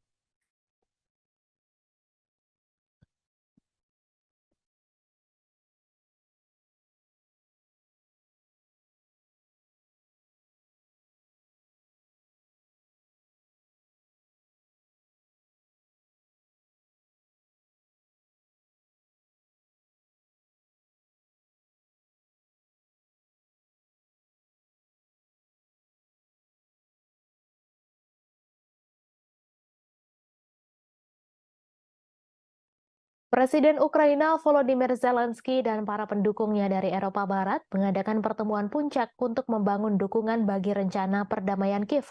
Rencana tersebut dianggap tidak dapat diterima oleh Rusia. Presiden Prancis Emmanuel Macron telah menawarkan untuk menjadi tuan rumah KTT di Paris, sementara Denmark dan Swedia juga mengajukan diri sebagai tuan rumah. Meskipun tidak ada daftar tamu yang muncul, para pejabat Eropa dilaporkan telah menjangkau Brazil, India, China, dan negara-negara non-barat lainnya. Seorang diplomat anonim menyatakan bahwa Rusia tidak akan diundang dalam agenda tersebut. Sebelumnya, Rusia juga telah dengan tegas menolak apa yang disebut rencana kecepatan Ukraina. Diterbitkan akhir tahun lalu, rencana tersebut menuntut agar Rusia menyerahkan kembali wilayah Donetsk, Lugansk, Kherson, dan Zaporizhzhia ke Kiev, sementara juga melepaskan kendali Crimea yang memilih untuk bergabung dengan Federasi Rusia pada tahun 2014. Rencana tersebut juga menuntut Rusia membayar ganti rugi ke Ukraina dan menyerahkan pejabatnya untuk menghadapi pengadilan internasional. Sangat tidak mungkin bahwa pertemuan puncak yang tidak diundang Rusia yang diselenggarakan oleh negara-negara yang saat ini membiayai militer Ukraina akan mengubah pikiran di Kremlin. Menteri Luar Negeri Rusia, Sergei Lavrov, menyatakan pekan lalu bahwa rencana Ukraina pada dasarnya melibatkan kapitulasi Rusia. Proses perdamaian diakui tidak mungkin terjadi tanpa keterlibatan seluruh dunia, termasuk para pemimpin Global South. Zelensky juga baru-baru ini membuat tawaran ke dunia non-barat, berpidato di Liga Arab di Arab Saudi bulan ini dan berbicara dengan bahasa Cina. Namun penjangkauan ini kadang terkesan kaku dengan Zelensky menuduh anggota Liga Arab mengalah pada pengaruh Rusia sebelum melewatkan pertemuan dengan Presiden Brasil Luiz Inácio Lula da Silva di KTT G7 di Jepang. Bulan lalu, penasehat utama Zelensky, Mikhail Podolyak, menuntut China membuat pilihan untuk mendukung Ukraina dan Barat atau kehilangan pengaruhnya dalam urusan dunia. Padahal China telah merilis rencana perdamaian 12 poinnya sendiri yang meskipun ditolak oleh Amerika Serikat dan sekutu NATO-nya telah mendapat dukungan di banyak dunia termasuk Rusia. Gadis berusia 11 tahun menjadi korban setelah Rusia melancarkan serangan rudal ke ibu kota Ukraina Kiev pada Kamis 1 Juni kemarin. Gadis tersebut tewas bersama ibunya yang berusia 34 tahun dan seorang wanita berusia 33 tahun. Dikutip dari AFP, total korban tewas akibat serangan rudal Rusia ini mencapai 3 orang. Selain itu, sebanyak 11 orang dilaporkan terluka di distrik Desnyansky dan Dnipropetrovsk Timur. Sebelumnya, pejabat di Ukraina menyebut 2 bocah dinyatakan tewas, namun pernyataan tersebut segera direvisi. Serangan ini menjadi serangan keempat dalam minggu ini dan telah terjadi 17 serangan sepanjang bulan Mei di Kiev. Gambar yang dibagikan oleh otoritas militer setempat menunjukkan tim penyelamat merawat orang-orang serta bangunan yang rusak. Dalam sejumlah postingan di Telegram, Wali Kota Kiev Vitali Klitschko mengatakan serangkaian ledakan telah terjadi di kota tersebut dan telah ditangani oleh penyelamat puing-puing yang berjatuhan dan kebakaran. Sementara itu, para pejabat yang didukung Rusia di wilayah Luhansk Timur Ukraina mengatakan 5 orang telah tewas dan 19 lainnya terluka oleh penembakan Ukraina di sebuah peternakan unggas pada hari Rabu. Kemudian pada Kamis pagi, Gubernur wilayah Belgorod, Rusia Barat yang berbatasan dengan Ukraina mengatakan sedikitnya 2 orang terluka dalam serangan di ibu kota Sebekino yang ia tuduh dilakukan oleh pasukan Ukraina. Presiden Prancis Emmanuel Macron berpendapat bahwa Ukraina melindungi Eropa dan harus diberikan jaminan keamanan oleh NATO. Ia menambahkan bahwa akan menjadi kepentingan anggota NATO untuk memberikan jaminan tersebut, sementara Kiev menunggu persetujuan untuk bergabung dengan aliansi militer Barat. Prancis dan kekuatan Barat lainnya telah memberikan bantuan militer senilai miliaran dolar ke Ukraina sejak konflik dengan Rusia dimulai pada Februari 2022. Namun mereka berhenti menawarkan perlindungan menyeluruh yang diberikan kepada anggota NATO. Pasal 5 Perjanjian Pendirian Blok menetapkan bahwa serangan terhadap satu anggota dianggap sebagai serangan terhadap semua anggota. Presiden Prancis yang pernah menggambarkan aliansi yang berbasis di Brussel itu sebagai mati otak mengatakan bahwa krisis Ukraina telah menyentuh NATO. Macron meminta anggota blok untuk mengintensifkan bantuan militer ke Kiev sehingga memiliki semua yang dibutuhkan untuk serangan balasan terhadap pasukan Rusia. Meskipun mengakui bahwa kontribusi Amerika Serikat telah menjadi kunci dalam memungkinkan Ukraina mempertahankan diri, Macron berpendapat bahwa Eropa harus membangun industri pertahanannya sendiri daripada mengandalkan Washington untuk perlindungan.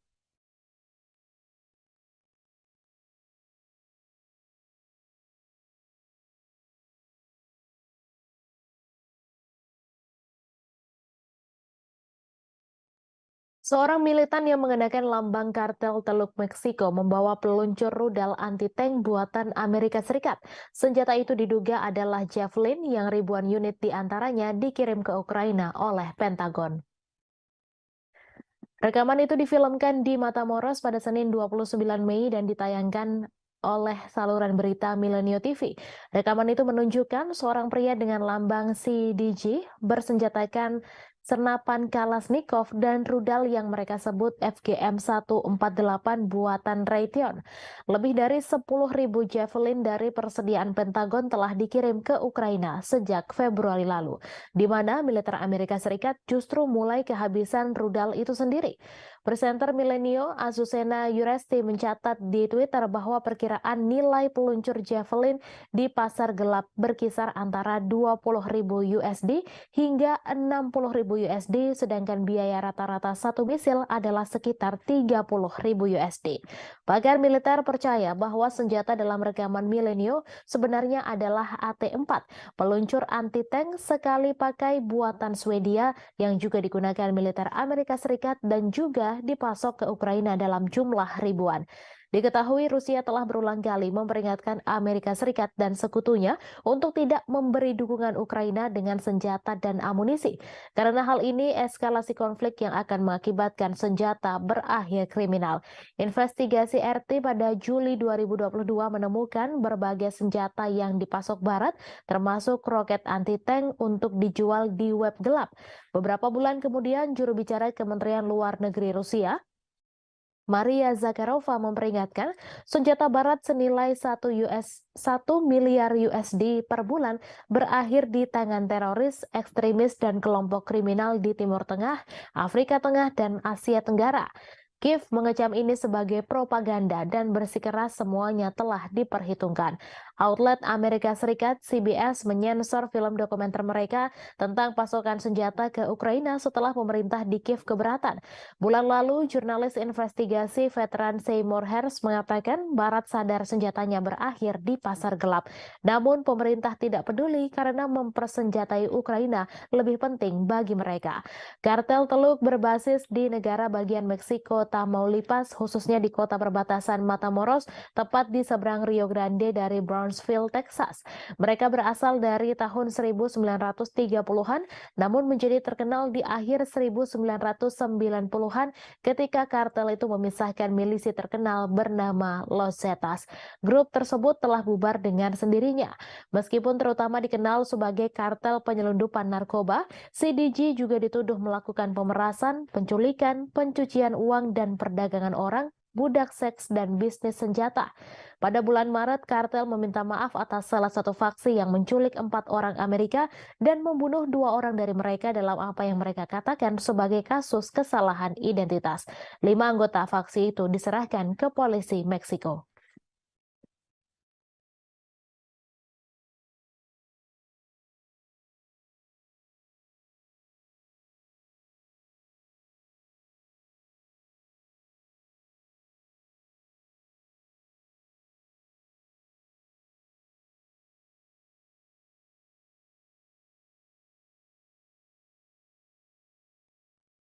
Pasukan gabungan Rusia pada Kamis 1 Juni membunuh 30 orang penyusup yang berupaya melancarkan serangan di wilayah Belgorod.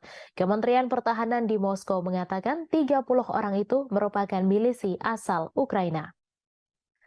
Diketahui pasukan gabungan Rusia terdiri dari angkatan bersenjata dan pasukan penjaga perbatasan dan elemen lain dari Dinas Keamanan Federal Rusia.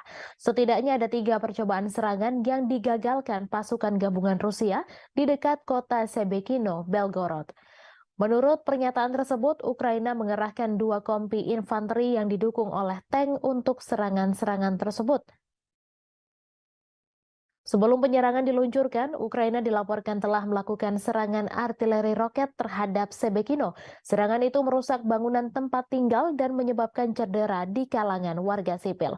Bulan lalu, kontingen kecil militan Ukraina yang dilengkapi dengan perangkat keras militer barat melancarkan serangan ke wilayah Belgorod.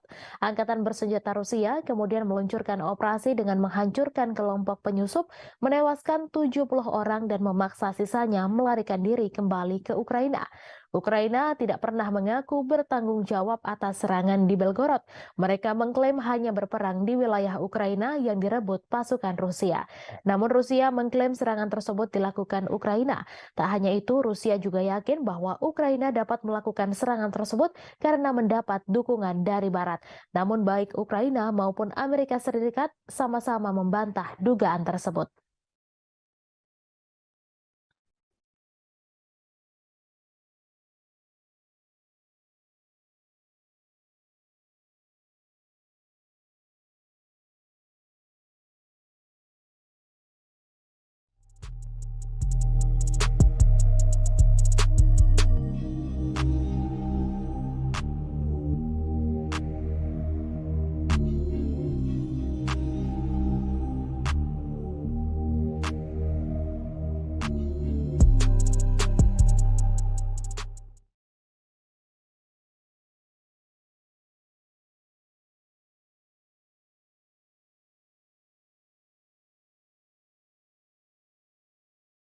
Sekjen NATO Jens Stoltenberg pada Kamis 1 Juni mengatakan semua sekutu telah setuju Ukraina bergabung dengan aliansi. Menurutnya, Rusia tidak bisa mencegah ekspansi aliansi militer pimpinan Amerika Serikat tersebut. Dilansir dari Reuters, sebelumnya bos NATO itu menggambarkan diskusi informal di dalam aliansi tentang langkah-langkah spesifik yang harus diambil Ukraina untuk mencapai keanggotaan NATO berlangsung baik. Stoltenberg juga menunjukkan bahwa Ukraina telah bergerak menuju NATO beralih dari standar Soviet ke NATO. Ia mengatakan NATO telah membantu Ukraina dalam hal ini sejak 2014 dan terutama setelah invasi besar-besaran Rusia. Rusia menentang keras ekspansi NATO yang semakin dekat dengan perbatasannya. Upaya ekspansi NATO ini telah dijadikan salah satu dalih Moskow menginvasi Ukraina. Sejak Rusia menginvasi Ukraina Februari tahun lalu, dua negara netral Finlandia dan Swedia mengajukan diri menjadi anggota baru NATO. Baru Finlandia yang secara resmi diterima, sedangkan Swedia masih menunggu persetujuan Turki yang hingga kini masih keberatan. Bulan lalu, kabar Ukraina akan bergabung dengan NATO juga sudah diserukan. Perdana Menteri Hungaria Viktor Orban kaget setengah mati setelah tahu NATO setuju menjadikan Ukraina sebagai anggota. Orban pun mengungkapkan kekagetannya hanya dengan satu tulisan pada cuitannya di Twitter. Diketahui NATO merupakan aliansi militer dari 31 negara yang kebanyakan berasal dari Eropa. Tetapi di antara anggota juga terdapat Amerika Serikat serta Kanada. Hungaria juga merupakan anggota NATO dan seperti anggota lainnya, negara itu bisa melakukan veto terkait anggota yang akan bergabung. Anggota NATO termasuk Hungaria pada 2008 sebenarnya setuju bahwa Ukraina akan bergabung dengan mereka. Meski begitu, mereka tak langsung memberikan keanggotaan. Dengan bergabung bersama NATO, maka akan terlindungi sesuai artikel 5 aliansi itu yang menegaskan menyerang salah satu anggota berarti juga menyerang seluruhnya. Artinya, jika Ukraina yang bergabung kemudian diinvasi atau diserang, seluruh anggota NATO termasuk Amerika Serikat akan memberikan bantuan. Namun Hungaria yang bergabung pada 1999 telah menunjukkan keinginan untuk menentang perluasan aliansi tersebut. Meski mayoritas anggota NATO menentang Rusia karena invasi ke Ukraina, Hungaria tetap memperlihatkan hubungan yang mesra dengan Moskow.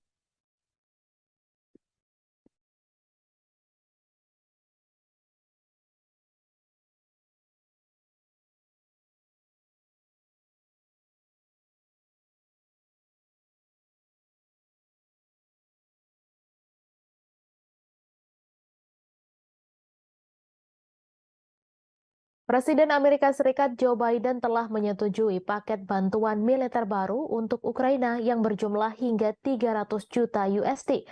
Paket bantuan itu mencakup amunisi tambahan untuk drone dan berbagai senjata lainnya. Para pejabat Amerika Serikat mengatakan tidak ada dugaan bahwa drone atau amunisi buatan Amerika Serikat digunakan dalam serangan Moskow yang disalahkan Kremlin atas Ukraina. Pemerintahan Biden mengatakan telah menjelaskan kepada Ukraina bahwa senjata buatan Amerika Serikat tidak boleh digunakan untuk serangan di dalam wilayah Rusia. Ia juga mengatakan Zelensky telah memberikan jaminan kepada Amerika Serikat bahwa Ukraina menghormati keprihatinan tersebut. Paket bantuan baru menyediakan amunisi untuk meningkatkan kemampuan pertahanan udara Ukraina untuk menangkis serangan udara Rusia di Kiev. Paket ini menyediakan amunisi untuk baterai rudal Patriot dan sistem roket artileri mobilitas tinggi atau HIMARS, serta sistem pertahanan udara Avenger dan Stinger. Juga turut disuplai peralatan pembersihan ranjau, putaran anti lapis baja, roket pesawat Zuni yang tidak terarah, kacamata penglihatan malam, dan sekitar 30 juta putaran amunisi senjata kecil dan sejumlah peluru artileri lainnya yang dirahasiakan. Paket bantuan baru datang pada saat yang menegangkan dalam perang. Serangan pesawat tak berawak terbaru di Moskow mengikuti perebutan Rusia atas kota Bakhmut di Ukraina Timur setelah pertempuran 9 bulan yang menewaskan puluhan ribu orang. Ukraina juga menunjukkan tanda-tanda bahwa serangan balasan musim semi yang telah lama ditunggu-tunggu mungkin sudah berlangsung. Kementerian Pertahanan Rusia mengatakan 5 drone ditembak jatuh di Moskow dan sistem 3 lainnya macet menyebabkan mereka menyimpang dari jalur. Presiden Vladimir Putin menyebutnya sebagai tindakan teroris oleh Kiev. Diketahui Amerika Serikat telah memberikan lebih dari 37,6 miliar dolar senjata dan peralatan lainnya ke Ukraina sejak serangan Rusia pada Februari 2022.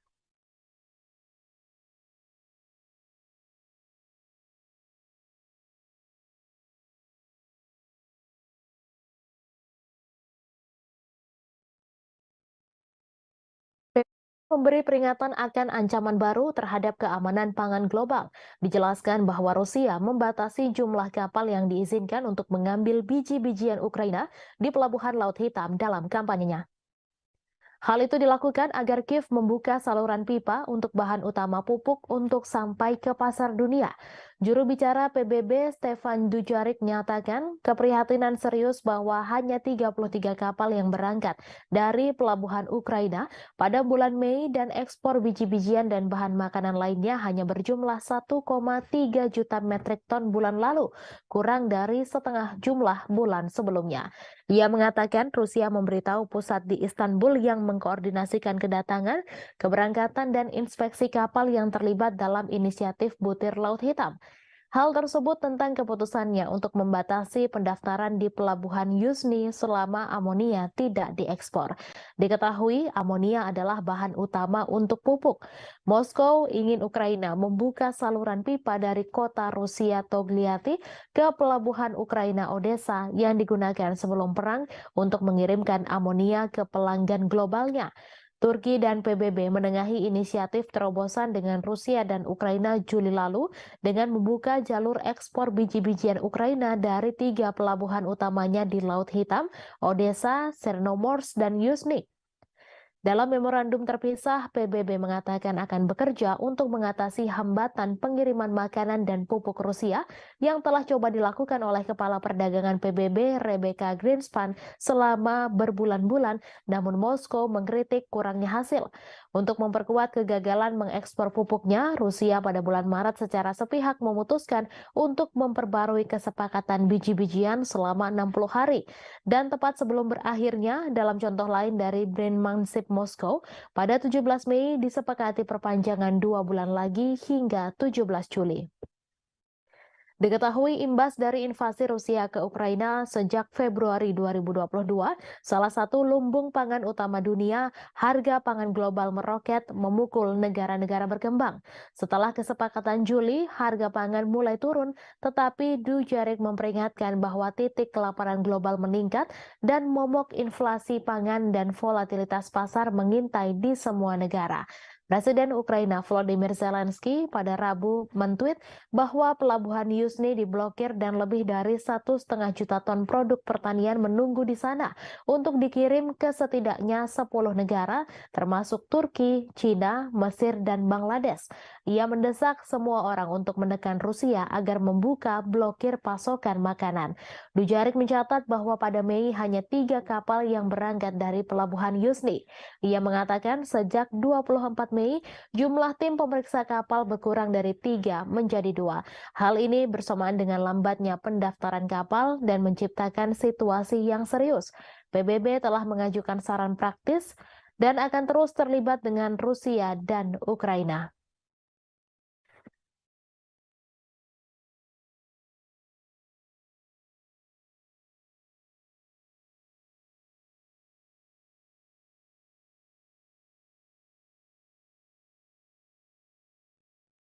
Ukraina pada Rabu 31 Mei memperingatkan larangan ekspor biji-bijian yang diberlakukan beberapa negara Uni Eropa justru membantu Presiden Rusia Vladimir Putin memecah belah Eropa. Diketahui beberapa negara tetangga Ukraina, termasuk sekutu setianya yaitu Polandia, memberlakukan pembatasan sementara pada produk pertanian Kiev sejak bulan lalu. Komisaris Pertanian Eropa Janusz Wojciechowski pada Selasa 30 Mei menyerukan pembatasan impor biji-bijian yang diberlakukan oleh beberapa negara Uni Eropa diperpanjang setidaknya sampai akhir Oktober. Pembatasan yang berlaku saat ini akan berakhir pada 5 Juni 2023. Diketahui invasi Rusia tahun lalu sangat membatasi ekspor tradisional biji-bijian Ukraina melalui Laut Hitam, sehingga pengiriman harus dialihkan ke darat melalui negara-negara tetangga Ukraina. Para anggota Uni Eropa setuju mengizinkan impor produk tertentu dari Ukraina tanpa batasan kuantitatif dan tanpa bea cukai serta inspeksi resmi. Namun petani di beberapa negara Uni Eropa memprotes turunnya harga yang berujung serangkaian pembatasan dan larangan ekspor makanan Ukraina sebagai tanggapannya. Uni Eropa akhirnya membuat kesepakatan dengan 5 negara yang terlibat, Polandia, Hungaria, Slovakia, Bulgaria, dan Romania untuk mengizinkan mereka memblokir impor biji-bijian dari Ukraina. Pembatasan ini ditentang oleh 12 negara Uni Eropa termasuk Prancis dan Jerman yang menyatakan keprihatinan atas kurangnya transparansi dan memperingatkan hal itu berisiko merusak pasar tunggal Eropa. Sebelumnya pada bulan Juli 2022, Presiden Rusia Vladimir Putin mengatakan bahwa Barat harus mencabut pembatasan ekspor gandum Rusia. Rusia juga bersedia memfasilitasi ekspor biji-bijian Ukraina. Sebagaimana diketahui, perang Rusia-Ukraina telah menghambat pengiriman dari salah satu pengekspor gandum dan biji-bijian terbesar di dunia dan memicu kekhawatiran akan kekurangan pangan global. Sebagai gambaran, harga sereal di Afrika melonjak karena merosotnya ekspor dari Ukraina. Hal itu lantas mempertajam dampak konflik dan perubahan iklim serta memicu kekhawatiran kerusuhan sosial.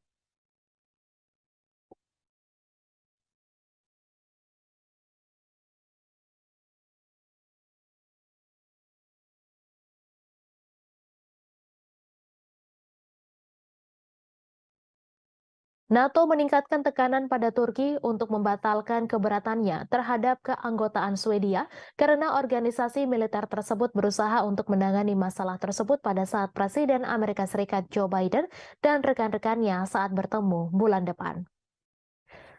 Aliansi beranggotakan 31 negara itu juga berupaya meningkatkan status non-anggota Ukraina di NATO dan menyiapkan kerangka kerja untuk komitmen keamanan yang dapat ditawarkan setelah perang dengan Rusia berakhir. Sekretaris Jenderal Jens Stoltenberg mengatakan NATO ingin melibatkan Swedia pada saat para pemimpin sekutu bertemu di Lithuania pada 11 hingga 12 Juli. Sekutu juga berharap untuk membuat kemajuan dalam pendanaan jangka panjang dan rencana keamanan untuk Ukraina pada acara yang sama. Ia mengatakan sekutu terus setuju bahwa Ukraina akan menjadi anggota NATO suatu hari nanti, namun aliansi harus memberikan komitmen keamanan dan pendanaan baru yang substansial.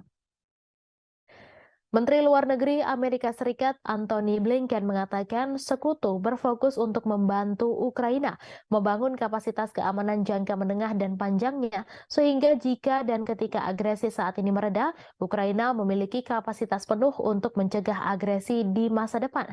Khawatir mereka akan menjadi sasaran Moskow setelah Rusia menginvasi Ukraina tahun lalu, Swedia dan Finlandia meninggalkan posisi tradisional non-blok militer mereka untuk mencari perlindungan di bawah payung keamanan NATO. Diketahui Finlandia menjadi negara anggota ke-31 NATO pada bulan April.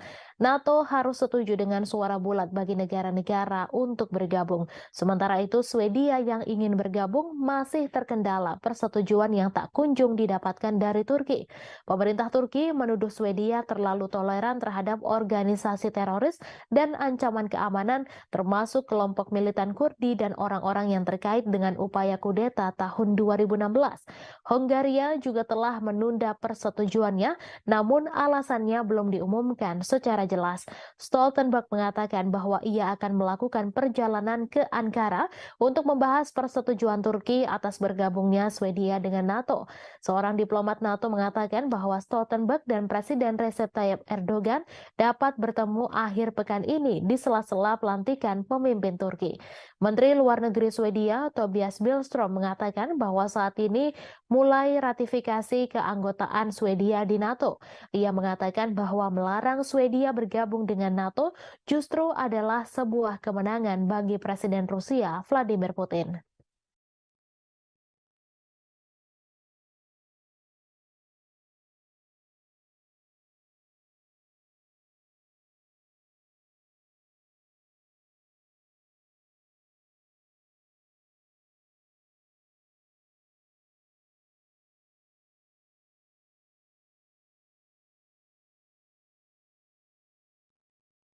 Ukraina meminta bantuan jet tempur F-16 untuk membantu melawan Rusia di udara. Selain itu, ternyata mereka juga berharap akan mendapatkan jet tempur canggih lain, yaitu Eurofighter Typhoon.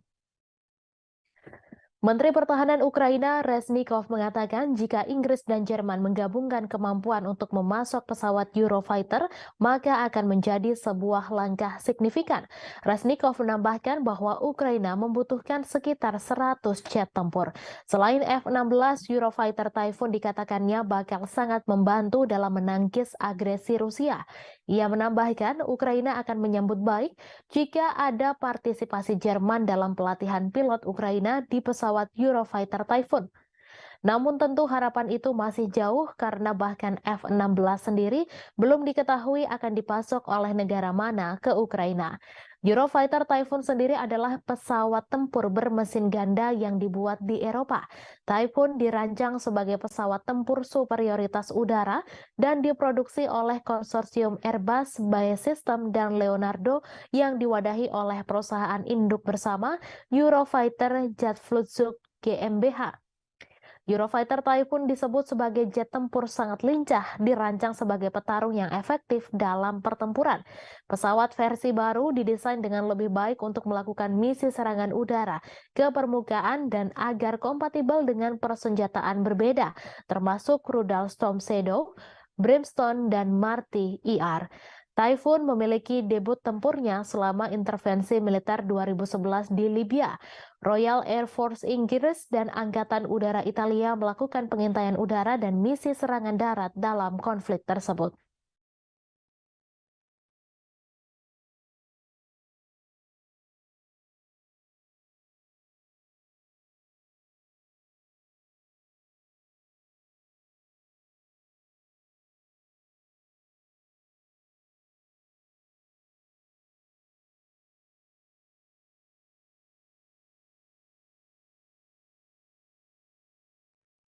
Amerika Serikat pada Rabu 31 Mei mengumumkan paket senjata baru senilai 300 juta dolar Amerika Serikat atau 4,49 triliun rupiah kepada Ukraina.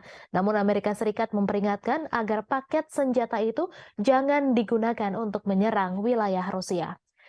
Departemen Pertahanan Amerika Serikat mengungkapkan pengiriman terbaru ini akan membuat total bantuan negeri Paman Sam ke Ukraina menjadi 37,6 miliar dolar Amerika Serikat atau 562,52 triliun rupiah sejak invasi Rusia pada Februari 2022. Pengiriman senjata terbaru ini dilakukan saat Ukraina mempersiapkan serangan balasan untuk memukul mundur pasukan Rusia dari petak-petak wilayah pendudukan di timur dan selatan Ukraina. Bantuan tersebut juga dikeluarkan setelah serentetan serangan dalam gelap terhadap sasaran di dalam Rusia, termasuk gelombang serangan drone yang belum pernah terjadi sebelumnya di Moskwa. Kirby mengatakan Amerika Serikat sudah menetapkan aturan dasarnya ke Ukraina. Kirby melanjutkan bahwa meskipun ketegangan meningkat atas masalah ini, Gedung Putih tetap yakin Ukraina akan menepati janjinya untuk tidak menggunakan jet tempur F-16 buatan Amerika Serikat. Kirby menambahkan meski Washington dengan sepenuh hati mendukung Ukraina mengalahkan invasi Rusia, ia ingin menghindari situasi yang menyedot Barat, NATO, dan Amerika Serikat serta menghindari Perang Dunia III. Pentagon mengatakan paket 300 juta dolar AS itu termasuk amunisi untuk sistem pertahanan udara Patriot, rudal pertahanan udara AM-7, sistem pertahanan udara Avenger, dan rudal anti pesawat Stinger. Juga bagian dari paket adalah amunisi untuk sistem roket artileri mobilitas tinggi atau HIMARS, peluru artileri 155 mm dan 105 mm, amunisi tank 105 mm, serta roket pesawat Zuni. Amerika Serikat juga turut mengirim lebih dari 30 juta butir amunisi senjata kecil ke Ukraina.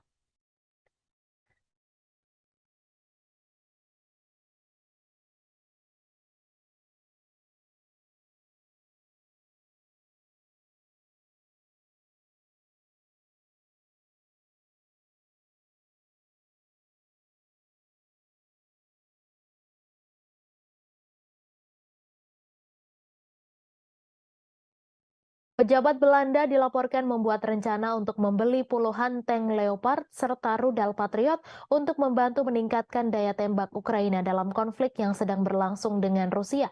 Kabinet Belanda bertujuan untuk membeli macan tutul dari pabrikan milik negara Swiss Ruach. Kesepakatan itu akan membutuhkan persetujuan dari pemerintah Swiss yang berusaha menjaga netralitas di tengah konflik Rusia-Ukraina. Dilansir dari RT.com, Amsterdam bergabung dengan Jerman dan Denmark pada bulan Februari untuk membeli setidaknya 100 tank tempur Leopard 1A5 untuk Ukraina dari pabrikan Jerman.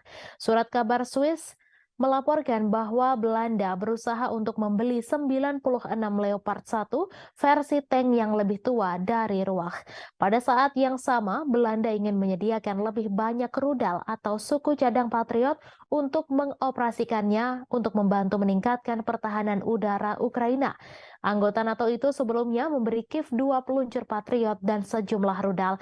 Namun ia menambahkan bahwa mengingat kebutuhan keamanan Belanda sendiri, tentunya tidak dapat memberikan semuanya pada Ukraina.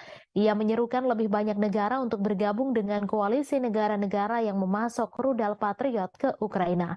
Anggota parlemen Jerman pekan lalu menyetujui pembelian 18 tank Leopard 2A8 dan 12 howitzer Panzerhaubitze 2000 untuk menggantikan stok senjata yang dikirim ke Kiev. Kesepakatan itu dilaporkan mencakup opsi untuk membeli 105 macan tutul tambahan. Paket bantuan terbaru Berlin untuk Ukraina mencakup 30 tank Leopard 1. Sebagaimana diketahui, Ukraina telah berulang kali mengatakan bahwa pasokan senjata berat asing sangat penting untuk keberhasilan serangan balasan yang direncanakan. Sementara itu, Moskow telah memperingatkan bahwa tank-tank yang dikirim Barat dan sistem lainnya akan diperlakukan sebagai target yang sah di medan perang.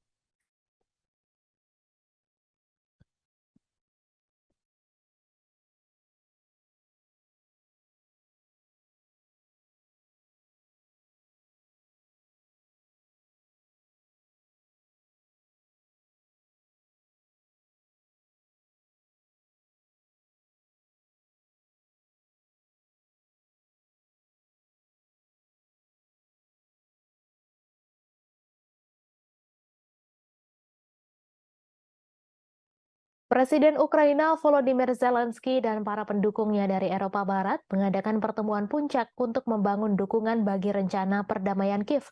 Rencana tersebut dianggap tidak dapat diterima oleh Rusia. Presiden Prancis Emmanuel Macron telah menawarkan untuk menjadi tuan rumah KTT di Paris, sementara Denmark dan Swedia juga mengajukan diri sebagai tuan rumah. Meskipun tidak ada daftar tamu yang muncul, para pejabat Eropa dilaporkan telah menjangkau Brazil, India, China, dan negara-negara non-barat lainnya. Seorang diplomat anonim menyatakan bahwa Rusia tidak akan diundang dalam agenda tersebut. Sebelumnya, Rusia juga telah dengan tegas menolak apa yang disebut rencana kecepatan Ukraina. Diterbitkan akhir tahun lalu, rencana tersebut menuntut agar Rusia menyerahkan kembali wilayah Donetsk, Lugansk, Kherson, dan Zaporizhzhia ke Kiev, sementara juga melepaskan kendali Crimea yang memilih untuk bergabung dengan Federasi Rusia pada tahun 2014. Rencana tersebut juga menuntut Rusia membayar ganti rugi ke Ukraina dan menyerahkan pejabatnya untuk menghadapi pengadilan internasional. Sangat tidak mungkin bahwa pertemuan puncak yang tidak diundang Rusia yang diselenggarakan oleh negara-negara yang saat ini membiayai militer Ukraina akan mengubah pikiran di Kremlin. Menteri Luar Negeri Rusia, Sergei Lavrov, menyatakan pekan lalu bahwa rencana Ukraina pada dasarnya melibatkan kapitulasi Rusia. Proses perdamaian diakui tidak mungkin terjadi tanpa keterlibatan seluruh dunia, termasuk para pemimpin Global South. Zelensky juga baru-baru ini membuat tawaran ke dunia non-barat, berpidato di Liga Arab di Arab Saudi bulan ini dan berbicara dengan bahasa Cina. Namun penjangkauan ini kadang terkesan kaku dengan Zelensky menuduh anggota Liga Arab mengalah pada pengaruh Rusia sebelum melewatkan pertemuan dengan Presiden Brasil Luiz Inácio Lula da Silva di KTT G7 di Jepang. Bulan lalu, penasehat utama Zelensky, Mikhail Podolyak, menuntut China membuat pilihan untuk mendukung Ukraina dan Barat atau kehilangan pengaruhnya dalam urusan dunia. Padahal China telah merilis rencana perdamaian 12 poinnya sendiri yang meskipun ditolak oleh Amerika Serikat dan sekutu NATO-nya telah mendapat dukungan di banyak dunia termasuk Rusia. Gadis berusia 11 tahun menjadi korban setelah Rusia melancarkan serangan rudal ke ibu kota Ukraina Kiev pada Kamis 1 Juni kemarin. Gadis tersebut tewas bersama ibunya yang berusia 34 tahun dan seorang wanita berusia 33 tahun. Dikutip dari AFP, total korban tewas akibat serangan rudal Rusia ini mencapai 3 orang. Selain itu, sebanyak 11 orang dilaporkan terluka di distrik Densnyansky dan Dnipropetrovsk Timur. Sebelumnya, pejabat di Ukraina menyebut 2 bocah dinyatakan tewas, namun pernyataan tersebut segera direvisi. Serangan ini menjadi serangan keempat dalam minggu ini dan telah terjadi 17 serangan sepanjang bulan Mei di Kiev. Gambar yang dibagikan oleh otoritas militer setempat menunjukkan tim penyelamat merawat orang-orang serta bangunan yang rusak. Dalam sejumlah postingan di Telegram, Wali Kota Kiev Vitali Klitschko mengatakan serangkaian ledakan telah terjadi di kota tersebut dan telah ditangani oleh penyelamat puing-puing yang berjatuhan dan kebakaran. Sementara itu, para pejabat yang didukung Rusia di wilayah Luhansk Timur Ukraina mengatakan 5 orang telah tewas dan 19 lainnya terluka oleh penembakan Ukraina di sebuah peternakan unggas pada hari Rabu. Kemudian pada Kamis pagi, Gubernur wilayah Belgorod Rusia Barat yang berbatasan dengan Ukraina mengatakan sedikitnya 2 orang terluka dalam serangan di ibu kota Shebekino yang ia tuduh dilakukan oleh pasukan Ukraina. Presiden Prancis Emmanuel Macron berpendapat bahwa Ukraina melindungi Eropa dan harus diberikan jaminan keamanan oleh NATO. Ia menambahkan bahwa akan menjadi kepentingan anggota NATO untuk memberikan jaminan tersebut, sementara Kiev menunggu persetujuan untuk bergabung dengan aliansi militer Barat. Prancis dan kekuatan Barat lainnya telah memberikan bantuan militer senilai miliaran dolar ke Ukraina sejak konflik dengan Rusia dimulai pada Februari 2022. Namun mereka berhenti menawarkan perlindungan menyeluruh yang diberikan kepada anggota NATO. Pasal 5 Perjanjian Pendirian Blok menetapkan bahwa serangan terhadap satu anggota dianggap sebagai serangan terhadap semua anggota.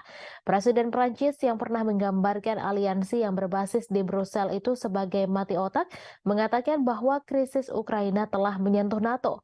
Macron meminta anggota blok untuk mengintensifkan bantuan militer ke Kiev sehingga memiliki semua yang dibutuhkan untuk serangan balasan terhadap pasukan Rusia.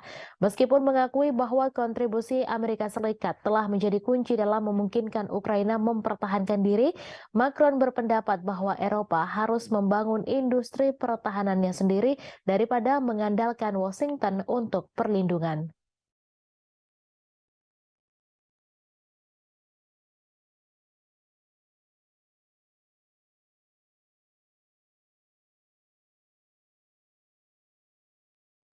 Seorang militan yang mengenakan lambang kartel Teluk Meksiko membawa peluncur rudal anti-tank buatan Amerika Serikat.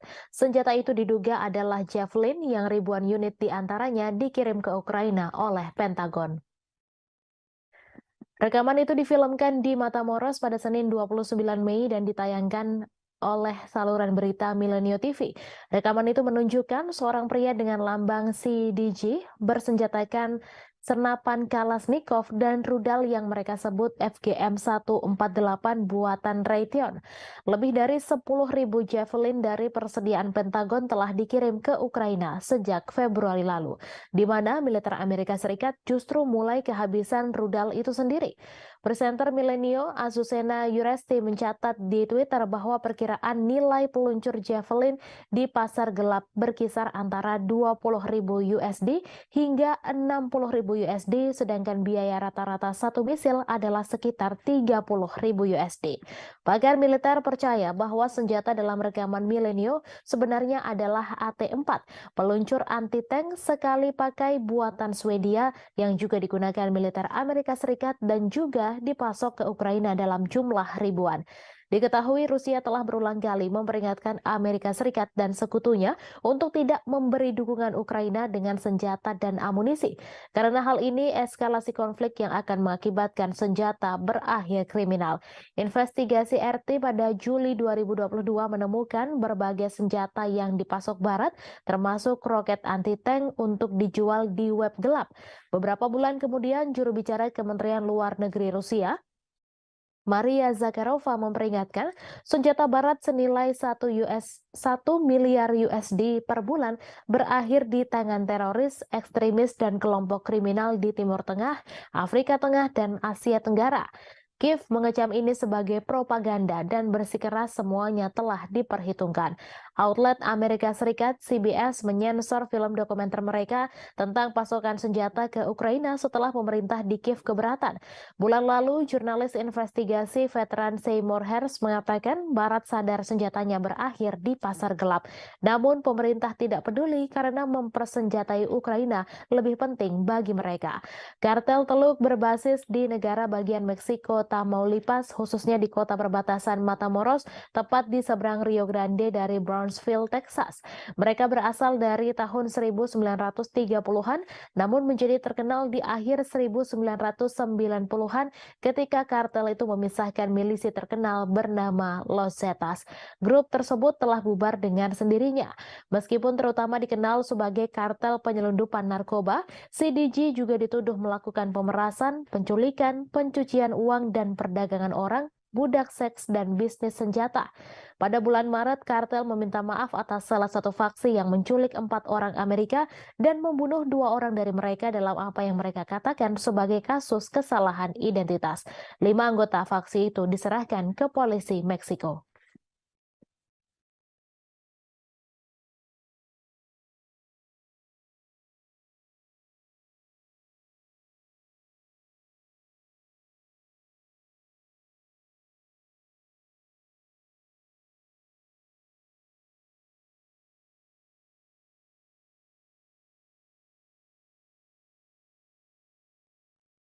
Pasukan gabungan Rusia pada Kamis 1 Juni membunuh 30 orang penyusup yang berupaya melancarkan serangan di wilayah Belgorod.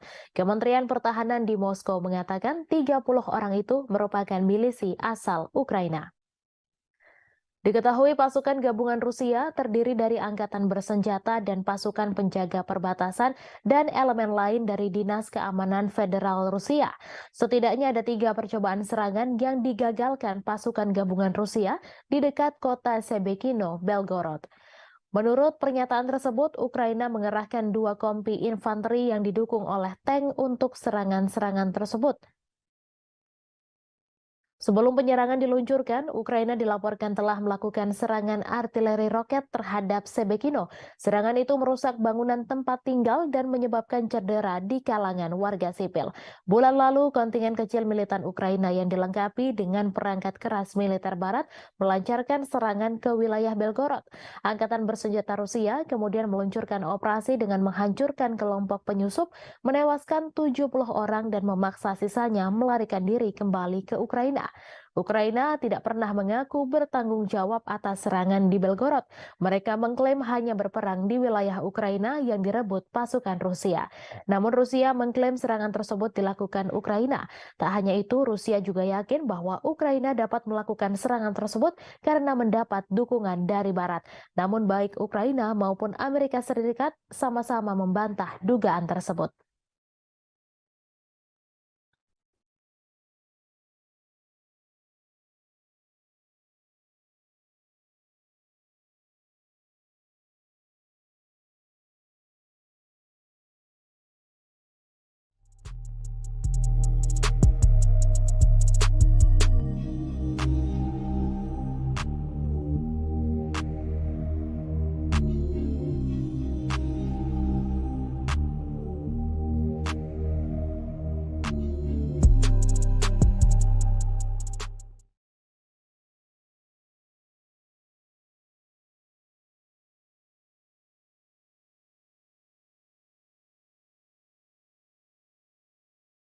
Sekjen NATO Jens Stoltenberg pada Kamis 1 Juni mengatakan semua sekutu telah setuju Ukraina bergabung dengan aliansi.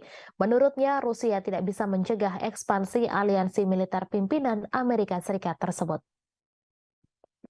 Dilansir dari Reuters, sebelumnya bos NATO itu menggambarkan diskusi informal di dalam aliansi tentang langkah-langkah spesifik yang harus diambil Ukraina untuk mencapai keanggotaan NATO berlangsung baik. Stoltenberg juga menunjukkan bahwa Ukraina telah bergerak menuju NATO beralih dari standar Soviet ke NATO. Ia mengatakan NATO telah membantu Ukraina dalam hal ini sejak 2014 dan terutama setelah invasi besar-besaran Rusia. Rusia menentang keras ekspansi NATO yang semakin dekat dengan perbatasannya. Upaya ekspansi NATO ini telah dijadikan salah satu dalih Moskow menginvasi Ukraina. Sejak Rusia menginvasi Ukraina Februari tahun lalu, dua negara netral Finlandia dan Swedia mengajukan diri menjadi anggota baru NATO. Baru Finlandia yang secara resmi diterima, sedangkan Swedia masih menunggu persetujuan Turki yang hingga kini masih keberatan. Bulan lalu, kabar Ukraina akan bergabung dengan NATO juga sudah diserukan. Perdana Menteri Hungaria, Viktor Orban, kaget setengah mati setelah tahu NATO setuju menjadikan Ukraina sebagai anggota. Orban pun mengungkapkan kekagetannya hanya dengan satu tulisan pada cuitannya di Twitter. Diketahui NATO merupakan aliansi militer dari 31 negara yang kebanyakan berasal dari Eropa. Tetapi di antara anggota juga terdapat Amerika Serikat serta Kanada. Hungaria juga merupakan anggota NATO dan seperti anggota lainnya, negara itu bisa melakukan veto terkait anggota yang akan bergabung. Anggota NATO termasuk Hungaria pada 2008 sebenarnya setuju bahwa Ukraina akan bergabung dengan mereka. Meski begitu, mereka tak langsung memberikan keanggotaan. Dengan bergabung bersama NATO, maka akan terlindungi sesuai artikel 5 aliansi itu yang menegaskan menyerang salah satu anggota berarti juga menyerang seluruhnya. Artinya, jika Ukraina yang bergabung kemudian diinvasi atau diserang, seluruh anggota NATO termasuk Amerika Serikat akan memberikan bantuan. Namun Hungaria yang bergabung pada 1999 telah menunjukkan keinginan untuk menentang perluasan aliansi tersebut. Meski mayoritas anggota NATO menentang Rusia karena invasi ke Ukraina, Hungaria tetap memperlihatkan hubungan yang mesra dengan Moskow.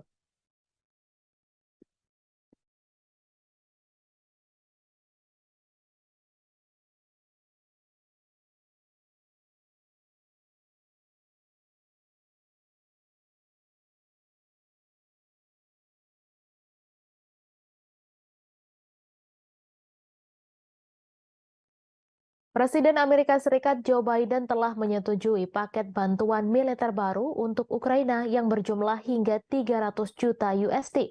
Paket bantuan itu mencakup amunisi tambahan untuk drone dan berbagai senjata lainnya. Para pejabat Amerika Serikat mengatakan tidak ada dugaan bahwa drone atau amunisi buatan Amerika Serikat digunakan dalam serangan Moskow yang disalahkan Kremlin atas Ukraina. Pemerintahan Biden mengatakan telah menjelaskan kepada Ukraina bahwa senjata buatan Amerika Serikat tidak boleh digunakan untuk serangan di dalam wilayah Rusia. Ia juga mengatakan Zelensky telah memberikan jaminan kepada Amerika Serikat bahwa Ukraina menghormati keprihatinan tersebut. Paket bantuan baru menyediakan amunisi untuk meningkatkan kemampuan pertahanan udara Ukraina untuk menangkis serangan udara Rusia di Kiev. Paket ini menyediakan amunisi untuk baterai rudal Patriot dan sistem roket artileri mobilitas tinggi atau HIMARS, serta sistem pertahanan udara Avenger dan Stinger.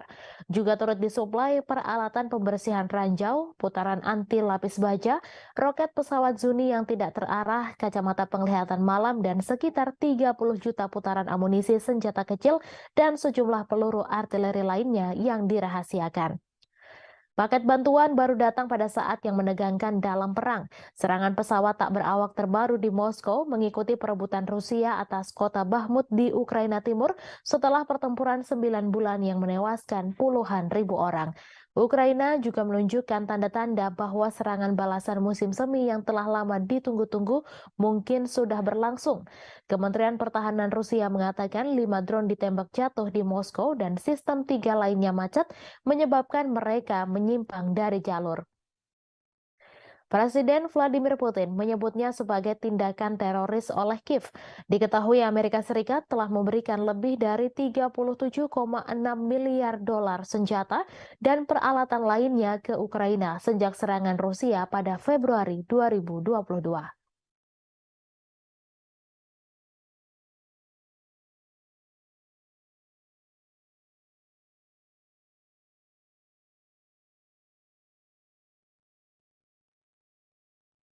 Memberi peringatan akan ancaman baru terhadap keamanan pangan global.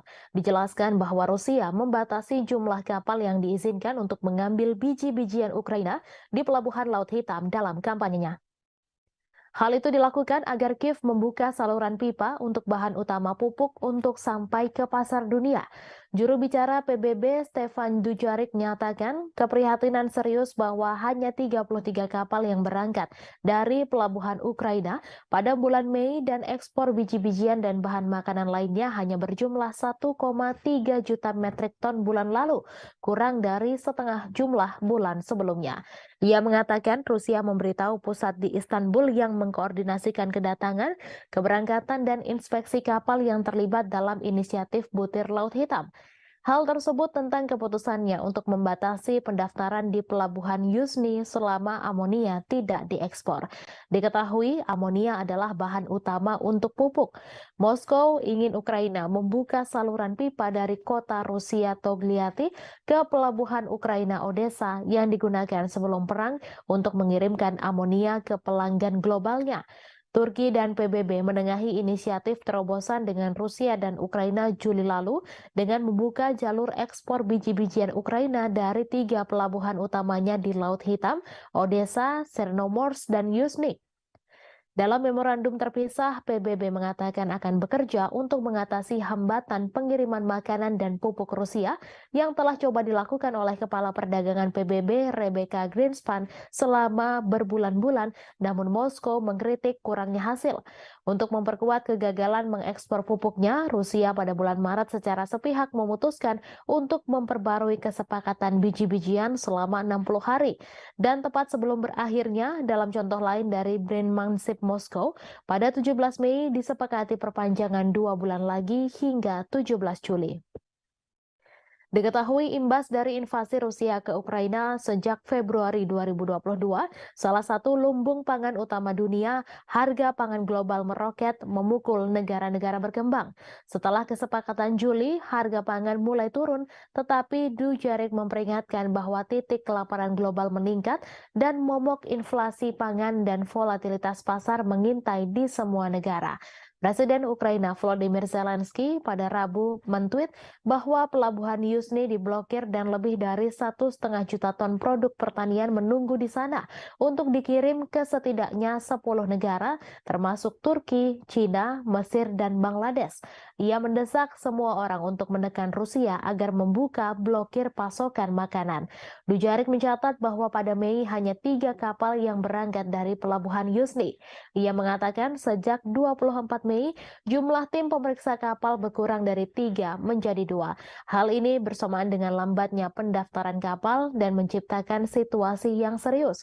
PBB telah mengajukan saran praktis dan akan terus terlibat dengan Rusia dan Ukraina.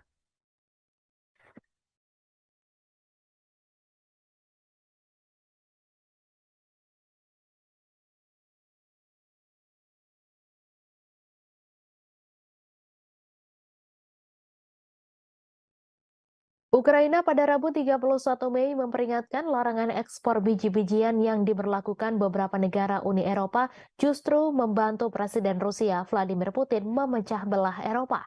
Diketahui beberapa negara tetangga Ukraina, termasuk sekutu setianya yaitu Polandia, memberlakukan pembatasan sementara pada produk pertanian Kiev sejak bulan lalu.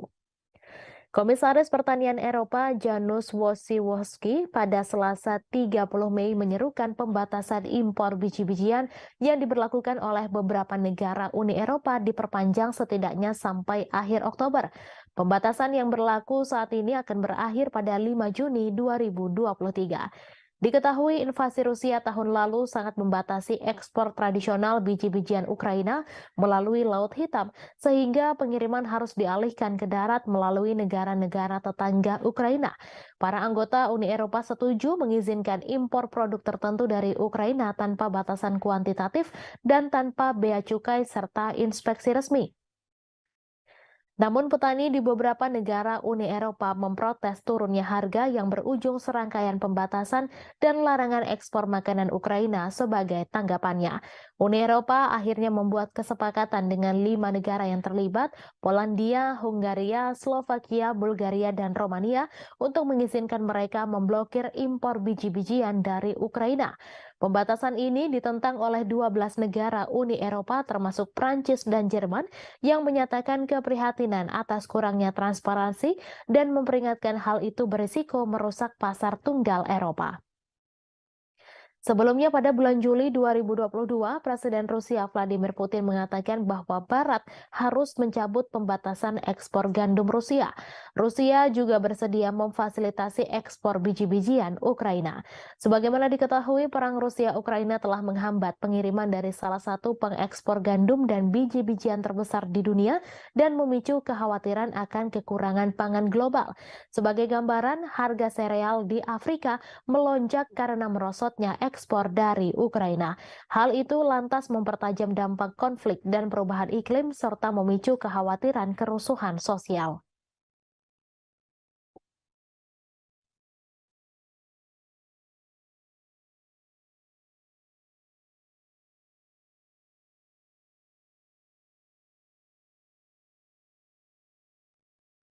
NATO meningkatkan tekanan pada Turki untuk membatalkan keberatannya terhadap keanggotaan Swedia karena organisasi militer tersebut berusaha untuk menangani masalah tersebut pada saat Presiden Amerika Serikat Joe Biden dan rekan-rekannya saat bertemu bulan depan. Aliansi beranggotakan 31 negara itu juga berupaya meningkatkan status non-anggota Ukraina di NATO dan menyiapkan kerangka kerja untuk komitmen keamanan yang dapat ditawarkan setelah perang dengan Rusia berakhir. Sekretaris Jenderal Jens Stoltenberg mengatakan NATO ingin melibatkan Swedia pada saat para pemimpin sekutu bertemu di Lithuania pada 11 hingga 12 Juli. Sekutu juga berharap untuk membuat kemajuan dalam pendanaan jangka panjang dan rencana keamanan untuk Ukraina pada acara yang sama. Ia mengatakan sekutu terus setuju bahwa Ukraina akan menjadi anggota NATO suatu hari nanti, namun aliansi harus memberikan komitmen keamanan dan pendanaan baru yang substansial. Menteri Luar Negeri Amerika Serikat Antony Blinken mengatakan sekutu berfokus untuk membantu Ukraina membangun kapasitas keamanan jangka menengah dan panjangnya, sehingga jika dan ketika agresi saat ini mereda, Ukraina memiliki kapasitas penuh untuk mencegah agresi di masa depan. Khawatir mereka akan menjadi sasaran Moskow setelah Rusia menginvasi Ukraina tahun lalu, Swedia dan Finlandia meninggalkan posisi tradisional non-blok militer mereka untuk mencari perlindungan di bawah payung keamanan NATO.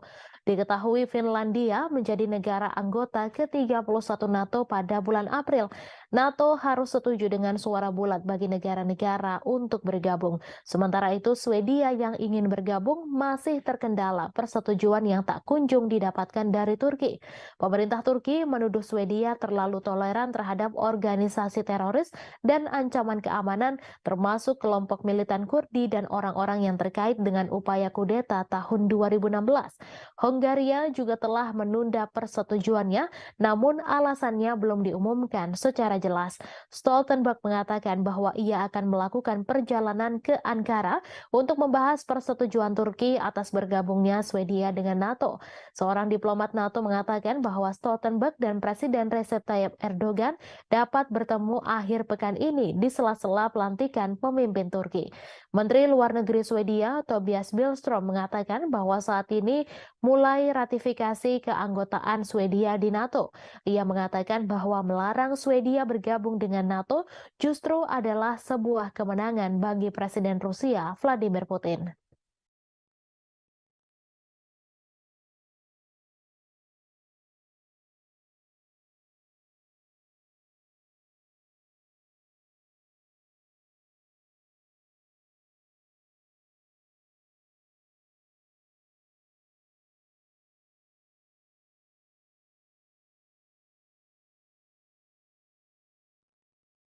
Ukraina meminta bantuan jet tempur F-16 untuk membantu melawan Rusia di udara. Selain itu, ternyata mereka juga berharap akan mendapatkan jet tempur canggih lain, yaitu Eurofighter Typhoon.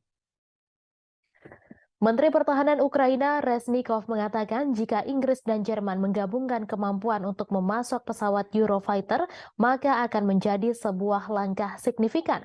Reznikov menambahkan bahwa Ukraina membutuhkan sekitar 100 jet tempur. Selain F-16, Eurofighter Typhoon dikatakannya bakal sangat membantu dalam menangkis agresi Rusia.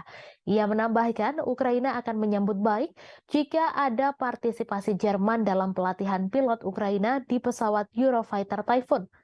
Namun tentu harapan itu masih jauh karena bahkan F-16 sendiri belum diketahui akan dipasok oleh negara mana ke Ukraina.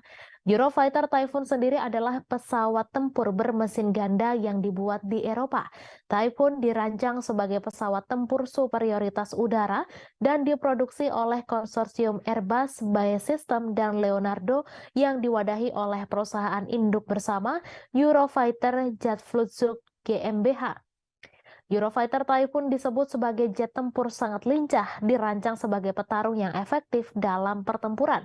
Pesawat versi baru didesain dengan lebih baik untuk melakukan misi serangan udara ke permukaan dan agar kompatibel dengan persenjataan berbeda, termasuk rudal Storm Shadow, Brimstone, dan Marty ER. Typhoon memiliki debut tempurnya selama intervensi militer 2011 di Libya.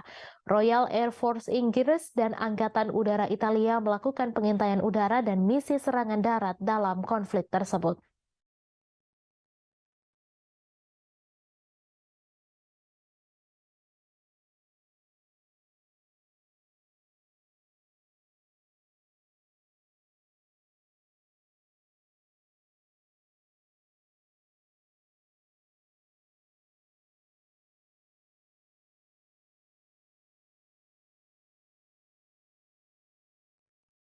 Amerika Serikat pada Rabu 31 Mei mengumumkan paket senjata baru senilai 300 juta dolar Amerika Serikat atau 4,49 triliun rupiah kepada Ukraina.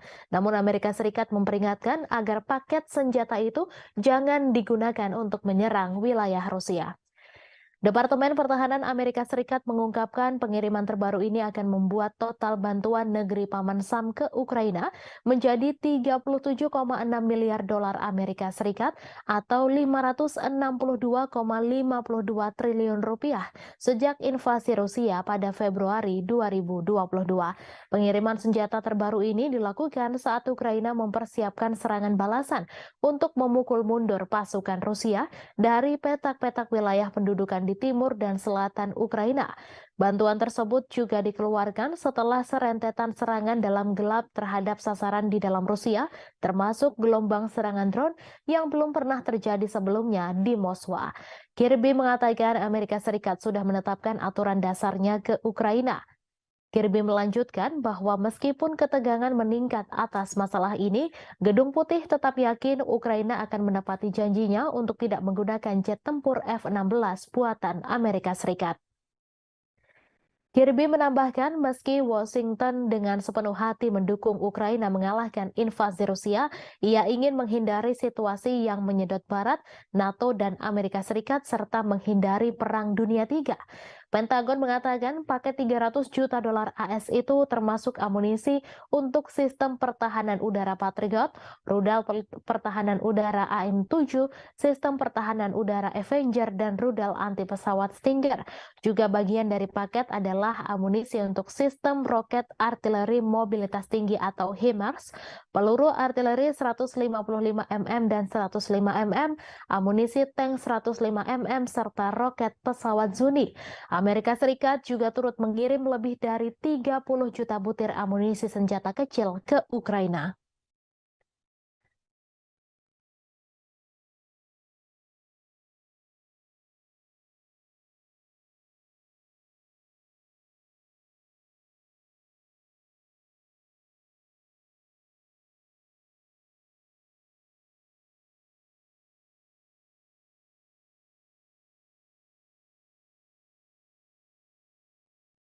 Pejabat Belanda dilaporkan membuat rencana untuk membeli puluhan tank Leopard serta rudal Patriot untuk membantu meningkatkan daya tembak Ukraina dalam konflik yang sedang berlangsung dengan Rusia.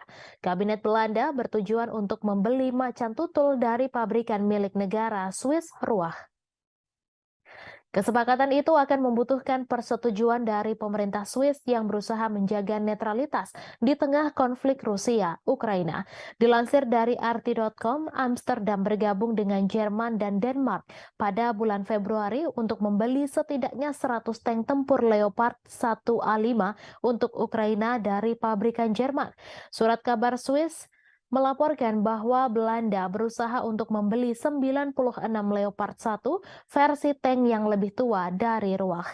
Pada saat yang sama, Belanda ingin menyediakan lebih banyak rudal atau suku cadang Patriot untuk mengoperasikannya untuk membantu meningkatkan pertahanan udara Ukraina.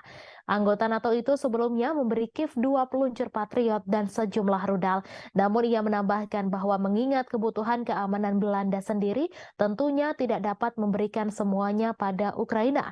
Ia menyerukan lebih banyak negara untuk bergabung dengan koalisi negara-negara yang memasok rudal Patriot ke Ukraina. Anggota parlemen Jerman pekan lalu menyetujui pembelian 18 tank Leopard 2A8 dan 12 howitzer Panzerhaubitze 2000 untuk menggantikan stok senjata yang dikirim ke Kiev. Kesepakatan itu dilaporkan mencakup opsi untuk membeli 105 macan tutul tambahan. Paket bantuan terbaru Berlin untuk Ukraina mencakup 30 tank Leopard 1. Sebagaimana diketahui, Ukraina telah berulang kali mengatakan bahwa pasokan senjata berat asing sangat penting untuk keberhasilan serangan balasan yang direncanakan. Sementara itu, Moskow telah memperingatkan bahwa tank-tank yang dikirim Barat dan sistem lainnya akan diperlakukan sebagai target yang sah di medan perang.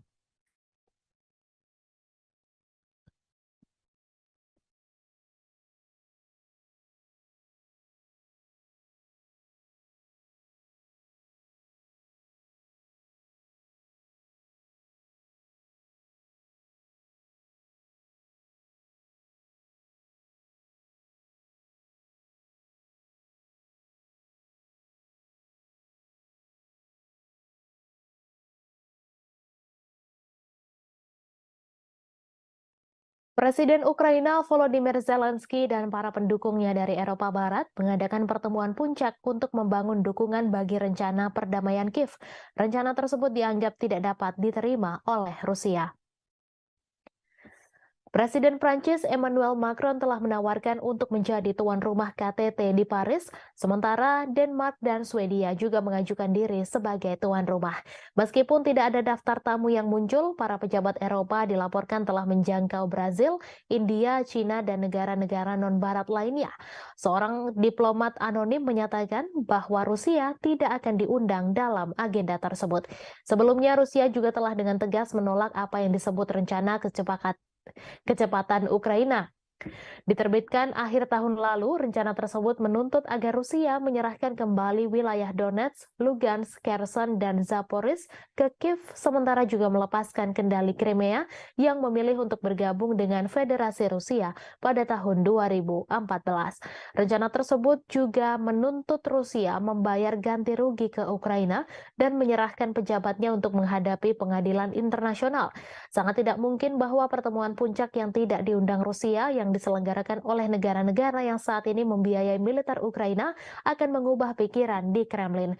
Menteri Luar Negeri Rusia, Sergei Lavrov, menyatakan pekan lalu bahwa rencana Ukraina pada dasarnya melibatkan kapitulasi Rusia. Proses perdamaian diakui tidak mungkin terjadi tanpa keterlibatan seluruh dunia, termasuk para pemimpin Global South. Zelensky juga baru-baru ini membuat tawaran ke dunia non-barat, berpidato di Liga Arab di Arab Saudi bulan ini dan berbicara dengan bahasa Cina. Namun penjangkauan ini kadang terkesan kaku dengan Zelensky menuduh anggota Liga Arab mengalah pada pengaruh Rusia sebelum melewatkan pertemuan dengan Presiden Brasil Luiz Inácio Lula da Silva di KTT G7 di Jepang. Bulan lalu, penasehat utama Zelensky, Mikhail Podolyak, menuntut China membuat pilihan untuk mendukung Ukraina dan Barat atau kehilangan pengaruhnya dalam urusan dunia. Padahal China telah merilis rencana perdamaian 12 poinnya sendiri yang meskipun ditolak oleh Amerika Serikat dan sekutu NATO-nya telah mendapat dukungan di banyak dunia termasuk Rusia. Gadis berusia 11 tahun menjadi korban setelah Rusia melancarkan serangan rudal ke ibu kota Ukraina Kiev pada Kamis 1 Juni kemarin. Gadis tersebut tewas bersama ibunya yang berusia 34 tahun dan seorang wanita berusia 33 tahun.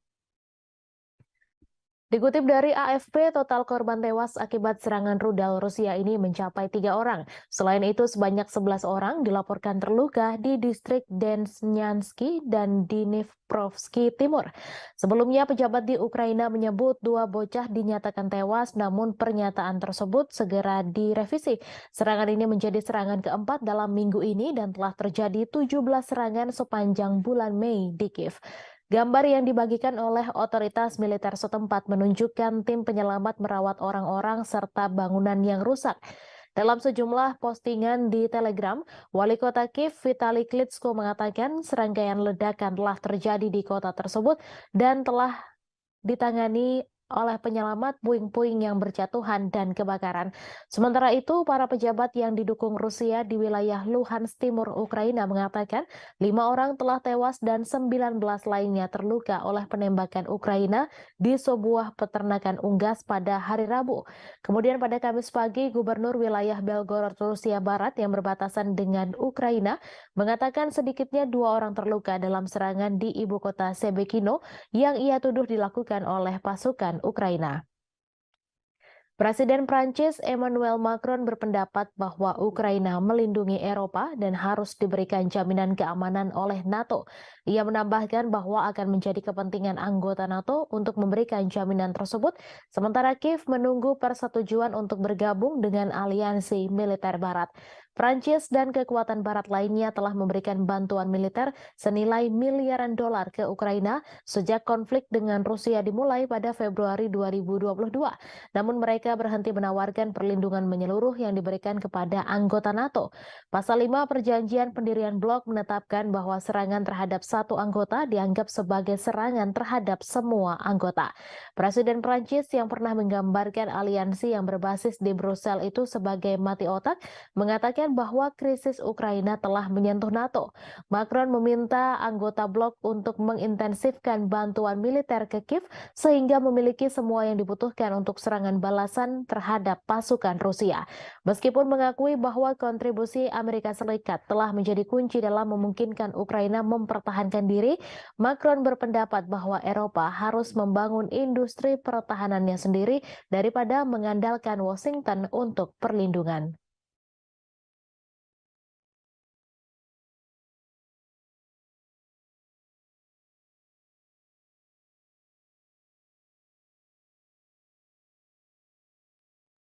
Seorang militan yang mengenakan lambang kartel Teluk Meksiko membawa peluncur rudal anti-tank buatan Amerika Serikat.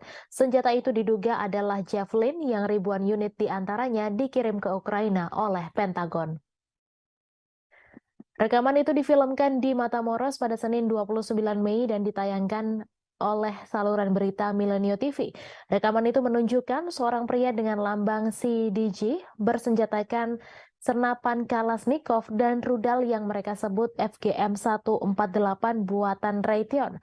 Lebih dari 10.000 Javelin dari persediaan Pentagon telah dikirim ke Ukraina sejak Februari lalu, di mana militer Amerika Serikat justru mulai kehabisan rudal itu sendiri. Presenter Milenio Azucena Yuresti mencatat di Twitter bahwa perkiraan nilai peluncur Javelin di pasar gelap berkisar antara 20.000 USD hingga 60.000 USD, sedangkan biaya rata-rata satu misil adalah sekitar 30.000 USD. Pakar militer percaya bahwa senjata dalam rekaman Milenio sebenarnya adalah AT-4, peluncur anti-tank sekali pakai buatan Swedia yang juga digunakan militer Amerika Serikat dan juga dipasok ke Ukraina dalam jumlah ribuan. Diketahui Rusia telah berulang kali memperingatkan Amerika Serikat dan sekutunya untuk tidak memberi dukungan Ukraina dengan senjata dan amunisi. Karena hal ini eskalasi konflik yang akan mengakibatkan senjata berakhir kriminal. Investigasi RT pada Juli 2022 menemukan berbagai senjata yang dipasok Barat, termasuk roket anti-tank untuk dijual di web gelap. Beberapa bulan kemudian, juru bicara Kementerian Luar Negeri Rusia Maria Zakharova memperingatkan senjata barat senilai 1 miliar USD per bulan berakhir di tangan teroris, ekstremis, dan kelompok kriminal di Timur Tengah, Afrika Tengah, dan Asia Tenggara. Kiev mengecam ini sebagai propaganda dan bersikeras semuanya telah diperhitungkan. Outlet Amerika Serikat CBS menyensor film dokumenter mereka tentang pasokan senjata ke Ukraina setelah pemerintah di Kiev keberatan. Bulan lalu, jurnalis investigasi veteran Seymour Hersh mengatakan Barat sadar senjatanya berakhir di pasar gelap. Namun pemerintah tidak peduli karena mempersenjatai Ukraina lebih penting bagi mereka. Kartel teluk berbasis di negara bagian Meksiko, Tamaulipas, khususnya di kota perbatasan Matamoros, tepat di seberang Rio Grande dari Brownsville, Texas. Mereka berasal dari tahun 1930-an, namun menjadi terkenal di akhir 1990-an ketika kartel itu memisahkan milisi terkenal bernama Los Zetas. Grup tersebut telah bubar dengan sendirinya. Meskipun terutama dikenal sebagai kartel penyelundupan narkoba, CDG juga dituduh melakukan pemerasan, penculikan, pencucian uang, dan perdagangan orang, budak seks, dan bisnis senjata.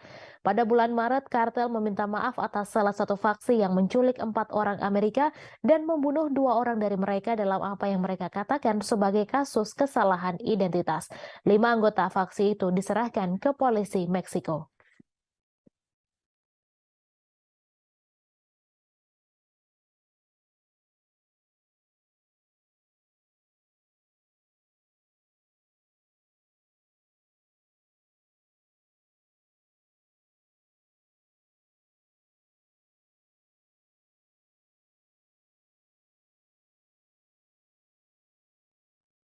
Pasukan gabungan Rusia pada Kamis 1 Juni membunuh 30 orang penyusup yang berupaya melancarkan serangan di wilayah Belgorod. Kementerian Pertahanan di Moskow mengatakan 30 orang itu merupakan milisi asal Ukraina. Diketahui pasukan gabungan Rusia terdiri dari angkatan bersenjata dan pasukan penjaga perbatasan dan elemen lain dari Dinas Keamanan Federal Rusia. Setidaknya ada 3 percobaan serangan yang digagalkan pasukan gabungan Rusia di dekat kota Sebekino, Belgorod. Menurut pernyataan tersebut, Ukraina mengerahkan 2 kompi infanteri yang didukung oleh tank untuk serangan-serangan tersebut. Sebelum penyerangan diluncurkan, Ukraina dilaporkan telah melakukan serangan artileri roket terhadap Sebekino. Serangan itu merusak bangunan tempat tinggal dan menyebabkan cedera di kalangan warga sipil. Bulan lalu, kontingen kecil militan Ukraina yang dilengkapi dengan perangkat keras militer barat melancarkan serangan ke wilayah Belgorod. Angkatan bersenjata Rusia kemudian meluncurkan operasi dengan menghancurkan kelompok penyusup, menewaskan 70 orang dan memaksa sisanya melarikan diri kembali ke Ukraina. Ukraina tidak pernah mengaku bertanggung jawab atas serangan di Belgorod. Mereka mengklaim hanya berperang di wilayah Ukraina yang direbut pasukan Rusia. Namun Rusia mengklaim serangan tersebut dilakukan Ukraina. Tak hanya itu, Rusia juga yakin bahwa Ukraina dapat melakukan serangan tersebut karena mendapat dukungan dari Barat. Namun baik Ukraina maupun Amerika Serikat sama-sama membantah dugaan tersebut.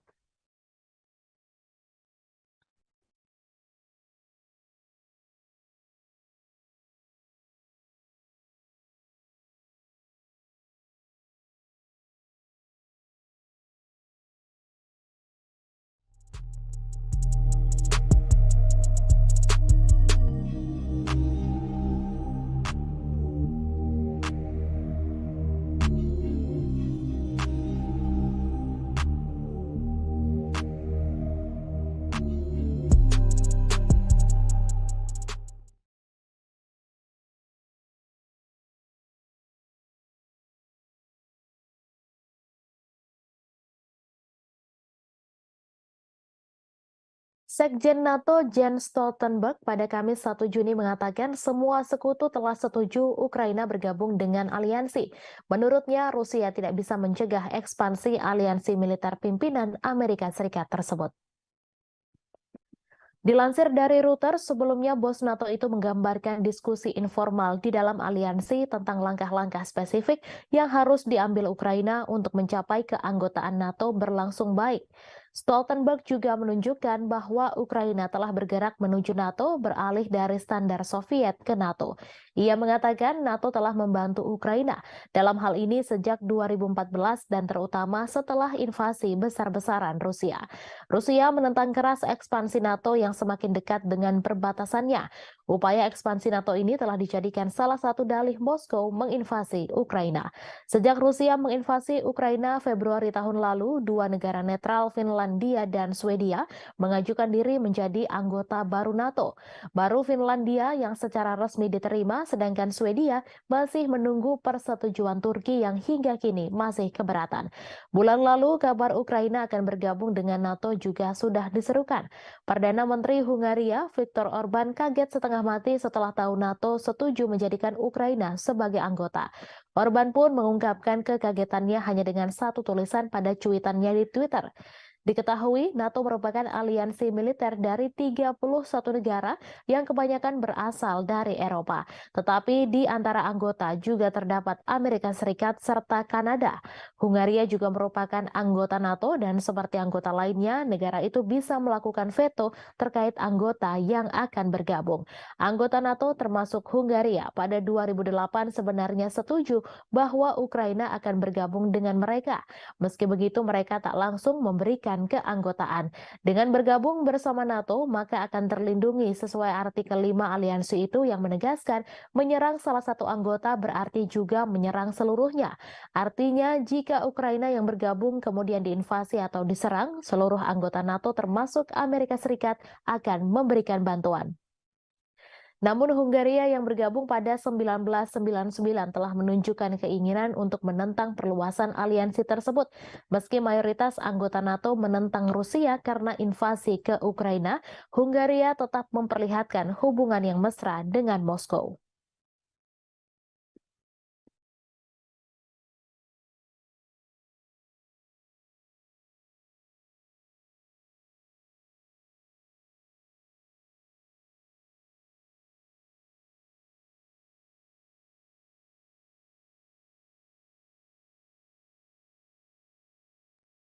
Presiden Amerika Serikat Joe Biden telah menyetujui paket bantuan militer baru untuk Ukraina yang berjumlah hingga 300 juta USD.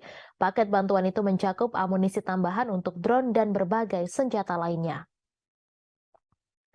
Para pejabat Amerika Serikat mengatakan tidak ada dugaan bahwa drone atau amunisi buatan Amerika Serikat digunakan dalam serangan Moskow yang disalahkan Kremlin atas Ukraina. Pemerintahan Biden mengatakan telah menjelaskan kepada Ukraina bahwa senjata buatan Amerika Serikat tidak boleh digunakan untuk serangan di dalam wilayah Rusia. Ia juga mengatakan Zelensky telah memberikan jaminan kepada Amerika Serikat bahwa Ukraina menghormati keprihatinan tersebut.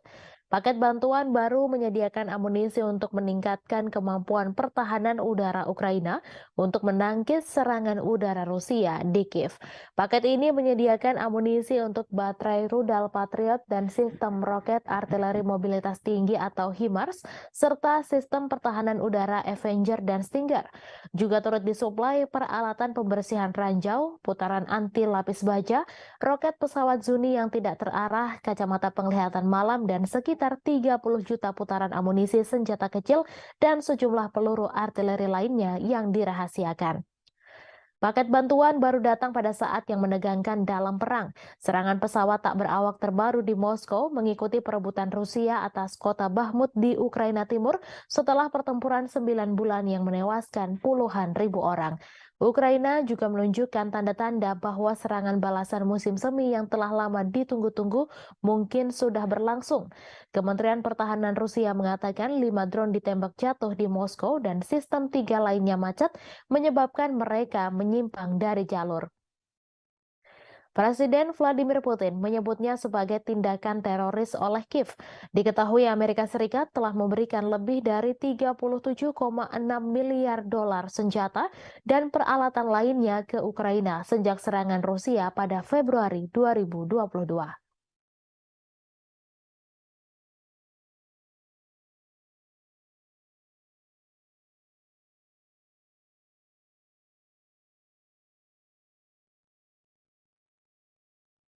Memberi peringatan akan ancaman baru terhadap keamanan pangan global. Dijelaskan bahwa Rusia membatasi jumlah kapal yang diizinkan untuk mengambil biji-bijian Ukraina di Pelabuhan Laut Hitam dalam kampanyenya. Hal itu dilakukan agar Kiev membuka saluran pipa untuk bahan utama pupuk untuk sampai ke pasar dunia. Juru bicara PBB Stefan Dujarric menyatakan keprihatinan serius bahwa hanya 33 kapal yang berangkat dari pelabuhan Ukraina pada bulan Mei dan ekspor biji-bijian dan bahan makanan lainnya hanya berjumlah 1,3 juta metrik ton bulan lalu, kurang dari setengah jumlah bulan sebelumnya. Ia mengatakan Rusia memberitahu pusat di Istanbul yang mengkoordinasikan kedatangan, keberangkatan, dan inspeksi kapal yang terlibat dalam inisiatif Butir Laut Hitam. Hal tersebut tentang keputusannya untuk membatasi pendaftaran di pelabuhan Yuzhny selama amonia tidak diekspor. Diketahui amonia adalah bahan utama untuk pupuk. Moskow ingin Ukraina membuka saluran pipa dari kota Rusia Togliatti ke pelabuhan Ukraina Odessa yang digunakan sebelum perang untuk mengirimkan amonia ke pelanggan globalnya. Turki dan PBB menengahi inisiatif terobosan dengan Rusia dan Ukraina Juli lalu dengan membuka jalur ekspor biji-bijian Ukraina dari 3 pelabuhan utamanya di Laut Hitam, Odessa, Chernomorsk, dan Yuzhny. Dalam memorandum terpisah, PBB mengatakan akan bekerja untuk mengatasi hambatan pengiriman makanan dan pupuk Rusia yang telah coba dilakukan oleh Kepala Perdagangan PBB Rebecca Greenspan selama berbulan-bulan, namun Moskow mengkritik kurangnya hasil. Untuk memperkuat kegagalan mengekspor pupuknya, Rusia pada bulan Maret secara sepihak memutuskan untuk memperbarui kesepakatan biji-bijian selama 60 hari. Dan tepat sebelum berakhirnya, dalam contoh lain dari Brandmanship Moskow, pada 17 Mei disepakati perpanjangan 2 bulan lagi hingga 17 Juli.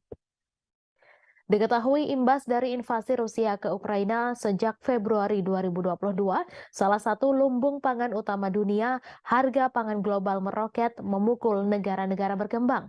Setelah kesepakatan Juli, harga pangan mulai turun, tetapi Dujarric memperingatkan bahwa titik kelaparan global meningkat dan momok inflasi pangan dan volatilitas pasar mengintai di semua negara. Presiden Ukraina Volodymyr Zelensky pada Rabu mentweet bahwa pelabuhan Yuzhny diblokir dan lebih dari 1,5 juta ton produk pertanian menunggu di sana untuk dikirim ke setidaknya 10 negara termasuk Turki, China, Mesir, dan Bangladesh. Ia mendesak semua orang untuk menekan Rusia agar membuka blokir pasokan makanan. Dujarric mencatat bahwa pada Mei hanya 3 kapal yang berangkat dari pelabuhan Yuzhny. Ia mengatakan sejak 24 Mei, jumlah tim pemeriksa kapal berkurang dari 3 menjadi 2. Hal ini bersamaan dengan lambatnya pendaftaran kapal dan menciptakan situasi yang serius. PBB telah mengajukan saran praktis dan akan terus terlibat dengan Rusia dan Ukraina.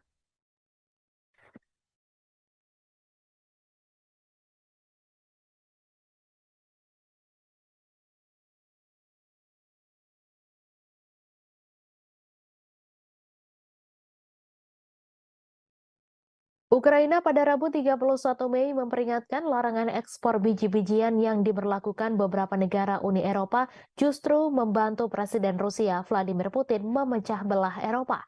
Diketahui beberapa negara tetangga Ukraina, termasuk sekutu setianya yaitu Polandia, memberlakukan pembatasan sementara pada produk pertanian Kiev sejak bulan lalu.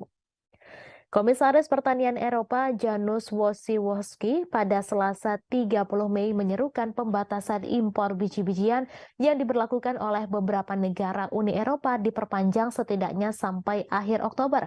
Pembatasan yang berlaku saat ini akan berakhir pada 5 Juni 2023. Diketahui invasi Rusia tahun lalu sangat membatasi ekspor tradisional biji-bijian Ukraina melalui Laut Hitam, sehingga pengiriman harus dialihkan ke darat melalui negara-negara tetangga Ukraina. Para anggota Uni Eropa setuju mengizinkan impor produk tertentu dari Ukraina tanpa batasan kuantitatif dan tanpa bea cukai serta inspeksi resmi. Namun petani di beberapa negara Uni Eropa memprotes turunnya harga yang berujung serangkaian pembatasan dan larangan ekspor makanan Ukraina sebagai tanggapannya. Uni Eropa akhirnya membuat kesepakatan dengan 5 negara yang terlibat, Polandia, Hungaria, Slovakia, Bulgaria, dan Romania untuk mengizinkan mereka memblokir impor biji-bijian dari Ukraina. Pembatasan ini ditentang oleh 12 negara Uni Eropa termasuk Prancis dan Jerman yang menyatakan keprihatinan atas kurangnya transparansi dan memperingatkan hal itu berisiko merusak pasar tunggal Eropa. Sebelumnya pada bulan Juli 2022, Presiden Rusia Vladimir Putin mengatakan bahwa Barat harus mencabut pembatasan ekspor gandum Rusia. Rusia juga bersedia memfasilitasi ekspor biji-bijian Ukraina. Sebagaimana diketahui, perang Rusia-Ukraina telah menghambat pengiriman dari salah satu pengekspor gandum dan biji-bijian terbesar di dunia dan memicu kekhawatiran akan kekurangan pangan global. Sebagai gambaran, harga sereal di Afrika melonjak karena merosotnya ekspor dari Ukraina.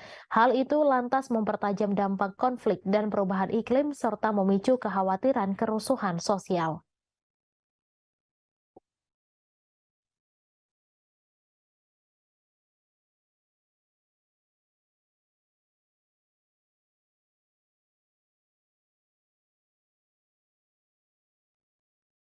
NATO meningkatkan tekanan pada Turki untuk membatalkan keberatannya terhadap keanggotaan Swedia karena organisasi militer tersebut berusaha untuk menangani masalah tersebut pada saat Presiden Amerika Serikat Joe Biden dan rekan-rekannya saat bertemu bulan depan. Aliansi beranggotakan 31 negara itu juga berupaya meningkatkan status non-anggota Ukraina di NATO dan menyiapkan kerangka kerja untuk komitmen keamanan yang dapat ditawarkan setelah perang dengan Rusia berakhir. Sekretaris Jenderal Jens Stoltenberg mengatakan NATO ingin melibatkan Swedia pada saat para pemimpin sekutu bertemu di Lithuania pada 11 hingga 12 Juli. Sekutu juga berharap untuk membuat kemajuan dalam pendanaan jangka panjang dan rencana keamanan untuk Ukraina pada acara yang sama. Ia mengatakan sekutu terus setuju bahwa Ukraina akan menjadi anggota NATO suatu hari nanti, namun aliansi harus memberikan komitmen keamanan dan pendanaan baru yang substansial. Menteri Luar Negeri Amerika Serikat Antony Blinken mengatakan sekutu berfokus untuk membantu Ukraina membangun kapasitas keamanan jangka menengah dan panjangnya, sehingga jika dan ketika agresi saat ini mereda, Ukraina memiliki kapasitas penuh untuk mencegah agresi di masa depan.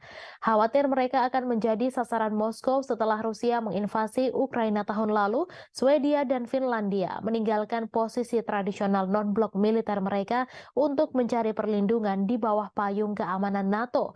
Diketahui Finlandia menjadi negara anggota ke-31 NATO pada bulan April. NATO harus setuju dengan suara bulat bagi negara-negara untuk bergabung. Sementara itu, Swedia yang ingin bergabung masih terkendala persetujuan yang tak kunjung didapatkan dari Turki. Pemerintah Turki menuduh Swedia terlalu toleran terhadap organisasi teroris dan ancaman keamanan termasuk kelompok militan Kurdi dan orang-orang yang terkait dengan upaya kudeta tahun 2016. Hongaria juga telah menunda persetujuannya, namun alasannya belum diumumkan secara jelas. Stoltenberg mengatakan bahwa ia akan melakukan perjalanan ke Ankara untuk membahas persetujuan Turki atas bergabungnya Swedia dengan NATO. Seorang diplomat NATO mengatakan bahwa Stoltenberg dan Presiden Recep Tayyip Erdogan dapat bertemu akhir pekan ini di sela-sela pelantikan pemimpin Turki. Menteri Luar Negeri Swedia Tobias Billström mengatakan bahwa saat ini mulai ratifikasi keanggotaan Swedia di NATO.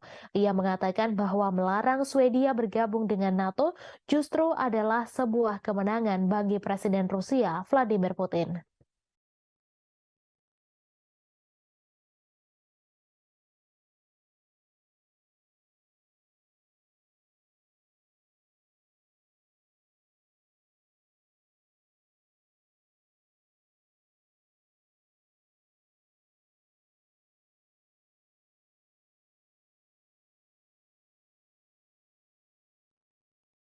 Ukraina meminta bantuan jet tempur F-16 untuk membantu melawan Rusia di udara.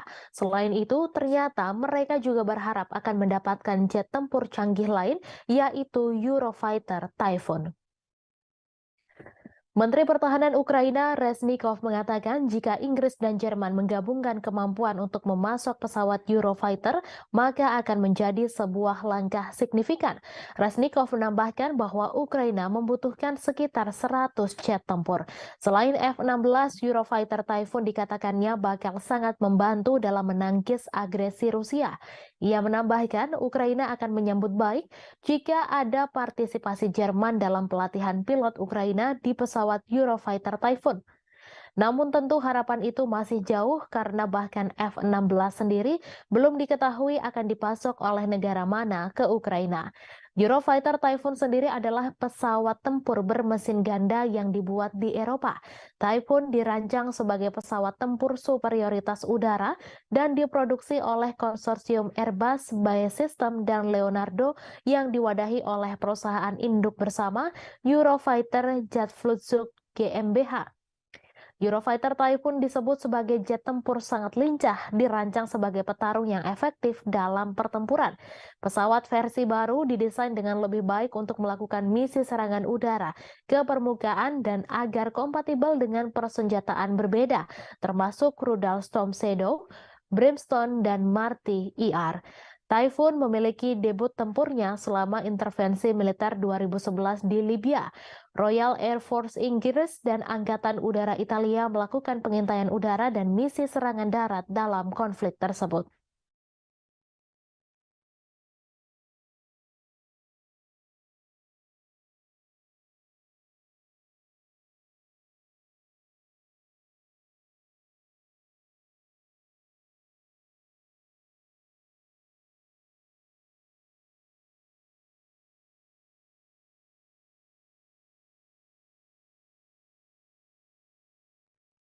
Amerika Serikat pada Rabu 31 Mei mengumumkan paket senjata baru senilai 300 juta dolar Amerika Serikat atau 4,49 triliun rupiah kepada Ukraina. Namun Amerika Serikat memperingatkan agar paket senjata itu jangan digunakan untuk menyerang wilayah Rusia. Departemen Pertahanan Amerika Serikat mengungkapkan pengiriman terbaru ini akan membuat total bantuan negeri Paman Sam ke Ukraina menjadi 37,6 miliar dolar Amerika Serikat atau 562,52 triliun rupiah sejak invasi Rusia pada Februari 2022. Pengiriman senjata terbaru ini dilakukan saat Ukraina mempersiapkan serangan balasan untuk memukul mundur pasukan Rusia dari petak-petak wilayah pendudukan di timur dan selatan Ukraina. Bantuan tersebut juga dikeluarkan setelah serentetan serangan dalam gelap terhadap sasaran di dalam Rusia, termasuk gelombang serangan drone yang belum pernah terjadi sebelumnya di Moskwa. Kirby mengatakan Amerika Serikat sudah menetapkan aturan dasarnya ke Ukraina.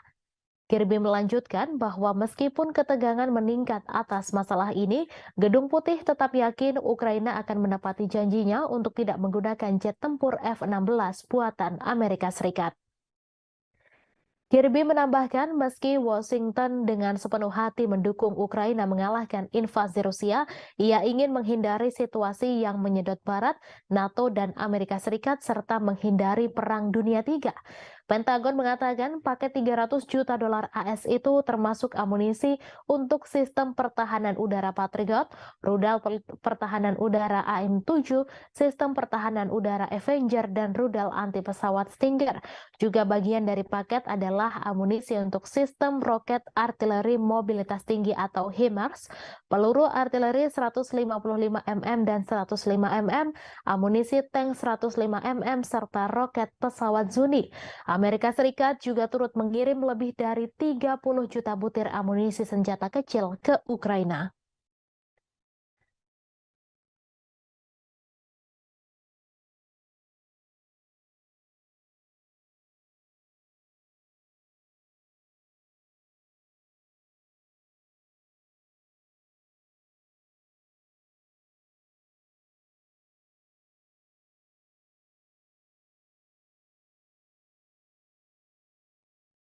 Pejabat Belanda dilaporkan membuat rencana untuk membeli puluhan tank Leopard serta rudal Patriot untuk membantu meningkatkan daya tembak Ukraina dalam konflik yang sedang berlangsung dengan Rusia.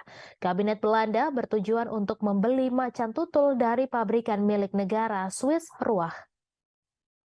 Kesepakatan itu akan membutuhkan persetujuan dari pemerintah Swiss yang berusaha menjaga netralitas di tengah konflik Rusia-Ukraina. Dilansir dari RT.com, Amsterdam bergabung dengan Jerman dan Denmark pada bulan Februari untuk membeli setidaknya 100 tank tempur Leopard 1A5 untuk Ukraina dari pabrikan Jerman. Surat kabar Swiss melaporkan bahwa Belanda berusaha untuk membeli 96 Leopard 1 versi tank yang lebih tua dari Ruach.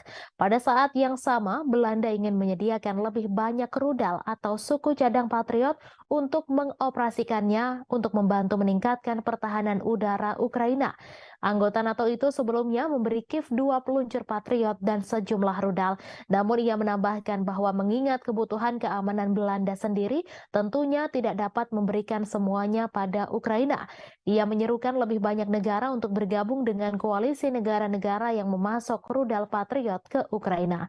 Anggota Parlemen Jerman pekan lalu menyetujui pembelian 18 tank Leopard 2A8 dan 12 howitzer Panzerhaubitze 2000 untuk menggantikan stok senjata yang dikirim ke Kiev. Kesepakatan itu dilaporkan mencakup opsi untuk membeli 105 macan tutul tambahan.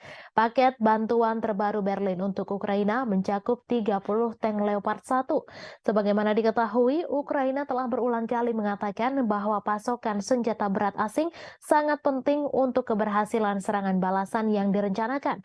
Sementara itu, Moskow telah memperingatkan bahwa tank-tank yang dikirim Barat dan sistem lainnya akan diperlakukan sebagai target yang sah di medan perang.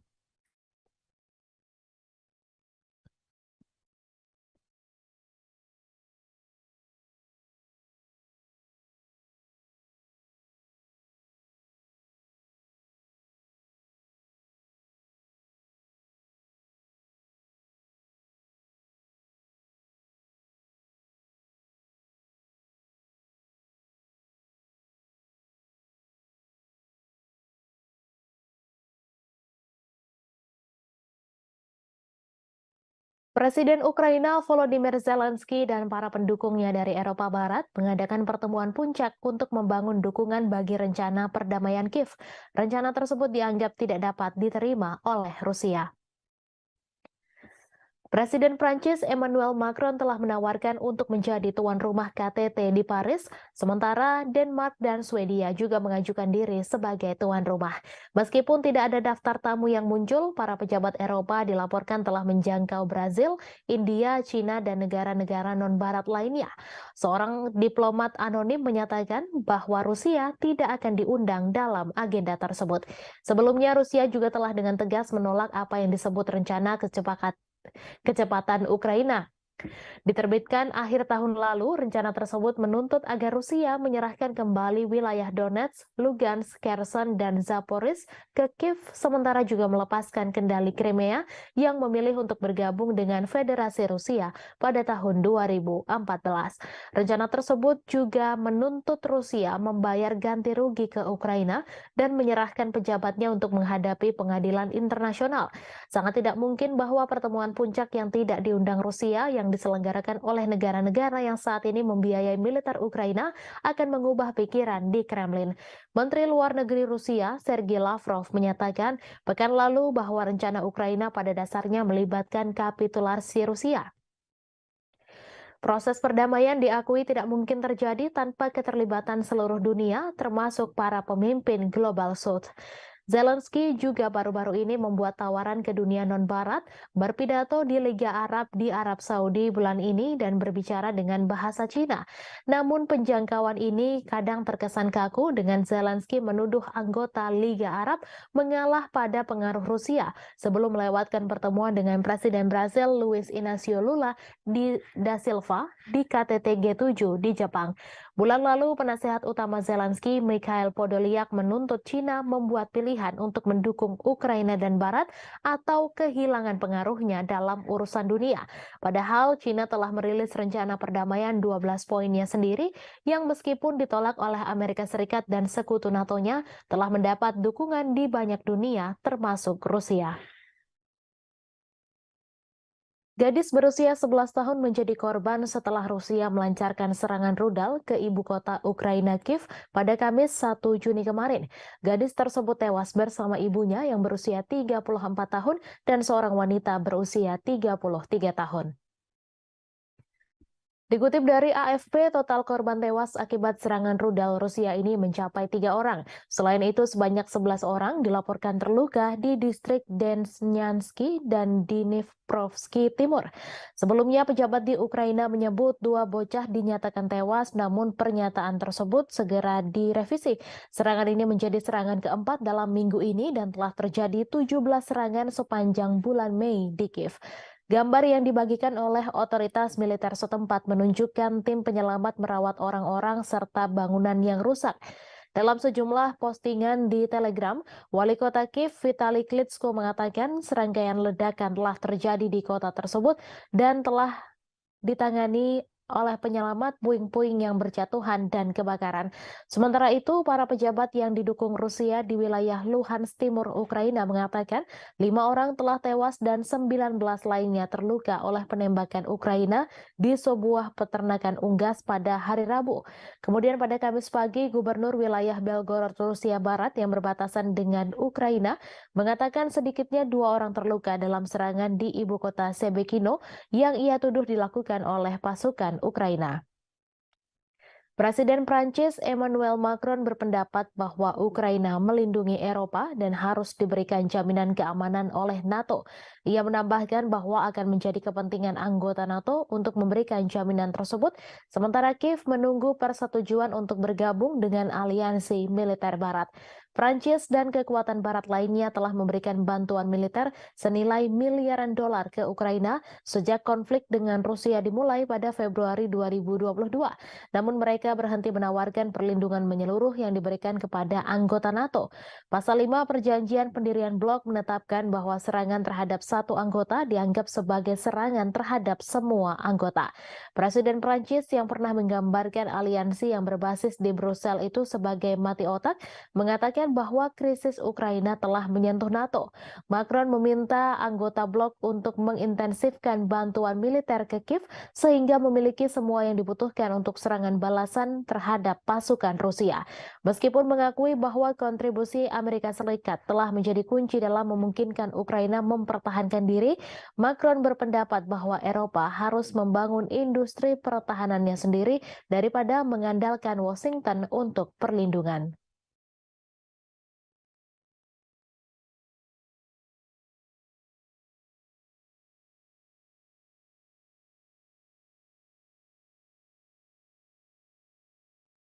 Seorang militan yang mengenakan lambang kartel Teluk Meksiko membawa peluncur rudal anti-tank buatan Amerika Serikat. Senjata itu diduga adalah Javelin yang ribuan unit diantaranya dikirim ke Ukraina oleh Pentagon. Rekaman itu difilmkan di Matamoros pada Senin 29 Mei dan ditayangkan oleh saluran berita Milenio TV. Rekaman itu menunjukkan seorang pria dengan lambang CDG bersenjatakan senapan Kalashnikov dan rudal yang mereka sebut FGM-148 buatan Raytheon. Lebih dari 10.000 Javelin dari persediaan Pentagon telah dikirim ke Ukraina sejak Februari lalu, di mana militer Amerika Serikat justru mulai kehabisan rudal itu sendiri. Presenter Milenio Azucena Yuresti mencatat di Twitter bahwa perkiraan nilai peluncur Javelin di pasar gelap berkisar antara 20.000 USD hingga 60.000 USD, sedangkan biaya rata-rata satu misil adalah sekitar 30.000 USD. Pakar militer percaya bahwa senjata dalam rekaman Milenio sebenarnya adalah AT-4, peluncur anti-tank sekali pakai buatan Swedia yang juga digunakan militer Amerika Serikat dan juga dipasok ke Ukraina dalam jumlah ribuan. Diketahui Rusia telah berulang kali memperingatkan Amerika Serikat dan sekutunya untuk tidak memberi dukungan Ukraina dengan senjata dan amunisi. Karena hal ini eskalasi konflik yang akan mengakibatkan senjata berakhir kriminal. Investigasi RT pada Juli 2022 menemukan berbagai senjata yang dipasok Barat, termasuk roket anti-tank untuk dijual di web gelap. Beberapa bulan kemudian, juru bicara Kementerian Luar Negeri Rusia Maria Zakharova memperingatkan senjata barat senilai 1 miliar USD per bulan berakhir di tangan teroris, ekstremis, dan kelompok kriminal di Timur Tengah, Afrika Tengah, dan Asia Tenggara. Kiev mengecam ini sebagai propaganda dan bersikeras semuanya telah diperhitungkan. Outlet Amerika Serikat CBS menyensor film dokumenter mereka tentang pasokan senjata ke Ukraina setelah pemerintah di Kiev keberatan. Bulan lalu, jurnalis investigasi veteran Seymour Hersh mengatakan Barat sadar senjatanya berakhir di pasar gelap. Namun pemerintah tidak peduli karena mempersenjatai Ukraina lebih penting bagi mereka. Kartel teluk berbasis di negara bagian Meksiko, Tamaulipas, khususnya di kota perbatasan Matamoros, tepat di seberang Rio Grande dari Brownsville, Texas. Mereka berasal dari tahun 1930-an, namun menjadi terkenal di akhir 1990-an ketika kartel itu memisahkan milisi terkenal bernama Los Zetas. Grup tersebut telah bubar dengan sendirinya. Meskipun terutama dikenal sebagai kartel penyelundupan narkoba, CDG juga dituduh melakukan pemerasan, penculikan, pencucian uang, dan perdagangan orang, budak seks, dan bisnis senjata. Pada bulan Maret, kartel meminta maaf atas salah satu faksi yang menculik 4 orang Amerika dan membunuh 2 orang dari mereka dalam apa yang mereka katakan sebagai kasus kesalahan identitas. 5 anggota faksi itu diserahkan ke polisi Meksiko.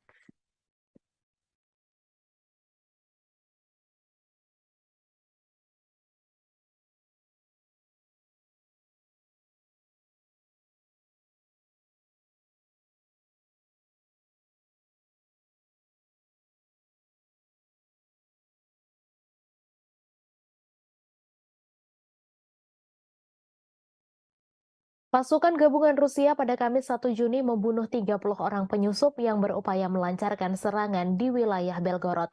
Kementerian Pertahanan di Moskow mengatakan 30 orang itu merupakan milisi asal Ukraina. Diketahui pasukan gabungan Rusia terdiri dari angkatan bersenjata dan pasukan penjaga perbatasan dan elemen lain dari Dinas Keamanan Federal Rusia. Setidaknya ada 3 percobaan serangan yang digagalkan pasukan gabungan Rusia di dekat kota Sebekino, Belgorod. Menurut pernyataan tersebut, Ukraina mengerahkan 2 kompi infanteri yang didukung oleh tank untuk serangan-serangan tersebut. Sebelum penyerangan diluncurkan, Ukraina dilaporkan telah melakukan serangan artileri roket terhadap Sebekino. Serangan itu merusak bangunan tempat tinggal dan menyebabkan cedera di kalangan warga sipil. Bulan lalu, kontingen kecil militan Ukraina yang dilengkapi dengan perangkat keras militer barat melancarkan serangan ke wilayah Belgorod. Angkatan bersenjata Rusia kemudian meluncurkan operasi dengan menghancurkan kelompok penyusup, menewaskan 70 orang dan memaksa sisanya melarikan diri kembali ke Ukraina. Ukraina tidak pernah mengaku bertanggung jawab atas serangan di Belgorod. Mereka mengklaim hanya berperang di wilayah Ukraina yang direbut pasukan Rusia. Namun Rusia mengklaim serangan tersebut dilakukan Ukraina. Tak hanya itu, Rusia juga yakin bahwa Ukraina dapat melakukan serangan tersebut karena mendapat dukungan dari Barat. Namun baik Ukraina maupun Amerika Serikat sama-sama membantah dugaan tersebut.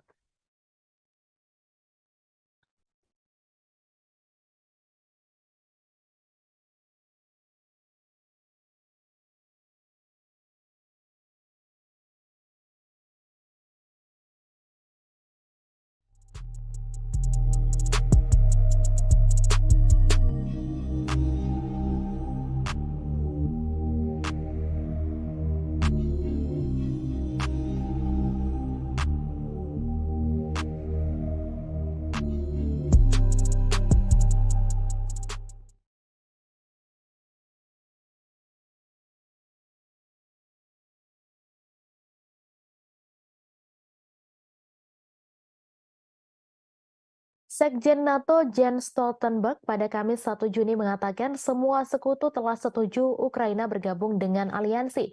Menurutnya, Rusia tidak bisa mencegah ekspansi aliansi militer pimpinan Amerika Serikat tersebut. Dilansir dari Reuters, sebelumnya bos NATO itu menggambarkan diskusi informal di dalam aliansi tentang langkah-langkah spesifik yang harus diambil Ukraina untuk mencapai keanggotaan NATO berlangsung baik. Stoltenberg juga menunjukkan bahwa Ukraina telah bergerak menuju NATO beralih dari standar Soviet ke NATO. Ia mengatakan NATO telah membantu Ukraina dalam hal ini sejak 2014 dan terutama setelah invasi besar-besaran Rusia. Rusia menentang keras ekspansi NATO yang semakin dekat dengan perbatasannya. Upaya ekspansi NATO ini telah dijadikan salah satu dalih Moskow menginvasi Ukraina. Sejak Rusia menginvasi Ukraina Februari tahun lalu, dua negara netral Finlandia dan Swedia mengajukan diri menjadi anggota baru NATO. Baru Finlandia yang secara resmi diterima, sedangkan Swedia masih menunggu persetujuan Turki yang hingga kini masih keberatan. Bulan lalu, kabar Ukraina akan bergabung dengan NATO juga sudah diserukan. Perdana Menteri Hungaria, Viktor Orban, kaget setengah mati setelah tahu NATO setuju menjadikan Ukraina sebagai anggota. Orban pun mengungkapkan kekagetannya hanya dengan satu tulisan pada cuitannya di Twitter. Diketahui, NATO merupakan aliansi militer dari 31 negara yang kebanyakan berasal dari Eropa. Tetapi di antara anggota juga terdapat Amerika Serikat serta Kanada. Hungaria juga merupakan anggota NATO dan seperti anggota lainnya, negara itu bisa melakukan veto terkait anggota yang akan bergabung. Anggota NATO termasuk Hungaria pada 2008 sebenarnya setuju bahwa Ukraina akan bergabung dengan mereka. Meski begitu, mereka tak langsung memberikan keanggotaan. Dengan bergabung bersama NATO, maka akan terlindungi sesuai artikel 5 aliansi itu yang menegaskan menyerang salah satu anggota berarti juga menyerang seluruhnya. Artinya, jika Ukraina yang bergabung kemudian diinvasi atau diserang, seluruh anggota NATO termasuk Amerika Serikat akan memberikan bantuan. Namun Hungaria yang bergabung pada 1999 telah menunjukkan keinginan untuk menentang perluasan aliansi tersebut. Meski mayoritas anggota NATO menentang Rusia karena invasi ke Ukraina, Hungaria tetap memperlihatkan hubungan yang mesra dengan Moskow.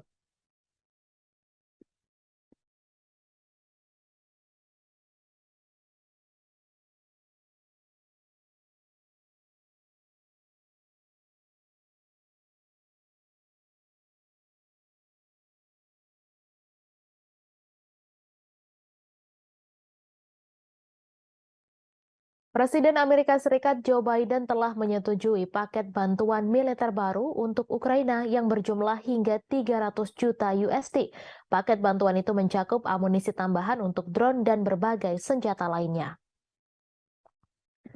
Para pejabat Amerika Serikat mengatakan tidak ada dugaan bahwa drone atau amunisi buatan Amerika Serikat digunakan dalam serangan Moskow yang disalahkan Kremlin atas Ukraina. Pemerintahan Biden mengatakan telah menjelaskan kepada Ukraina bahwa senjata buatan Amerika Serikat tidak boleh digunakan untuk serangan di dalam wilayah Rusia.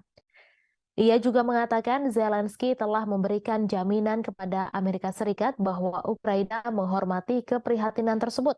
Paket bantuan baru menyediakan amunisi untuk meningkatkan kemampuan pertahanan udara Ukraina untuk menangkis serangan udara Rusia di Kiev.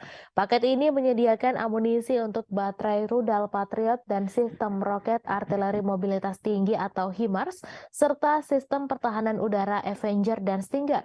Juga turut disuplai peralatan pembersihan ranjau, putaran anti lapis baja, roket pesawat Zuni yang tidak terarah, kacamata penglihatan malam, dan sekitar 30 juta putaran amunisi senjata kecil dan sejumlah peluru artileri lainnya yang dirahasiakan.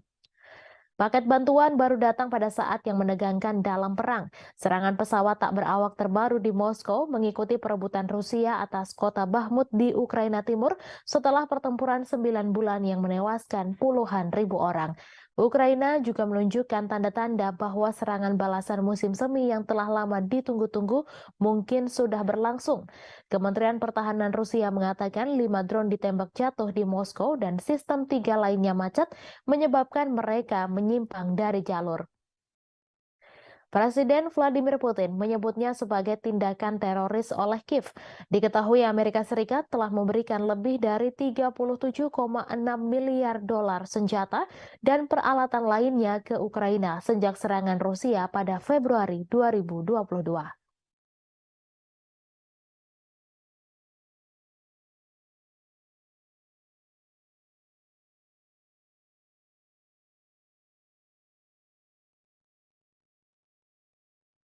Memberi peringatan akan ancaman baru terhadap keamanan pangan global. Dijelaskan bahwa Rusia membatasi jumlah kapal yang diizinkan untuk mengambil biji-bijian Ukraina di pelabuhan Laut Hitam dalam kampanyenya. Hal itu dilakukan agar Kiev membuka saluran pipa untuk bahan utama pupuk untuk sampai ke pasar dunia. Juru bicara PBB Stefan Dujarric menyatakan keprihatinan serius bahwa hanya 33 kapal yang berangkat dari pelabuhan Ukraina pada bulan Mei dan ekspor biji-bijian dan bahan makanan lainnya hanya berjumlah 1,3 juta metrik ton bulan lalu, kurang dari setengah jumlah bulan sebelumnya.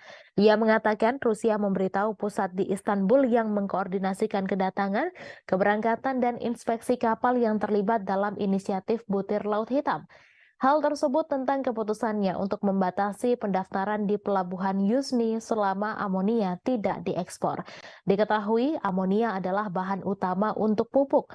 Moskow ingin Ukraina membuka saluran pipa dari kota Rusia Togliatti ke pelabuhan Ukraina Odessa yang digunakan sebelum perang untuk mengirimkan amonia ke pelanggan globalnya. Turki dan PBB menengahi inisiatif terobosan dengan Rusia dan Ukraina Juli lalu dengan membuka jalur ekspor biji-bijian Ukraina dari 3 pelabuhan utamanya di Laut Hitam, Odessa, Chernomorsk, dan Yuzhny. Dalam memorandum terpisah, PBB mengatakan akan bekerja untuk mengatasi hambatan pengiriman makanan dan pupuk Rusia yang telah coba dilakukan oleh Kepala Perdagangan PBB Rebecca Greenspan selama berbulan-bulan, namun Moskow mengkritik kurangnya hasil. Untuk memperkuat kegagalan mengekspor pupuknya, Rusia pada bulan Maret secara sepihak memutuskan untuk memperbarui kesepakatan biji-bijian selama 60 hari. Dan tepat sebelum berakhirnya, dalam contoh lain dari Brandmanship Moskow, pada 17 Mei disepakati perpanjangan 2 bulan lagi hingga 17 Juli.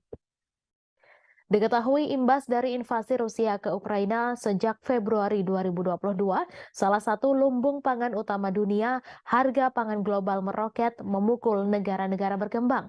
Setelah kesepakatan Juli, harga pangan mulai turun, tetapi Dujarric memperingatkan bahwa titik kelaparan global meningkat dan momok inflasi pangan dan volatilitas pasar mengintai di semua negara. Presiden Ukraina Volodymyr Zelensky pada Rabu mentweet bahwa pelabuhan Yuzhny diblokir dan lebih dari 1,5 juta ton produk pertanian menunggu di sana untuk dikirim ke setidaknya 10 negara termasuk Turki, China, Mesir, dan Bangladesh. Ia mendesak semua orang untuk menekan Rusia agar membuka blokir pasokan makanan. Dujarric mencatat bahwa pada Mei hanya 3 kapal yang berangkat dari pelabuhan Yuzhny. Ia mengatakan sejak 24 Mei, jumlah tim pemeriksa kapal berkurang dari 3 menjadi 2. Hal ini bersamaan dengan lambatnya pendaftaran kapal dan menciptakan situasi yang serius. PBB telah mengajukan saran praktis dan akan terus terlibat dengan Rusia dan Ukraina.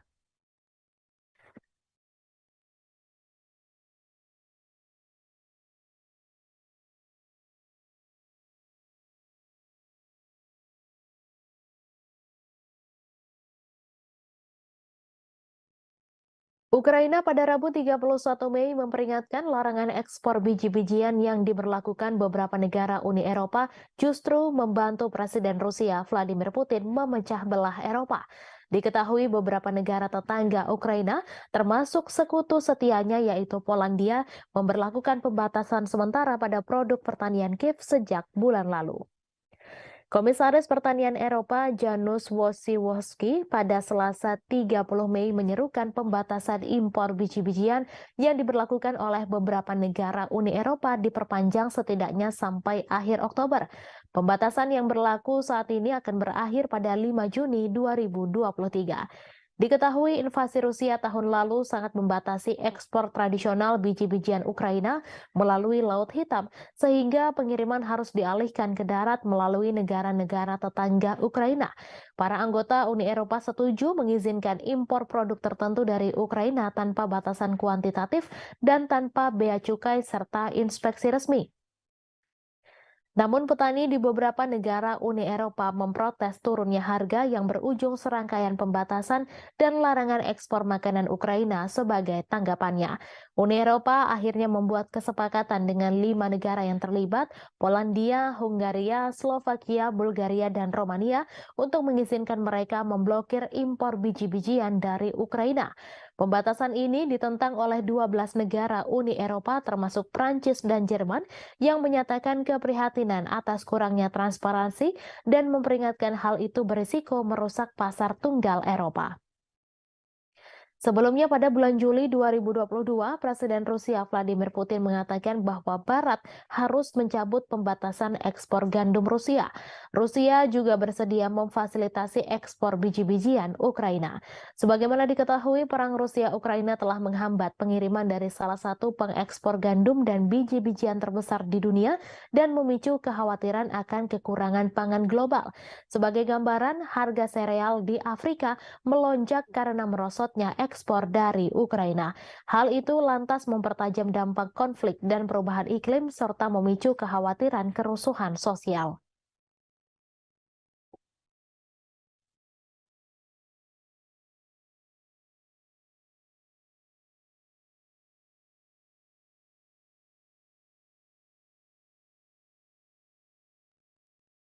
NATO meningkatkan tekanan pada Turki untuk membatalkan keberatannya terhadap keanggotaan Swedia karena organisasi militer tersebut berusaha untuk menangani masalah tersebut pada saat Presiden Amerika Serikat Joe Biden dan rekan-rekannya saat bertemu bulan depan. Aliansi beranggotakan 31 negara itu juga berupaya meningkatkan status non-anggota Ukraina di NATO dan menyiapkan kerangka kerja untuk komitmen keamanan yang dapat ditawarkan setelah perang dengan Rusia berakhir. Sekretaris Jenderal Jens Stoltenberg mengatakan NATO ingin melibatkan Swedia pada saat para pemimpin sekutu bertemu di Lithuania pada 11 hingga 12 Juli. Sekutu juga berharap untuk membuat kemajuan dalam pendanaan jangka panjang dan rencana keamanan untuk Ukraina pada acara yang sama.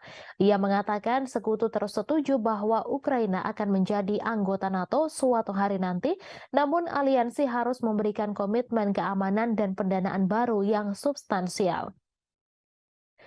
Menteri Luar Negeri Amerika Serikat Antony Blinken mengatakan sekutu berfokus untuk membantu Ukraina membangun kapasitas keamanan jangka menengah dan panjangnya, sehingga jika dan ketika agresi saat ini mereda, Ukraina memiliki kapasitas penuh untuk mencegah agresi di masa depan. Khawatir mereka akan menjadi sasaran Moskow setelah Rusia menginvasi Ukraina tahun lalu, Swedia dan Finlandia meninggalkan posisi tradisional non-blok militer mereka untuk mencari perlindungan di bawah payung keamanan NATO. Diketahui Finlandia menjadi negara anggota ke-31 NATO pada bulan April. NATO harus setuju dengan suara bulat bagi negara-negara untuk bergabung. Sementara itu, Swedia yang ingin bergabung masih terkendala persetujuan yang tak kunjung didapatkan dari Turki. Pemerintah Turki menuduh Swedia terlalu toleran terhadap organisasi teroris dan ancaman keamanan termasuk kelompok militan Kurdi dan orang-orang yang terkait dengan upaya kudeta tahun 2016. Hongaria juga telah menunda persetujuannya, namun alasannya belum diumumkan secara jelas. Stoltenberg mengatakan bahwa ia akan melakukan perjalanan ke Ankara untuk membahas persetujuan Turki atas bergabungnya Swedia dengan NATO. Seorang diplomat NATO mengatakan bahwa Stoltenberg dan Presiden Recep Tayyip Erdogan dapat bertemu akhir pekan ini di sela-sela pelantikan pemimpin Turki.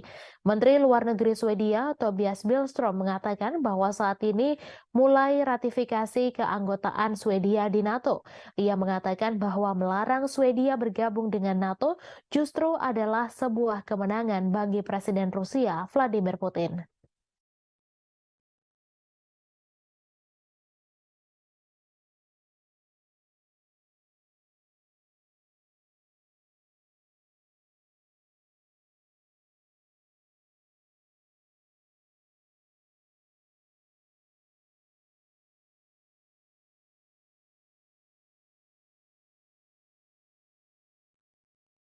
Ukraina meminta bantuan jet tempur F-16 untuk membantu melawan Rusia di udara.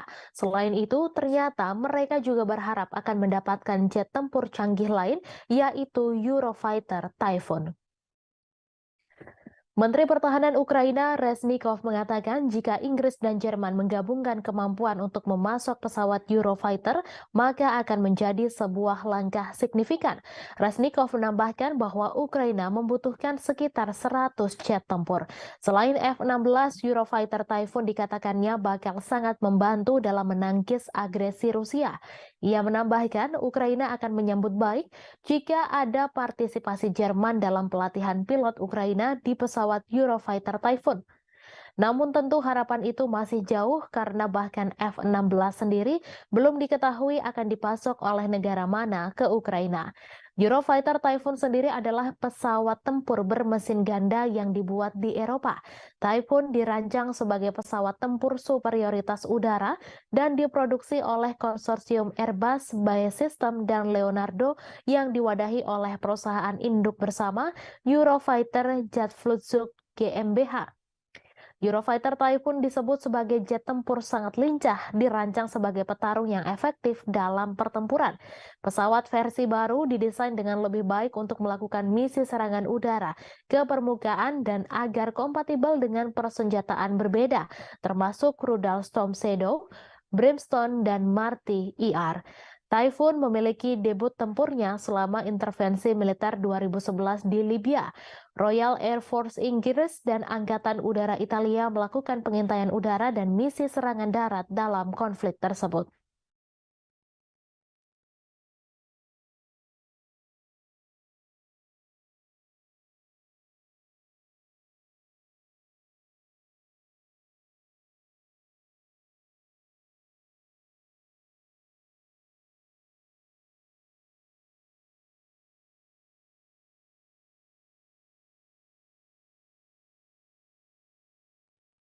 Amerika Serikat pada Rabu 31 Mei mengumumkan paket senjata baru senilai 300 juta dolar Amerika Serikat atau 4,49 triliun rupiah kepada Ukraina.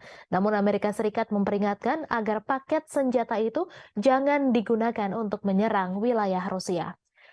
Departemen Pertahanan Amerika Serikat mengungkapkan pengiriman terbaru ini akan membuat total bantuan negeri Paman Sam ke Ukraina menjadi 37,6 miliar dolar Amerika Serikat atau 562,52 triliun rupiah sejak invasi Rusia pada Februari 2022. Pengiriman senjata terbaru ini dilakukan saat Ukraina mempersiapkan serangan balasan untuk memukul mundur pasukan Rusia dari petak-petak wilayah pendudukan di timur dan selatan Ukraina. Bantuan tersebut juga dikeluarkan setelah serentetan serangan dalam gelap terhadap sasaran di dalam Rusia, termasuk gelombang serangan drone yang belum pernah terjadi sebelumnya di Moskwa. Kirby mengatakan Amerika Serikat sudah menetapkan aturan dasarnya ke Ukraina. Kirby melanjutkan bahwa meskipun ketegangan meningkat atas masalah ini, Gedung Putih tetap yakin Ukraina akan menepati janjinya untuk tidak menggunakan jet tempur F-16 buatan Amerika Serikat. Kirby menambahkan meski Washington dengan sepenuh hati mendukung Ukraina mengalahkan invasi Rusia, ia ingin menghindari situasi yang menyedot Barat, NATO, dan Amerika Serikat serta menghindari Perang Dunia III. Pentagon mengatakan paket 300 juta dolar AS itu termasuk amunisi untuk sistem pertahanan udara Patriot, rudal pertahanan udara AM-7, sistem pertahanan udara Avenger, dan rudal anti pesawat Stinger. Juga bagian dari paket adalah amunisi untuk sistem roket artileri mobilitas tinggi atau HIMARS, peluru artileri 155 mm dan 105 mm, amunisi tank 105 mm, serta roket pesawat Zuni. Amerika Serikat juga turut mengirim lebih dari 30 juta butir amunisi senjata kecil ke Ukraina.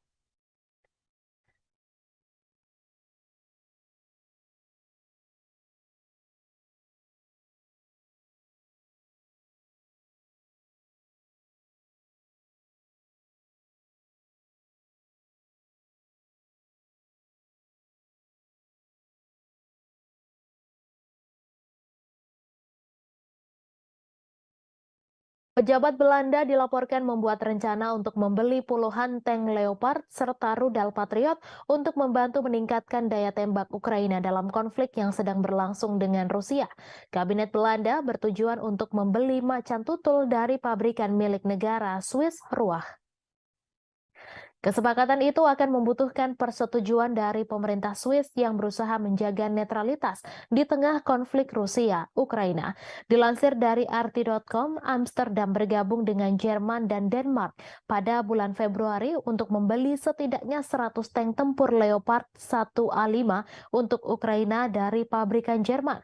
Surat kabar Swiss melaporkan bahwa Belanda berusaha untuk membeli 96 Leopard 1 versi tank yang lebih tua dari Ruach.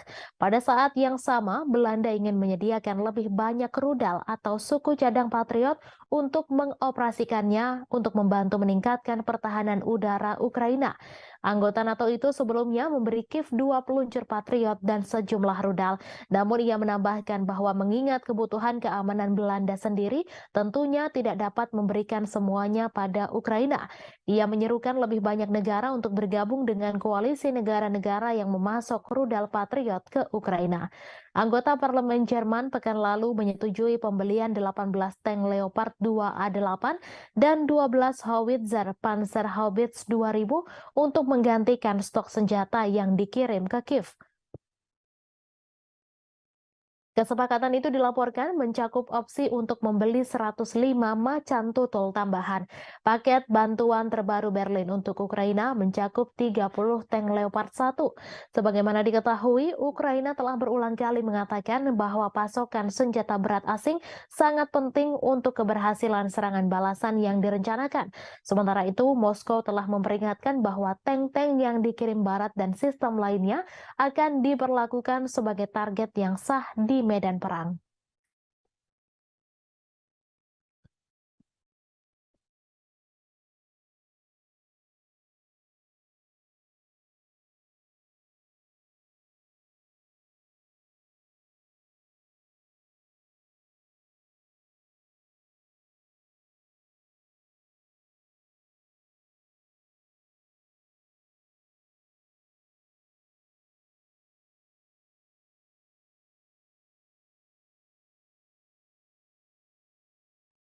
Presiden Ukraina Volodymyr Zelensky dan para pendukungnya dari Eropa Barat mengadakan pertemuan puncak untuk membangun dukungan bagi rencana perdamaian Kiev.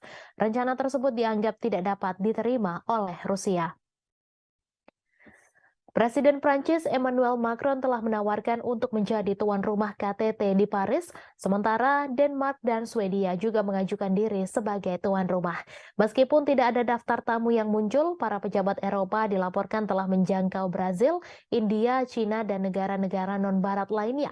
Seorang diplomat anonim menyatakan bahwa Rusia tidak akan diundang dalam agenda tersebut. Sebelumnya, Rusia juga telah dengan tegas menolak apa yang disebut rencana kecepatan Ukraina. Diterbitkan akhir tahun lalu, rencana tersebut menuntut agar Rusia menyerahkan kembali wilayah Donetsk, Lugansk, Kherson, dan Zaporizhzhia ke Kiev, sementara juga melepaskan kendali Crimea yang memilih untuk bergabung dengan Federasi Rusia pada tahun 2014. Rencana tersebut juga menuntut Rusia membayar ganti rugi ke Ukraina dan menyerahkan pejabatnya untuk menghadapi pengadilan internasional. Sangat tidak mungkin bahwa pertemuan puncak yang tidak diundang Rusia yang diselenggarakan oleh negara-negara yang saat ini membiayai militer Ukraina akan mengubah pikiran di Kremlin. Menteri Luar Negeri Rusia, Sergei Lavrov, menyatakan pekan lalu bahwa rencana Ukraina pada dasarnya melibatkan kapitulasi Rusia. Proses perdamaian diakui tidak mungkin terjadi tanpa keterlibatan seluruh dunia, termasuk para pemimpin Global South. Zelensky juga baru-baru ini membuat tawaran ke dunia non-barat, berpidato di Liga Arab di Arab Saudi bulan ini dan berbicara dengan bahasa Cina.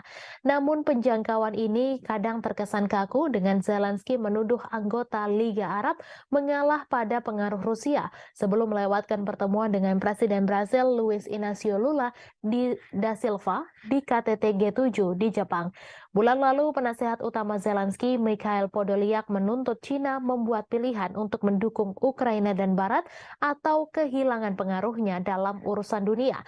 Padahal China telah merilis rencana perdamaian 12 poinnya sendiri yang meskipun ditolak oleh Amerika Serikat dan sekutu NATO-nya telah mendapat dukungan di banyak dunia termasuk Rusia. Gadis berusia 11 tahun menjadi korban setelah Rusia melancarkan serangan rudal ke ibu kota Ukraina Kiev pada Kamis 1 Juni kemarin. Gadis tersebut tewas bersama ibunya yang berusia 34 tahun dan seorang wanita berusia 33 tahun. Dikutip dari AFP, total korban tewas akibat serangan rudal Rusia ini mencapai 3 orang. Selain itu, sebanyak 11 orang dilaporkan terluka di distrik Desnyanski dan Dnipropetrovsk Timur.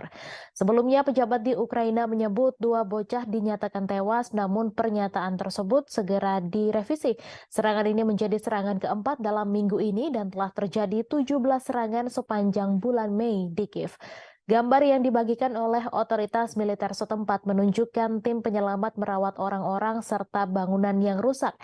Dalam sejumlah postingan di Telegram, Wali Kota Kiev Vitali Klitschko mengatakan serangkaian ledakan telah terjadi di kota tersebut dan telah ditangani oleh penyelamat puing-puing yang berjatuhan dan kebakaran. Sementara itu, para pejabat yang didukung Rusia di wilayah Luhansk Timur Ukraina mengatakan 5 orang telah tewas dan 19 lainnya terluka oleh penembakan Ukraina di sebuah peternakan unggas pada hari Rabu. Kemudian pada Kamis pagi, Gubernur wilayah Belgorod, Rusia Barat yang berbatasan dengan Ukraina mengatakan sedikitnya 2 orang terluka dalam serangan di ibu kota Shebekino yang ia tuduh dilakukan oleh pasukan Ukraina. Presiden Prancis Emmanuel Macron berpendapat bahwa Ukraina melindungi Eropa dan harus diberikan jaminan keamanan oleh NATO. Ia menambahkan bahwa akan menjadi kepentingan anggota NATO untuk memberikan jaminan tersebut, sementara Kiev menunggu persetujuan untuk bergabung dengan aliansi militer Barat. Prancis dan kekuatan Barat lainnya telah memberikan bantuan militer senilai miliaran dolar ke Ukraina sejak konflik dengan Rusia dimulai pada Februari 2022. Namun mereka berhenti menawarkan perlindungan menyeluruh yang diberikan kepada anggota NATO. Pasal 5 Perjanjian Pendirian Blok menetapkan bahwa serangan terhadap satu anggota dianggap sebagai serangan terhadap semua anggota. Presiden Prancis yang pernah menggambarkan aliansi yang berbasis di Brussel itu sebagai mati otak, mengatakan bahwa krisis Ukraina telah menyentuh NATO. Macron meminta anggota blok untuk mengintensifkan bantuan militer ke Kiev sehingga memiliki semua yang dibutuhkan untuk serangan balasan terhadap pasukan Rusia. Meskipun mengakui bahwa kontribusi Amerika Serikat telah menjadi kunci dalam memungkinkan Ukraina mempertahankan diri, Macron berpendapat bahwa Eropa harus membangun industri pertahanannya sendiri daripada mengandalkan Washington untuk perlindungan.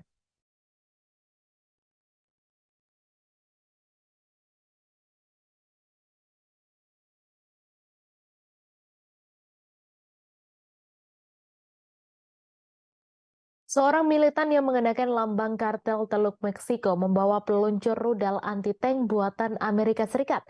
Senjata itu diduga adalah Javelin yang ribuan unit diantaranya dikirim ke Ukraina oleh Pentagon.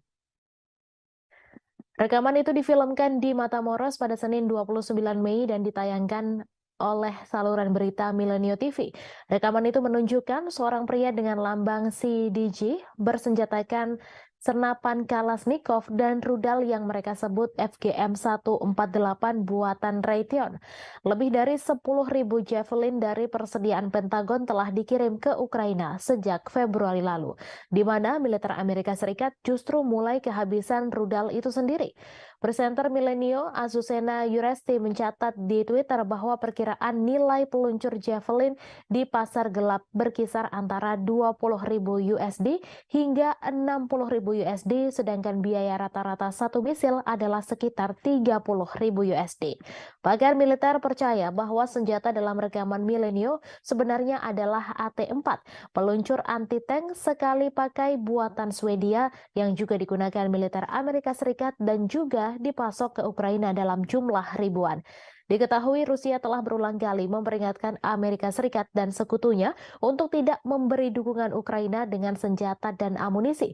Karena hal ini eskalasi konflik yang akan mengakibatkan senjata berakhir kriminal.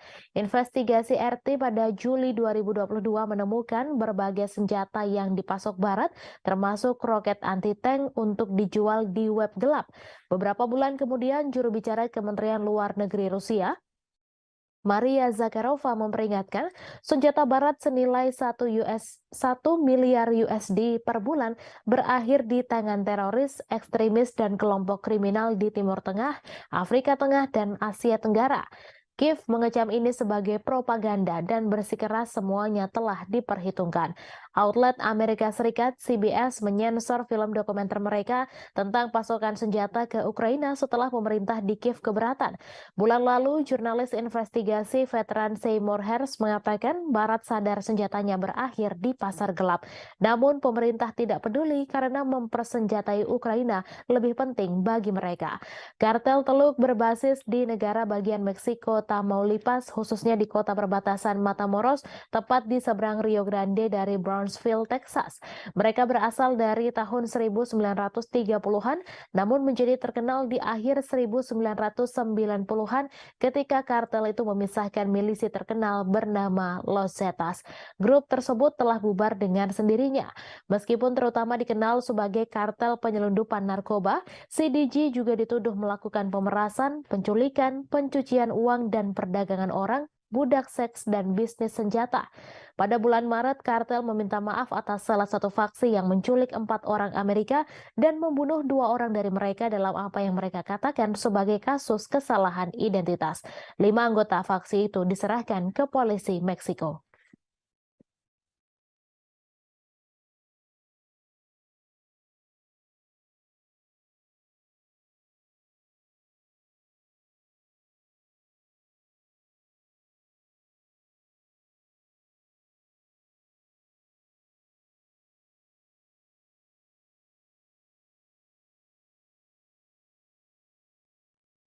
Pasukan gabungan Rusia pada Kamis 1 Juni membunuh 30 orang penyusup yang berupaya melancarkan serangan di wilayah Belgorod.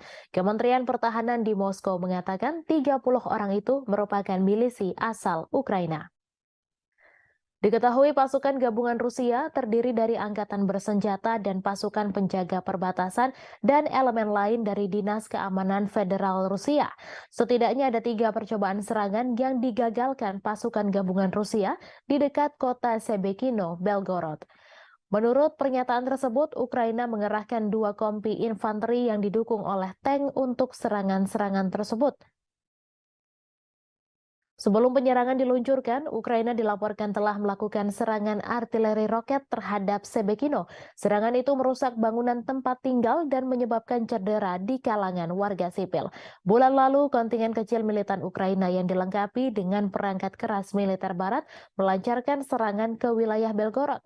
Angkatan bersenjata Rusia kemudian meluncurkan operasi dengan menghancurkan kelompok penyusup, menewaskan 70 orang dan memaksa sisanya melarikan diri kembali ke Ukraina.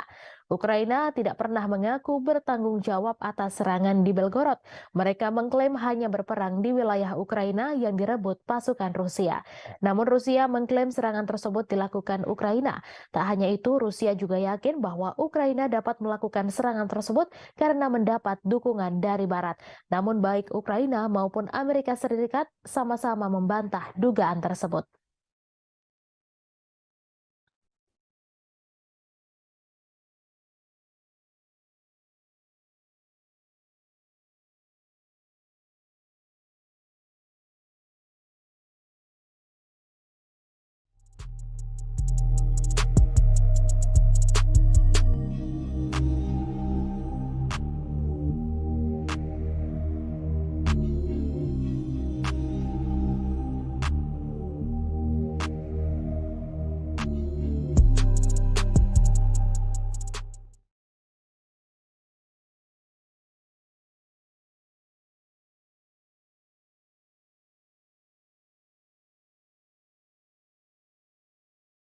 Sekjen NATO Jens Stoltenberg pada Kamis 1 Juni mengatakan semua sekutu telah setuju Ukraina bergabung dengan aliansi. Menurutnya, Rusia tidak bisa mencegah ekspansi aliansi militer pimpinan Amerika Serikat tersebut. Dilansir dari Reuters, sebelumnya bos NATO itu menggambarkan diskusi informal di dalam aliansi tentang langkah-langkah spesifik yang harus diambil Ukraina untuk mencapai keanggotaan NATO berlangsung baik. Stoltenberg juga menunjukkan bahwa Ukraina telah bergerak menuju NATO beralih dari standar Soviet ke NATO. Ia mengatakan NATO telah membantu Ukraina dalam hal ini sejak 2014 dan terutama setelah invasi besar-besaran Rusia. Rusia menentang keras ekspansi NATO yang semakin dekat dengan perbatasannya. Upaya ekspansi NATO ini telah dijadikan salah satu dalih Moskow menginvasi Ukraina. Sejak Rusia menginvasi Ukraina Februari tahun lalu, dua negara netral Finlandia dan Swedia mengajukan diri menjadi anggota baru NATO. Baru Finlandia yang secara resmi diterima, sedangkan Swedia masih menunggu persetujuan Turki yang hingga kini masih keberatan. Bulan lalu, kabar Ukraina akan bergabung dengan NATO juga sudah diserukan. Perdana Menteri Hungaria Viktor Orban kaget setengah mati setelah tahu NATO setuju menjadikan Ukraina sebagai anggota. Orban pun mengungkapkan kekagetannya hanya dengan satu tulisan pada cuitannya di Twitter. Diketahui, NATO merupakan aliansi militer dari 31 negara yang kebanyakan berasal dari Eropa. Tetapi di antara anggota juga terdapat Amerika Serikat serta Kanada. Hungaria juga merupakan anggota NATO dan seperti anggota lainnya, negara itu bisa melakukan veto terkait anggota yang akan bergabung. Anggota NATO termasuk Hungaria pada 2008 sebenarnya setuju bahwa Ukraina akan bergabung dengan mereka. Meski begitu, mereka tak langsung memberikan keanggotaan. Dengan bergabung bersama NATO, maka akan terlindungi sesuai artikel 5 aliansi itu yang menegaskan menyerang salah satu anggota berarti juga menyerang seluruhnya. Artinya, jika Ukraina yang bergabung kemudian diinvasi atau diserang, seluruh anggota NATO termasuk Amerika Serikat akan memberikan bantuan.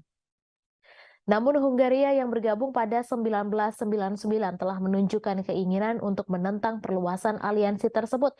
Meski mayoritas anggota NATO menentang Rusia karena invasi ke Ukraina, Hungaria tetap memperlihatkan hubungan yang mesra dengan Moskow.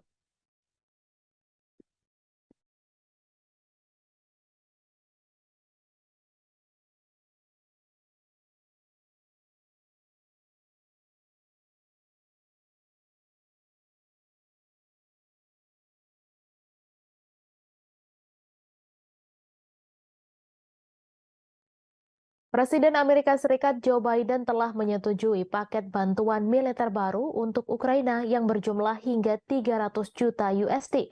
Paket bantuan itu mencakup amunisi tambahan untuk drone dan berbagai senjata lainnya. Para pejabat Amerika Serikat mengatakan tidak ada dugaan bahwa drone atau amunisi buatan Amerika Serikat digunakan dalam serangan Moskow yang disalahkan Kremlin atas Ukraina. Pemerintahan Biden mengatakan telah menjelaskan kepada Ukraina bahwa senjata buatan Amerika Serikat tidak boleh digunakan untuk serangan di dalam wilayah Rusia. Ia juga mengatakan Zelensky telah memberikan jaminan kepada Amerika Serikat bahwa Ukraina menghormati keprihatinan tersebut. Paket bantuan baru menyediakan amunisi untuk meningkatkan kemampuan pertahanan udara Ukraina untuk menangkis serangan udara Rusia di Kiev. Paket ini menyediakan amunisi untuk baterai rudal Patriot dan sistem roket artileri mobilitas tinggi atau HIMARS, serta sistem pertahanan udara Avenger dan Stinger.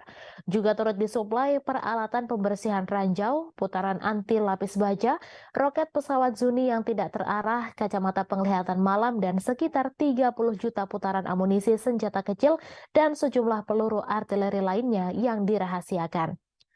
Paket bantuan baru datang pada saat yang menegangkan dalam perang. Serangan pesawat tak berawak terbaru di Moskow mengikuti perebutan Rusia atas kota Bakhmut di Ukraina Timur setelah pertempuran 9 bulan yang menewaskan puluhan ribu orang. Ukraina juga menunjukkan tanda-tanda bahwa serangan balasan musim semi yang telah lama ditunggu-tunggu mungkin sudah berlangsung. Kementerian Pertahanan Rusia mengatakan 5 drone ditembak jatuh di Moskow dan sistem 3 lainnya macet menyebabkan mereka menyimpang dari jalur. Presiden Vladimir Putin menyebutnya sebagai tindakan teroris oleh Kiev. Diketahui Amerika Serikat telah memberikan lebih dari 37,6 miliar dolar senjata dan peralatan lainnya ke Ukraina sejak serangan Rusia pada Februari 2022.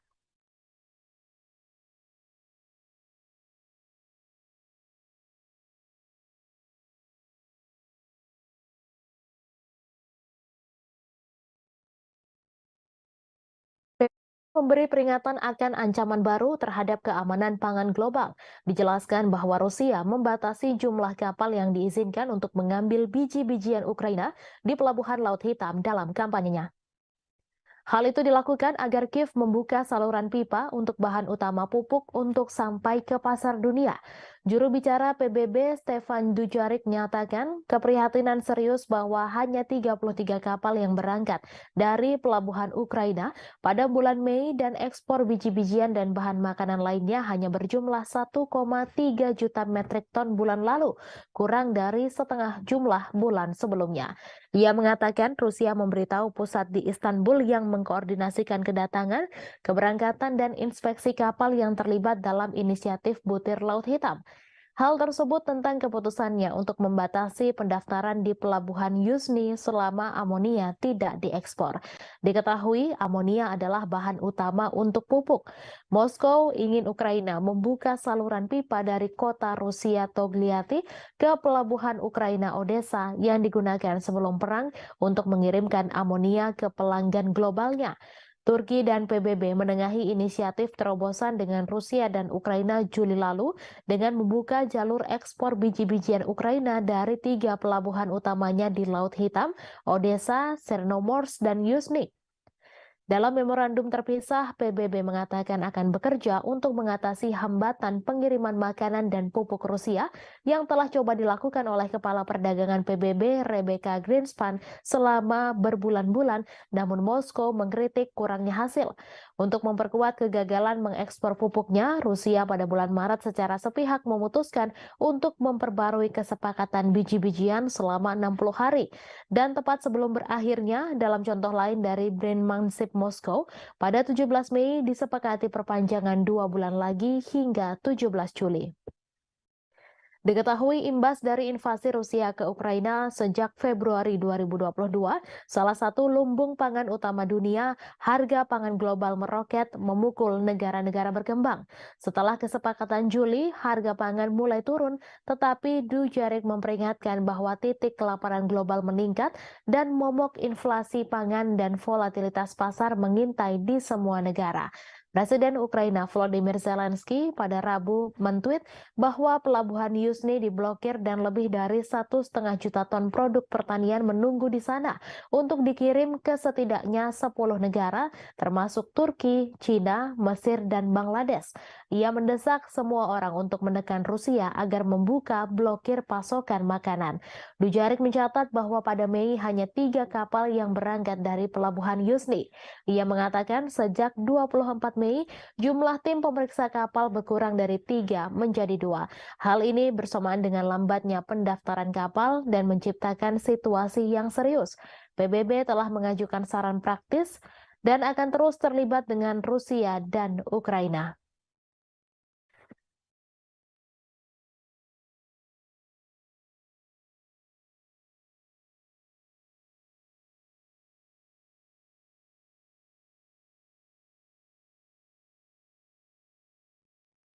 Ukraina pada Rabu 31 Mei memperingatkan larangan ekspor biji-bijian yang diberlakukan beberapa negara Uni Eropa justru membantu Presiden Rusia Vladimir Putin memecah belah Eropa. Diketahui beberapa negara tetangga Ukraina, termasuk sekutu setianya yaitu Polandia, memberlakukan pembatasan sementara pada produk pertanian Kiev sejak bulan lalu. Komisaris Pertanian Eropa Janusz Wojciechowski pada Selasa 30 Mei menyerukan pembatasan impor biji-bijian yang diberlakukan oleh beberapa negara Uni Eropa diperpanjang setidaknya sampai akhir Oktober. Pembatasan yang berlaku saat ini akan berakhir pada 5 Juni 2023. Diketahui invasi Rusia tahun lalu sangat membatasi ekspor tradisional biji-bijian Ukraina melalui Laut Hitam, sehingga pengiriman harus dialihkan ke darat melalui negara-negara tetangga Ukraina. Para anggota Uni Eropa setuju mengizinkan impor produk tertentu dari Ukraina tanpa batasan kuantitatif dan tanpa bea cukai serta inspeksi resmi. Namun petani di beberapa negara Uni Eropa memprotes turunnya harga yang berujung serangkaian pembatasan dan larangan ekspor makanan Ukraina sebagai tanggapannya. Uni Eropa akhirnya membuat kesepakatan dengan 5 negara yang terlibat, Polandia, Hungaria, Slovakia, Bulgaria, dan Romania, untuk mengizinkan mereka memblokir impor biji-bijian dari Ukraina. Pembatasan ini ditentang oleh 12 negara Uni Eropa termasuk Prancis dan Jerman yang menyatakan keprihatinan atas kurangnya transparansi dan memperingatkan hal itu berisiko merusak pasar tunggal Eropa. Sebelumnya pada bulan Juli 2022, Presiden Rusia Vladimir Putin mengatakan bahwa Barat harus mencabut pembatasan ekspor gandum Rusia. Rusia juga bersedia memfasilitasi ekspor biji-bijian Ukraina. Sebagaimana diketahui, perang Rusia-Ukraina telah menghambat pengiriman dari salah satu pengekspor gandum dan biji-bijian terbesar di dunia dan memicu kekhawatiran akan kekurangan pangan global. Sebagai gambaran, harga sereal di Afrika melonjak karena merosotnya ekspor dari Ukraina. Hal itu lantas mempertajam dampak konflik dan perubahan iklim serta memicu kekhawatiran kerusuhan sosial.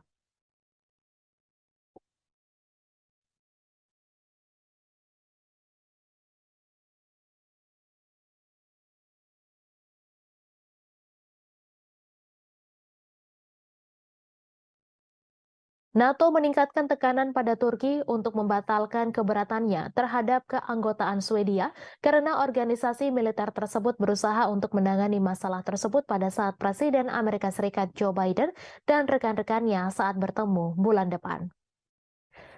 Aliansi beranggotakan 31 negara itu juga berupaya meningkatkan status non-anggota Ukraina di NATO dan menyiapkan kerangka kerja untuk komitmen keamanan yang dapat ditawarkan setelah perang dengan Rusia berakhir. Sekretaris Jenderal Jens Stoltenberg mengatakan NATO ingin melibatkan Swedia pada saat para pemimpin sekutu bertemu di Lithuania pada 11 hingga 12 Juli. Sekutu juga berharap untuk membuat kemajuan dalam pendanaan jangka panjang dan rencana keamanan untuk Ukraina pada acara yang sama. Ia mengatakan sekutu terus setuju bahwa Ukraina akan menjadi anggota NATO suatu hari nanti, namun aliansi harus memberikan komitmen keamanan dan pendanaan baru yang substansial. Menteri Luar Negeri Amerika Serikat Antony Blinken mengatakan sekutu berfokus untuk membantu Ukraina membangun kapasitas keamanan jangka menengah dan panjangnya, sehingga jika dan ketika agresi saat ini mereda, Ukraina memiliki kapasitas penuh untuk mencegah agresi di masa depan. Khawatir mereka akan menjadi sasaran Moskow setelah Rusia menginvasi Ukraina tahun lalu, Swedia dan Finlandia meninggalkan posisi tradisional non-blok militer mereka untuk mencari perlindungan di bawah payung keamanan NATO. Diketahui Finlandia menjadi negara anggota ke-31 NATO pada bulan April. NATO harus setuju dengan suara bulat bagi negara-negara untuk bergabung. Sementara itu, Swedia yang ingin bergabung masih terkendala persetujuan yang tak kunjung didapatkan dari Turki. Pemerintah Turki menuduh Swedia terlalu toleran terhadap organisasi teroris dan ancaman keamanan termasuk kelompok militan Kurdi dan orang-orang yang terkait dengan upaya kudeta tahun 2016. Hongaria juga telah menunda persetujuannya, namun alasannya belum diumumkan secara jelas. Stoltenberg mengatakan bahwa ia akan melakukan perjalanan ke Ankara untuk membahas persetujuan Turki atas bergabungnya Swedia dengan NATO.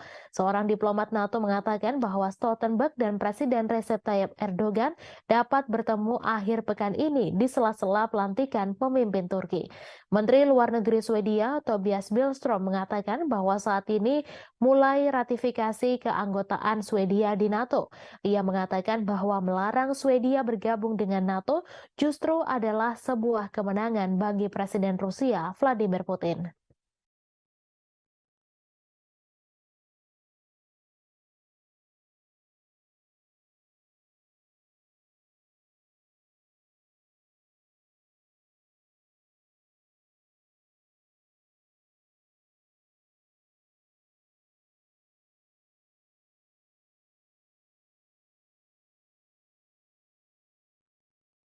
Ukraina meminta bantuan jet tempur F-16 untuk membantu melawan Rusia di udara.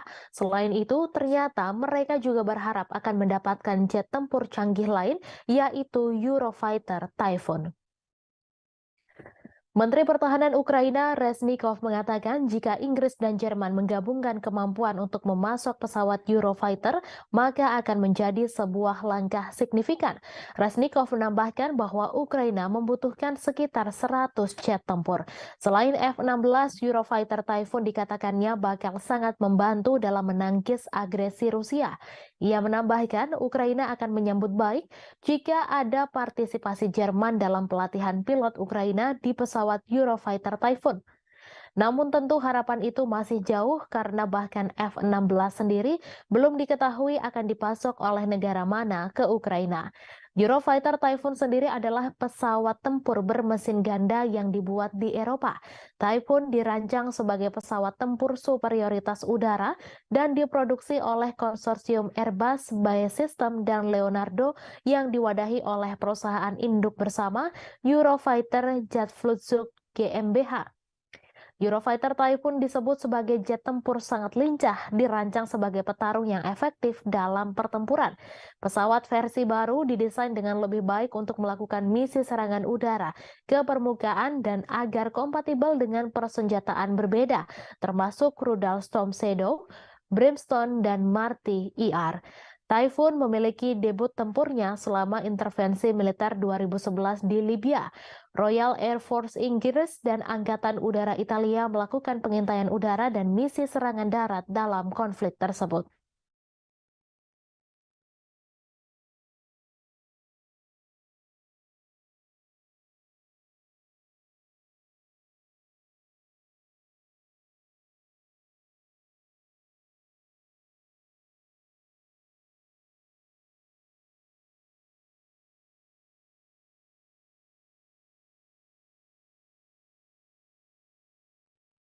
Amerika Serikat pada Rabu 31 Mei mengumumkan paket senjata baru senilai 300 juta dolar Amerika Serikat atau 4,49 triliun rupiah kepada Ukraina.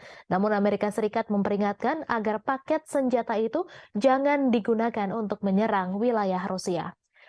Departemen Pertahanan Amerika Serikat mengungkapkan pengiriman terbaru ini akan membuat total bantuan negeri Paman Sam ke Ukraina menjadi 37,6 miliar dolar Amerika Serikat atau 562,52 triliun rupiah sejak invasi Rusia pada Februari 2022. Pengiriman senjata terbaru ini dilakukan saat Ukraina mempersiapkan serangan balasan untuk memukul mundur pasukan Rusia dari petak-petak wilayah pendudukan di timur dan selatan Ukraina. Bantuan tersebut juga dikeluarkan setelah serentetan serangan dalam gelap terhadap sasaran di dalam Rusia, termasuk gelombang serangan drone yang belum pernah terjadi sebelumnya di Moskwa. Kirby mengatakan Amerika Serikat sudah menetapkan aturan dasarnya ke Ukraina. Kirby melanjutkan bahwa meskipun ketegangan meningkat atas masalah ini, Gedung Putih tetap yakin Ukraina akan menepati janjinya untuk tidak menggunakan jet tempur F-16 buatan Amerika Serikat. Kirby menambahkan meski Washington dengan sepenuh hati mendukung Ukraina mengalahkan invasi Rusia, ia ingin menghindari situasi yang menyedot Barat, NATO, dan Amerika Serikat serta menghindari Perang Dunia III. Pentagon mengatakan paket 300 juta dolar AS itu termasuk amunisi untuk sistem pertahanan udara Patriot, rudal pertahanan udara AM-7, sistem pertahanan udara Avenger, dan rudal anti pesawat Stinger. Juga bagian dari paket adalah amunisi untuk sistem roket artileri mobilitas tinggi atau HIMARS, peluru artileri 155 mm dan 105 mm, amunisi tank 105 mm, serta roket pesawat Zuni. Amerika Serikat juga turut mengirim lebih dari 30 juta butir amunisi senjata kecil ke Ukraina.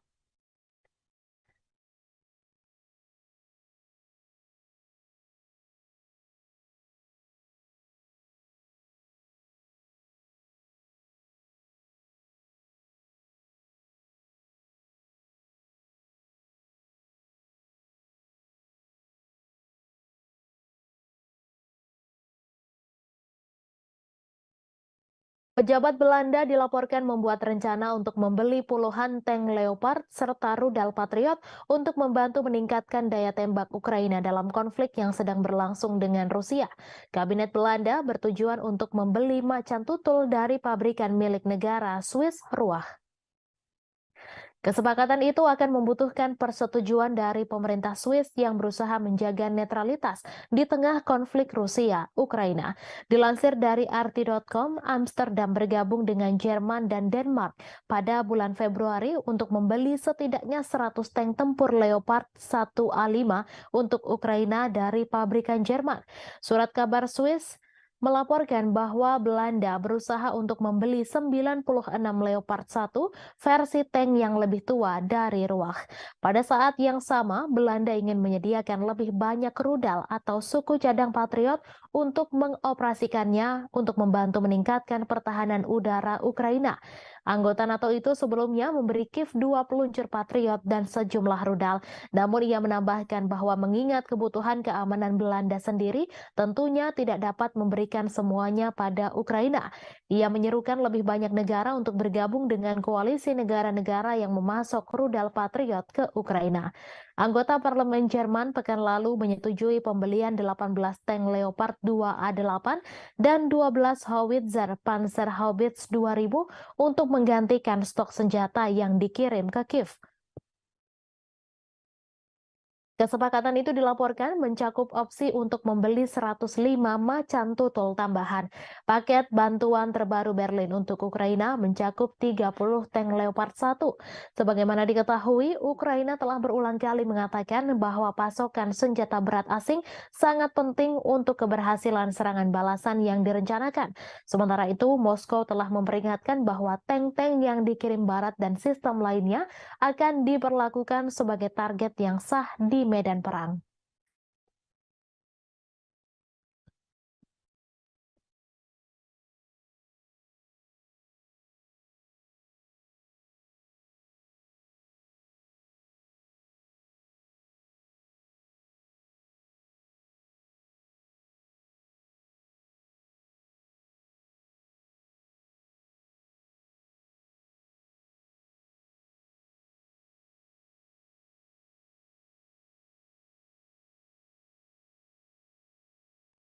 Presiden Ukraina Volodymyr Zelensky dan para pendukungnya dari Eropa Barat mengadakan pertemuan puncak untuk membangun dukungan bagi rencana perdamaian Kiev. Rencana tersebut dianggap tidak dapat diterima oleh Rusia. Presiden Prancis Emmanuel Macron telah menawarkan untuk menjadi tuan rumah KTT di Paris, sementara Denmark dan Swedia juga mengajukan diri sebagai tuan rumah. Meskipun tidak ada daftar tamu yang muncul, para pejabat Eropa dilaporkan telah menjangkau Brazil, India, Cina, dan negara-negara non-barat lainnya. Seorang diplomat anonim menyatakan bahwa Rusia tidak akan diundang dalam agenda tersebut. Sebelumnya, Rusia juga telah dengan tegas menolak apa yang disebut rencana kecepatan Ukraina. Diterbitkan akhir tahun lalu, rencana tersebut menuntut agar Rusia menyerahkan kembali wilayah Donetsk, Lugansk, Kherson, dan Zaporizhzhia ke Kiev, sementara juga melepaskan kendali Crimea yang memilih untuk bergabung dengan Federasi Rusia pada tahun 2014. Rencana tersebut juga menuntut Rusia membayar ganti rugi ke Ukraina dan menyerahkan pejabatnya untuk menghadapi pengadilan internasional. Sangat tidak mungkin bahwa pertemuan puncak yang tidak diundang Rusia yang diselenggarakan oleh negara-negara yang saat ini membiayai militer Ukraina akan mengubah pikiran di Kremlin. Menteri Luar Negeri Rusia, Sergei Lavrov, menyatakan pekan lalu bahwa rencana Ukraina pada dasarnya melibatkan kapitulasi Rusia. Proses perdamaian diakui tidak mungkin terjadi tanpa keterlibatan seluruh dunia, termasuk para pemimpin Global South. Zelensky juga baru-baru ini membuat tawaran ke dunia non-barat, berpidato di Liga Arab di Arab Saudi bulan ini dan berbicara dengan bahasa Cina. Namun penjangkauan ini kadang terkesan kaku dengan Zelensky menuduh anggota Liga Arab mengalah pada pengaruh Rusia sebelum melewatkan pertemuan dengan Presiden Brasil Luiz Inácio Lula da Silva di KTT G7 di Jepang. Bulan lalu, penasehat utama Zelensky, Mikhail Podolyak, menuntut Cina membuat pilihan untuk mendukung Ukraina dan Barat atau kehilangan pengaruhnya dalam urusan dunia. Padahal Cina telah merilis rencana perdamaian 12 poinnya sendiri yang meskipun ditolak oleh Amerika Serikat dan sekutu NATO-nya telah mendapat dukungan di banyak dunia termasuk Rusia. Gadis berusia 11 tahun menjadi korban setelah Rusia melancarkan serangan rudal ke ibu kota Ukraina Kiev pada Kamis 1 Juni kemarin. Gadis tersebut tewas bersama ibunya yang berusia 34 tahun dan seorang wanita berusia 33 tahun. Dikutip dari AFP, total korban tewas akibat serangan rudal Rusia ini mencapai 3 orang. Selain itu, sebanyak 11 orang dilaporkan terluka di distrik Densnyansky dan Dnipropetrovsk Timur. Sebelumnya, pejabat di Ukraina menyebut 2 bocah dinyatakan tewas, namun pernyataan tersebut segera direvisi. Serangan ini menjadi serangan keempat dalam minggu ini dan telah terjadi 17 serangan sepanjang bulan Mei di Kiev. Gambar yang dibagikan oleh otoritas militer setempat menunjukkan tim penyelamat merawat orang-orang serta bangunan yang rusak. Dalam sejumlah postingan di Telegram, Wali Kota Kiev Vitali Klitschko mengatakan serangkaian ledakan telah terjadi di kota tersebut dan telah ditangani oleh penyelamat puing-puing yang berjatuhan dan kebakaran. Sementara itu, para pejabat yang didukung Rusia di wilayah Luhansk Timur Ukraina mengatakan 5 orang telah tewas dan 19 lainnya terluka oleh penembakan Ukraina di sebuah peternakan unggas pada hari Rabu. Kemudian pada Kamis pagi, Gubernur wilayah Belgorod, Rusia Barat yang berbatasan dengan Ukraina mengatakan sedikitnya 2 orang terluka dalam serangan di ibu kota Shebekino yang ia tuduh dilakukan oleh pasukan Ukraina. Presiden Prancis Emmanuel Macron berpendapat bahwa Ukraina melindungi Eropa dan harus diberikan jaminan keamanan oleh NATO. Ia menambahkan bahwa akan menjadi kepentingan anggota NATO untuk memberikan jaminan tersebut, sementara Kiev menunggu persetujuan untuk bergabung dengan aliansi militer Barat. Prancis dan kekuatan Barat lainnya telah memberikan bantuan militer senilai miliaran dolar ke Ukraina sejak konflik dengan Rusia dimulai pada Februari 2022.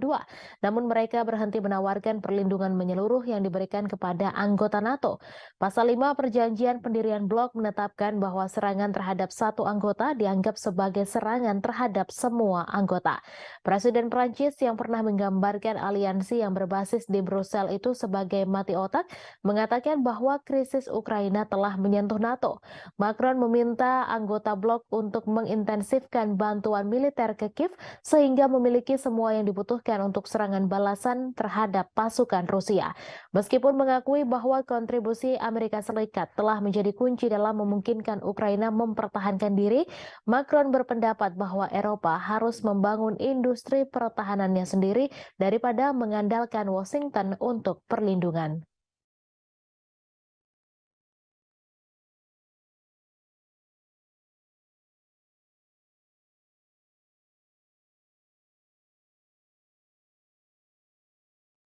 Seorang militan yang mengenakan lambang kartel Teluk Meksiko membawa peluncur rudal anti-tank buatan Amerika Serikat.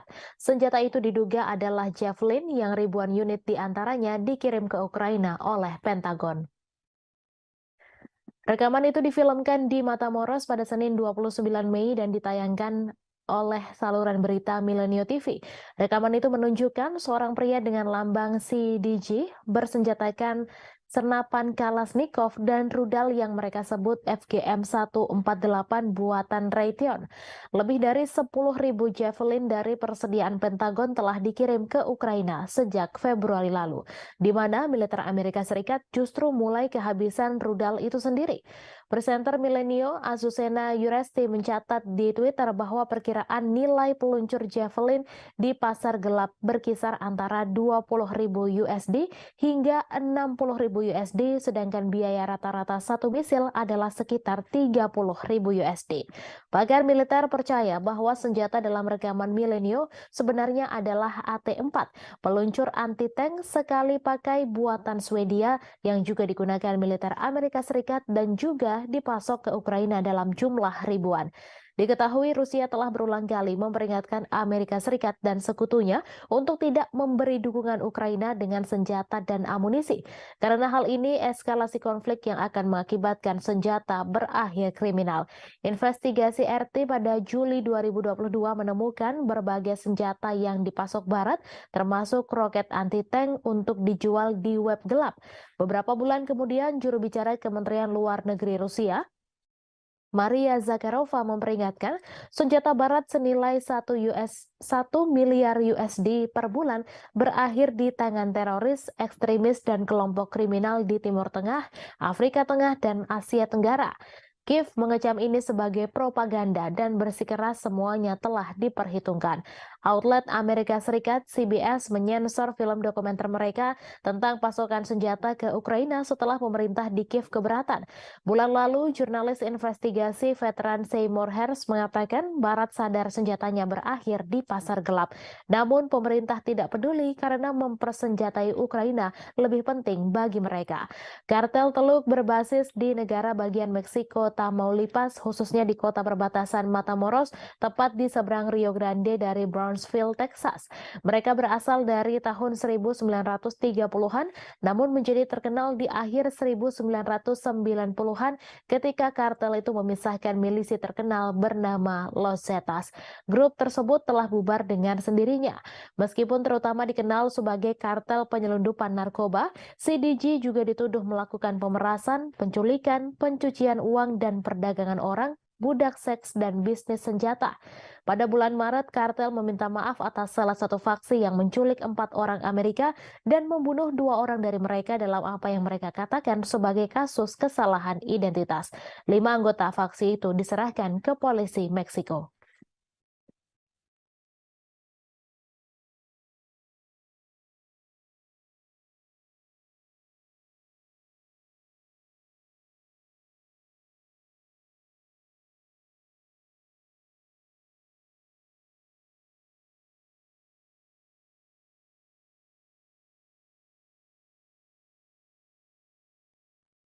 Pasukan gabungan Rusia pada Kamis 1 Juni membunuh 30 orang penyusup yang berupaya melancarkan serangan di wilayah Belgorod. Kementerian Pertahanan di Moskow mengatakan 30 orang itu merupakan milisi asal Ukraina.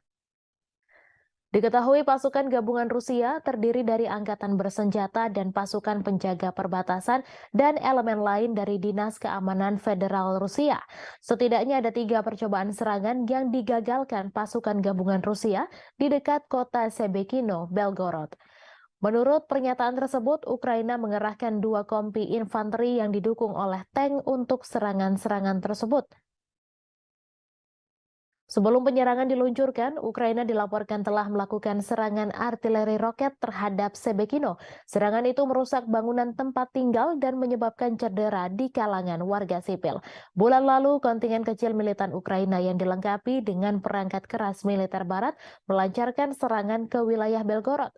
Angkatan bersenjata Rusia kemudian meluncurkan operasi dengan menghancurkan kelompok penyusup, menewaskan 70 orang dan memaksa sisanya melarikan diri kembali ke Ukraina. Ukraina tidak pernah mengaku bertanggung jawab atas serangan di Belgorod. Mereka mengklaim hanya berperang di wilayah Ukraina yang direbut pasukan Rusia. Namun Rusia mengklaim serangan tersebut dilakukan Ukraina. Tak hanya itu, Rusia juga yakin bahwa Ukraina dapat melakukan serangan tersebut karena mendapat dukungan dari Barat. Namun baik Ukraina maupun Amerika Serikat sama-sama membantah dugaan tersebut.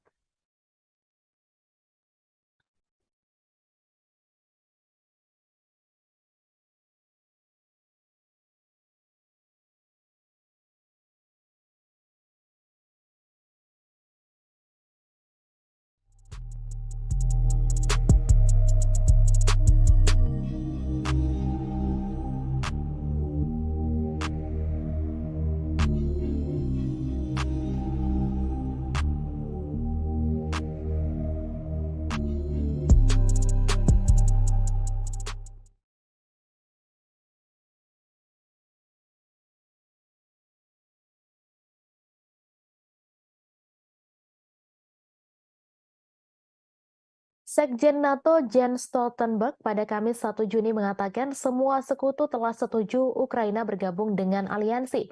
Menurutnya, Rusia tidak bisa mencegah ekspansi aliansi militer pimpinan Amerika Serikat tersebut.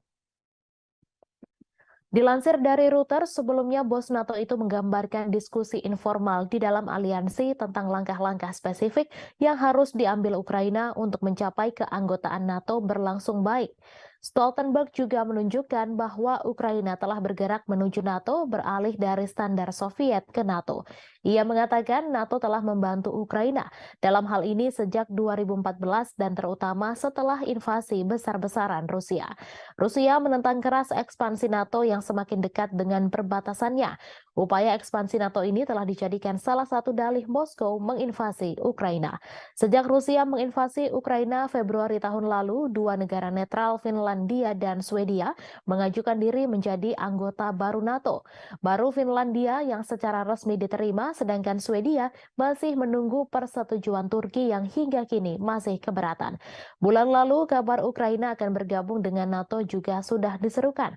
Perdana Menteri Hungaria Viktor Orban kaget setengah mati setelah tahu NATO setuju menjadikan Ukraina sebagai anggota. Orban pun mengungkapkan kekagetannya hanya dengan satu tulisan pada cuitannya di Twitter. Diketahui, NATO merupakan aliansi militer dari 31 negara yang kebanyakan berasal dari Eropa. Tetapi di antara anggota juga terdapat Amerika Serikat serta Kanada. Hungaria juga merupakan anggota NATO dan seperti anggota lainnya, negara itu bisa melakukan veto terkait anggota yang akan bergabung. Anggota NATO termasuk Hungaria pada 2008 sebenarnya setuju bahwa Ukraina akan bergabung dengan mereka. Meski begitu, mereka tak langsung memberikan keanggotaan. Dengan bergabung bersama NATO, maka akan terlindungi sesuai artikel 5 aliansi itu yang menegaskan menyerang salah satu anggota berarti juga menyerang seluruhnya. Artinya, jika Ukraina yang bergabung kemudian diinvasi atau diserang, seluruh anggota NATO termasuk Amerika Serikat akan memberikan bantuan. Namun Hungaria yang bergabung pada 1999 telah menunjukkan keinginan untuk menentang perluasan aliansi tersebut. Meski mayoritas anggota NATO menentang Rusia karena invasi ke Ukraina, Hungaria tetap memperlihatkan hubungan yang mesra dengan Moskow.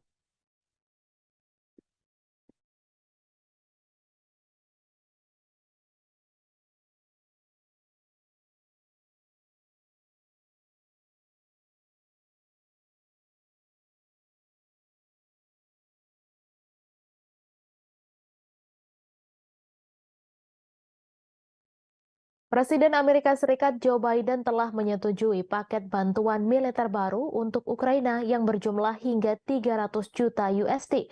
Paket bantuan itu mencakup amunisi tambahan untuk drone dan berbagai senjata lainnya. Para pejabat Amerika Serikat mengatakan tidak ada dugaan bahwa drone atau amunisi buatan Amerika Serikat digunakan dalam serangan Moskow yang disalahkan Kremlin atas Ukraina. Pemerintahan Biden mengatakan telah menjelaskan kepada Ukraina bahwa senjata buatan Amerika Serikat tidak boleh digunakan untuk serangan di dalam wilayah Rusia. Ia juga mengatakan Zelensky telah memberikan jaminan kepada Amerika Serikat bahwa Ukraina menghormati keprihatinan tersebut. Paket bantuan baru menyediakan amunisi untuk meningkatkan kemampuan pertahanan udara Ukraina untuk menangkis serangan udara Rusia di Kiev. Paket ini menyediakan amunisi untuk baterai rudal Patriot dan sistem roket artileri mobilitas tinggi atau HIMARS, serta sistem pertahanan udara Avenger dan Stinger. Juga turut disuplai peralatan pembersihan ranjau, putaran anti lapis baja, roket pesawat Zuni yang tidak terarah, kacamata penglihatan malam, dan sekitar 30 juta putaran amunisi senjata kecil dan sejumlah peluru artileri lainnya yang dirahasiakan. Paket bantuan baru datang pada saat yang menegangkan dalam perang. Serangan pesawat tak berawak terbaru di Moskow mengikuti perebutan Rusia atas kota Bakhmut di Ukraina Timur setelah pertempuran 9 bulan yang menewaskan puluhan ribu orang. Ukraina juga menunjukkan tanda-tanda bahwa serangan balasan musim semi yang telah lama ditunggu-tunggu mungkin sudah berlangsung. Kementerian Pertahanan Rusia mengatakan 5 drone ditembak jatuh di Moskow dan sistem 3 lainnya macet menyebabkan mereka menyimpang dari jalur. Presiden Vladimir Putin menyebutnya sebagai tindakan teroris oleh Kiev. Diketahui Amerika Serikat telah memberikan lebih dari 37,6 miliar dolar senjata dan peralatan lainnya ke Ukraina sejak serangan Rusia pada Februari 2022.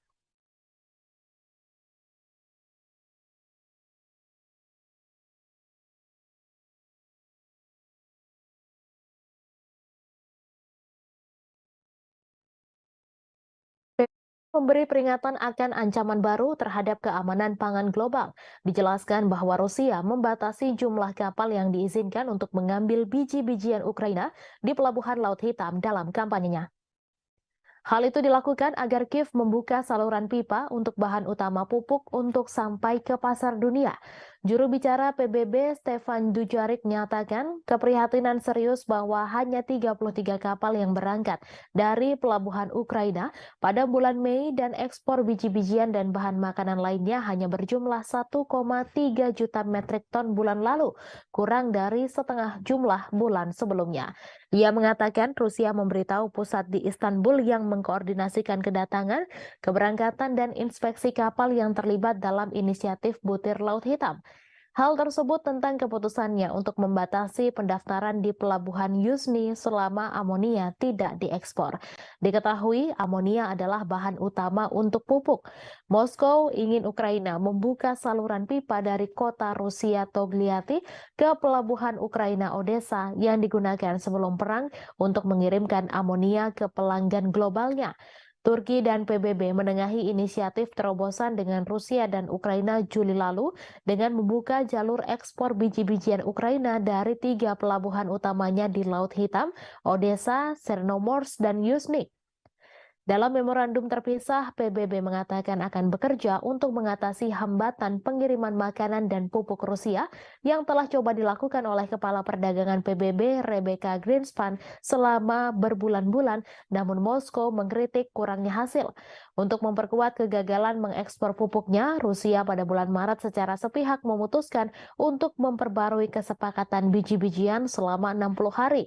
Dan tepat sebelum berakhirnya, dalam contoh lain dari Brandmanship Moskow, pada 17 Mei disepakati perpanjangan 2 bulan lagi hingga 17 Juli. Diketahui imbas dari invasi Rusia ke Ukraina sejak Februari 2022, salah satu lumbung pangan utama dunia, harga pangan global meroket memukul negara-negara berkembang.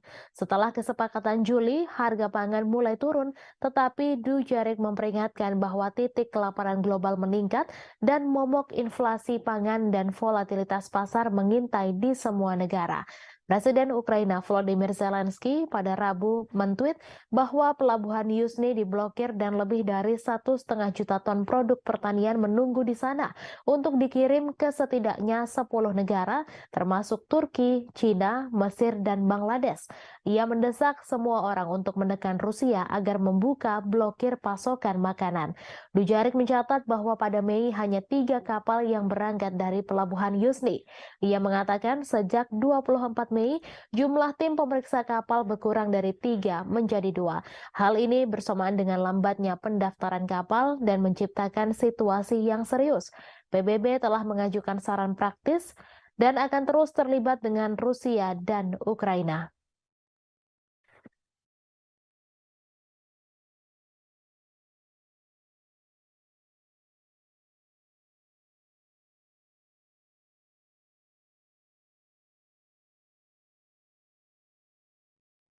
Ukraina pada Rabu 31 Mei memperingatkan larangan ekspor biji-bijian yang diberlakukan beberapa negara Uni Eropa justru membantu Presiden Rusia Vladimir Putin memecah belah Eropa.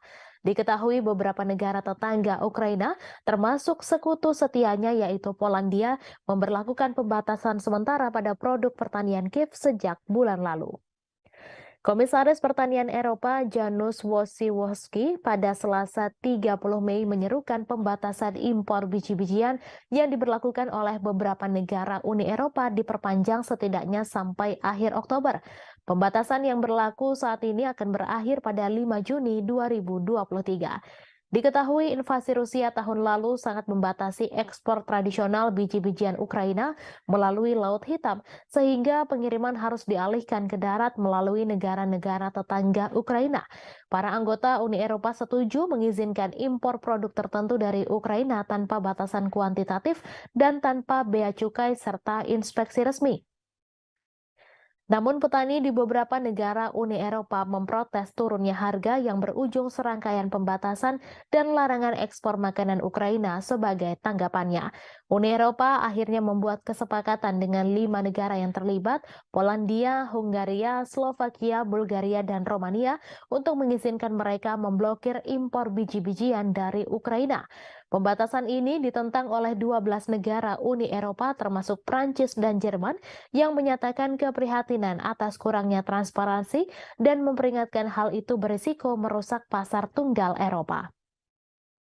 Sebelumnya pada bulan Juli 2022, Presiden Rusia Vladimir Putin mengatakan bahwa Barat harus mencabut pembatasan ekspor gandum Rusia. Rusia juga bersedia memfasilitasi ekspor biji-bijian Ukraina. Sebagaimana diketahui, perang Rusia-Ukraina telah menghambat pengiriman dari salah satu pengekspor gandum dan biji-bijian terbesar di dunia dan memicu kekhawatiran akan kekurangan pangan global. Sebagai gambaran, harga sereal di Afrika melonjak karena merosotnya ekspor dari Ukraina. Hal itu lantas mempertajam dampak konflik dan perubahan iklim serta memicu kekhawatiran kerusuhan sosial.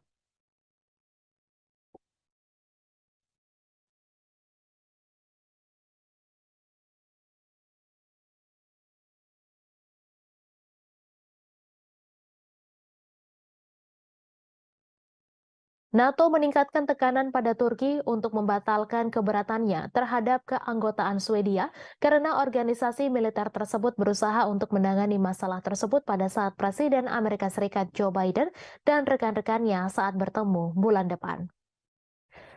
Aliansi beranggotakan 31 negara itu juga berupaya meningkatkan status non-anggota Ukraina di NATO dan menyiapkan kerangka kerja untuk komitmen keamanan yang dapat ditawarkan setelah perang dengan Rusia berakhir.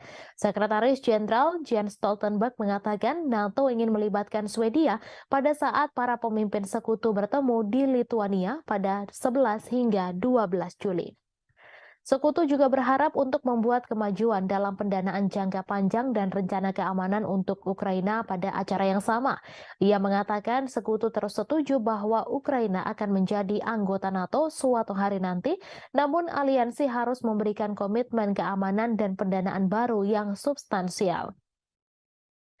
Menteri Luar Negeri Amerika Serikat Antony Blinken mengatakan sekutu berfokus untuk membantu Ukraina membangun kapasitas keamanan jangka menengah dan panjangnya, sehingga jika dan ketika agresi saat ini mereda, Ukraina memiliki kapasitas penuh untuk mencegah agresi di masa depan.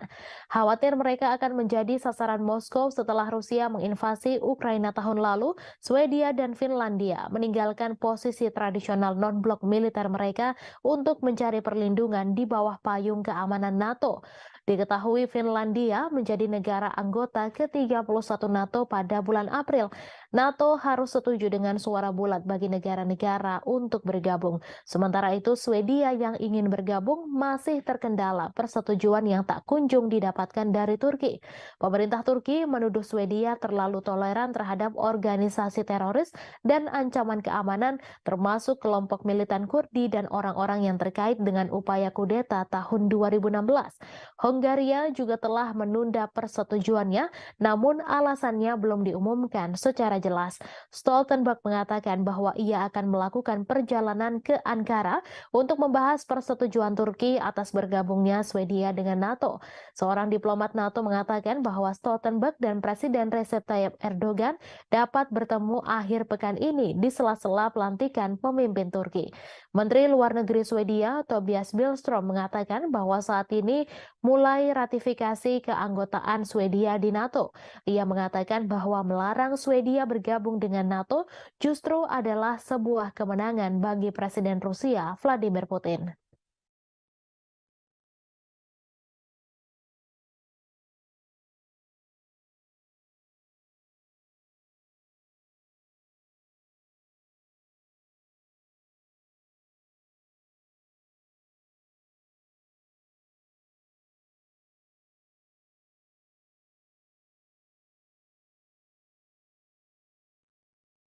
Ukraina meminta bantuan jet tempur F-16 untuk membantu melawan Rusia di udara.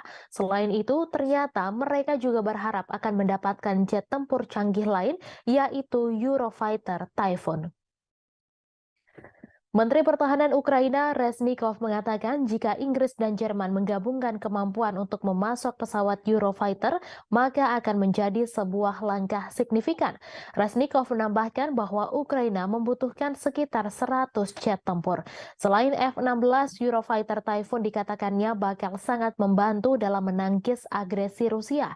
Ia menambahkan Ukraina akan menyambut baik jika ada partisipasi Jerman dalam pelatihan pilot Ukraina di pesawat Eurofighter Typhoon.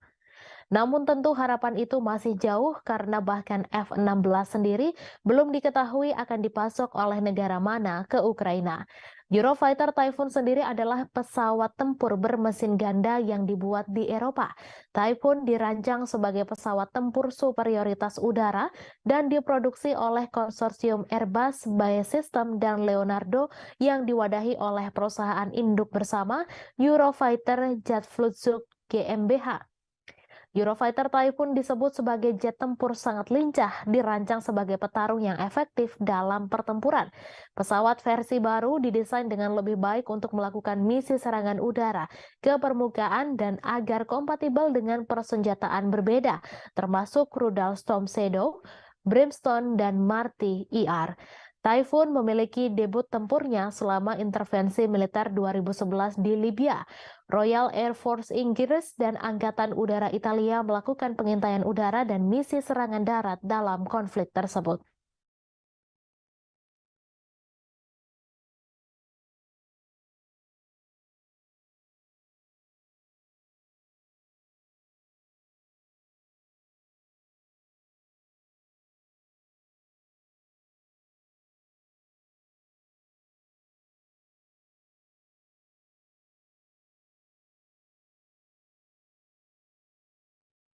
Amerika Serikat pada Rabu 31 Mei mengumumkan paket senjata baru senilai 300 juta dolar Amerika Serikat atau 4,49 triliun rupiah kepada Ukraina. Namun Amerika Serikat memperingatkan agar paket senjata itu jangan digunakan untuk menyerang wilayah Rusia. Departemen Pertahanan Amerika Serikat mengungkapkan pengiriman terbaru ini akan membuat total bantuan negeri Paman Sam ke Ukraina menjadi 37,6 miliar dolar Amerika Serikat atau 562,52 triliun rupiah sejak invasi Rusia pada Februari 2022. Pengiriman senjata terbaru ini dilakukan saat Ukraina mempersiapkan serangan balasan untuk memukul mundur pasukan Rusia dari petak-petak wilayah pendudukan di timur dan selatan Ukraina.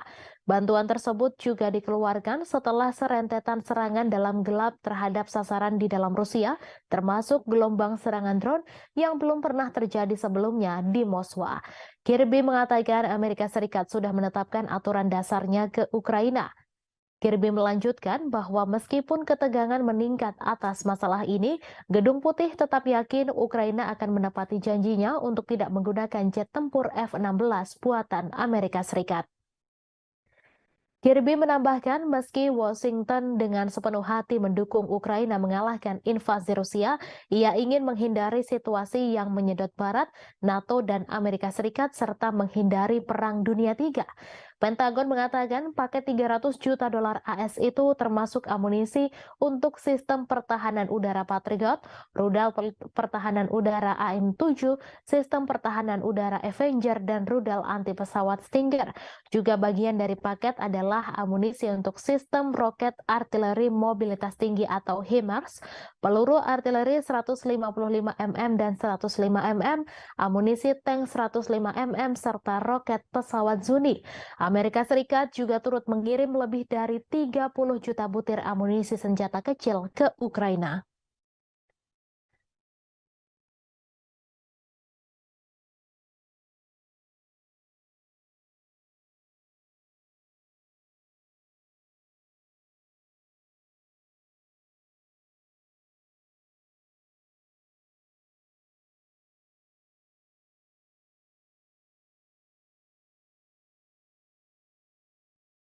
Pejabat Belanda dilaporkan membuat rencana untuk membeli puluhan tank Leopard serta rudal Patriot untuk membantu meningkatkan daya tembak Ukraina dalam konflik yang sedang berlangsung dengan Rusia. Kabinet Belanda bertujuan untuk membeli macan tutul dari pabrikan milik negara Swiss Ruah. Kesepakatan itu akan membutuhkan persetujuan dari pemerintah Swiss yang berusaha menjaga netralitas di tengah konflik Rusia-Ukraina. Dilansir dari RT.com, Amsterdam bergabung dengan Jerman dan Denmark pada bulan Februari untuk membeli setidaknya 100 tank tempur Leopard 1A5 untuk Ukraina dari pabrikan Jerman.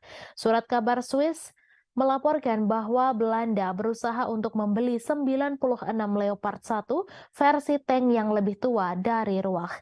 Pada saat yang sama, Belanda ingin menyediakan lebih banyak rudal atau suku cadang Patriot untuk mengoperasikannya untuk membantu meningkatkan pertahanan udara Ukraina. Anggota NATO itu sebelumnya memberi Kiev 2 peluncur Patriot dan sejumlah rudal. Namun ia menambahkan bahwa mengingat kebutuhan keamanan Belanda sendiri, tentunya tidak dapat memberikan semuanya pada Ukraina. Ia menyerukan lebih banyak negara untuk bergabung dengan koalisi negara-negara yang memasok rudal Patriot ke Ukraina.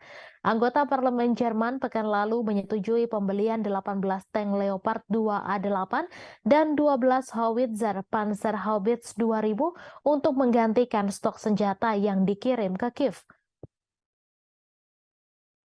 Kesepakatan itu dilaporkan mencakup opsi untuk membeli 105 macan tutul tambahan.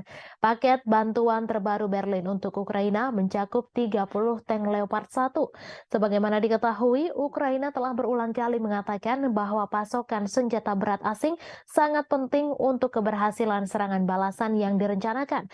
Sementara itu, Moskow telah memperingatkan bahwa tank-tank yang dikirim Barat dan sistem lainnya akan diperlakukan sebagai target yang sah di medan perang.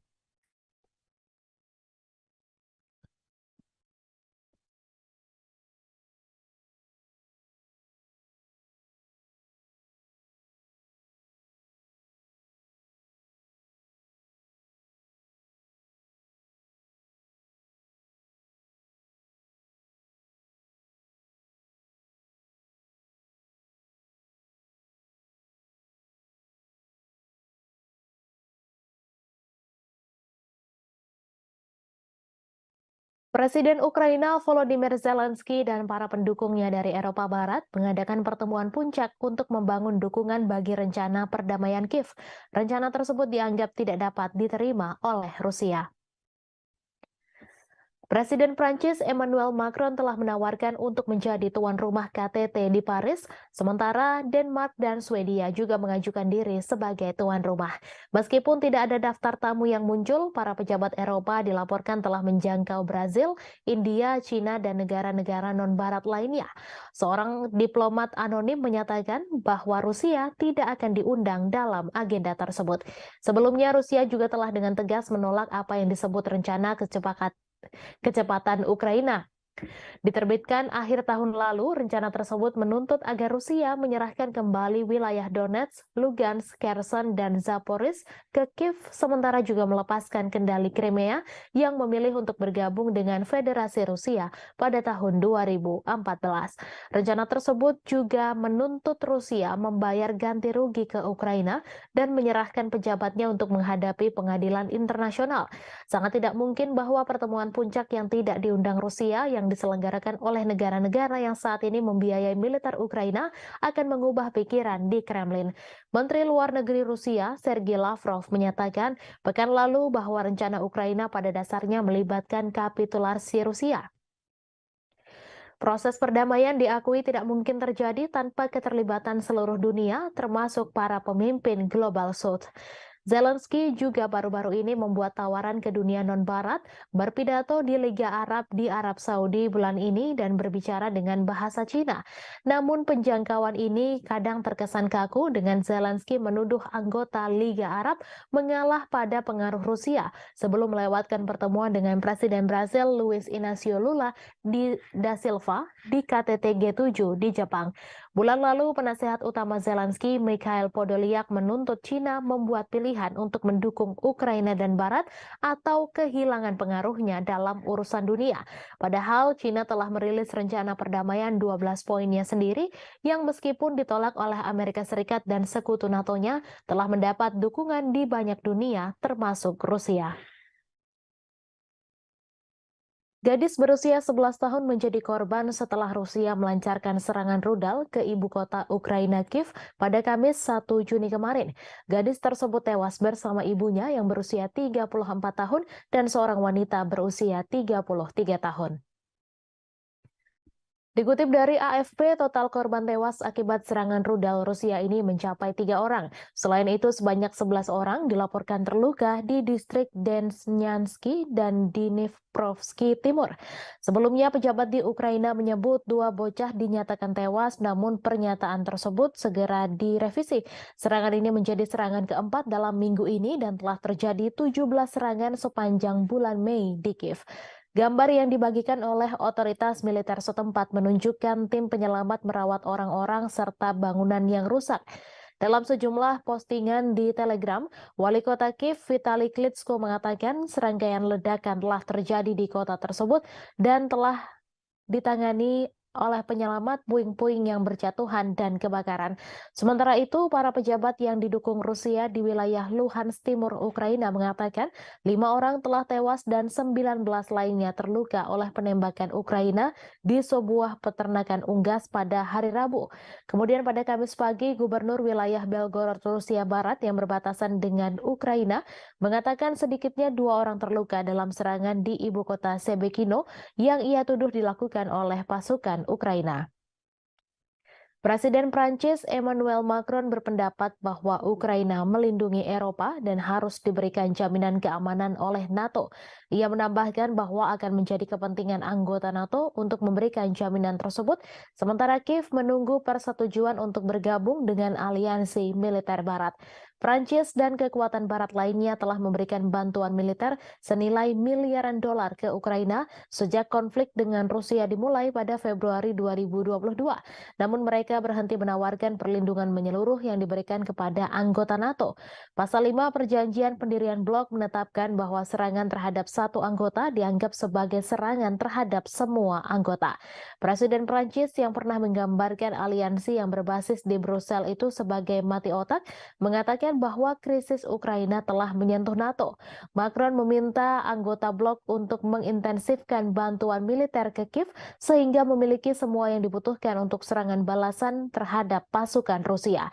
Meskipun mengakui bahwa kontribusi Amerika Serikat telah menjadi kunci dalam memungkinkan Ukraina mempertahankan diri, Macron berpendapat bahwa Eropa harus membangun industri pertahanannya sendiri daripada mengandalkan Washington untuk perlindungan.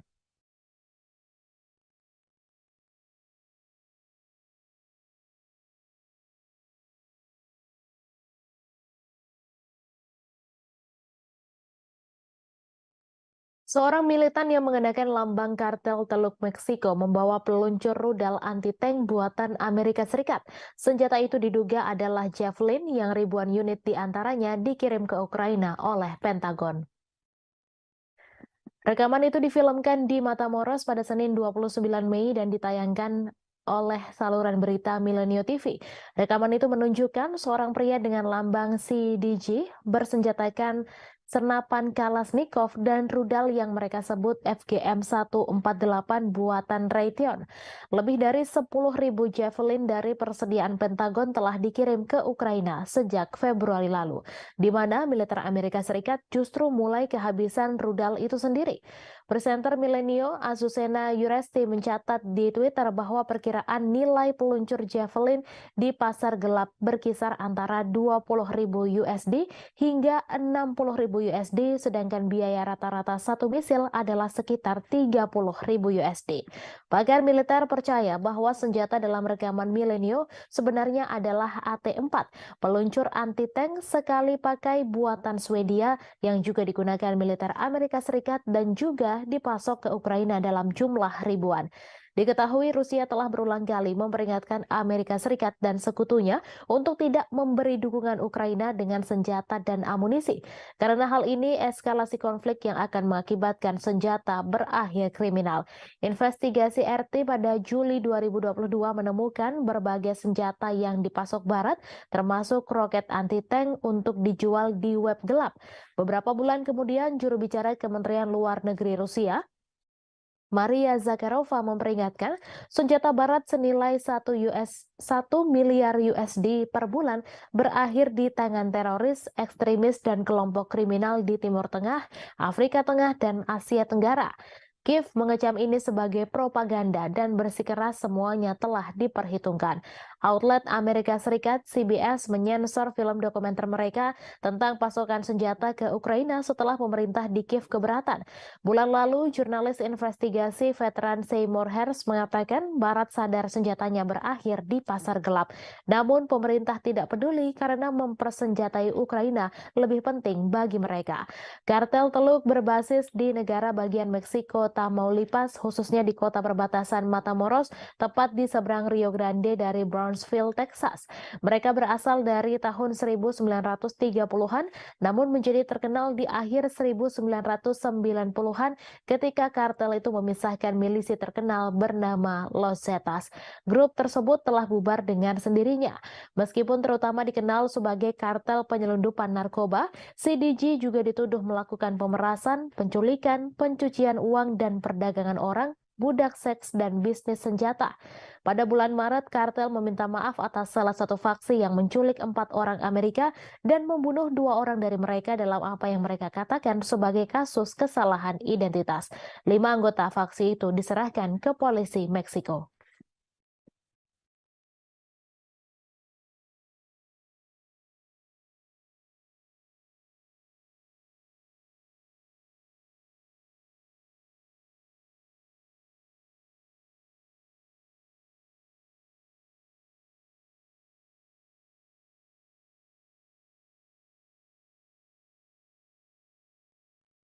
Pasukan gabungan Rusia pada Kamis 1 Juni membunuh 30 orang penyusup yang berupaya melancarkan serangan di wilayah Belgorod.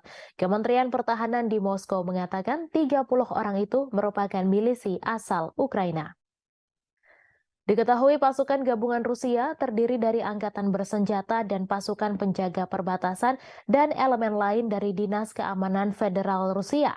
Setidaknya ada 3 percobaan serangan yang digagalkan pasukan gabungan Rusia di dekat kota Sebekino, Belgorod.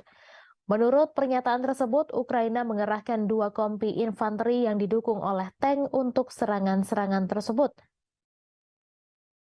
Sebelum penyerangan diluncurkan, Ukraina dilaporkan telah melakukan serangan artileri roket terhadap Sebekino. Serangan itu merusak bangunan tempat tinggal dan menyebabkan cedera di kalangan warga sipil. Bulan lalu, kontingen kecil militan Ukraina yang dilengkapi dengan perangkat keras militer barat melancarkan serangan ke wilayah Belgorod. Angkatan bersenjata Rusia kemudian meluncurkan operasi dengan menghancurkan kelompok penyusup, menewaskan 70 orang dan memaksa sisanya melarikan diri kembali ke Ukraina. Ukraina tidak pernah mengaku bertanggung jawab atas serangan di Belgorod. Mereka mengklaim hanya berperang di wilayah Ukraina yang direbut pasukan Rusia. Namun Rusia mengklaim serangan tersebut dilakukan Ukraina. Tak hanya itu, Rusia juga yakin bahwa Ukraina dapat melakukan serangan tersebut karena mendapat dukungan dari Barat. Namun baik Ukraina maupun Amerika Serikat sama-sama membantah dugaan tersebut.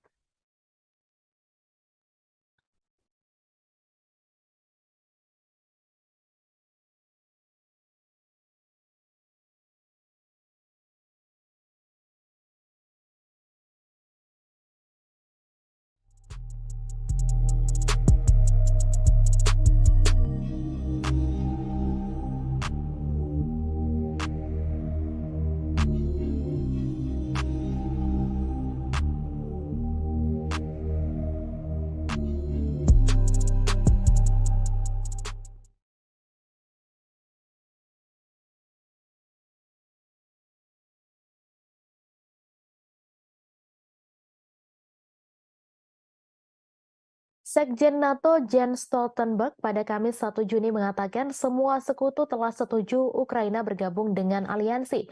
Menurutnya, Rusia tidak bisa mencegah ekspansi aliansi militer pimpinan Amerika Serikat tersebut. Dilansir dari Reuters, sebelumnya bos NATO itu menggambarkan diskusi informal di dalam aliansi tentang langkah-langkah spesifik yang harus diambil Ukraina untuk mencapai keanggotaan NATO berlangsung baik. Stoltenberg juga menunjukkan bahwa Ukraina telah bergerak menuju NATO beralih dari standar Soviet ke NATO. Ia mengatakan NATO telah membantu Ukraina dalam hal ini sejak 2014 dan terutama setelah invasi besar-besaran Rusia. Rusia menentang keras ekspansi NATO yang semakin dekat dengan perbatasannya. Upaya ekspansi NATO ini telah dijadikan salah satu dalih Moskow menginvasi Ukraina. Sejak Rusia menginvasi Ukraina Februari tahun lalu, dua negara netral Finlandia dan Swedia mengajukan diri menjadi anggota baru NATO. Baru Finlandia yang secara resmi diterima, sedangkan Swedia masih menunggu persetujuan Turki yang hingga kini masih keberatan. Bulan lalu, kabar Ukraina akan bergabung dengan NATO juga sudah diserukan. Perdana Menteri Hungaria Viktor Orban kaget setengah mati setelah tahu NATO setuju menjadikan Ukraina sebagai anggota. Orban pun mengungkapkan kekagetannya hanya dengan satu tulisan pada cuitannya di Twitter. Diketahui, NATO merupakan aliansi militer dari 31 negara yang kebanyakan berasal dari Eropa. Tetapi di antara anggota juga terdapat Amerika Serikat serta Kanada. Hungaria juga merupakan anggota NATO dan seperti anggota lainnya, negara itu bisa melakukan veto terkait anggota yang akan bergabung. Anggota NATO termasuk Hungaria pada 2008 sebenarnya setuju bahwa Ukraina akan bergabung dengan mereka. Meski begitu, mereka tak langsung memberikan keanggotaan. Dengan bergabung bersama NATO, maka akan terlindungi sesuai artikel 5 aliansi itu yang menegaskan menyerang salah satu anggota berarti juga menyerang seluruhnya. Artinya, jika Ukraina yang bergabung kemudian diinvasi atau diserang, seluruh anggota NATO termasuk Amerika Serikat akan memberikan bantuan. Namun Hungaria yang bergabung pada 1999 telah menunjukkan keinginan untuk menentang perluasan aliansi tersebut. Meski mayoritas anggota NATO menentang Rusia karena invasi ke Ukraina, Hungaria tetap memperlihatkan hubungan yang mesra dengan Moskow.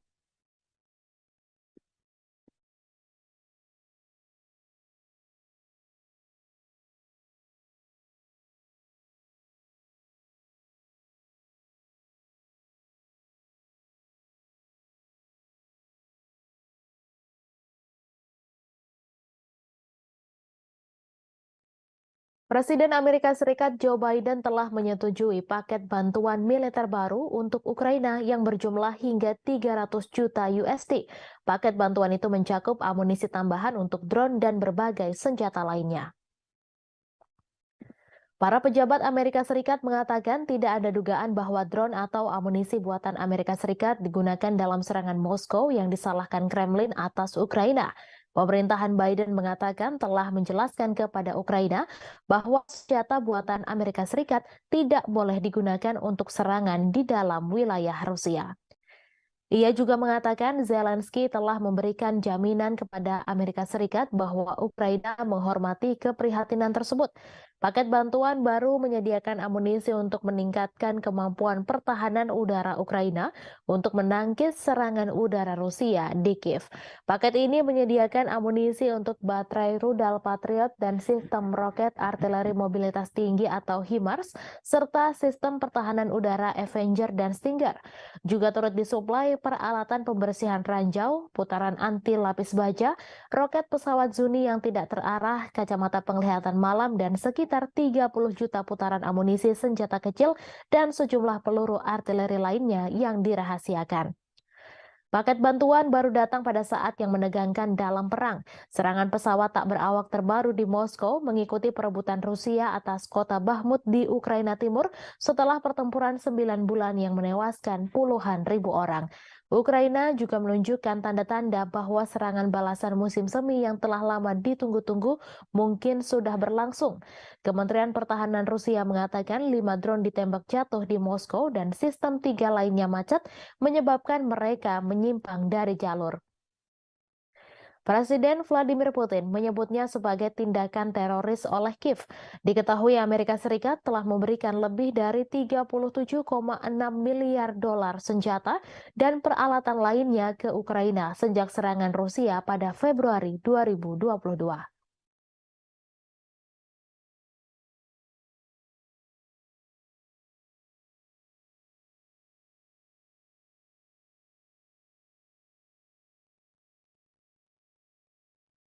Memberi peringatan akan ancaman baru terhadap keamanan pangan global. Dijelaskan bahwa Rusia membatasi jumlah kapal yang diizinkan untuk mengambil biji-bijian Ukraina di Pelabuhan Laut Hitam dalam kampanyenya. Hal itu dilakukan agar Kiev membuka saluran pipa untuk bahan utama pupuk untuk sampai ke pasar dunia. Juru bicara PBB Stefan Dujarric menyatakan keprihatinan serius bahwa hanya 33 kapal yang berangkat dari pelabuhan Ukraina pada bulan Mei dan ekspor biji-bijian dan bahan makanan lainnya hanya berjumlah 1,3 juta metrik ton bulan lalu, kurang dari setengah jumlah bulan sebelumnya. Ia mengatakan Rusia memberitahu pusat di Istanbul yang mengkoordinasikan kedatangan, keberangkatan, dan inspeksi kapal yang terlibat dalam inisiatif Butir Laut Hitam. Hal tersebut tentang keputusannya untuk membatasi pendaftaran di pelabuhan Yuzhny selama amonia tidak diekspor. Diketahui amonia adalah bahan utama untuk pupuk. Moskow ingin Ukraina membuka saluran pipa dari kota Rusia Togliatti ke pelabuhan Ukraina Odessa yang digunakan sebelum perang untuk mengirimkan amonia ke pelanggan globalnya. Turki dan PBB menengahi inisiatif terobosan dengan Rusia dan Ukraina Juli lalu dengan membuka jalur ekspor biji-bijian Ukraina dari 3 pelabuhan utamanya di Laut Hitam, Odessa, Chernomorsk, dan Yuzhny. Dalam memorandum terpisah, PBB mengatakan akan bekerja untuk mengatasi hambatan pengiriman makanan dan pupuk Rusia yang telah coba dilakukan oleh Kepala Perdagangan PBB Rebecca Greenspan selama berbulan-bulan, namun Moskow mengkritik kurangnya hasil. Untuk memperkuat kegagalan mengekspor pupuknya, Rusia pada bulan Maret secara sepihak memutuskan untuk memperbarui kesepakatan biji-bijian selama 60 hari. Dan tepat sebelum berakhirnya, dalam contoh lain dari Brandmansip Moskow, pada 17 Mei disepakati perpanjangan 2 bulan lagi hingga 17 Juli. Diketahui imbas dari invasi Rusia ke Ukraina sejak Februari 2022, salah satu lumbung pangan utama dunia, harga pangan global meroket memukul negara-negara berkembang. Setelah kesepakatan Juli, harga pangan mulai turun, tetapi Dujarric memperingatkan bahwa titik kelaparan global meningkat dan momok inflasi pangan dan volatilitas pasar mengintai di semua negara. Presiden Ukraina Volodymyr Zelensky pada Rabu mentweet bahwa pelabuhan Yuzhny diblokir dan lebih dari 1,5 juta ton produk pertanian menunggu di sana untuk dikirim ke setidaknya 10 negara termasuk Turki, China, Mesir, dan Bangladesh. Ia mendesak semua orang untuk menekan Rusia agar membuka blokir pasokan makanan. Dujarric mencatat bahwa pada Mei hanya 3 kapal yang berangkat dari pelabuhan Yuzhny. Ia mengatakan sejak 24 Mei, jumlah tim pemeriksa kapal berkurang dari 3 menjadi 2. Hal ini bersamaan dengan lambatnya pendaftaran kapal dan menciptakan situasi yang serius. PBB telah mengajukan saran praktis dan akan terus terlibat dengan Rusia dan Ukraina.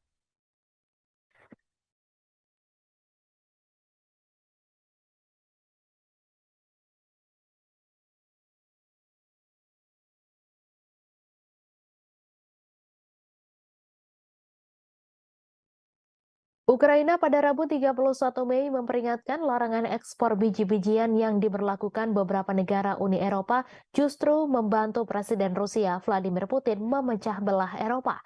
Diketahui beberapa negara tetangga Ukraina, termasuk sekutu setianya yaitu Polandia, memberlakukan pembatasan sementara pada produk pertanian Kiev sejak bulan lalu. Komisaris Pertanian Eropa Janusz Wojciechowski pada Selasa 30 Mei menyerukan pembatasan impor biji-bijian yang diberlakukan oleh beberapa negara Uni Eropa diperpanjang setidaknya sampai akhir Oktober. Pembatasan yang berlaku saat ini akan berakhir pada 5 Juni 2023. Diketahui invasi Rusia tahun lalu sangat membatasi ekspor tradisional biji-bijian Ukraina melalui Laut Hitam, sehingga pengiriman harus dialihkan ke darat melalui negara-negara tetangga Ukraina. Para anggota Uni Eropa setuju mengizinkan impor produk tertentu dari Ukraina tanpa batasan kuantitatif dan tanpa bea cukai serta inspeksi resmi. Namun petani di beberapa negara Uni Eropa memprotes turunnya harga yang berujung serangkaian pembatasan dan larangan ekspor makanan Ukraina sebagai tanggapannya. Uni Eropa akhirnya membuat kesepakatan dengan 5 negara yang terlibat, Polandia, Hungaria, Slovakia, Bulgaria, dan Romania untuk mengizinkan mereka memblokir impor biji-bijian dari Ukraina. Pembatasan ini ditentang oleh 12 negara Uni Eropa termasuk Prancis dan Jerman yang menyatakan keprihatinan atas kurangnya transparansi dan memperingatkan hal itu berisiko merusak pasar tunggal Eropa. Sebelumnya pada bulan Juli 2022, Presiden Rusia Vladimir Putin mengatakan bahwa Barat harus mencabut pembatasan ekspor gandum Rusia. Rusia juga bersedia memfasilitasi ekspor biji-bijian Ukraina. Sebagaimana diketahui, perang Rusia-Ukraina telah menghambat pengiriman dari salah satu pengekspor gandum dan biji-bijian terbesar di dunia dan memicu kekhawatiran akan kekurangan pangan global. Sebagai gambaran, harga sereal di Afrika melonjak karena merosotnya ekspor dari Ukraina. Hal itu lantas mempertajam dampak konflik dan perubahan iklim serta memicu kekhawatiran kerusuhan sosial.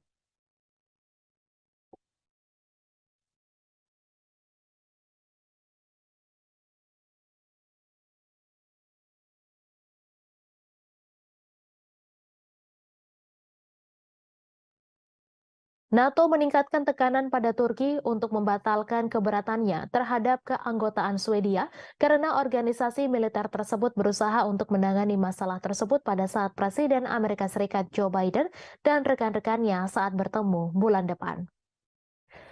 Aliansi beranggotakan 31 negara itu juga berupaya meningkatkan status non-anggota Ukraina di NATO dan menyiapkan kerangka kerja untuk komitmen keamanan yang dapat ditawarkan setelah perang dengan Rusia berakhir. Sekretaris Jenderal Jens Stoltenberg mengatakan NATO ingin melibatkan Swedia pada saat para pemimpin sekutu bertemu di Lithuania pada 11 hingga 12 Juli. Sekutu juga berharap untuk membuat kemajuan dalam pendanaan jangka panjang dan rencana keamanan untuk Ukraina pada acara yang sama. Ia mengatakan sekutu terus setuju bahwa Ukraina akan menjadi anggota NATO suatu hari nanti, namun aliansi harus memberikan komitmen keamanan dan pendanaan baru yang substansial. Menteri Luar Negeri Amerika Serikat Antony Blinken mengatakan sekutu berfokus untuk membantu Ukraina membangun kapasitas keamanan jangka menengah dan panjangnya, sehingga jika dan ketika agresi saat ini mereda, Ukraina memiliki kapasitas penuh untuk mencegah agresi di masa depan. Khawatir mereka akan menjadi sasaran Moskow setelah Rusia menginvasi Ukraina tahun lalu, Swedia dan Finlandia meninggalkan posisi tradisional non-blok militer mereka untuk mencari perlindungan di bawah payung keamanan NATO. Diketahui Finlandia menjadi negara anggota ke-31 NATO pada bulan April. NATO harus setuju dengan suara bulat bagi negara-negara untuk bergabung. Sementara itu, Swedia yang ingin bergabung masih terkendala persetujuan yang tak kunjung didapatkan dari Turki. Pemerintah Turki menuduh Swedia terlalu toleran terhadap organisasi teroris dan ancaman keamanan termasuk kelompok militan Kurdi dan orang-orang yang terkait dengan upaya kudeta tahun 2016. Hongaria juga telah menunda persetujuannya, namun alasannya belum diumumkan secara jelas. Stoltenberg mengatakan bahwa ia akan melakukan perjalanan ke Ankara untuk membahas persetujuan Turki atas bergabungnya Swedia dengan NATO. Seorang diplomat NATO mengatakan bahwa Stoltenberg dan Presiden Recep Tayyip Erdogan dapat bertemu akhir pekan ini di sela-sela pelantikan pemimpin Turki. Menteri Luar Negeri Swedia Tobias Billström mengatakan bahwa saat ini mulai ratifikasi keanggotaan Swedia di NATO. Ia mengatakan bahwa melarang Swedia bergabung dengan NATO justru adalah sebuah kemenangan bagi Presiden Rusia Vladimir Putin.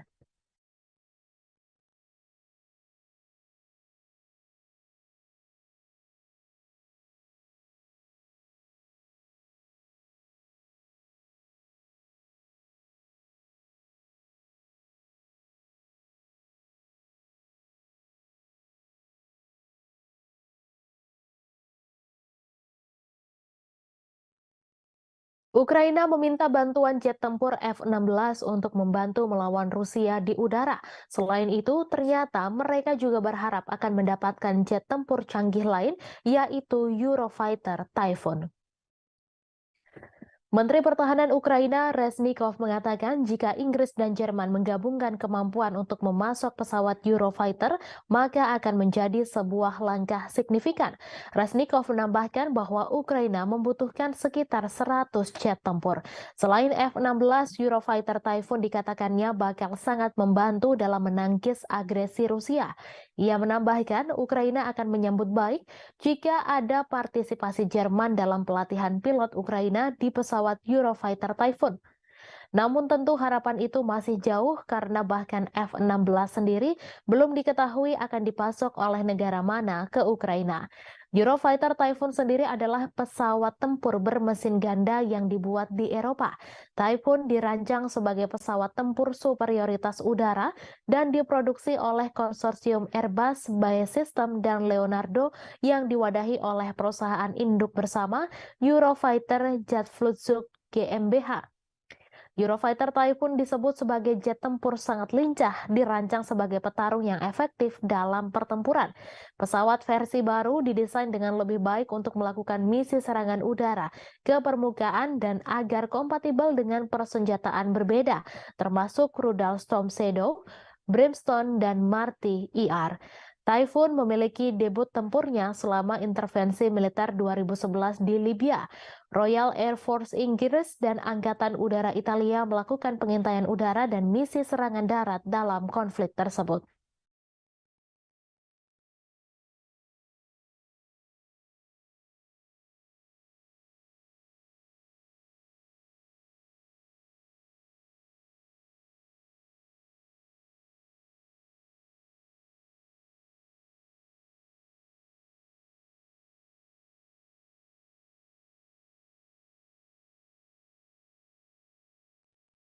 Amerika Serikat pada Rabu 31 Mei mengumumkan paket senjata baru senilai 300 juta dolar Amerika Serikat atau 4,49 triliun rupiah kepada Ukraina.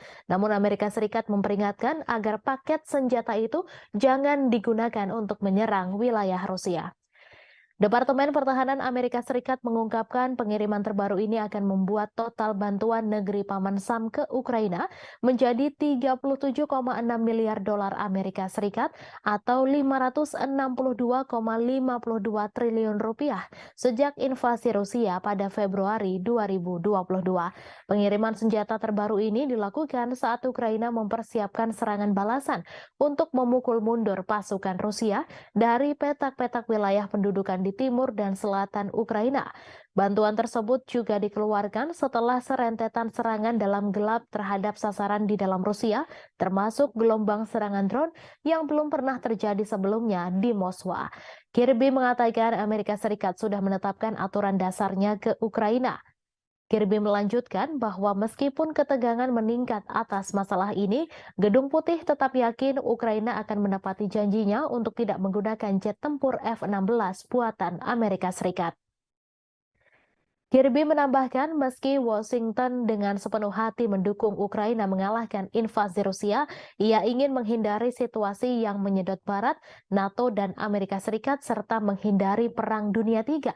Pentagon mengatakan paket 300 juta dolar AS itu termasuk amunisi untuk sistem pertahanan udara Patriot, rudal pertahanan udara AM-7, sistem pertahanan udara Avenger, dan rudal anti pesawat Stinger.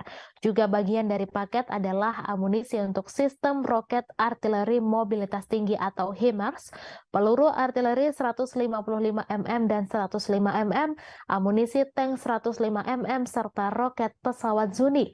Amerika Serikat juga turut mengirim lebih dari 30 juta butir amunisi senjata kecil ke Ukraina.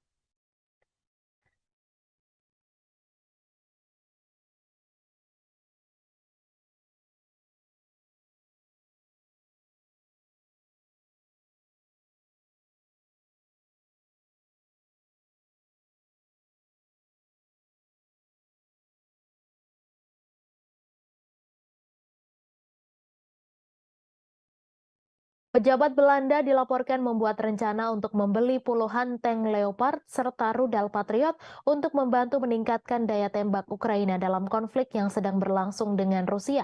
Kabinet Belanda bertujuan untuk membeli macan tutul dari pabrikan milik negara Swiss Ruach.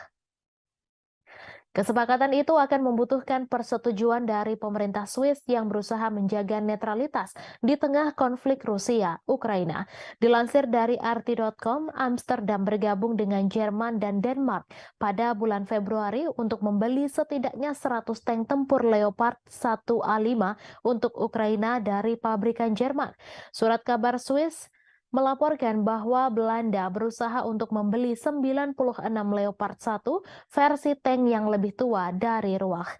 Pada saat yang sama, Belanda ingin menyediakan lebih banyak rudal atau suku cadang Patriot untuk mengoperasikannya untuk membantu meningkatkan pertahanan udara Ukraina. Anggota NATO itu sebelumnya memberi Kiev 2 peluncur Patriot dan sejumlah rudal. Namun ia menambahkan bahwa mengingat kebutuhan keamanan Belanda sendiri, tentunya tidak dapat memberikan semuanya pada Ukraina. Ia menyerukan lebih banyak negara untuk bergabung dengan koalisi negara-negara yang memasok rudal Patriot ke Ukraina. Anggota parlemen Jerman pekan lalu menyetujui pembelian 18 tank Leopard 2A8 dan 12 howitzer Panzerhaubitze 2000 untuk menggantikan stok senjata yang dikirim ke Kiev. Kesepakatan itu dilaporkan mencakup opsi untuk membeli 105 macan tutul tambahan. Paket bantuan terbaru Berlin untuk Ukraina mencakup 30 tank Leopard 1. Sebagaimana diketahui, Ukraina telah berulang kali mengatakan bahwa pasokan senjata berat asing sangat penting untuk keberhasilan serangan balasan yang direncanakan. Sementara itu, Moskow telah memperingatkan bahwa tank-tank yang dikirim Barat dan sistem lainnya akan diperlakukan sebagai target yang sah di medan perang.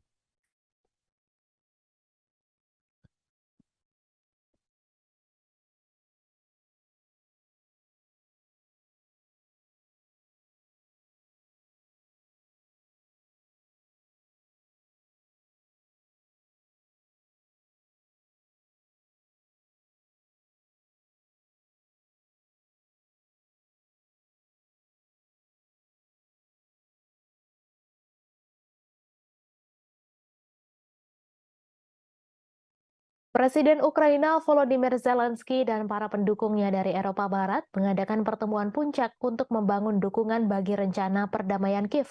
Rencana tersebut dianggap tidak dapat diterima oleh Rusia.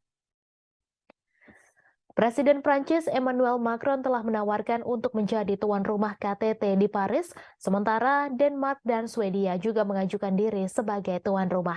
Meskipun tidak ada daftar tamu yang muncul, para pejabat Eropa dilaporkan telah menjangkau Brazil, India, Cina, dan negara-negara non-barat lainnya. Seorang diplomat anonim menyatakan bahwa Rusia tidak akan diundang dalam agenda tersebut. Sebelumnya, Rusia juga telah dengan tegas menolak apa yang disebut rencana kecepatan Ukraina. Diterbitkan akhir tahun lalu, rencana tersebut menuntut agar Rusia menyerahkan kembali wilayah Donetsk, Lugansk, Kherson, dan Zaporizhzhia ke Kiev, sementara juga melepaskan kendali Crimea yang memilih untuk bergabung dengan Federasi Rusia pada tahun 2014. Rencana tersebut juga menuntut Rusia membayar ganti rugi ke Ukraina dan menyerahkan pejabatnya untuk menghadapi pengadilan internasional. Sangat tidak mungkin bahwa pertemuan puncak yang tidak diundang Rusia yang diselenggarakan oleh negara-negara yang saat ini membiayai militer Ukraina akan mengubah pikiran di Kremlin. Menteri Luar Negeri Rusia, Sergei Lavrov, menyatakan pekan lalu bahwa rencana Ukraina pada dasarnya melibatkan kapitulasi Rusia. Proses perdamaian diakui tidak mungkin terjadi tanpa keterlibatan seluruh dunia, termasuk para pemimpin Global South. Zelensky juga baru-baru ini membuat tawaran ke dunia non-barat, berpidato di Liga Arab di Arab Saudi bulan ini dan berbicara dengan bahasa Cina. Namun penjangkauan ini kadang terkesan kaku dengan Zelensky menuduh anggota Liga Arab mengalah pada pengaruh Rusia sebelum melewatkan pertemuan dengan Presiden Brasil Luiz Inácio Lula da Silva di KTT G7 di Jepang. Bulan lalu, penasehat utama Zelensky, Mikhail Podolyak, menuntut Cina membuat pilihan untuk mendukung Ukraina dan Barat atau kehilangan pengaruhnya dalam urusan dunia. Padahal Cina telah merilis rencana perdamaian 12 poinnya sendiri yang meskipun ditolak oleh Amerika Serikat dan sekutu NATO-nya telah mendapat dukungan di banyak dunia termasuk Rusia. Gadis berusia 11 tahun menjadi korban setelah Rusia melancarkan serangan rudal ke ibu kota Ukraina Kiev pada Kamis 1 Juni kemarin. Gadis tersebut tewas bersama ibunya yang berusia 34 tahun dan seorang wanita berusia 33 tahun. Dikutip dari AFP, total korban tewas akibat serangan rudal Rusia ini mencapai 3 orang. Selain itu, sebanyak 11 orang dilaporkan terluka di distrik Densnyansky dan Dnipropetrovsk Timur. Sebelumnya, pejabat di Ukraina menyebut 2 bocah dinyatakan tewas, namun pernyataan tersebut segera direvisi. Serangan ini menjadi serangan keempat dalam minggu ini dan telah terjadi 17 serangan sepanjang bulan Mei di Kiev. Gambar yang dibagikan oleh otoritas militer setempat menunjukkan tim penyelamat merawat orang-orang serta bangunan yang rusak.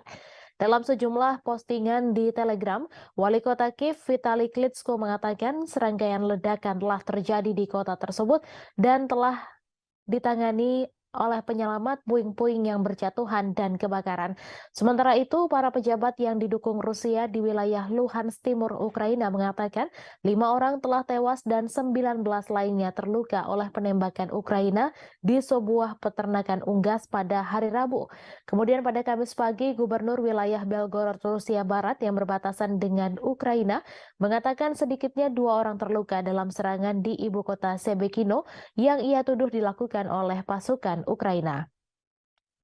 Presiden Prancis Emmanuel Macron berpendapat bahwa Ukraina melindungi Eropa dan harus diberikan jaminan keamanan oleh NATO. Ia menambahkan bahwa akan menjadi kepentingan anggota NATO untuk memberikan jaminan tersebut, sementara Kiev menunggu persetujuan untuk bergabung dengan aliansi militer Barat. Prancis dan kekuatan Barat lainnya telah memberikan bantuan militer senilai miliaran dolar ke Ukraina sejak konflik dengan Rusia dimulai pada Februari 2022. Namun mereka berhenti menawarkan perlindungan menyeluruh yang diberikan kepada anggota NATO. Pasal 5 Perjanjian Pendirian Blok menetapkan bahwa serangan terhadap satu anggota dianggap sebagai serangan terhadap semua anggota. Presiden Prancis yang pernah menggambarkan aliansi yang berbasis di Brussel itu sebagai mati otak, mengatakan bahwa krisis Ukraina telah menyentuh NATO.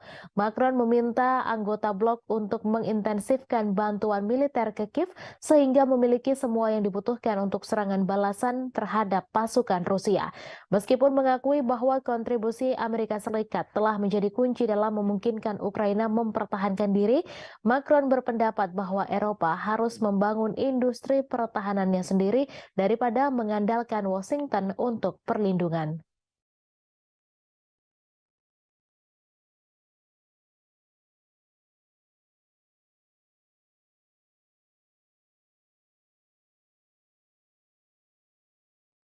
Seorang militan yang mengenakan lambang kartel Teluk Meksiko membawa peluncur rudal anti-tank buatan Amerika Serikat. Senjata itu diduga adalah Javelin yang ribuan unit diantaranya dikirim ke Ukraina oleh Pentagon. Rekaman itu difilmkan di Matamoros pada Senin 29 Mei dan ditayangkan oleh saluran berita Milenio TV. Rekaman itu menunjukkan seorang pria dengan lambang CDG bersenjatakan senapan Kalashnikov dan rudal yang mereka sebut FGM-148 buatan Raytheon. Lebih dari 10.000 Javelin dari persediaan Pentagon telah dikirim ke Ukraina sejak Februari lalu, di mana militer Amerika Serikat justru mulai kehabisan rudal itu sendiri. Presenter Milenio Azucena Yuresti mencatat di Twitter bahwa perkiraan nilai peluncur Javelin di pasar gelap berkisar antara 20.000 USD hingga 60.000 USD, sedangkan biaya rata-rata satu misil adalah sekitar 30.000 USD. Pakar militer percaya bahwa senjata dalam rekaman Milenio sebenarnya adalah AT-4, peluncur anti-tank sekali pakai buatan Swedia yang juga digunakan militer Amerika Serikat dan juga dipasok ke Ukraina dalam jumlah ribuan. Diketahui Rusia telah berulang kali memperingatkan Amerika Serikat dan sekutunya untuk tidak memberi dukungan Ukraina dengan senjata dan amunisi. Karena hal ini eskalasi konflik yang akan mengakibatkan senjata berakhir kriminal. Investigasi RT pada Juli 2022 menemukan berbagai senjata yang dipasok Barat, termasuk roket anti-tank untuk dijual di web gelap. Beberapa bulan kemudian, juru bicara Kementerian Luar Negeri Rusia Maria Zakharova memperingatkan senjata barat senilai 1 miliar USD per bulan berakhir di tangan teroris, ekstremis, dan kelompok kriminal di Timur Tengah, Afrika Tengah, dan Asia Tenggara. Kiev mengecam ini sebagai propaganda dan bersikeras semuanya telah diperhitungkan. Outlet Amerika Serikat CBS menyensor film dokumenter mereka tentang pasokan senjata ke Ukraina setelah pemerintah di Kiev keberatan. Bulan lalu, jurnalis investigasi veteran Seymour Hersh mengatakan Barat sadar senjatanya berakhir di pasar gelap. Namun pemerintah tidak peduli karena mempersenjatai Ukraina lebih penting bagi mereka. Kartel teluk berbasis di negara bagian Meksiko Tamaulipas, khususnya di kota perbatasan Matamoros, tepat di seberang Rio Grande dari Brownsville, Texas. Mereka berasal dari tahun 1930-an, namun menjadi terkenal di akhir 1990-an ketika kartel itu memisahkan milisi terkenal bernama Los Zetas. Grup tersebut telah bubar dengan sendirinya. Meskipun terutama dikenal sebagai kartel penyelundupan narkoba, CDG juga dituduh melakukan pemerasan, penculikan, pencucian uang, dan perdagangan orang, budak seks, dan bisnis senjata. Pada bulan Maret, kartel meminta maaf atas salah satu faksi yang menculik 4 orang Amerika dan membunuh 2 orang dari mereka dalam apa yang mereka katakan sebagai kasus kesalahan identitas. 5 anggota faksi itu diserahkan ke polisi Meksiko.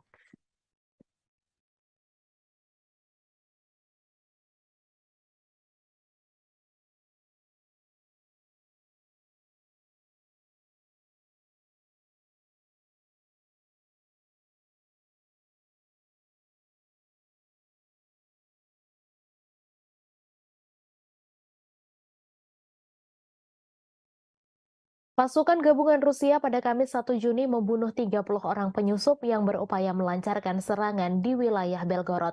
Kementerian Pertahanan di Moskow mengatakan 30 orang itu merupakan milisi asal Ukraina. Diketahui pasukan gabungan Rusia terdiri dari angkatan bersenjata dan pasukan penjaga perbatasan dan elemen lain dari Dinas Keamanan Federal Rusia. Setidaknya ada 3 percobaan serangan yang digagalkan pasukan gabungan Rusia di dekat kota Sebekino, Belgorod. Menurut pernyataan tersebut, Ukraina mengerahkan 2 kompi infanteri yang didukung oleh tank untuk serangan-serangan tersebut. Sebelum penyerangan diluncurkan, Ukraina dilaporkan telah melakukan serangan artileri roket terhadap Sebekino. Serangan itu merusak bangunan tempat tinggal dan menyebabkan cedera di kalangan warga sipil.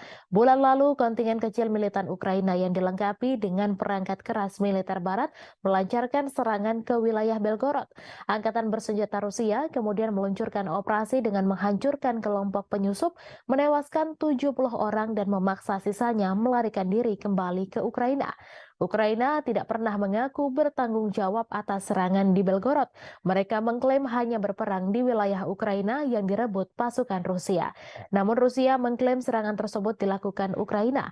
Tak hanya itu, Rusia juga yakin bahwa Ukraina dapat melakukan serangan tersebut karena mendapat dukungan dari Barat. Namun baik Ukraina maupun Amerika Serikat sama-sama membantah dugaan tersebut.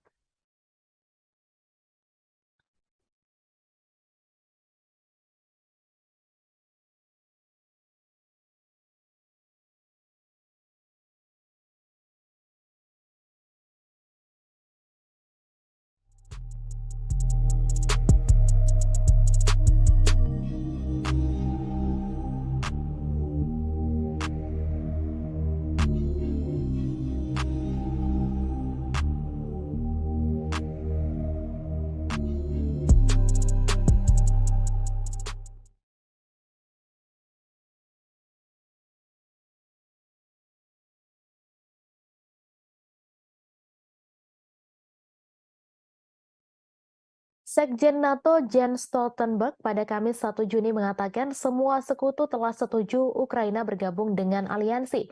Menurutnya, Rusia tidak bisa mencegah ekspansi aliansi militer pimpinan Amerika Serikat tersebut. Dilansir dari Reuters, sebelumnya bos NATO itu menggambarkan diskusi informal di dalam aliansi tentang langkah-langkah spesifik yang harus diambil Ukraina untuk mencapai keanggotaan NATO berlangsung baik. Stoltenberg juga menunjukkan bahwa Ukraina telah bergerak menuju NATO beralih dari standar Soviet ke NATO. Ia mengatakan NATO telah membantu Ukraina dalam hal ini sejak 2014 dan terutama setelah invasi besar-besaran Rusia. Rusia menentang keras ekspansi NATO yang semakin dekat dengan perbatasannya. Upaya ekspansi NATO ini telah dijadikan salah satu dalih Moskow menginvasi Ukraina. Sejak Rusia menginvasi Ukraina Februari tahun lalu, dua negara netral Finlandia dan Swedia mengajukan diri menjadi anggota baru NATO. Baru Finlandia yang secara resmi diterima, sedangkan Swedia masih menunggu persetujuan Turki yang hingga kini masih keberatan. Bulan lalu, kabar Ukraina akan bergabung dengan NATO juga sudah diserukan. Perdana Menteri Hungaria Viktor Orban kaget setengah mati setelah tahu NATO setuju menjadikan Ukraina sebagai anggota. Orban pun mengungkapkan kekagetannya hanya dengan satu tulisan pada cuitannya di Twitter. Diketahui NATO merupakan aliansi militer dari 31 negara yang kebanyakan berasal dari Eropa. Tetapi di antara anggota juga terdapat Amerika Serikat serta Kanada. Hungaria juga merupakan anggota NATO dan seperti anggota lainnya, negara itu bisa melakukan veto terkait anggota yang akan bergabung. Anggota NATO termasuk Hungaria pada 2008 sebenarnya setuju bahwa Ukraina akan bergabung dengan mereka. Meski begitu, mereka tak langsung memberikan keanggotaan. Dengan bergabung bersama NATO, maka akan terlindungi sesuai artikel 5 aliansi itu yang menegaskan menyerang salah satu anggota berarti juga menyerang seluruhnya. Artinya, jika Ukraina yang bergabung kemudian diinvasi atau diserang, seluruh anggota NATO termasuk Amerika Serikat akan memberikan bantuan. Namun Hungaria yang bergabung pada 1999 telah menunjukkan keinginan untuk menentang perluasan aliansi tersebut. Meski mayoritas anggota NATO menentang Rusia karena invasi ke Ukraina, Hungaria tetap memperlihatkan hubungan yang mesra dengan Moskow.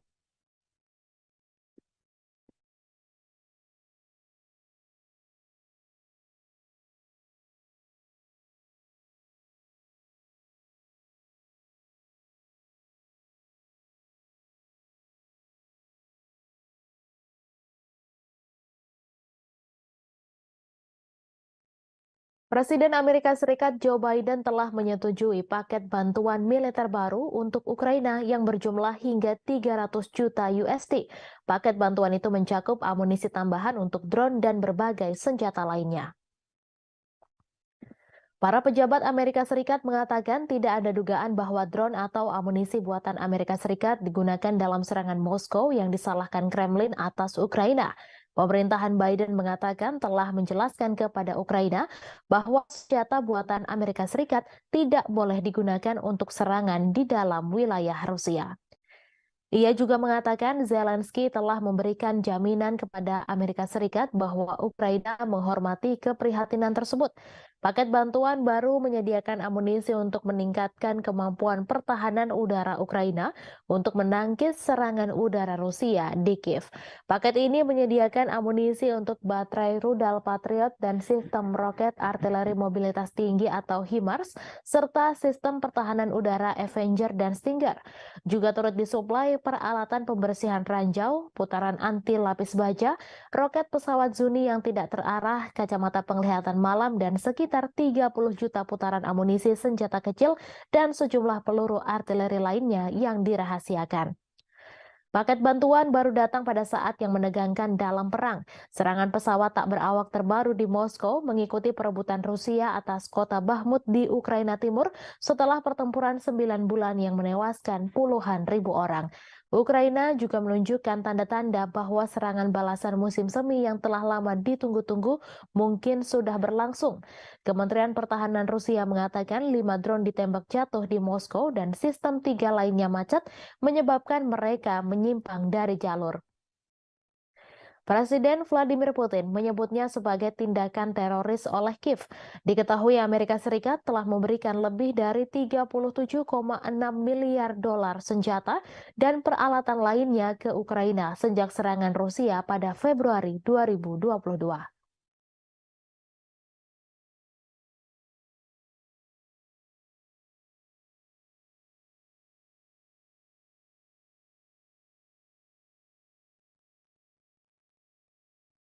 Memberi peringatan akan ancaman baru terhadap keamanan pangan global.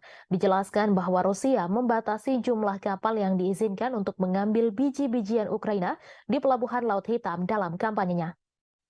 Hal itu dilakukan agar Kiev membuka saluran pipa untuk bahan utama pupuk untuk sampai ke pasar dunia. Juru bicara PBB Stefan Dujarric menyatakan keprihatinan serius bahwa hanya 33 kapal yang berangkat dari pelabuhan Ukraina pada bulan Mei dan ekspor biji-bijian dan bahan makanan lainnya hanya berjumlah 1,3 juta metrik ton bulan lalu, kurang dari setengah jumlah bulan sebelumnya. Ia mengatakan Rusia memberitahu pusat di Istanbul yang mengkoordinasikan kedatangan, keberangkatan, dan inspeksi kapal yang terlibat dalam inisiatif Butir Laut Hitam. Hal tersebut tentang keputusannya untuk membatasi pendaftaran di pelabuhan Yuzhny selama amonia tidak diekspor. Diketahui amonia adalah bahan utama untuk pupuk.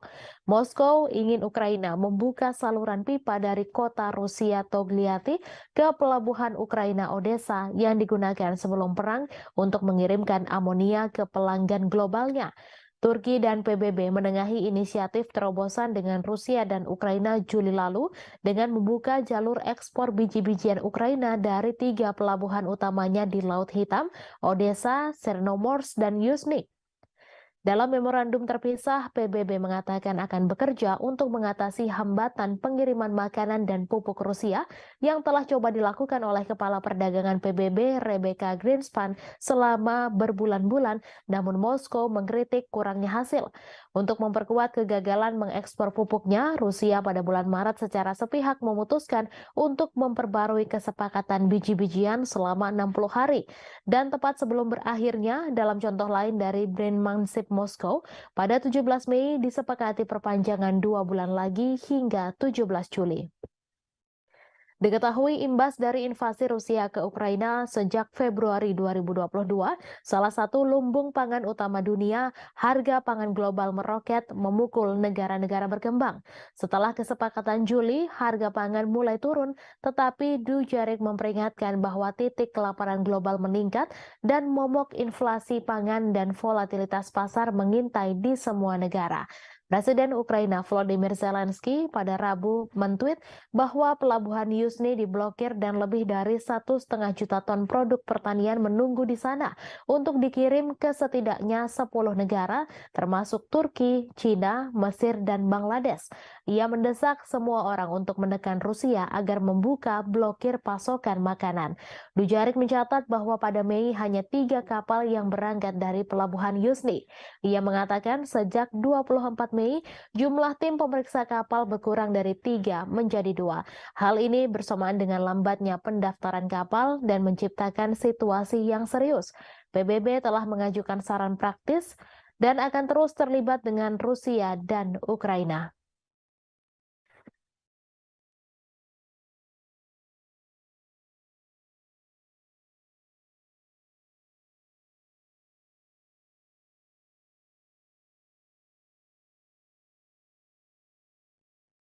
Ukraina pada Rabu 31 Mei memperingatkan larangan ekspor biji-bijian yang diberlakukan beberapa negara Uni Eropa justru membantu Presiden Rusia Vladimir Putin memecah belah Eropa. Diketahui beberapa negara tetangga Ukraina, termasuk sekutu setianya yaitu Polandia, memberlakukan pembatasan sementara pada produk pertanian Kiev sejak bulan lalu. Komisaris Pertanian Eropa Janusz Wojciechowski pada Selasa 30 Mei menyerukan pembatasan impor biji-bijian yang diberlakukan oleh beberapa negara Uni Eropa diperpanjang setidaknya sampai akhir Oktober. Pembatasan yang berlaku saat ini akan berakhir pada 5 Juni 2023. Diketahui invasi Rusia tahun lalu sangat membatasi ekspor tradisional biji-bijian Ukraina melalui Laut Hitam, sehingga pengiriman harus dialihkan ke darat melalui negara-negara tetangga Ukraina. Para anggota Uni Eropa setuju mengizinkan impor produk tertentu dari Ukraina tanpa batasan kuantitatif dan tanpa bea cukai serta inspeksi resmi.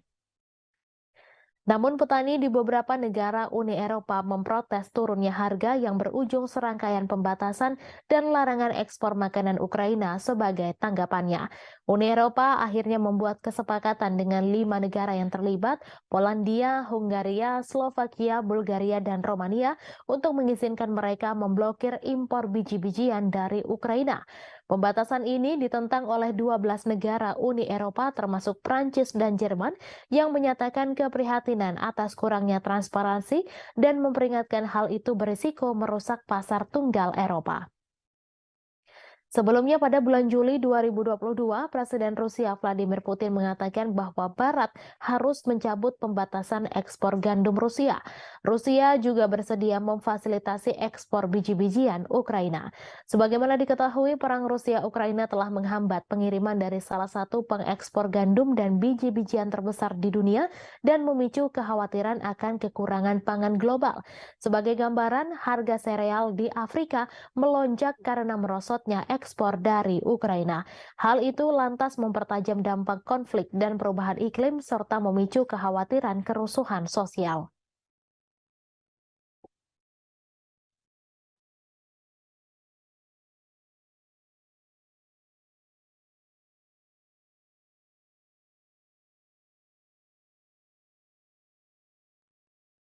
NATO meningkatkan tekanan pada Turki untuk membatalkan keberatannya terhadap keanggotaan Swedia karena organisasi militer tersebut berusaha untuk menangani masalah tersebut pada saat Presiden Amerika Serikat Joe Biden dan rekan-rekannya saat bertemu bulan depan. Aliansi beranggotakan 31 negara itu juga berupaya meningkatkan status non-anggota Ukraina di NATO dan menyiapkan kerangka kerja untuk komitmen keamanan yang dapat ditawarkan setelah perang dengan Rusia berakhir. Sekretaris Jenderal Jens Stoltenberg mengatakan NATO ingin melibatkan Swedia pada saat para pemimpin sekutu bertemu di Lithuania pada 11 hingga 12 Juli. Sekutu juga berharap untuk membuat kemajuan dalam pendanaan jangka panjang dan rencana keamanan untuk Ukraina pada acara yang sama. Ia mengatakan sekutu terus setuju bahwa Ukraina akan menjadi anggota NATO suatu hari nanti, namun aliansi harus memberikan komitmen keamanan dan pendanaan baru yang substansial. Menteri Luar Negeri Amerika Serikat Antony Blinken mengatakan sekutu berfokus untuk membantu Ukraina membangun kapasitas keamanan jangka menengah dan panjangnya, sehingga jika dan ketika agresi saat ini mereda, Ukraina memiliki kapasitas penuh untuk mencegah agresi di masa depan. Khawatir mereka akan menjadi sasaran Moskow setelah Rusia menginvasi Ukraina tahun lalu, Swedia dan Finlandia meninggalkan posisi tradisional non-blok militer mereka untuk mencari perlindungan di bawah payung keamanan NATO. Diketahui Finlandia menjadi negara anggota ke-31 NATO pada bulan April. NATO harus setuju dengan suara bulat bagi negara-negara untuk bergabung. Sementara itu, Swedia yang ingin bergabung masih terkendala persetujuan yang tak kunjung didapatkan dari Turki. Pemerintah Turki menuduh Swedia terlalu toleran terhadap organisasi teroris dan ancaman keamanan termasuk kelompok militan Kurdi dan orang-orang yang terkait dengan upaya kudeta tahun 2016. Hongaria juga telah menunda persetujuannya, namun alasannya belum diumumkan secara jelas. Stoltenberg mengatakan bahwa ia akan melakukan perjalanan ke Ankara untuk membahas persetujuan Turki atas bergabungnya Swedia dengan NATO. Seorang diplomat NATO mengatakan bahwa Stoltenberg dan Presiden Recep Tayyip Erdogan dapat bertemu akhir pekan ini di sela-sela pelantikan pemimpin Turki. Menteri Luar Negeri Swedia Tobias Billström mengatakan bahwa saat ini mulai ratifikasi keanggotaan Swedia di NATO. Ia mengatakan bahwa melarang Swedia bergabung dengan NATO justru adalah sebuah kemenangan bagi Presiden Rusia Vladimir Putin.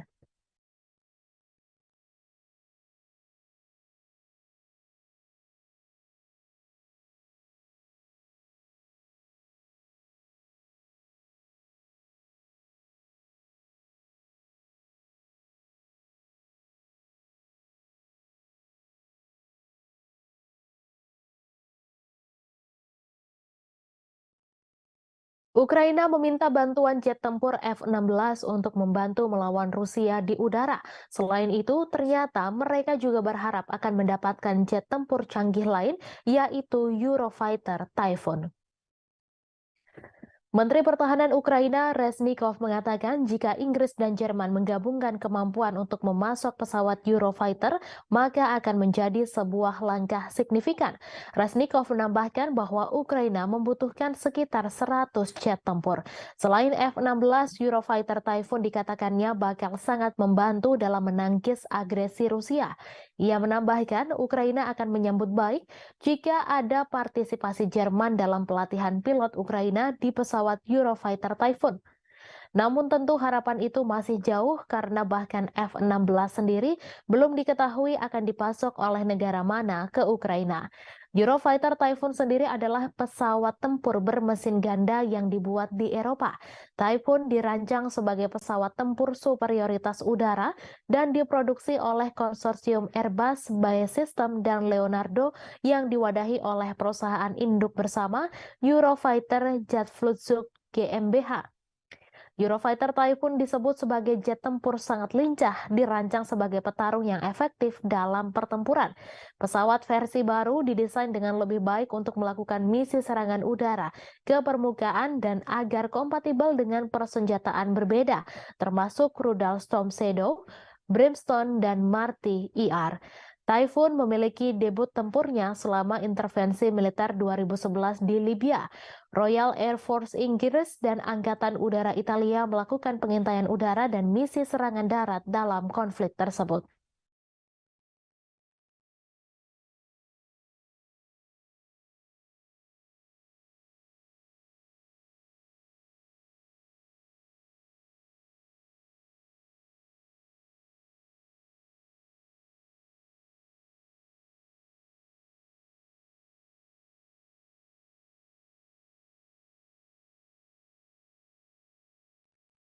Amerika Serikat pada Rabu 31 Mei mengumumkan paket senjata baru senilai 300 juta dolar Amerika Serikat atau 4,49 triliun rupiah kepada Ukraina.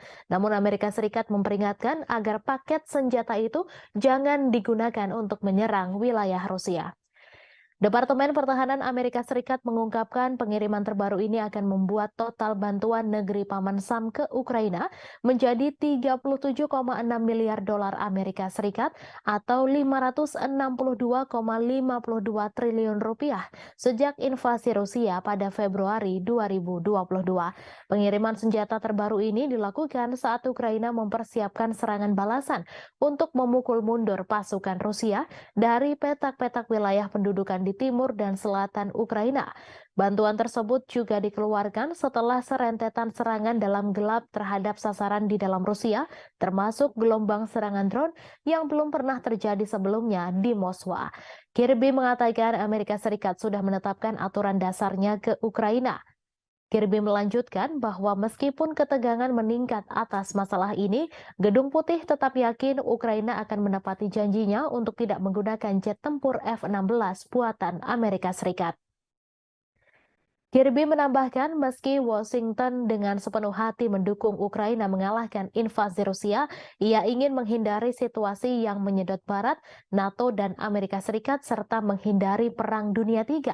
Pentagon mengatakan paket 300 juta dolar AS itu termasuk amunisi untuk sistem pertahanan udara Patriot, rudal pertahanan udara AM-7, sistem pertahanan udara Avenger, dan rudal anti pesawat Stinger. Juga bagian dari paket adalah amunisi untuk sistem roket artileri mobilitas tinggi atau HIMARS, peluru artileri 155 mm dan 105 mm, amunisi tank 105 mm, serta roket pesawat Zuni. Amerika Serikat juga turut mengirim lebih dari 30 juta butir amunisi senjata kecil ke Ukraina.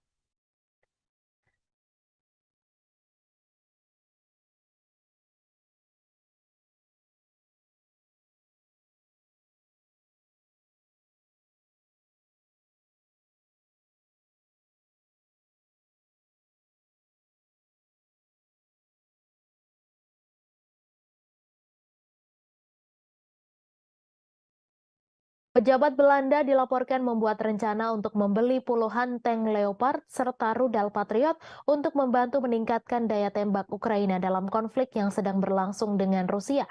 Kabinet Belanda bertujuan untuk membeli macan tutul dari pabrikan milik negara Swiss Ruah. Kesepakatan itu akan membutuhkan persetujuan dari pemerintah Swiss yang berusaha menjaga netralitas di tengah konflik Rusia-Ukraina. Dilansir dari RT.com, Amsterdam bergabung dengan Jerman dan Denmark pada bulan Februari untuk membeli setidaknya 100 tank tempur Leopard 1A5 untuk Ukraina dari pabrikan Jerman. Surat kabar Swiss melaporkan bahwa Belanda berusaha untuk membeli 96 Leopard 1 versi tank yang lebih tua dari Ruach. Pada saat yang sama, Belanda ingin menyediakan lebih banyak rudal atau suku cadang Patriot untuk mengoperasikannya untuk membantu meningkatkan pertahanan udara Ukraina. Anggota NATO itu sebelumnya memberi Kiev 2 peluncur Patriot dan sejumlah rudal. Namun ia menambahkan bahwa mengingat kebutuhan keamanan Belanda sendiri, tentunya tidak dapat memberikan semuanya pada Ukraina. Ia menyerukan lebih banyak negara untuk bergabung dengan koalisi negara-negara yang memasok rudal Patriot ke Ukraina. Anggota parlemen Jerman pekan lalu menyetujui pembelian 18 tank Leopard 2A8 dan 12 howitzer Panzerhaubitze 2000 untuk menggantikan stok senjata yang dikirim ke Kiev. Kesepakatan itu dilaporkan mencakup opsi untuk membeli 105 macan tutul tambahan. Paket bantuan terbaru Berlin untuk Ukraina mencakup 30 tank Leopard 1. Sebagaimana diketahui, Ukraina telah berulang kali mengatakan bahwa pasokan senjata berat asing sangat penting untuk keberhasilan serangan balasan yang direncanakan. Sementara itu, Moskow telah memperingatkan bahwa tank-tank yang dikirim Barat dan sistem lainnya akan diperlakukan sebagai target yang sah di medan perang.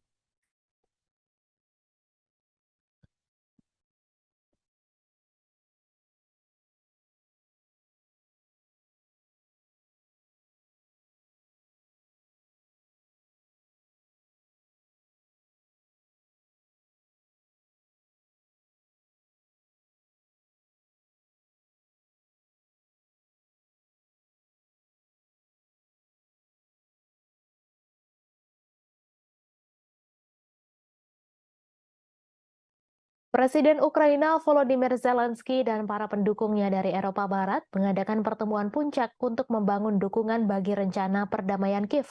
Rencana tersebut dianggap tidak dapat diterima oleh Rusia. Presiden Prancis Emmanuel Macron telah menawarkan untuk menjadi tuan rumah KTT di Paris, sementara Denmark dan Swedia juga mengajukan diri sebagai tuan rumah. Meskipun tidak ada daftar tamu yang muncul, para pejabat Eropa dilaporkan telah menjangkau Brazil, India, Cina, dan negara-negara non-barat lainnya. Seorang diplomat anonim menyatakan bahwa Rusia tidak akan diundang dalam agenda tersebut. Sebelumnya, Rusia juga telah dengan tegas menolak apa yang disebut rencana kecepatan Ukraina. Diterbitkan akhir tahun lalu, rencana tersebut menuntut agar Rusia menyerahkan kembali wilayah Donetsk, Lugansk, Kherson, dan Zaporizhzhia ke Kiev, sementara juga melepaskan kendali Crimea yang memilih untuk bergabung dengan Federasi Rusia pada tahun 2014. Rencana tersebut juga menuntut Rusia membayar ganti rugi ke Ukraina dan menyerahkan pejabatnya untuk menghadapi pengadilan internasional. Sangat tidak mungkin bahwa pertemuan puncak yang tidak diundang Rusia yang diselenggarakan oleh negara-negara yang saat ini membiayai militer Ukraina akan mengubah pikiran di Kremlin. Menteri Luar Negeri Rusia, Sergei Lavrov, menyatakan pekan lalu bahwa rencana Ukraina pada dasarnya melibatkan kapitulasi Rusia. Proses perdamaian diakui tidak mungkin terjadi tanpa keterlibatan seluruh dunia, termasuk para pemimpin Global South. Zelensky juga baru-baru ini membuat tawaran ke dunia non-barat, berpidato di Liga Arab di Arab Saudi bulan ini dan berbicara dengan bahasa Cina. Namun penjangkauan ini kadang terkesan kaku dengan Zelensky menuduh anggota Liga Arab mengalah pada pengaruh Rusia sebelum melewatkan pertemuan dengan Presiden Brasil Luiz Inácio Lula da Silva di KTT G7 di Jepang. Bulan lalu, penasehat utama Zelensky, Mikhail Podolyak, menuntut Cina membuat pilihan untuk mendukung Ukraina dan Barat atau kehilangan pengaruhnya dalam urusan dunia. Padahal Cina telah merilis rencana perdamaian 12 poinnya sendiri yang meskipun ditolak oleh Amerika Serikat dan sekutu NATO-nya telah mendapat dukungan di banyak dunia termasuk Rusia. Gadis berusia 11 tahun menjadi korban setelah Rusia melancarkan serangan rudal ke ibu kota Ukraina Kiev pada Kamis 1 Juni kemarin. Gadis tersebut tewas bersama ibunya yang berusia 34 tahun dan seorang wanita berusia 33 tahun. Dikutip dari AFP, total korban tewas akibat serangan rudal Rusia ini mencapai 3 orang. Selain itu, sebanyak 11 orang dilaporkan terluka di distrik Desnyansky dan Dnipropetrovsk Timur. Sebelumnya, pejabat di Ukraina menyebut 2 bocah dinyatakan tewas, namun pernyataan tersebut segera direvisi. Serangan ini menjadi serangan keempat dalam minggu ini dan telah terjadi 17 serangan sepanjang bulan Mei di Kiev. Gambar yang dibagikan oleh otoritas militer setempat menunjukkan tim penyelamat merawat orang-orang serta bangunan yang rusak. Dalam sejumlah postingan di Telegram, Wali Kota Kiev Vitali Klitschko mengatakan serangkaian ledakan telah terjadi di kota tersebut dan telah ditangani oleh penyelamat puing-puing yang berjatuhan dan kebakaran. Sementara itu, para pejabat yang didukung Rusia di wilayah Luhansk Timur Ukraina mengatakan 5 orang telah tewas dan 19 lainnya terluka oleh penembakan Ukraina di sebuah peternakan unggas pada hari Rabu. Kemudian pada Kamis pagi, Gubernur wilayah Belgorod, Rusia Barat yang berbatasan dengan Ukraina mengatakan sedikitnya 2 orang terluka dalam serangan di ibu kota Shebekino yang ia tuduh dilakukan oleh pasukan Ukraina. Presiden Prancis Emmanuel Macron berpendapat bahwa Ukraina melindungi Eropa dan harus diberikan jaminan keamanan oleh NATO. Ia menambahkan bahwa akan menjadi kepentingan anggota NATO untuk memberikan jaminan tersebut, sementara Kiev menunggu persetujuan untuk bergabung dengan aliansi militer Barat. Prancis dan kekuatan Barat lainnya telah memberikan bantuan militer senilai miliaran dolar ke Ukraina sejak konflik dengan Rusia dimulai pada Februari 2022. Namun mereka berhenti menawarkan perlindungan menyeluruh yang diberikan kepada anggota NATO. Pasal 5 Perjanjian Pendirian Blok menetapkan bahwa serangan terhadap satu anggota dianggap sebagai serangan terhadap semua anggota.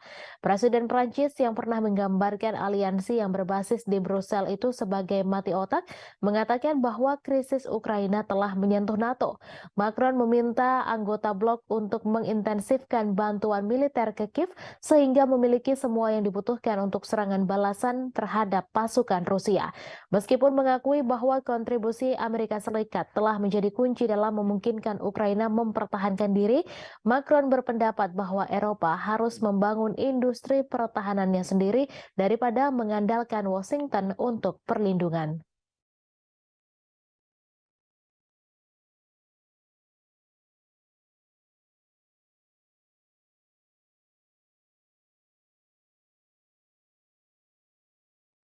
Seorang militan yang mengenakan lambang kartel Teluk Meksiko membawa peluncur rudal anti-tank buatan Amerika Serikat. Senjata itu diduga adalah Javelin yang ribuan unit diantaranya dikirim ke Ukraina oleh Pentagon. Rekaman itu difilmkan di Matamoros pada Senin 29 Mei dan ditayangkan oleh saluran berita Milenio TV. Rekaman itu menunjukkan seorang pria dengan lambang CDG bersenjatakan senapan Kalashnikov dan rudal yang mereka sebut FGM-148 buatan Raytheon. Lebih dari 10.000 Javelin dari persediaan Pentagon telah dikirim ke Ukraina sejak Februari lalu, di mana militer Amerika Serikat justru mulai kehabisan rudal itu sendiri. Presenter Milenio Azucena Yuresti mencatat di Twitter bahwa perkiraan nilai peluncur Javelin di pasar gelap berkisar antara 20.000 USD hingga 60.000 USD, sedangkan biaya rata-rata satu misil adalah sekitar 30.000 USD. Pakar militer percaya bahwa senjata dalam rekaman Milenio sebenarnya adalah AT-4, peluncur anti-tank sekali pakai buatan Swedia yang juga digunakan militer Amerika Serikat dan juga dipasok ke Ukraina dalam jumlah ribuan. Diketahui Rusia telah berulang kali memperingatkan Amerika Serikat dan sekutunya untuk tidak memberi dukungan Ukraina dengan senjata dan amunisi. Karena hal ini eskalasi konflik yang akan mengakibatkan senjata berakhir kriminal. Investigasi RT pada Juli 2022 menemukan berbagai senjata yang dipasok Barat, termasuk roket anti-tank untuk dijual di web gelap. Beberapa bulan kemudian, juru bicara Kementerian Luar Negeri Rusia Maria Zakharova memperingatkan senjata barat senilai 1 miliar USD per bulan berakhir di tangan teroris, ekstremis, dan kelompok kriminal di Timur Tengah, Afrika Tengah, dan Asia Tenggara. Kiev mengecam ini sebagai propaganda dan bersikeras semuanya telah diperhitungkan. Outlet Amerika Serikat CBS menyensor film dokumenter mereka tentang pasokan senjata ke Ukraina setelah pemerintah di Kiev keberatan. Bulan lalu, jurnalis investigasi veteran Seymour Hersh mengatakan Barat sadar senjatanya berakhir di pasar gelap. Namun pemerintah tidak peduli karena mempersenjatai Ukraina lebih penting bagi mereka.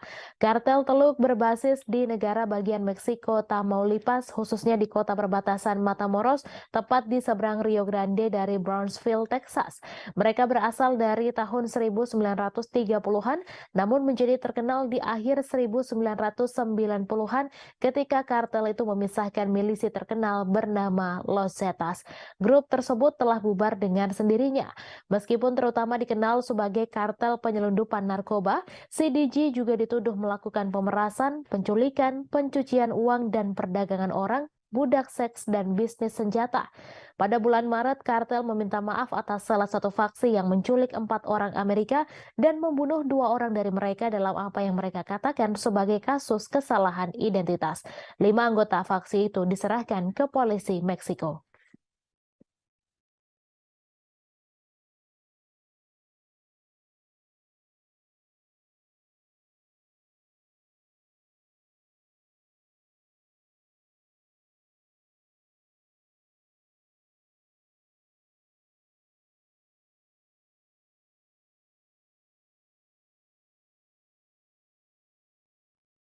Pasukan gabungan Rusia pada Kamis 1 Juni membunuh 30 orang penyusup yang berupaya melancarkan serangan di wilayah Belgorod.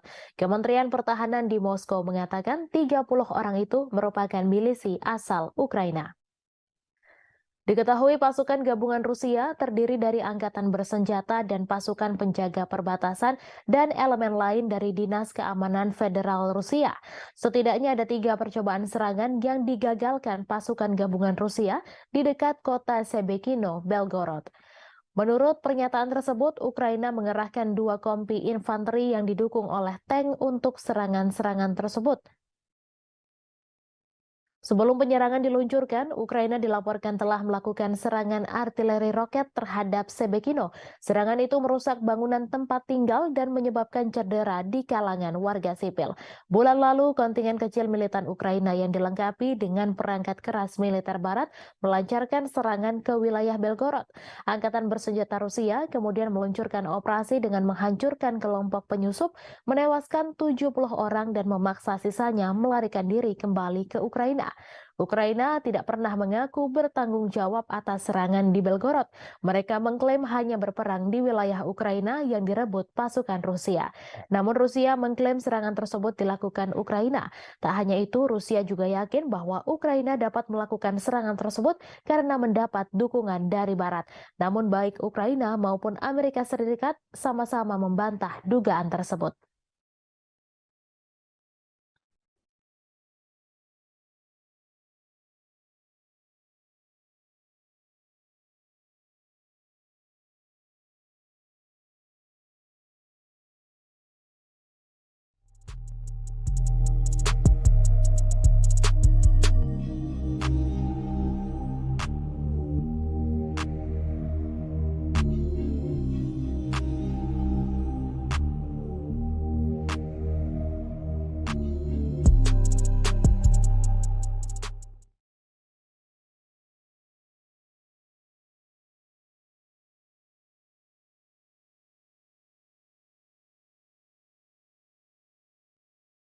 Sekjen NATO Jens Stoltenberg pada Kamis 1 Juni mengatakan semua sekutu telah setuju Ukraina bergabung dengan aliansi.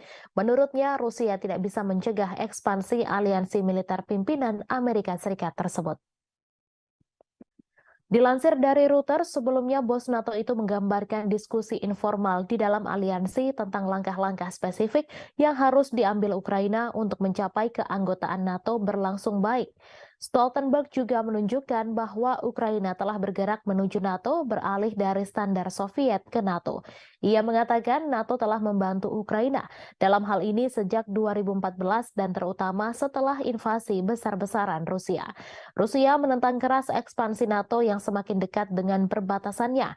Upaya ekspansi NATO ini telah dijadikan salah satu dalih Moskow menginvasi Ukraina. Sejak Rusia menginvasi Ukraina Februari tahun lalu, dua negara netral Finlandia dan Swedia mengajukan diri menjadi anggota baru NATO. Baru Finlandia yang secara resmi diterima, sedangkan Swedia masih menunggu persetujuan Turki yang hingga kini masih keberatan. Bulan lalu, kabar Ukraina akan bergabung dengan NATO juga sudah diserukan. Perdana Menteri Hungaria Viktor Orban kaget setengah mati setelah tahu NATO setuju menjadikan Ukraina sebagai anggota. Orban pun mengungkapkan kekagetannya hanya dengan satu tulisan pada cuitannya di Twitter. Diketahui, NATO merupakan aliansi militer dari 31 negara yang kebanyakan berasal dari Eropa.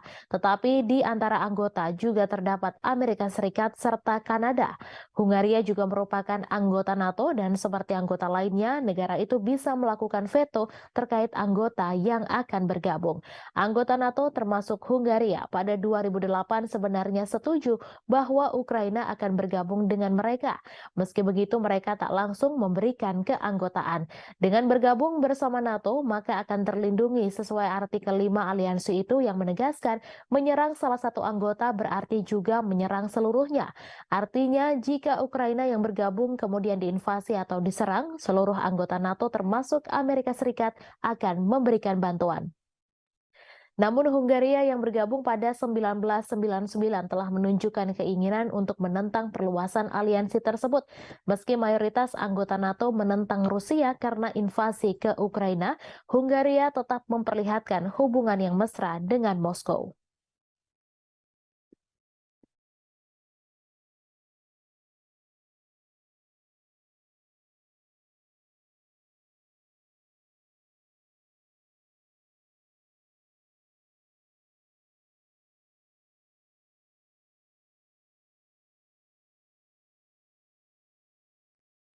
Presiden Amerika Serikat Joe Biden telah menyetujui paket bantuan militer baru untuk Ukraina yang berjumlah hingga 300 juta USD.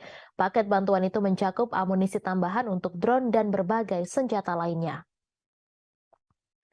Para pejabat Amerika Serikat mengatakan tidak ada dugaan bahwa drone atau amunisi buatan Amerika Serikat digunakan dalam serangan Moskow yang disalahkan Kremlin atas Ukraina. Pemerintahan Biden mengatakan telah menjelaskan kepada Ukraina bahwa senjata buatan Amerika Serikat tidak boleh digunakan untuk serangan di dalam wilayah Rusia.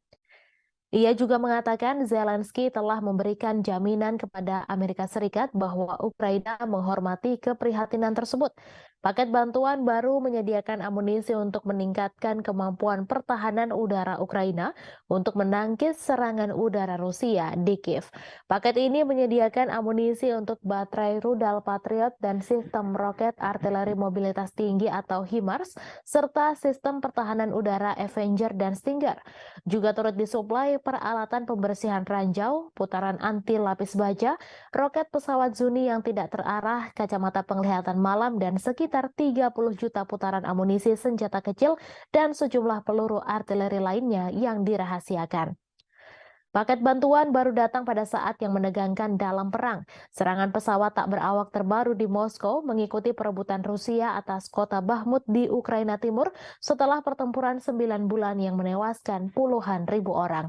Ukraina juga menunjukkan tanda-tanda bahwa serangan balasan musim semi yang telah lama ditunggu-tunggu mungkin sudah berlangsung. Kementerian Pertahanan Rusia mengatakan 5 drone ditembak jatuh di Moskow dan sistem 3 lainnya macet menyebabkan mereka menyimpang dari jalur. Presiden Vladimir Putin menyebutnya sebagai tindakan teroris oleh Kiev. Diketahui Amerika Serikat telah memberikan lebih dari 37,6 miliar dolar senjata dan peralatan lainnya ke Ukraina sejak serangan Rusia pada Februari 2022.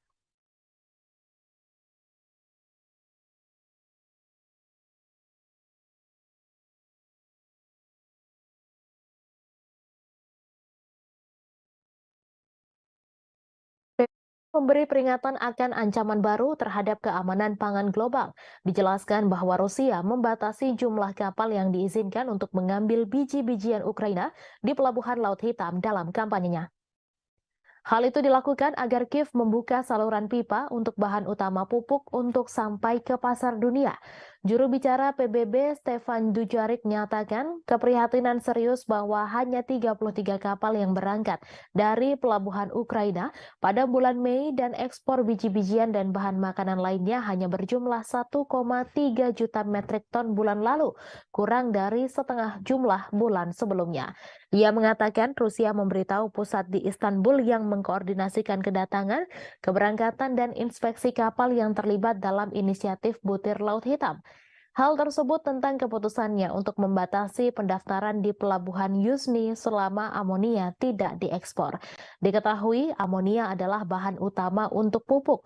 Moskow ingin Ukraina membuka saluran pipa dari kota Rusia Togliatti ke pelabuhan Ukraina Odessa yang digunakan sebelum perang untuk mengirimkan amonia ke pelanggan globalnya.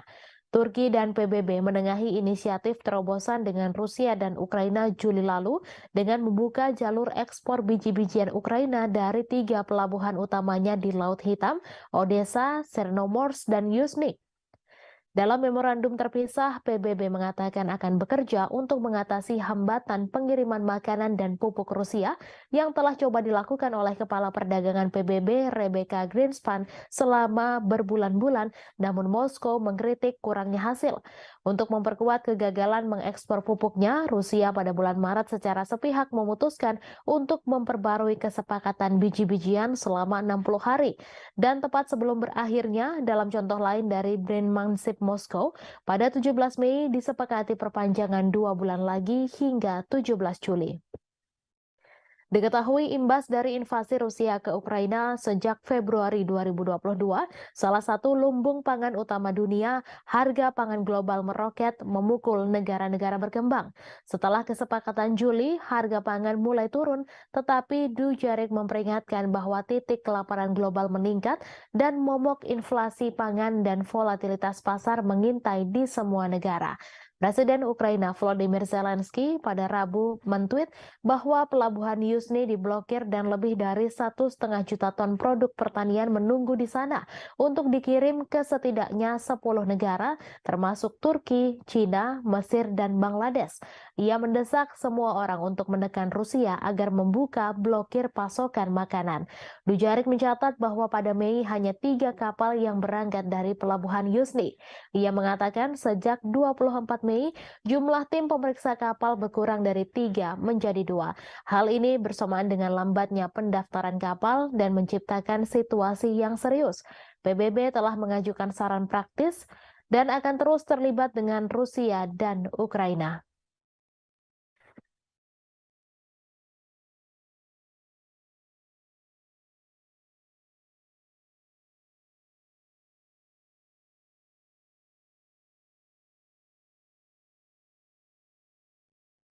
Ukraina pada Rabu 31 Mei memperingatkan larangan ekspor biji-bijian yang diberlakukan beberapa negara Uni Eropa justru membantu Presiden Rusia Vladimir Putin memecah belah Eropa. Diketahui beberapa negara tetangga Ukraina, termasuk sekutu setianya yaitu Polandia, memberlakukan pembatasan sementara pada produk pertanian Kiev sejak bulan lalu. Komisaris Pertanian Eropa Janusz Wojciechowski pada Selasa 30 Mei menyerukan pembatasan impor biji-bijian yang diberlakukan oleh beberapa negara Uni Eropa diperpanjang setidaknya sampai akhir Oktober. Pembatasan yang berlaku saat ini akan berakhir pada 5 Juni 2023. Diketahui invasi Rusia tahun lalu sangat membatasi ekspor tradisional biji-bijian Ukraina melalui Laut Hitam, sehingga pengiriman harus dialihkan ke darat melalui negara-negara tetangga Ukraina. Para anggota Uni Eropa setuju mengizinkan impor produk tertentu dari Ukraina tanpa batasan kuantitatif dan tanpa bea cukai serta inspeksi resmi. Namun petani di beberapa negara Uni Eropa memprotes turunnya harga yang berujung serangkaian pembatasan dan larangan ekspor makanan Ukraina sebagai tanggapannya. Uni Eropa akhirnya membuat kesepakatan dengan 5 negara yang terlibat, Polandia, Hungaria, Slovakia, Bulgaria, dan Romania untuk mengizinkan mereka memblokir impor biji-bijian dari Ukraina. Pembatasan ini ditentang oleh 12 negara Uni Eropa termasuk Prancis dan Jerman yang menyatakan keprihatinan atas kurangnya transparansi dan memperingatkan hal itu berisiko merusak pasar tunggal Eropa. Sebelumnya pada bulan Juli 2022, Presiden Rusia Vladimir Putin mengatakan bahwa Barat harus mencabut pembatasan ekspor gandum Rusia. Rusia juga bersedia memfasilitasi ekspor biji-bijian Ukraina. Sebagaimana diketahui, perang Rusia-Ukraina telah menghambat pengiriman dari salah satu pengekspor gandum dan biji-bijian terbesar di dunia dan memicu kekhawatiran akan kekurangan pangan global. Sebagai gambaran, harga sereal di Afrika melonjak karena merosotnya ekspor dari Ukraina. Hal itu lantas mempertajam dampak konflik dan perubahan iklim serta memicu kekhawatiran kerusuhan sosial.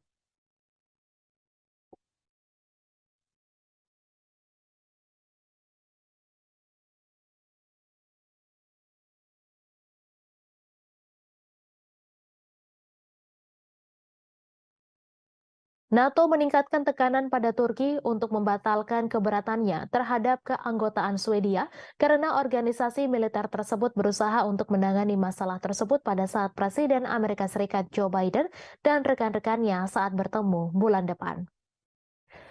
Aliansi beranggotakan 31 negara itu juga berupaya meningkatkan status non-anggota Ukraina di NATO dan menyiapkan kerangka kerja untuk komitmen keamanan yang dapat ditawarkan setelah perang dengan Rusia berakhir. Sekretaris Jenderal Jens Stoltenberg mengatakan NATO ingin melibatkan Swedia pada saat para pemimpin sekutu bertemu di Lithuania pada 11 hingga 12 Juli.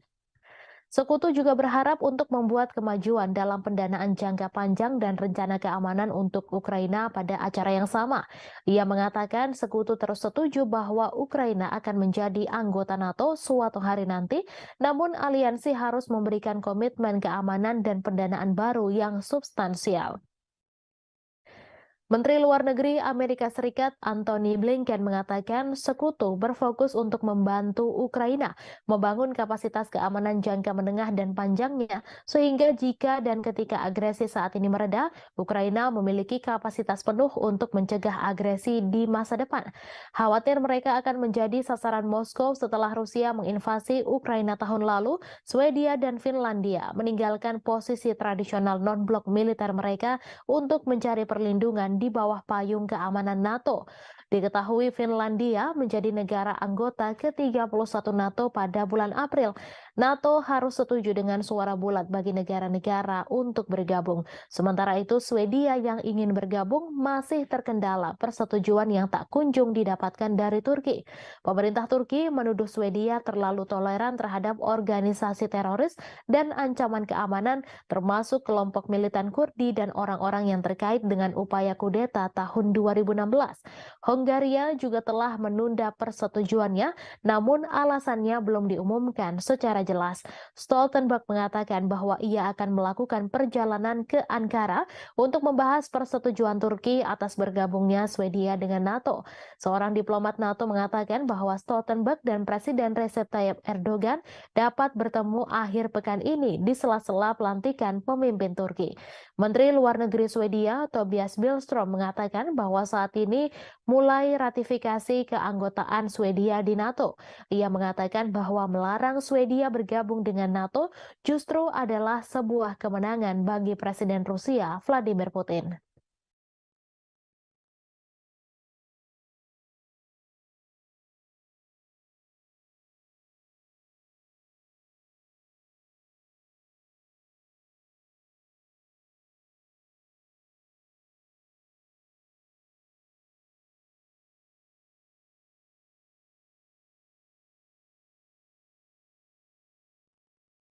Ukraina meminta bantuan jet tempur F-16 untuk membantu melawan Rusia di udara.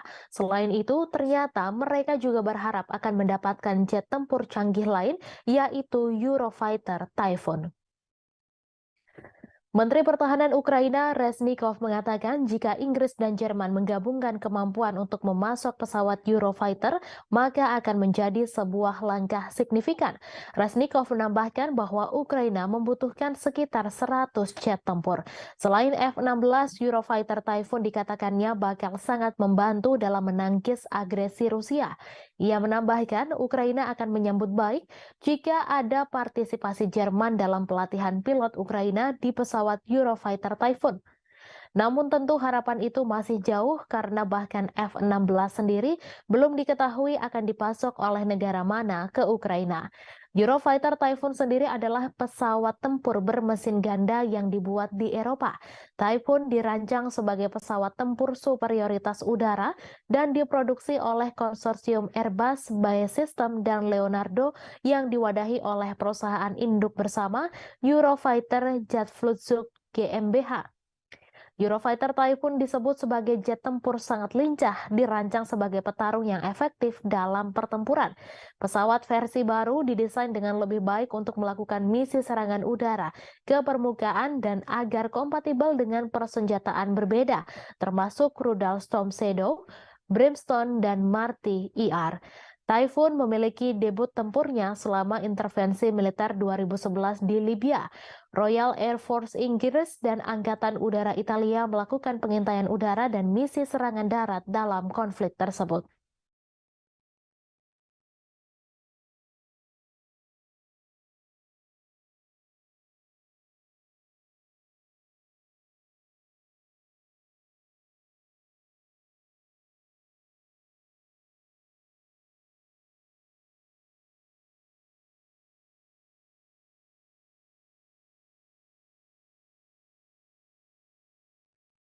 Amerika Serikat pada Rabu 31 Mei mengumumkan paket senjata baru senilai 300 juta dolar Amerika Serikat atau 4,49 triliun rupiah kepada Ukraina. Namun Amerika Serikat memperingatkan agar paket senjata itu jangan digunakan untuk menyerang wilayah Rusia.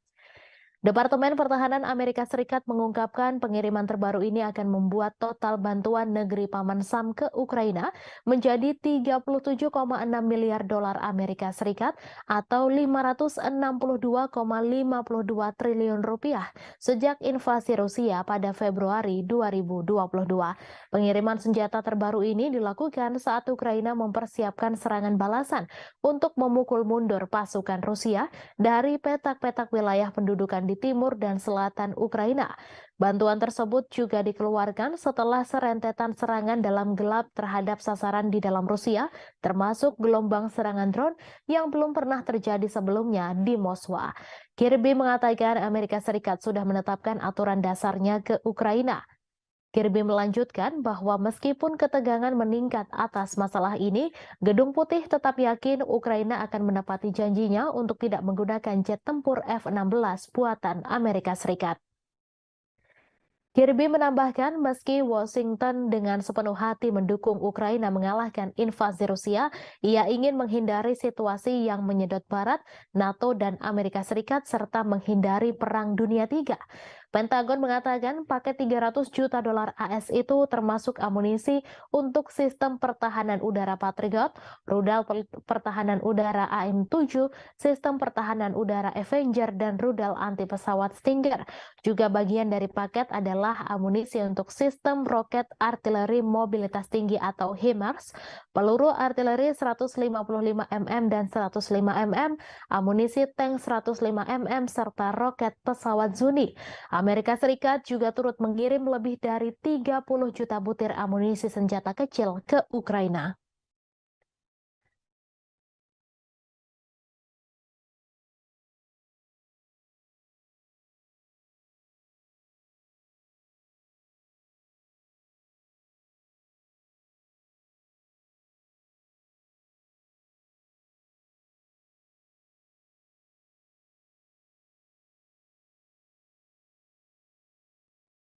Pejabat Belanda dilaporkan membuat rencana untuk membeli puluhan tank Leopard serta rudal Patriot untuk membantu meningkatkan daya tembak Ukraina dalam konflik yang sedang berlangsung dengan Rusia. Kabinet Belanda bertujuan untuk membeli macan tutul dari pabrikan milik negara Swiss Ruach. Kesepakatan itu akan membutuhkan persetujuan dari pemerintah Swiss yang berusaha menjaga netralitas di tengah konflik Rusia-Ukraina. Dilansir dari RT.com, Amsterdam bergabung dengan Jerman dan Denmark pada bulan Februari untuk membeli setidaknya 100 tank tempur Leopard 1A5 untuk Ukraina dari pabrikan Jerman. Surat kabar Swiss melaporkan bahwa Belanda berusaha untuk membeli 96 Leopard 1 versi tank yang lebih tua dari Ruach. Pada saat yang sama, Belanda ingin menyediakan lebih banyak rudal atau suku cadang Patriot untuk mengoperasikannya untuk membantu meningkatkan pertahanan udara Ukraina. Anggota NATO itu sebelumnya memberi Kiev 2 peluncur Patriot dan sejumlah rudal. Namun ia menambahkan bahwa mengingat kebutuhan keamanan Belanda sendiri, tentunya tidak dapat memberikan semuanya pada Ukraina. Ia menyerukan lebih banyak negara untuk bergabung dengan koalisi negara-negara yang memasok rudal Patriot ke Ukraina. Anggota parlemen Jerman pekan lalu menyetujui pembelian 18 tank Leopard 2A8 dan 12 howitzer Panzerhaubitze 2000 untuk menggantikan stok senjata yang dikirim ke Kiev. Kesepakatan itu dilaporkan mencakup opsi untuk membeli 105 macan tutul tambahan. Paket bantuan terbaru Berlin untuk Ukraina mencakup 30 tank Leopard 1. Sebagaimana diketahui, Ukraina telah berulang kali mengatakan bahwa pasokan senjata berat asing sangat penting untuk keberhasilan serangan balasan yang direncanakan. Sementara itu, Moskow telah memperingatkan bahwa tank-tank yang dikirim Barat dan sistem lainnya akan diperlakukan sebagai target yang sah di medan perang.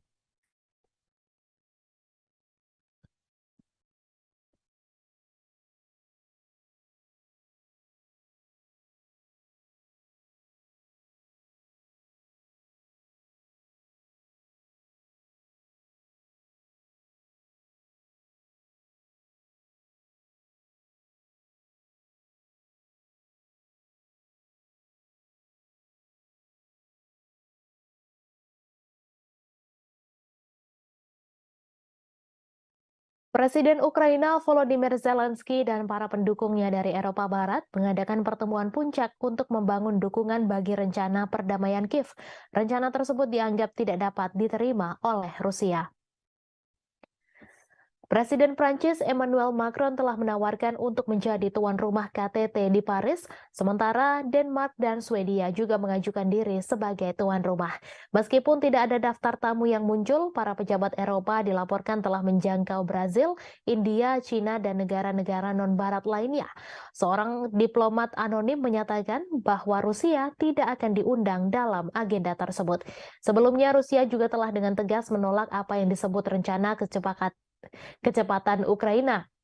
Diterbitkan akhir tahun lalu, rencana tersebut menuntut agar Rusia menyerahkan kembali wilayah Donetsk, Lugansk, Kherson, dan Zaporizhzhia ke Kiev, sementara juga melepaskan kendali Crimea yang memilih untuk bergabung dengan Federasi Rusia pada tahun 2014. Rencana tersebut juga menuntut Rusia membayar ganti rugi ke Ukraina dan menyerahkan pejabatnya untuk menghadapi pengadilan internasional. Sangat tidak mungkin bahwa pertemuan puncak yang tidak diundang Rusia yang diselenggarakan oleh negara-negara yang saat ini membiayai militer Ukraina akan mengubah pikiran di Kremlin. Menteri Luar Negeri Rusia, Sergei Lavrov, menyatakan pekan lalu bahwa rencana Ukraina pada dasarnya melibatkan kapitulasi Rusia. Proses perdamaian diakui tidak mungkin terjadi tanpa keterlibatan seluruh dunia, termasuk para pemimpin Global South. Zelensky juga baru-baru ini membuat tawaran ke dunia non-barat, berpidato di Liga Arab di Arab Saudi bulan ini dan berbicara dengan bahasa Cina. Namun penjangkauan ini kadang terkesan kaku dengan Zelensky menuduh anggota Liga Arab mengalah pada pengaruh Rusia sebelum melewatkan pertemuan dengan Presiden Brasil Luiz Inácio Lula da Silva di KTT G7 di Jepang. Bulan lalu, penasehat utama Zelensky, Mikhail Podolyak, menuntut Cina membuat pilihan untuk mendukung Ukraina dan Barat atau kehilangan pengaruhnya dalam urusan dunia. Padahal Cina telah merilis rencana perdamaian 12 poinnya sendiri yang meskipun ditolak oleh Amerika Serikat dan sekutu NATO-nya telah mendapat dukungan di banyak dunia termasuk Rusia. Gadis berusia 11 tahun menjadi korban setelah Rusia melancarkan serangan rudal ke ibu kota Ukraina Kiev pada Kamis 1 Juni kemarin. Gadis tersebut tewas bersama ibunya yang berusia 34 tahun dan seorang wanita berusia 33 tahun. Dikutip dari AFP, total korban tewas akibat serangan rudal Rusia ini mencapai 3 orang. Selain itu, sebanyak 11 orang dilaporkan terluka di distrik Desnyansky dan Dnipropetrovsk Timur. Sebelumnya, pejabat di Ukraina menyebut 2 bocah dinyatakan tewas, namun pernyataan tersebut segera direvisi.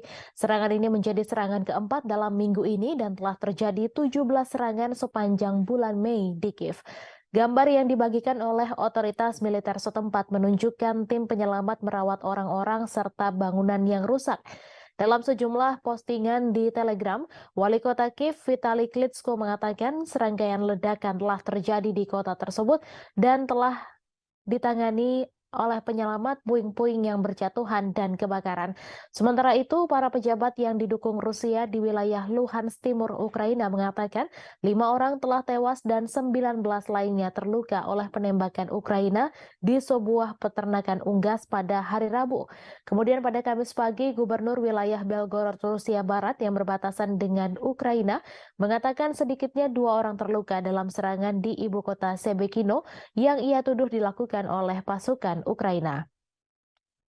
Presiden Prancis Emmanuel Macron berpendapat bahwa Ukraina melindungi Eropa dan harus diberikan jaminan keamanan oleh NATO. Ia menambahkan bahwa akan menjadi kepentingan anggota NATO untuk memberikan jaminan tersebut, sementara Kiev menunggu persetujuan untuk bergabung dengan aliansi militer Barat. Prancis dan kekuatan Barat lainnya telah memberikan bantuan militer senilai miliaran dolar ke Ukraina sejak konflik dengan Rusia dimulai pada Februari 2022. Namun mereka berhenti menawarkan perlindungan menyeluruh yang diberikan kepada anggota NATO. Pasal 5 Perjanjian Pendirian Blok menetapkan bahwa serangan terhadap satu anggota dianggap sebagai serangan terhadap semua anggota. Presiden Prancis yang pernah menggambarkan aliansi yang berbasis di Brussel itu sebagai mati otak mengatakan bahwa krisis Ukraina telah menyentuh NATO. Macron meminta anggota blok untuk mengintensifkan bantuan militer ke Kiev sehingga memiliki semua yang dibutuhkan untuk serangan balasan terhadap pasukan Rusia. Meskipun mengakui bahwa kontribusi Amerika Serikat telah menjadi kunci dalam memungkinkan Ukraina mempertahankan diri, Macron berpendapat bahwa Eropa harus membangun industri pertahanannya sendiri daripada mengandalkan Washington untuk perlindungan.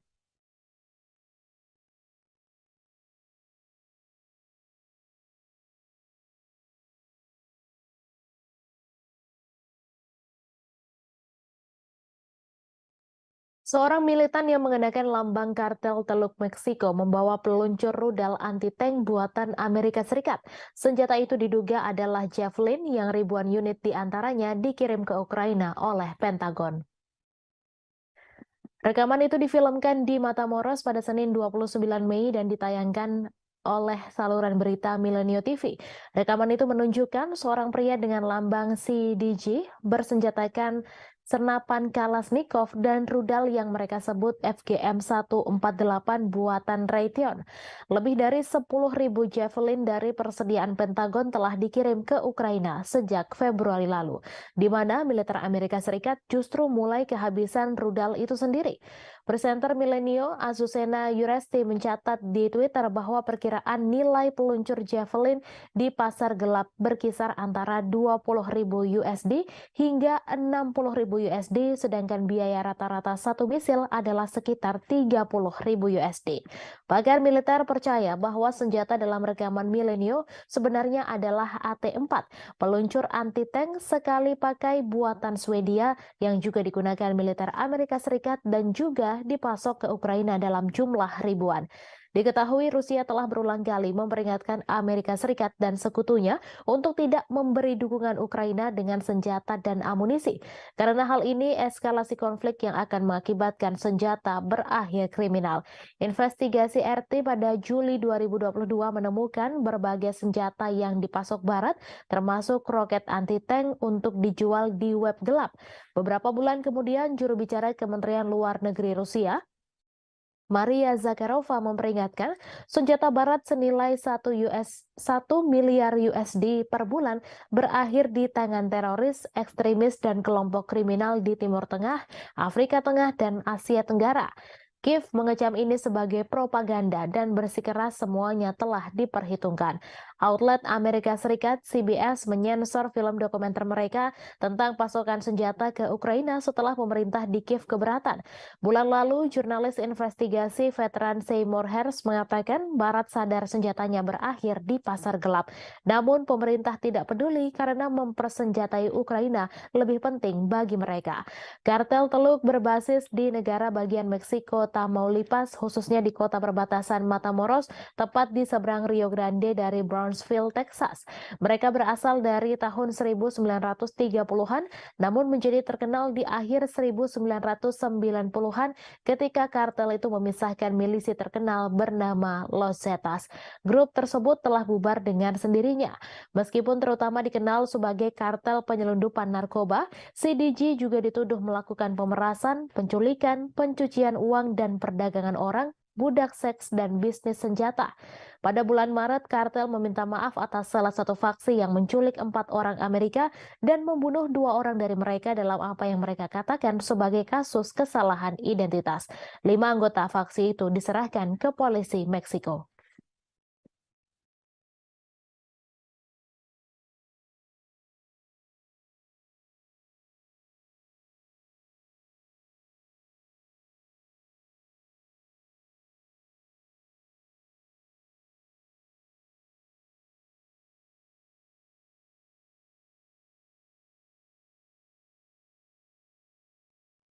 Pasukan gabungan Rusia pada Kamis 1 Juni membunuh 30 orang penyusup yang berupaya melancarkan serangan di wilayah Belgorod. Kementerian Pertahanan di Moskow mengatakan 30 orang itu merupakan milisi asal Ukraina. Diketahui pasukan gabungan Rusia terdiri dari angkatan bersenjata dan pasukan penjaga perbatasan dan elemen lain dari Dinas Keamanan Federal Rusia. Setidaknya ada 3 percobaan serangan yang digagalkan pasukan gabungan Rusia di dekat kota Sebekino, Belgorod. Menurut pernyataan tersebut, Ukraina mengerahkan 2 kompi infanteri yang didukung oleh tank untuk serangan-serangan tersebut. Sebelum penyerangan diluncurkan, Ukraina dilaporkan telah melakukan serangan artileri roket terhadap Sebekino. Serangan itu merusak bangunan tempat tinggal dan menyebabkan cedera di kalangan warga sipil. Bulan lalu, kontingen kecil militan Ukraina yang dilengkapi dengan perangkat keras militer barat melancarkan serangan ke wilayah Belgorod. Angkatan bersenjata Rusia kemudian meluncurkan operasi dengan menghancurkan kelompok penyusup, menewaskan 70 orang dan memaksa sisanya melarikan diri kembali ke Ukraina. Ukraina tidak pernah mengaku bertanggung jawab atas serangan di Belgorod. Mereka mengklaim hanya berperang di wilayah Ukraina yang direbut pasukan Rusia. Namun Rusia mengklaim serangan tersebut dilakukan Ukraina. Tak hanya itu, Rusia juga yakin bahwa Ukraina dapat melakukan serangan tersebut karena mendapat dukungan dari Barat. Namun baik Ukraina maupun Amerika Serikat sama-sama membantah dugaan tersebut.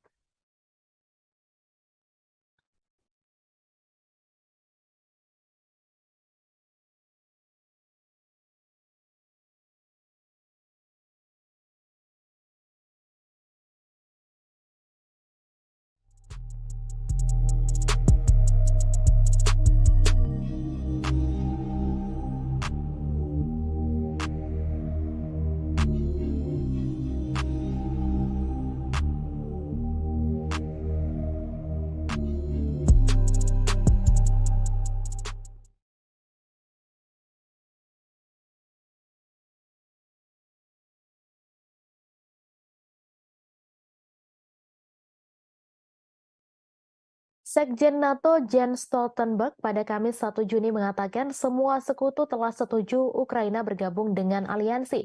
Menurutnya, Rusia tidak bisa mencegah ekspansi aliansi militer pimpinan Amerika Serikat tersebut. Dilansir dari Reuters, sebelumnya bos NATO itu menggambarkan diskusi informal di dalam aliansi tentang langkah-langkah spesifik yang harus diambil Ukraina untuk mencapai keanggotaan NATO berlangsung baik. Stoltenberg juga menunjukkan bahwa Ukraina telah bergerak menuju NATO beralih dari standar Soviet ke NATO. Ia mengatakan NATO telah membantu Ukraina dalam hal ini sejak 2014 dan terutama setelah invasi besar-besaran Rusia. Rusia menentang keras ekspansi NATO yang semakin dekat dengan perbatasannya. Upaya ekspansi NATO ini telah dijadikan salah satu dalih Moskow menginvasi Ukraina. Sejak Rusia menginvasi Ukraina Februari tahun lalu, dua negara netral Finlandia dan Swedia mengajukan diri menjadi anggota baru NATO. Baru Finlandia yang secara resmi diterima, sedangkan Swedia masih menunggu persetujuan Turki yang hingga kini masih keberatan. Bulan lalu, kabar Ukraina akan bergabung dengan NATO juga sudah diserukan. Perdana Menteri Hungaria Viktor Orban kaget setengah mati setelah tahu NATO setuju menjadikan Ukraina sebagai anggota. Orban pun mengungkapkan kekagetannya hanya dengan satu tulisan pada cuitannya di Twitter. Diketahui, NATO merupakan aliansi militer dari 31 negara yang kebanyakan berasal dari Eropa. Tetapi di antara anggota juga terdapat Amerika Serikat serta Kanada. Hungaria juga merupakan anggota NATO dan seperti anggota lainnya, negara itu bisa melakukan veto terkait anggota yang akan bergabung. Anggota NATO termasuk Hungaria pada 2008 sebenarnya setuju bahwa Ukraina akan bergabung dengan mereka. Meski begitu, mereka tak langsung memberikan keanggotaan. Dengan bergabung bersama NATO, maka akan terlindungi sesuai artikel 5 aliansi itu yang menegaskan menyerang salah satu anggota berarti juga menyerang seluruhnya. Artinya, jika Ukraina yang bergabung kemudian diinvasi atau diserang, seluruh anggota NATO termasuk Amerika Serikat akan memberikan bantuan. Namun Hungaria yang bergabung pada 1999 telah menunjukkan keinginan untuk menentang perluasan aliansi tersebut. Meski mayoritas anggota NATO menentang Rusia karena invasi ke Ukraina, Hungaria tetap memperlihatkan hubungan yang mesra dengan Moskow.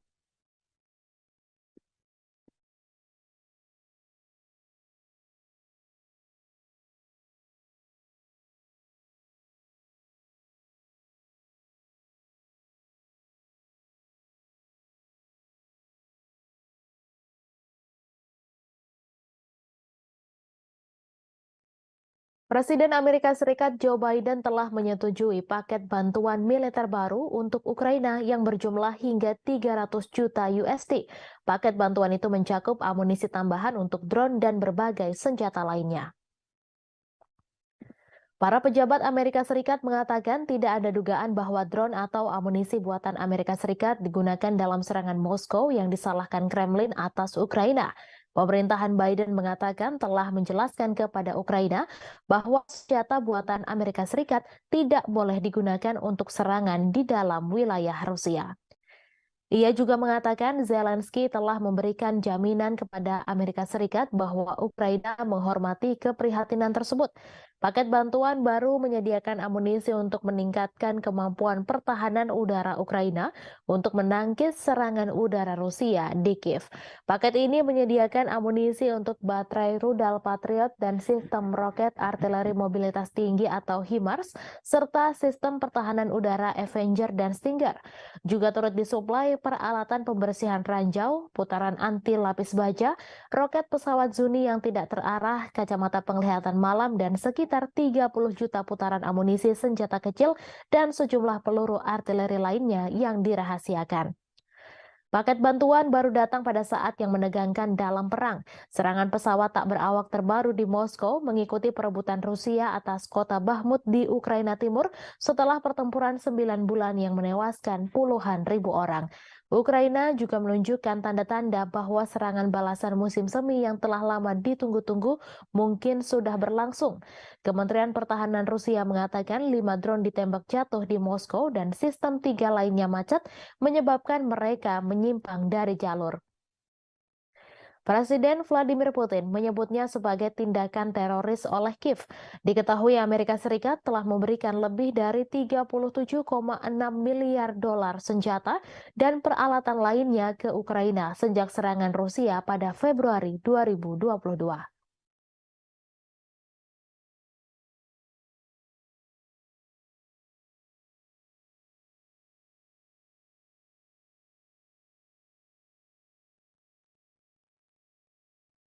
Memberi peringatan akan ancaman baru terhadap keamanan pangan global. Dijelaskan bahwa Rusia membatasi jumlah kapal yang diizinkan untuk mengambil biji-bijian Ukraina di pelabuhan Laut Hitam dalam kampanyenya.